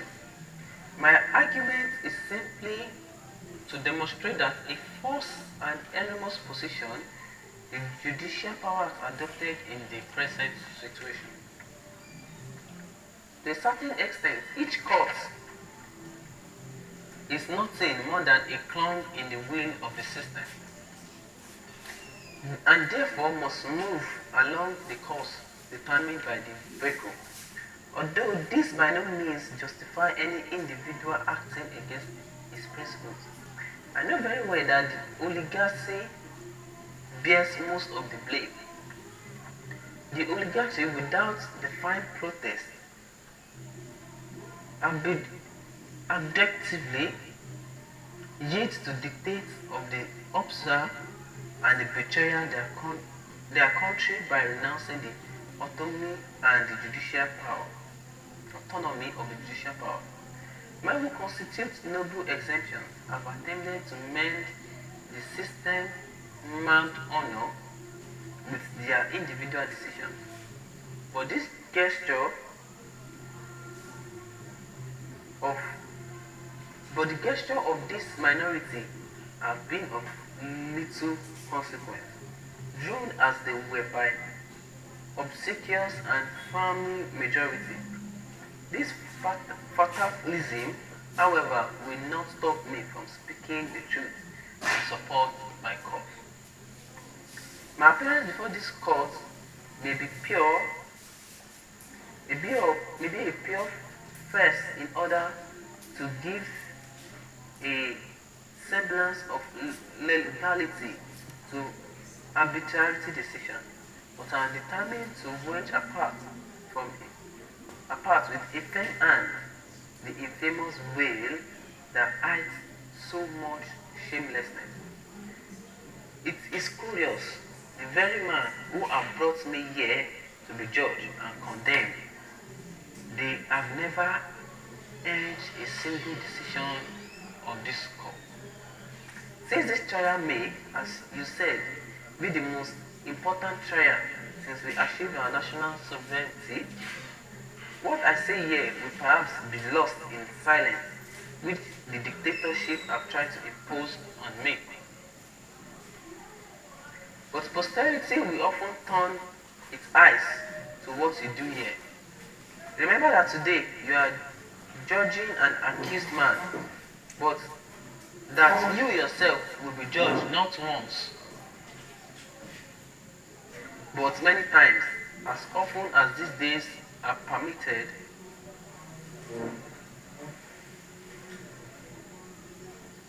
What I say here will be repeated many times, not because it comes from my lips, but because the problem of justice is internal, and the people have a deep sense of justice above and beyond the splitting of jurisprudence. We are still on the words of Pedro Castro.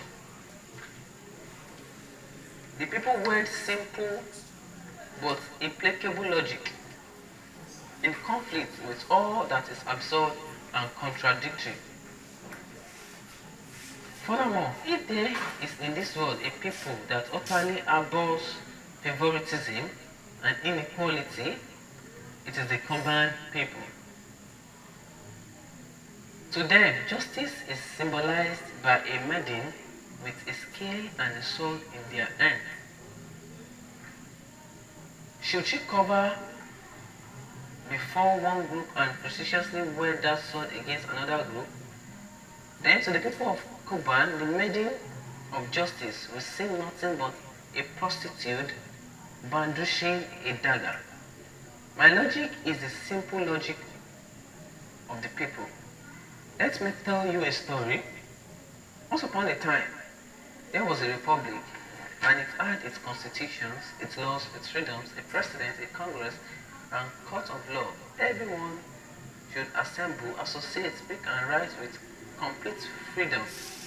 The people were not satisfied with the government officials at that time, but they had the power to elect new officials. And only a few days remained before they could do so. Public opinion was respected, and ill and all problems of common interest were freely discussed. There were political parties, radio and television debates, and forums and public meetings. The whole nation proceeded with enthusiasm. These people had suffered greatly, and although it was unhappy, it longed to be happy and had a right to be happy.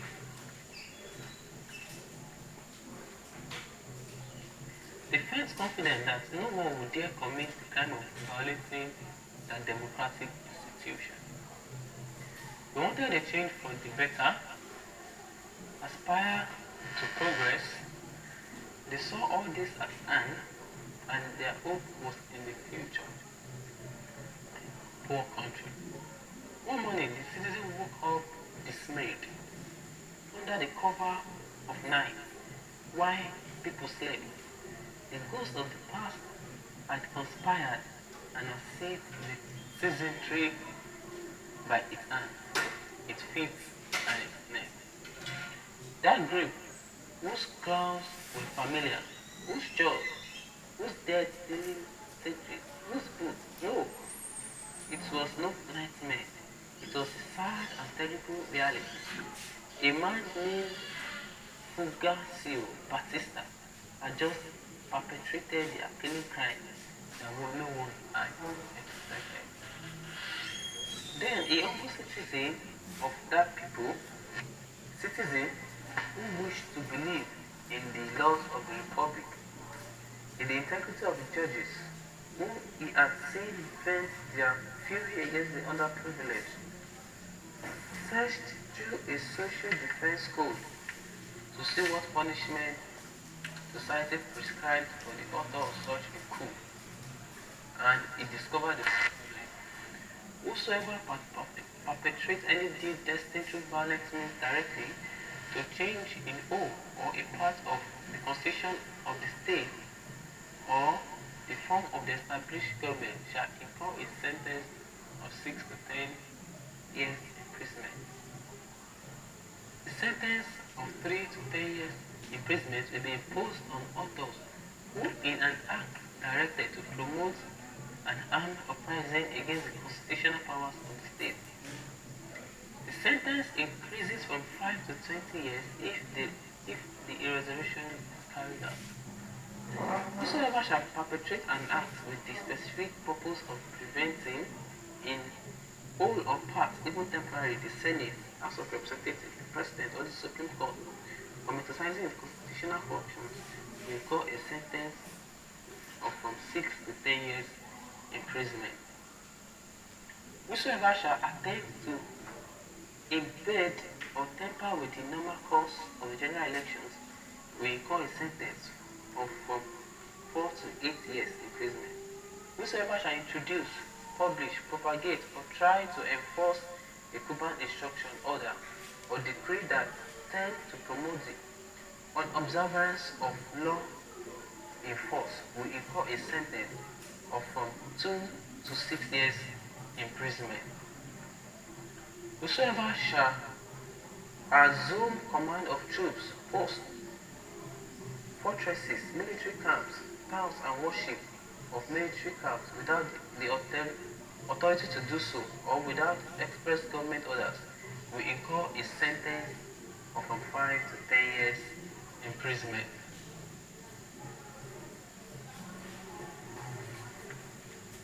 A similar sentence will be passed upon anyone who observes the exercise of function held by the Constitution as properly belonging to the powers of state without telling anyone.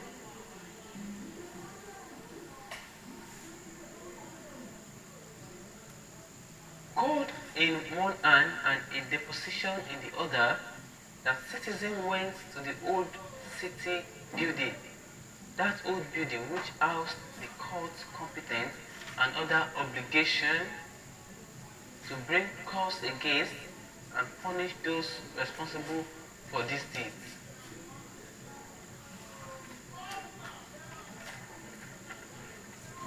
He presented a writ denouncing the crimes and asking for Batista and his 17 accomplices be sentenced to 108 years in prison, decreed of social destruction and defense code. So, aggravating circumstance or secondary offense, treachery, and acting under cover of night.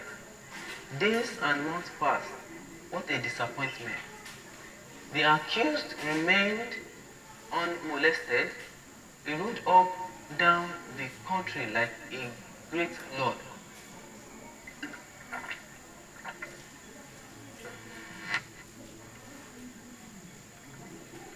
And was called Honorable Sir and General. He removed and replaced judges at will.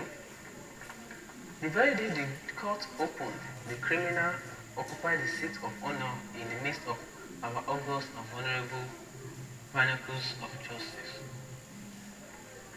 Once more, the days and the months rode by. The people wailed of mockery and abuses. There are a limit to tolerance.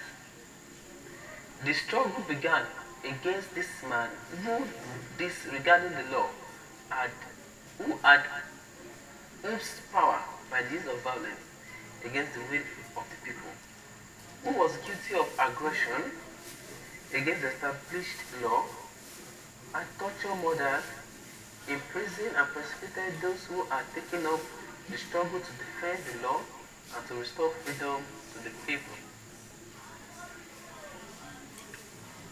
Honorable judges, I am that humble citizen who one day demanded in vain that the court punishes the power-hungry men who had violated the law and torn our institution to shreds.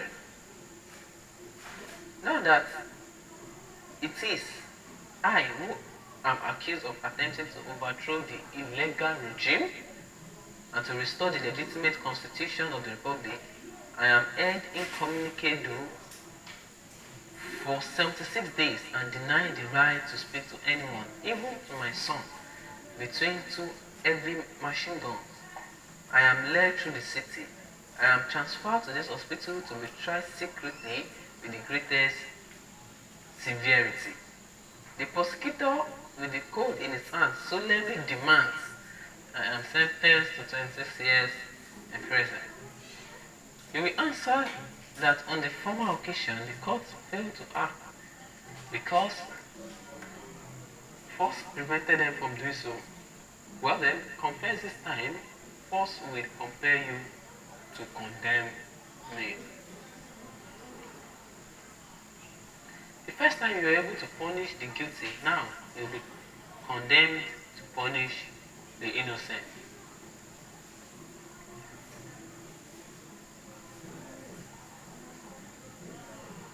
The maiden of justice twice raped, and so much talk to justify the unjustifiable, to explain the inexplainable, and to reconcile the irreconcilable.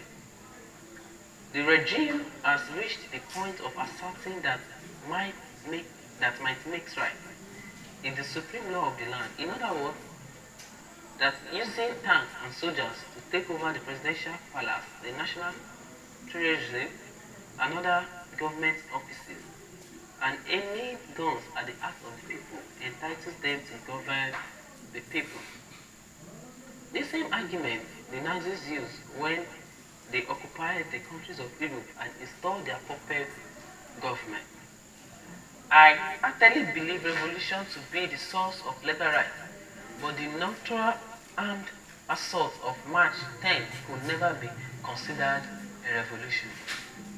In everyday language, as Jose Ignatius said, it is common to give the name of revolution to small disorder prompted by a group of dissatisfied persons in order to grab from those in power both political scrutinies and the economic advantage. The usual result is no more than a change of hands, the binding of jobs and benefits. This is not the criterion for a philosopher, as it cannot be that of a cultured man. Leaving aside the problem of integral changes in the societal system, not even on the surface of the public quagmire were we able to discern the slightest motion that will lessen the rampant purification. The previous regime was guilty of petty politics.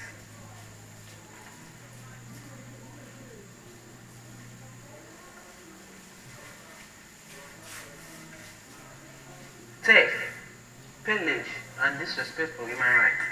But the present regime has increased politically skullduggery fivefold, pillage tenfold, and a hundredfold the lack of respect for human life.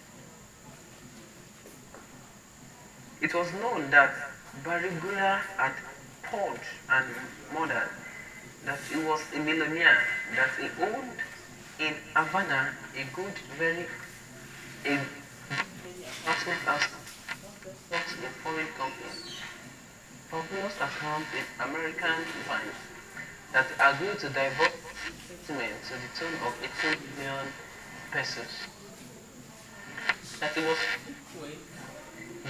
it was a frequent guest bishop for Yankee Tigers. But no one would ever think Barigura as a revolutionary Barigura. That is that Sergeant Yewan who assassinated 12 bands in Gauta. Batista men murdered 70 in Santiago de Cuba. Dictator Fabula Naruto. Four political parties governed the country before the 10th of March, and the authentic Liberal Democrats and Public parties. 2 days after the coup, the Republican gave its support to the new ruler.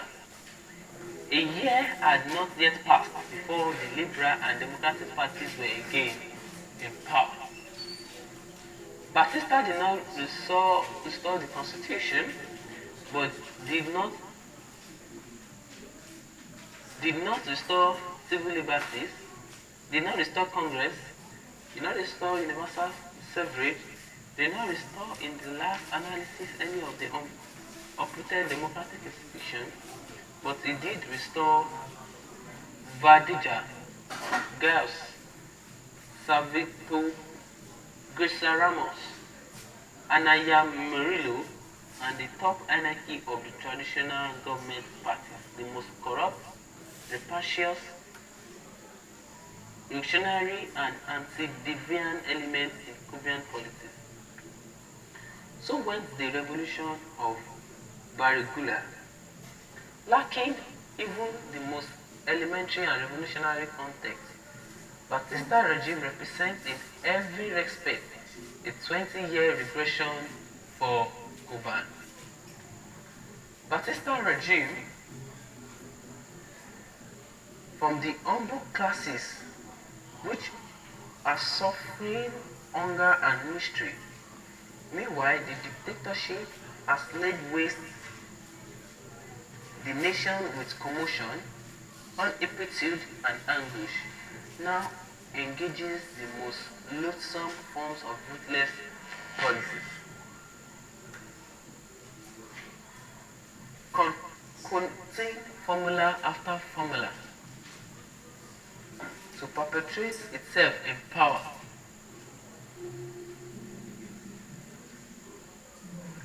Even if over a stack of corpses and a sea of blood, Batista regime has not set in motion a single nationwide program of betterment for the people. Batista delivered himself into the hands of the great financial interests. Little else could be expected from a man of his mentality, utterly diverted as he is of ideas and of principles, and utterly lacking the faith, confidence, and support of the masses. His regime merely brought with it a change of hands and a redistribution of the loot among a new group of friends, relatives, accomplices, and parasitic angers on that constitutes the political tenure of the dictator. What great shame the people had been forced to endure, so that a small group of egoists altogether and indifference to the needs of their homeland will find a public life an easy and comfortable modus vivendi. Outright Cado Chivas was in his last radio speech when he said that Batista was encouraging the return of colonial and castor oil and the law of fugitive. Immediately after March 10, Cubans again began to witness acts of veritable vandalism, which they had thought banished forever from their nation. There was unprecedented attack on the cultural institution. A radio station was stormed by thugs in the same, together with the young hoodlums of the PAU, while broadcasting the University of Air program, and there was a case of the journalist Mario Culian dragged his home in the middle of the night and vestically tortured until he was nearly unconscious. There was the murder of the student Robin Batista and the criminal volley fired at a peaceful student demonstration. Next to the war were Spanish volunteers,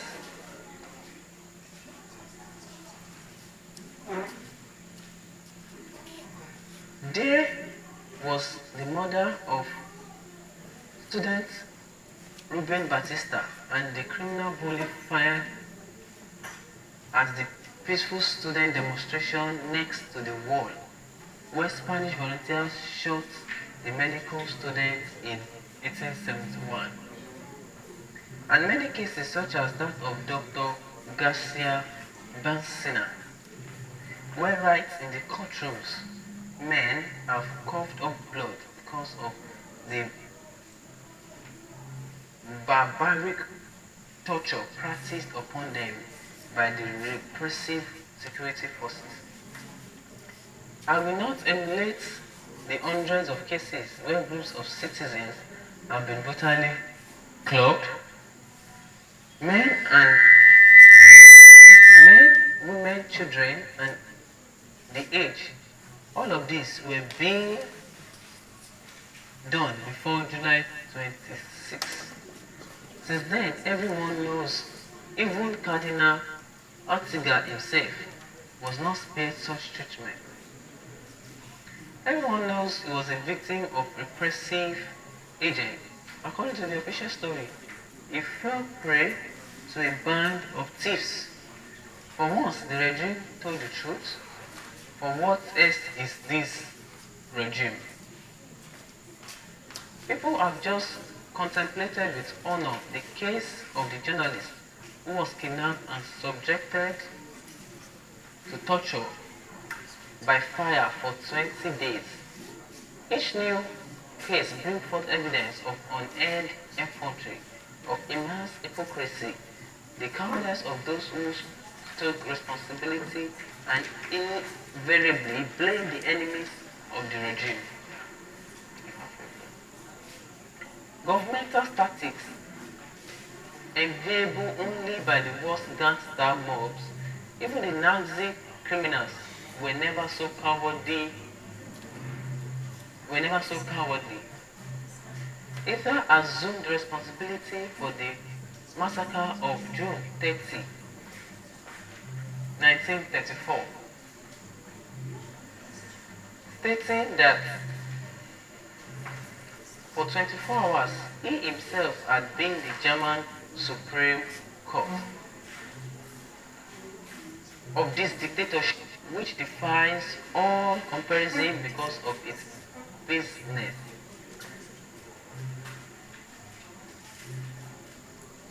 Maliciousness and coward, kidnap, torture, murder, and then loathsomeness put the blame on the adversaries of the regime.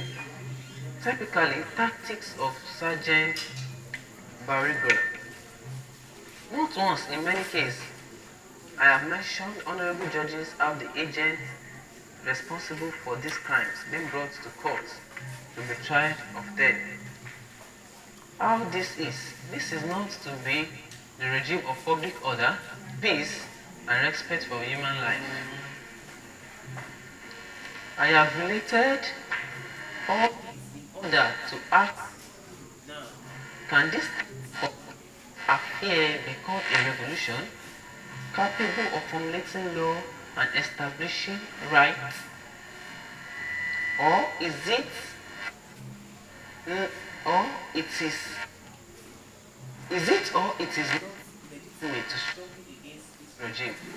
And must there be corruption in the court of law, where this court citizens who try to get rid the country of so much infamy? Cuba is suffering from a cruel and base despotism. You are well aware that resistance to deposit this is legitimate. There is a universal recognized principle, and our 1940 Constitution expressively makes it a scared right in the second paragraph of Article 40. It is legitimate to use adequate resistance to protect previously granted human rights, and even if this prerogative had been And even if these prerogatives are not been provided by the supreme law of the land, it is a consideration without which one cannot conceive of the existence of a democratic collectivity. Professor Infesta, in his book on constitutional law, differentiates between the political and legal constitutions and states sometimes the legal constitution includes constitutional principles which even without being so classified will be equally binding society on the basis of the people's consent. For example, the principle of majority rule or representation of our democracies, the right of irresolution in the face of tyranny,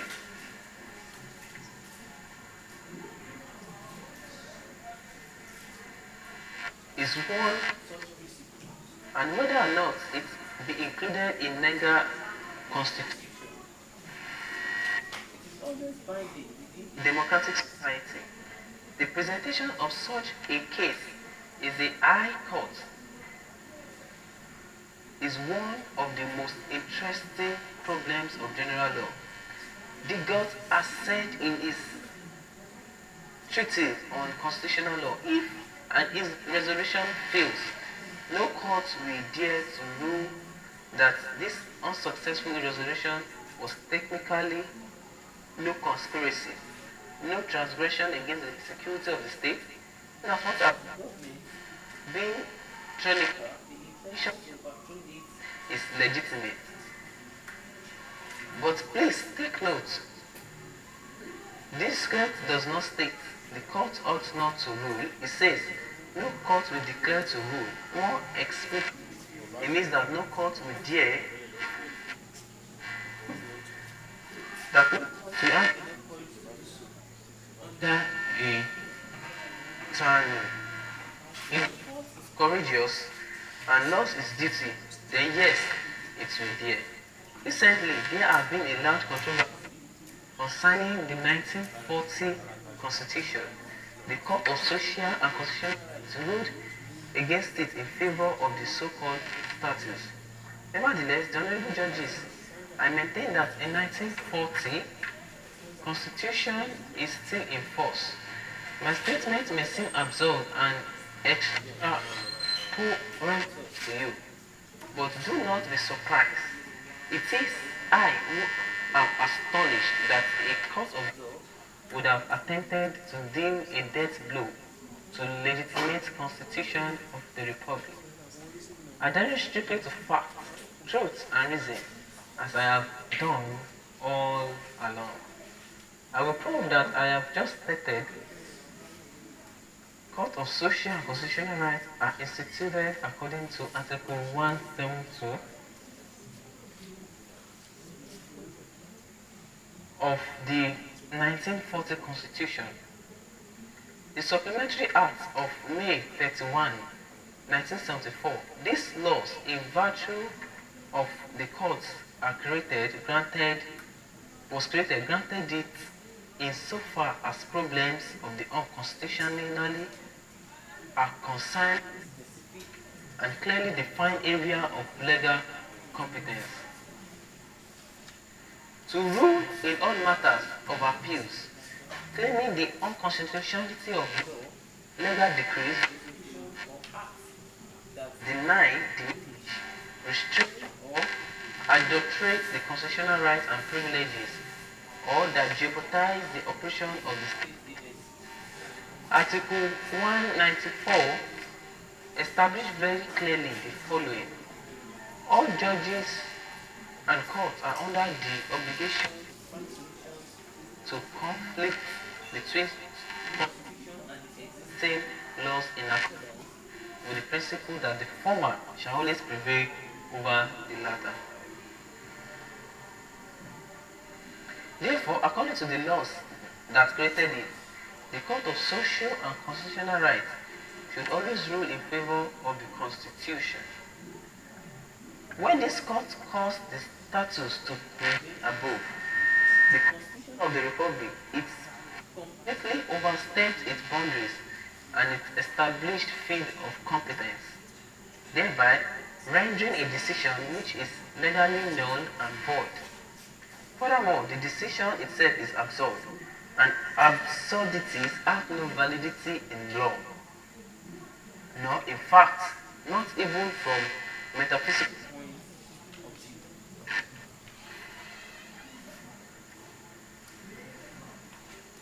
The Constitution is understood to be basic and supreme law to define the country's political, regulate the functioning of agency, and determine the limits of their activities.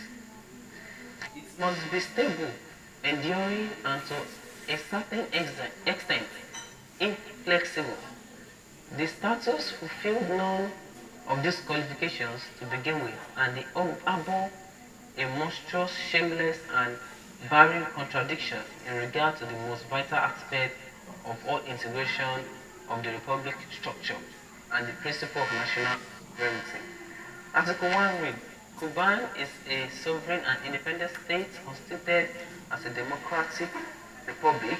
Article 2 reads, sovereignty resides in the will of the people and all people powers from this source. But based on Article 118, which states, the president is designated by the cabinet, so it is not who chooses the president, but rather the cabinet. And who chooses the cabinet? Article 120, Section 13, the president is authorized to nominate and appoint members of the cabinet and to replace them when okay. So after all, who nominates who? It is not the classical old problems of the chicken and the egg that no one has been able to solve. One day, 18 Oblongs got together. Their plan was to assault the republic and loot its 350 million pesos annual budget behind people's back, and with great treachery, they succeeded in their purpose. Now, what do we do next? They wondered. One of them said to the rest, you name me Prime Minister, and I will make you General. When this was done, he rounded up a group of 20 men and told them, I will make you my cabinet if you make me President. In this way, they named each other Generals, Minister, Prime Minister, and President, and then took over the Treasury and the Republic. What is more, is not simply a matter of uprising sovereignty at a given moment in order to name a cabinet, general, and a president. This man ascribed to himself through these statutes not only absolute control of the nation, but also the power of life and death of every citizen.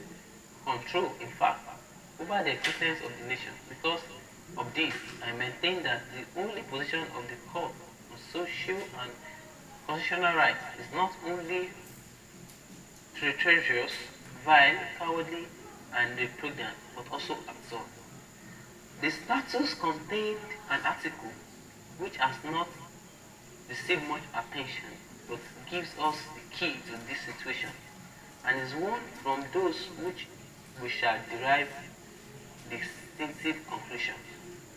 I refer specifically to the modifying clause included in Article 257, which reads, this constitutional law is open to reform by the cabinet with a two-thirds quorum vote. This is where mockery reaches its climax. Not only did they exercise sovereignty in order to impose a constitution upon the people without people's consent, and to install a regime that concentrates all power in its own hand, but also through Article 257, they assume the most essential attribute of sovereignty, the power to change the basic and supreme law of the land, and they had already changed it several times since March 10. Yet, the latest goal they assert in Article 2, the sovereignty resides in the will of the people, and the people are the source of all power. Since these changes may be brought about by the third of the cabinet, and the cabinet is named by the president, then the right to make and break Cuban is in the hands of one man. A man who, furthermore, the most unworthy of all creatures ever to be born in this land. Was this then acceptable by the Court of Social and Constitutional Rights? And is all this derived from the valid and legal? Very well, we shall see what was accepted. This constitutional law is open to reform by the cabinet with two-thirds quorum vote. Such a power recognizes no limits under the Act. Any article or chapter or section, even the old law, may be modified. For example, Article 1, which I have just mentioned, says that the Cuban is sovereign and independent state constituted as a democratic republic, although today it is in fact a bloody dictatorship. Article 3 reads, the national boundaries include the island of Cuban, of the Isle and the neighboring Keys, and so on.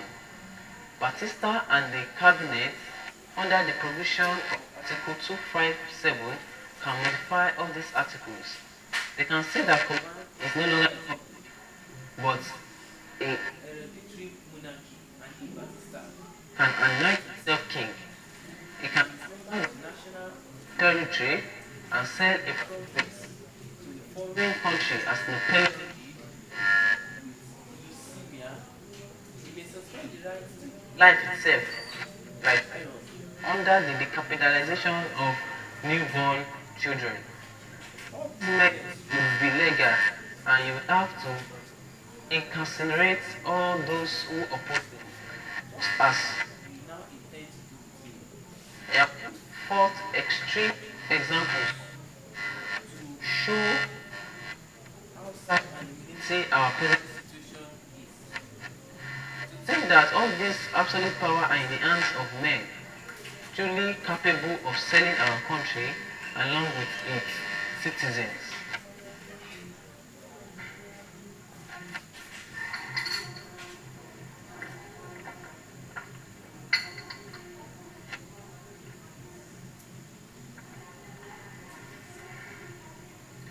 As the Court of Social and Constitutional Rights has accepted this state of affairs, what more are they waiting for? They may as well hang up their judicial robes. It is a fundamental principle for general law that there can be no constitutional status where the constitutional and legislative power reside in the same body. When the cabinet makes the law, the decree and the rule at the same time, has the power to change the constitution in a moment of time. Then I ask it, why do we need a court of social and constitutional rights? The ruling in favor of this status is irrational, unconceivable, illogical, and totally contrary to the republic laws that you, honorable ladies, swore to. When the Court of Social and Constitutional Rights supported Batista's status against the Constitution, the Supreme Law of the land was not abolished, but rather the Court of Social and Constitutional Rights placed itself outside the Constitution, renounced its autonomy, and committed legal suicide. May it rest in peace. The right to rebel, established in Article 40 of the Constitution, is still valid. Was it established to function while the Republic was enjoying normal conditions? No. Its provision is to the Constitution what the life vote is to the ship at sea. The life vote is only lodged when the ship has been torpedoed by enemies laying wait along its course. When a position betrayed and the people derived of all their petrol goods, there was only one way open, one right which no power may abolish, the right to resist oppression and injustice. If any doubt remains, there is an article of the Social Defense Code which the Honorable Prosecutor would have done well not not to forget. It reads, and I quote, the appointed or elected government authorities that fails to resist sedition with all available or elected government authorities that fail to resist sedition with all available means will be liable to a sentence of interdiction of from 6 to 8 years. The judge of our nation, judges of our nation order the obligation to resist Batista's treacherous military coup of the 10th of March. It is understandable that that no one has observed the law when nobody else has done its duty.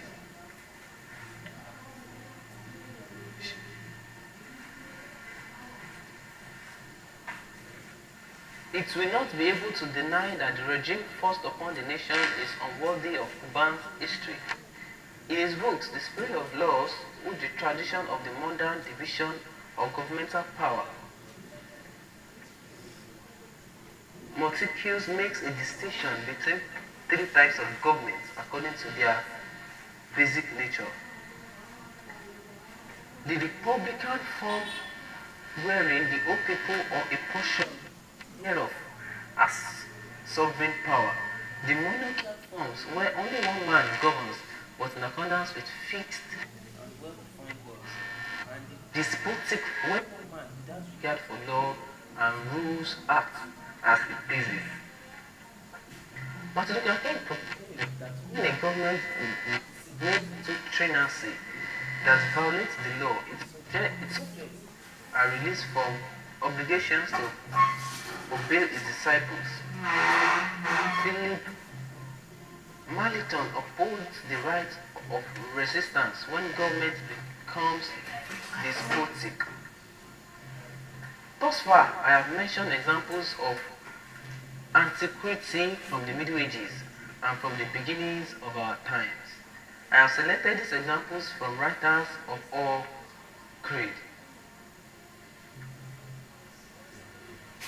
The people's right to rebel has been opposed only by reactionaries like that of clergy Virginia Jonathan Butcher, who said the right to rebel is a conservative doctrine derived from Lucifer, the father of rebellion. To honorable judges, my sincere gratitude for having allowed me to express myself free from conceivable restrictions. All no bitterness towards you. I recognize that in certain aspects of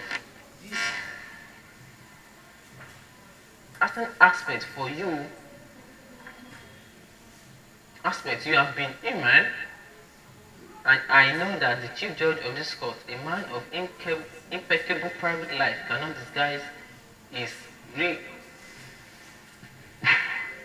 at the current state of affairs that compels him to dictate unjust decisions. Still, a more serious problem remains for the Court of Appeals. The indictment arising from the murders of 70 men, that is to say the greatest massacre we have ever known.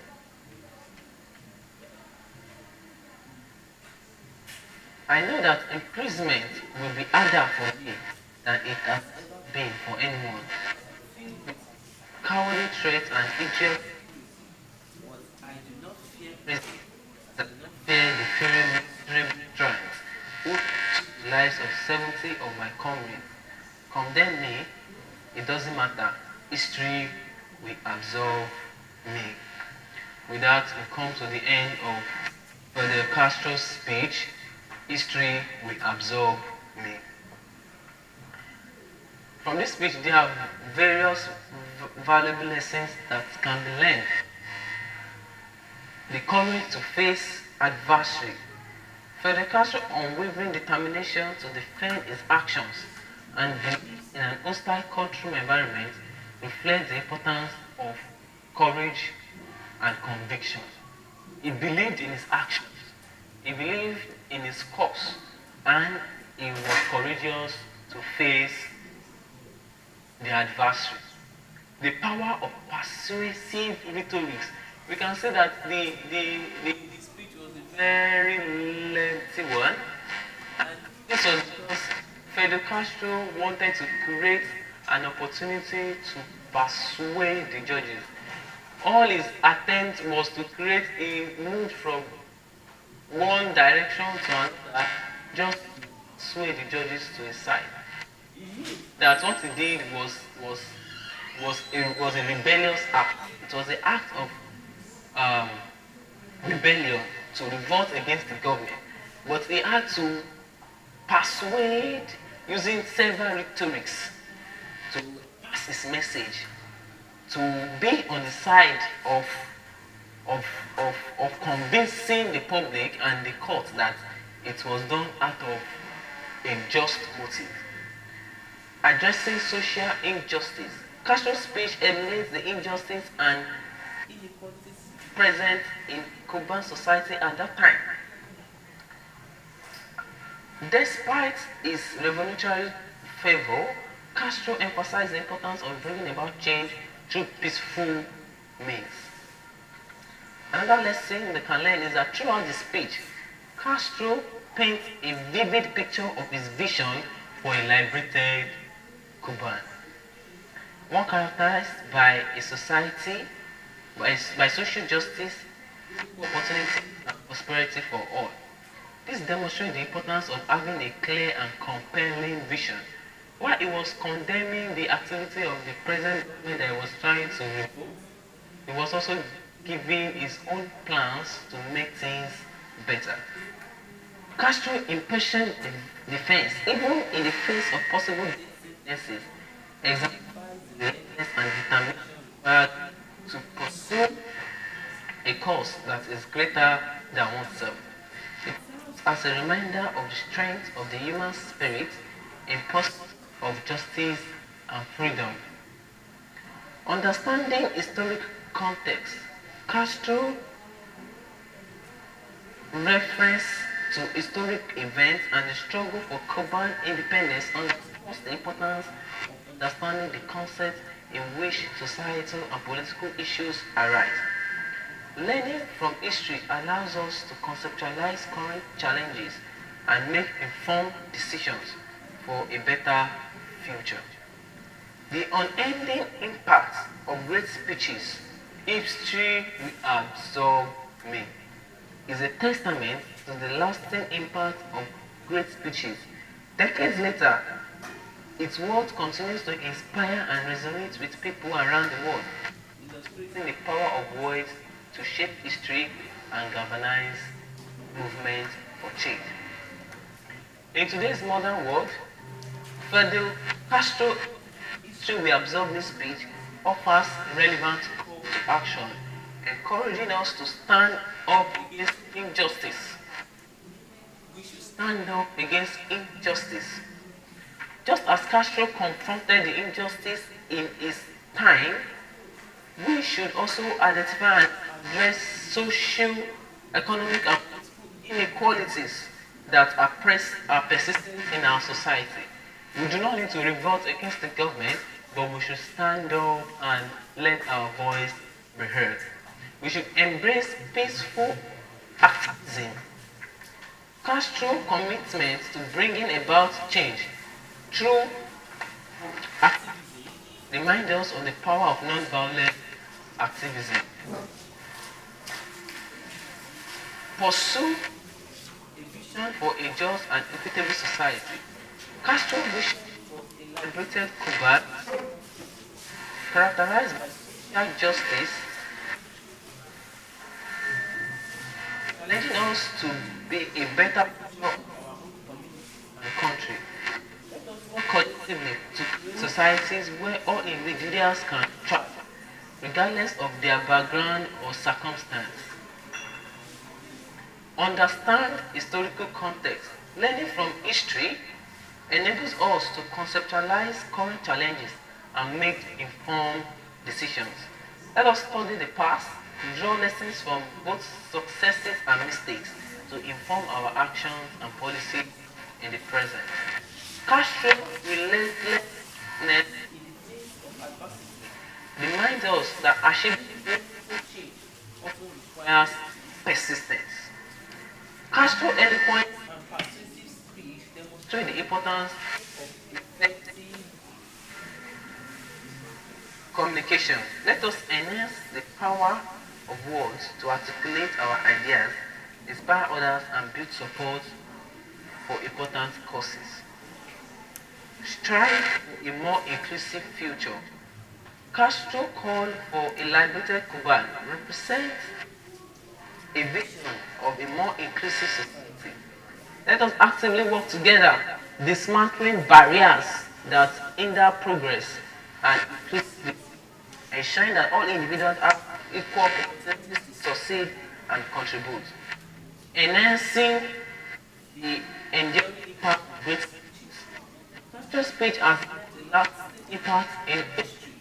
Let us recognize the potential of powerful rhetorics to influence, mobilize, and use our voices to advocate for positive change in our communities and beyond. By drawing actions from Fidel Castro's speech, we can make meaningful impacts in our modern day, contributing to a just, equitable, and compassionate world. As we face contemporary challenges, let us remember the lessons of the past and actively work together towards a brighter future for all.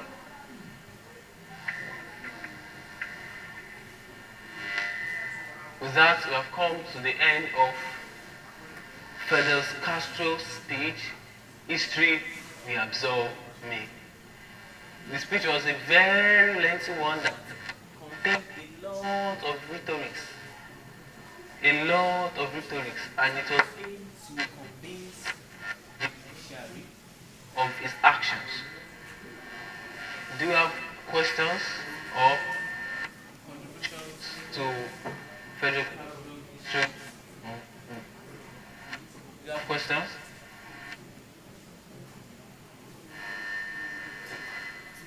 Any question? Okay. Let us quickly have a recap of a few discussions that we've had, a few speeches that we've read,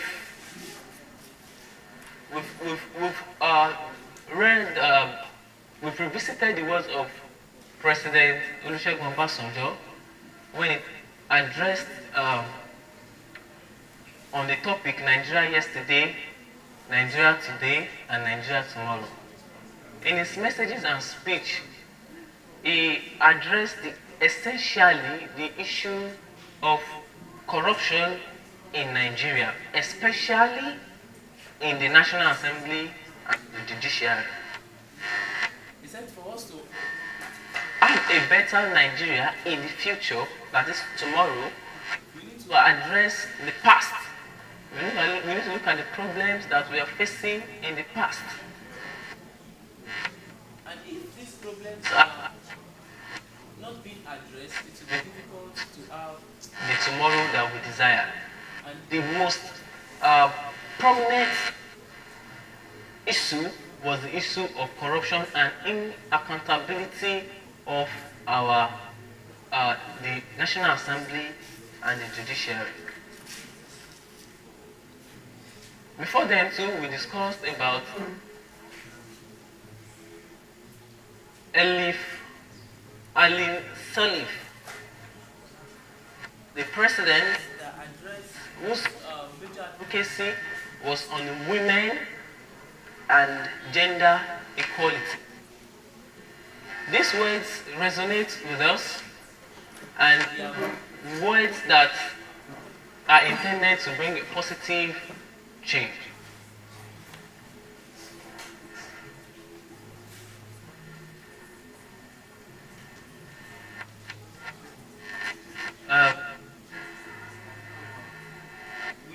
We still have a couple of speeches to visit, and I will be going on a break soon. Before I go on that break, I would like us to interact a little bit. Let us interact a little bit. Let us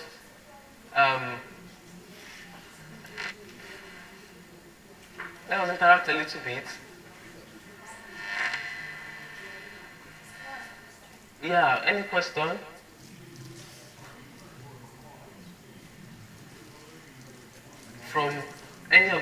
discussed or any of any topic that resonates with the theme of this engagement, Voices of Change, Inspiring Solutions for a Better.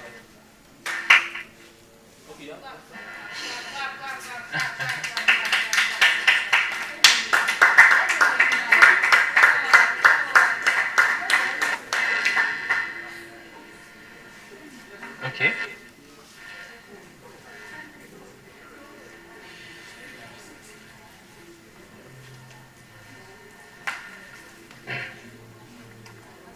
We'll be looking at, okay, uh, Voices of Change. Oh, I shall ask questions. Yes. Oh, wow. Okay, let us look at the just revisited. Will absorb me. Um, what lesson? Yeah, who can say one particular lesson that you would say resonates personally with you from words of Frederick Castro? What? Which of the words? We spent 3 hours revisiting his words. Which of his word in particular would you say resonates with you? If we absorb me, he led a revolt. He led a coup that was unsuccessful. And now to face the judiciary trial. But in doing that, he made a very long, persuasive statement. So which of these long persuasive statements would you say you picked as a person and resonates with you?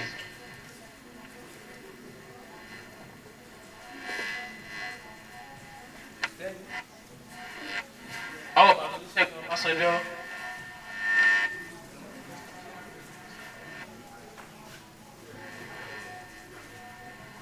Olusegun Obasanjo, Nigeria, yesterday, today, and tomorrow.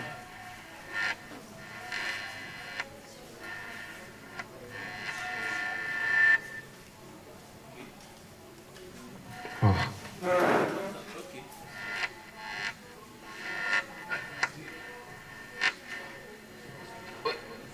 Which one do you Yeah. want to address? Thank you very much. We want to appreciate you for your effort. But please, since 2 a.m., you've been discussing and you've been talking about leaders. Please, can you use few of your time to tell us about yourself? Let us know you more. You've talked about people, and we know you are becoming a future leader who's going to inspire a lot of people, young ones and the youth. Please, can you tell us a few things about yourself and your hobbies, even the sports you liked and the things you liked? Thank you very much. And please, I want to encourage everyone to start discussing. It seems we're a little bit. Well, I would only talk about myself in relative to the team, Voices of Change, Inspiring Solutions to a Better World. Although in the beginning part of the speech, I introduced myself, but like I said, the talk about myself will be in relation to the team.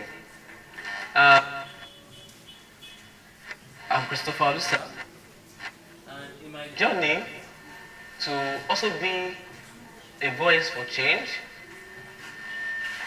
to inspire solutions to a better world, a few months ago, I launched a brand, Talk with the Duke.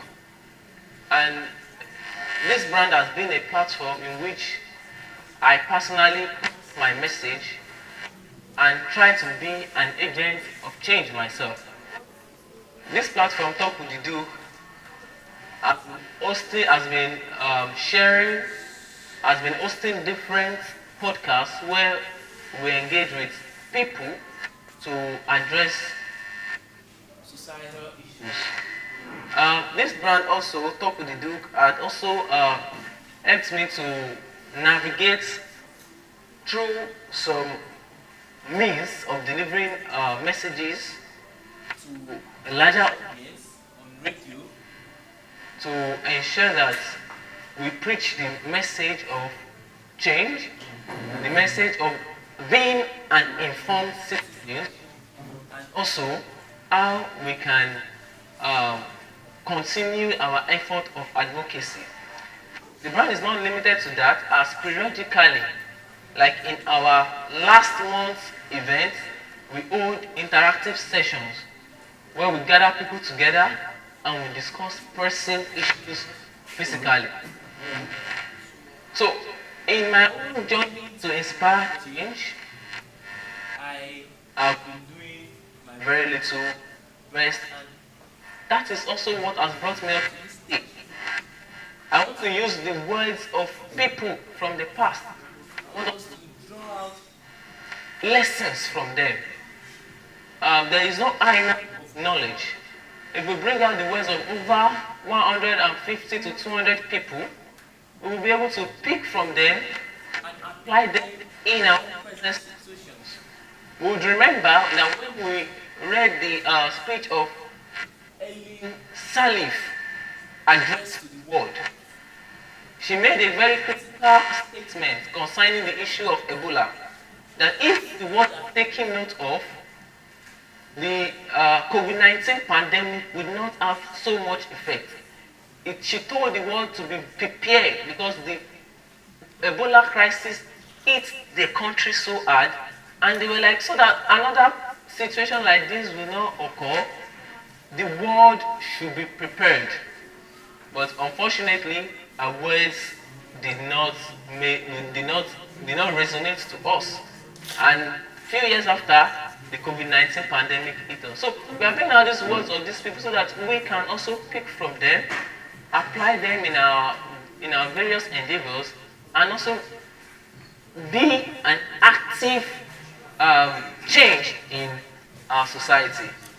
So I'll be going on a momentary break, and we'll be back shortly.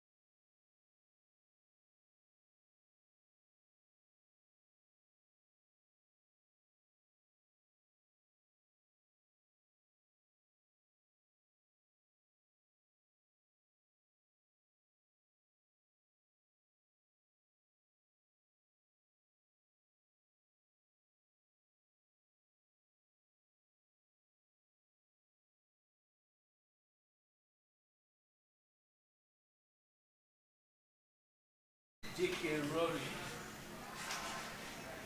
J.K. Rowling. The frequent benefits of failure and the importance of imagination. J.K. Rowling.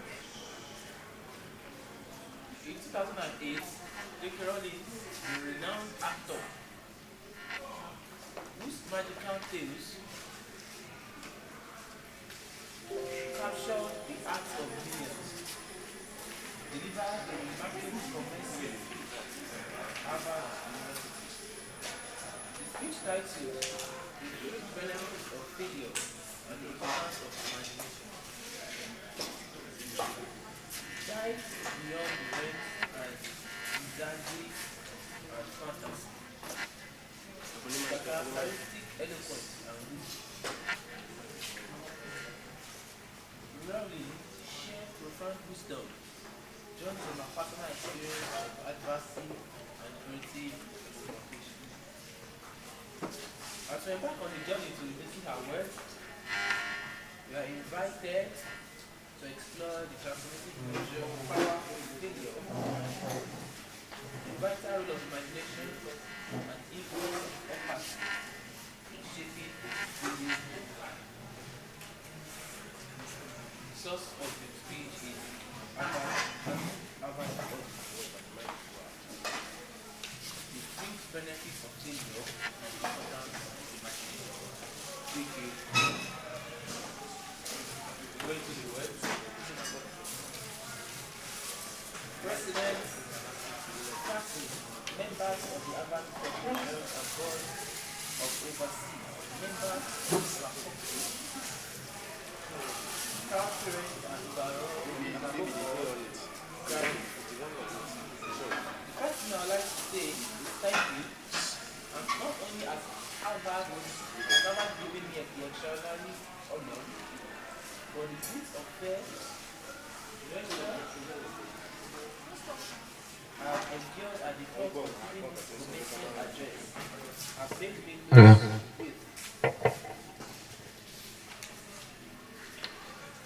a win-win situation. Now, all I have to do is to take deep breaths, squint at the red banners, and convince myself that I am the world's largest group fund reunion. Delivering a commencement address is a great responsibility, or so I thought until I cast my mind back on my own graduation. The commencement speaker that day was the distinguished British philosopher Baron Mary Werner. Reflecting on her speech assessed me enormously in writing this one, because it turns out that I can't remember a single word she said.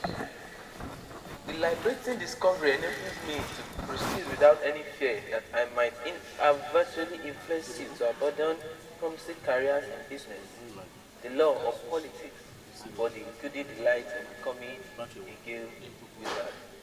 You see, if all of you remember in years to come, is the Gale wizard joke, I have come out ahead of Baroness Mary Werner. Achievable goals, first step to self-improvement. Additionally, I have looked my mind and heart for what I ought to say to you today. I have asked myself what I wish to be known at my own graduation, and what important lesson I have learned in the 21 years that have expired between this day and that day. I have come up with two answers. On this wonderful day, when we are gathered together to celebrate our academic successes, I have decided to talk to you about the benefits of failure. And as we stand in this period of what is sometimes called real life, I want to extol the crucial importance of imagination. This may seem quastic or paradoxical choice, but please bear with me. Looking back at the 21-year-old I was at graduation is a slightly uncomfortable experience for the 42-year-old that she has become. Half my lifetime ago, I was struggling an uneasy balance between the ambition I had for myself and what those closest to me expected of me. I was convinced that the only thing I wanted to do ever was to write novels. However, my parents, of both came from impoverished backgrounds, and neither of whom have been to college, took the view that my overactive imagination was an amusing personal quirk that will never pay a mortgage or secure a pension.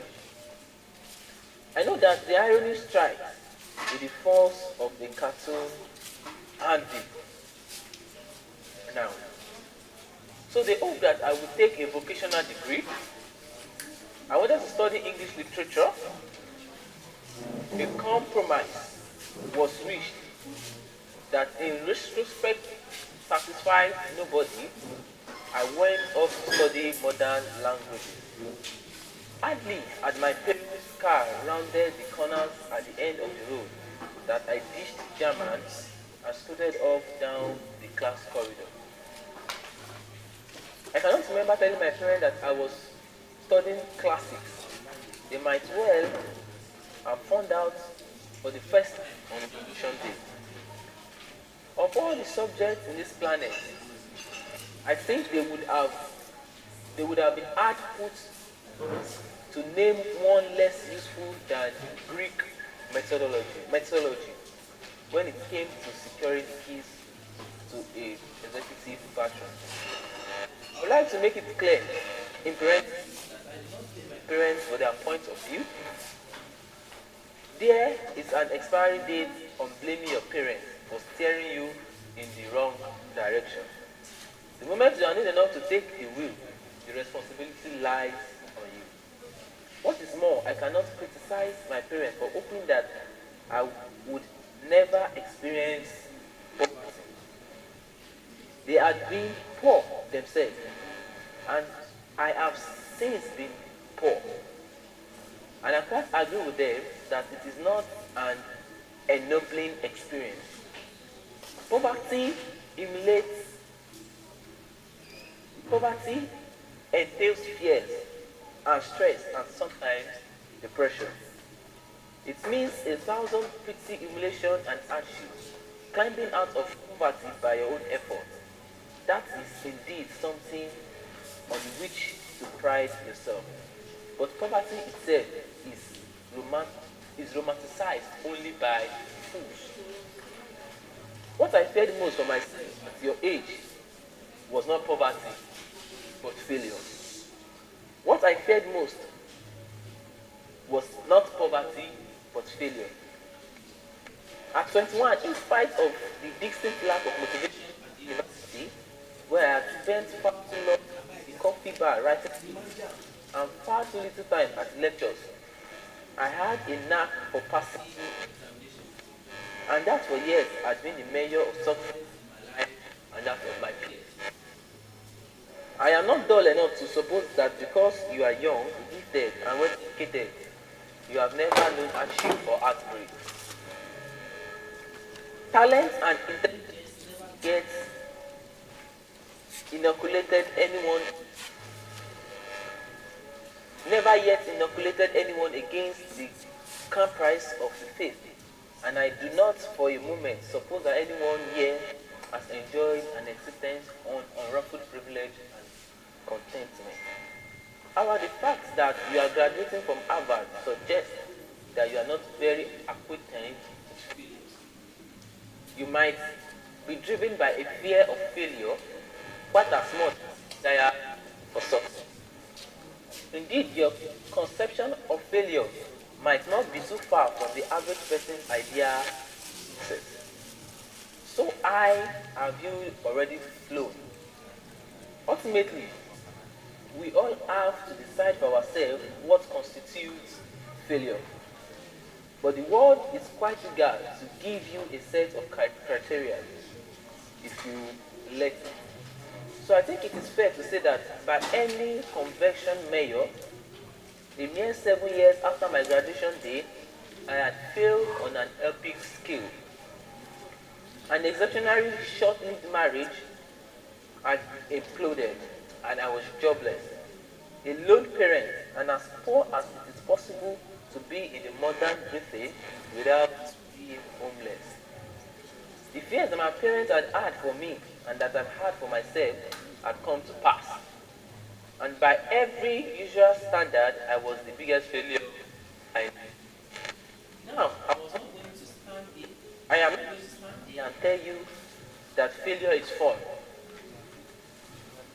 That period of my life was a dark one, and I had no idea that there was going to be what the press has since represented as a kind of fairy tale resolution.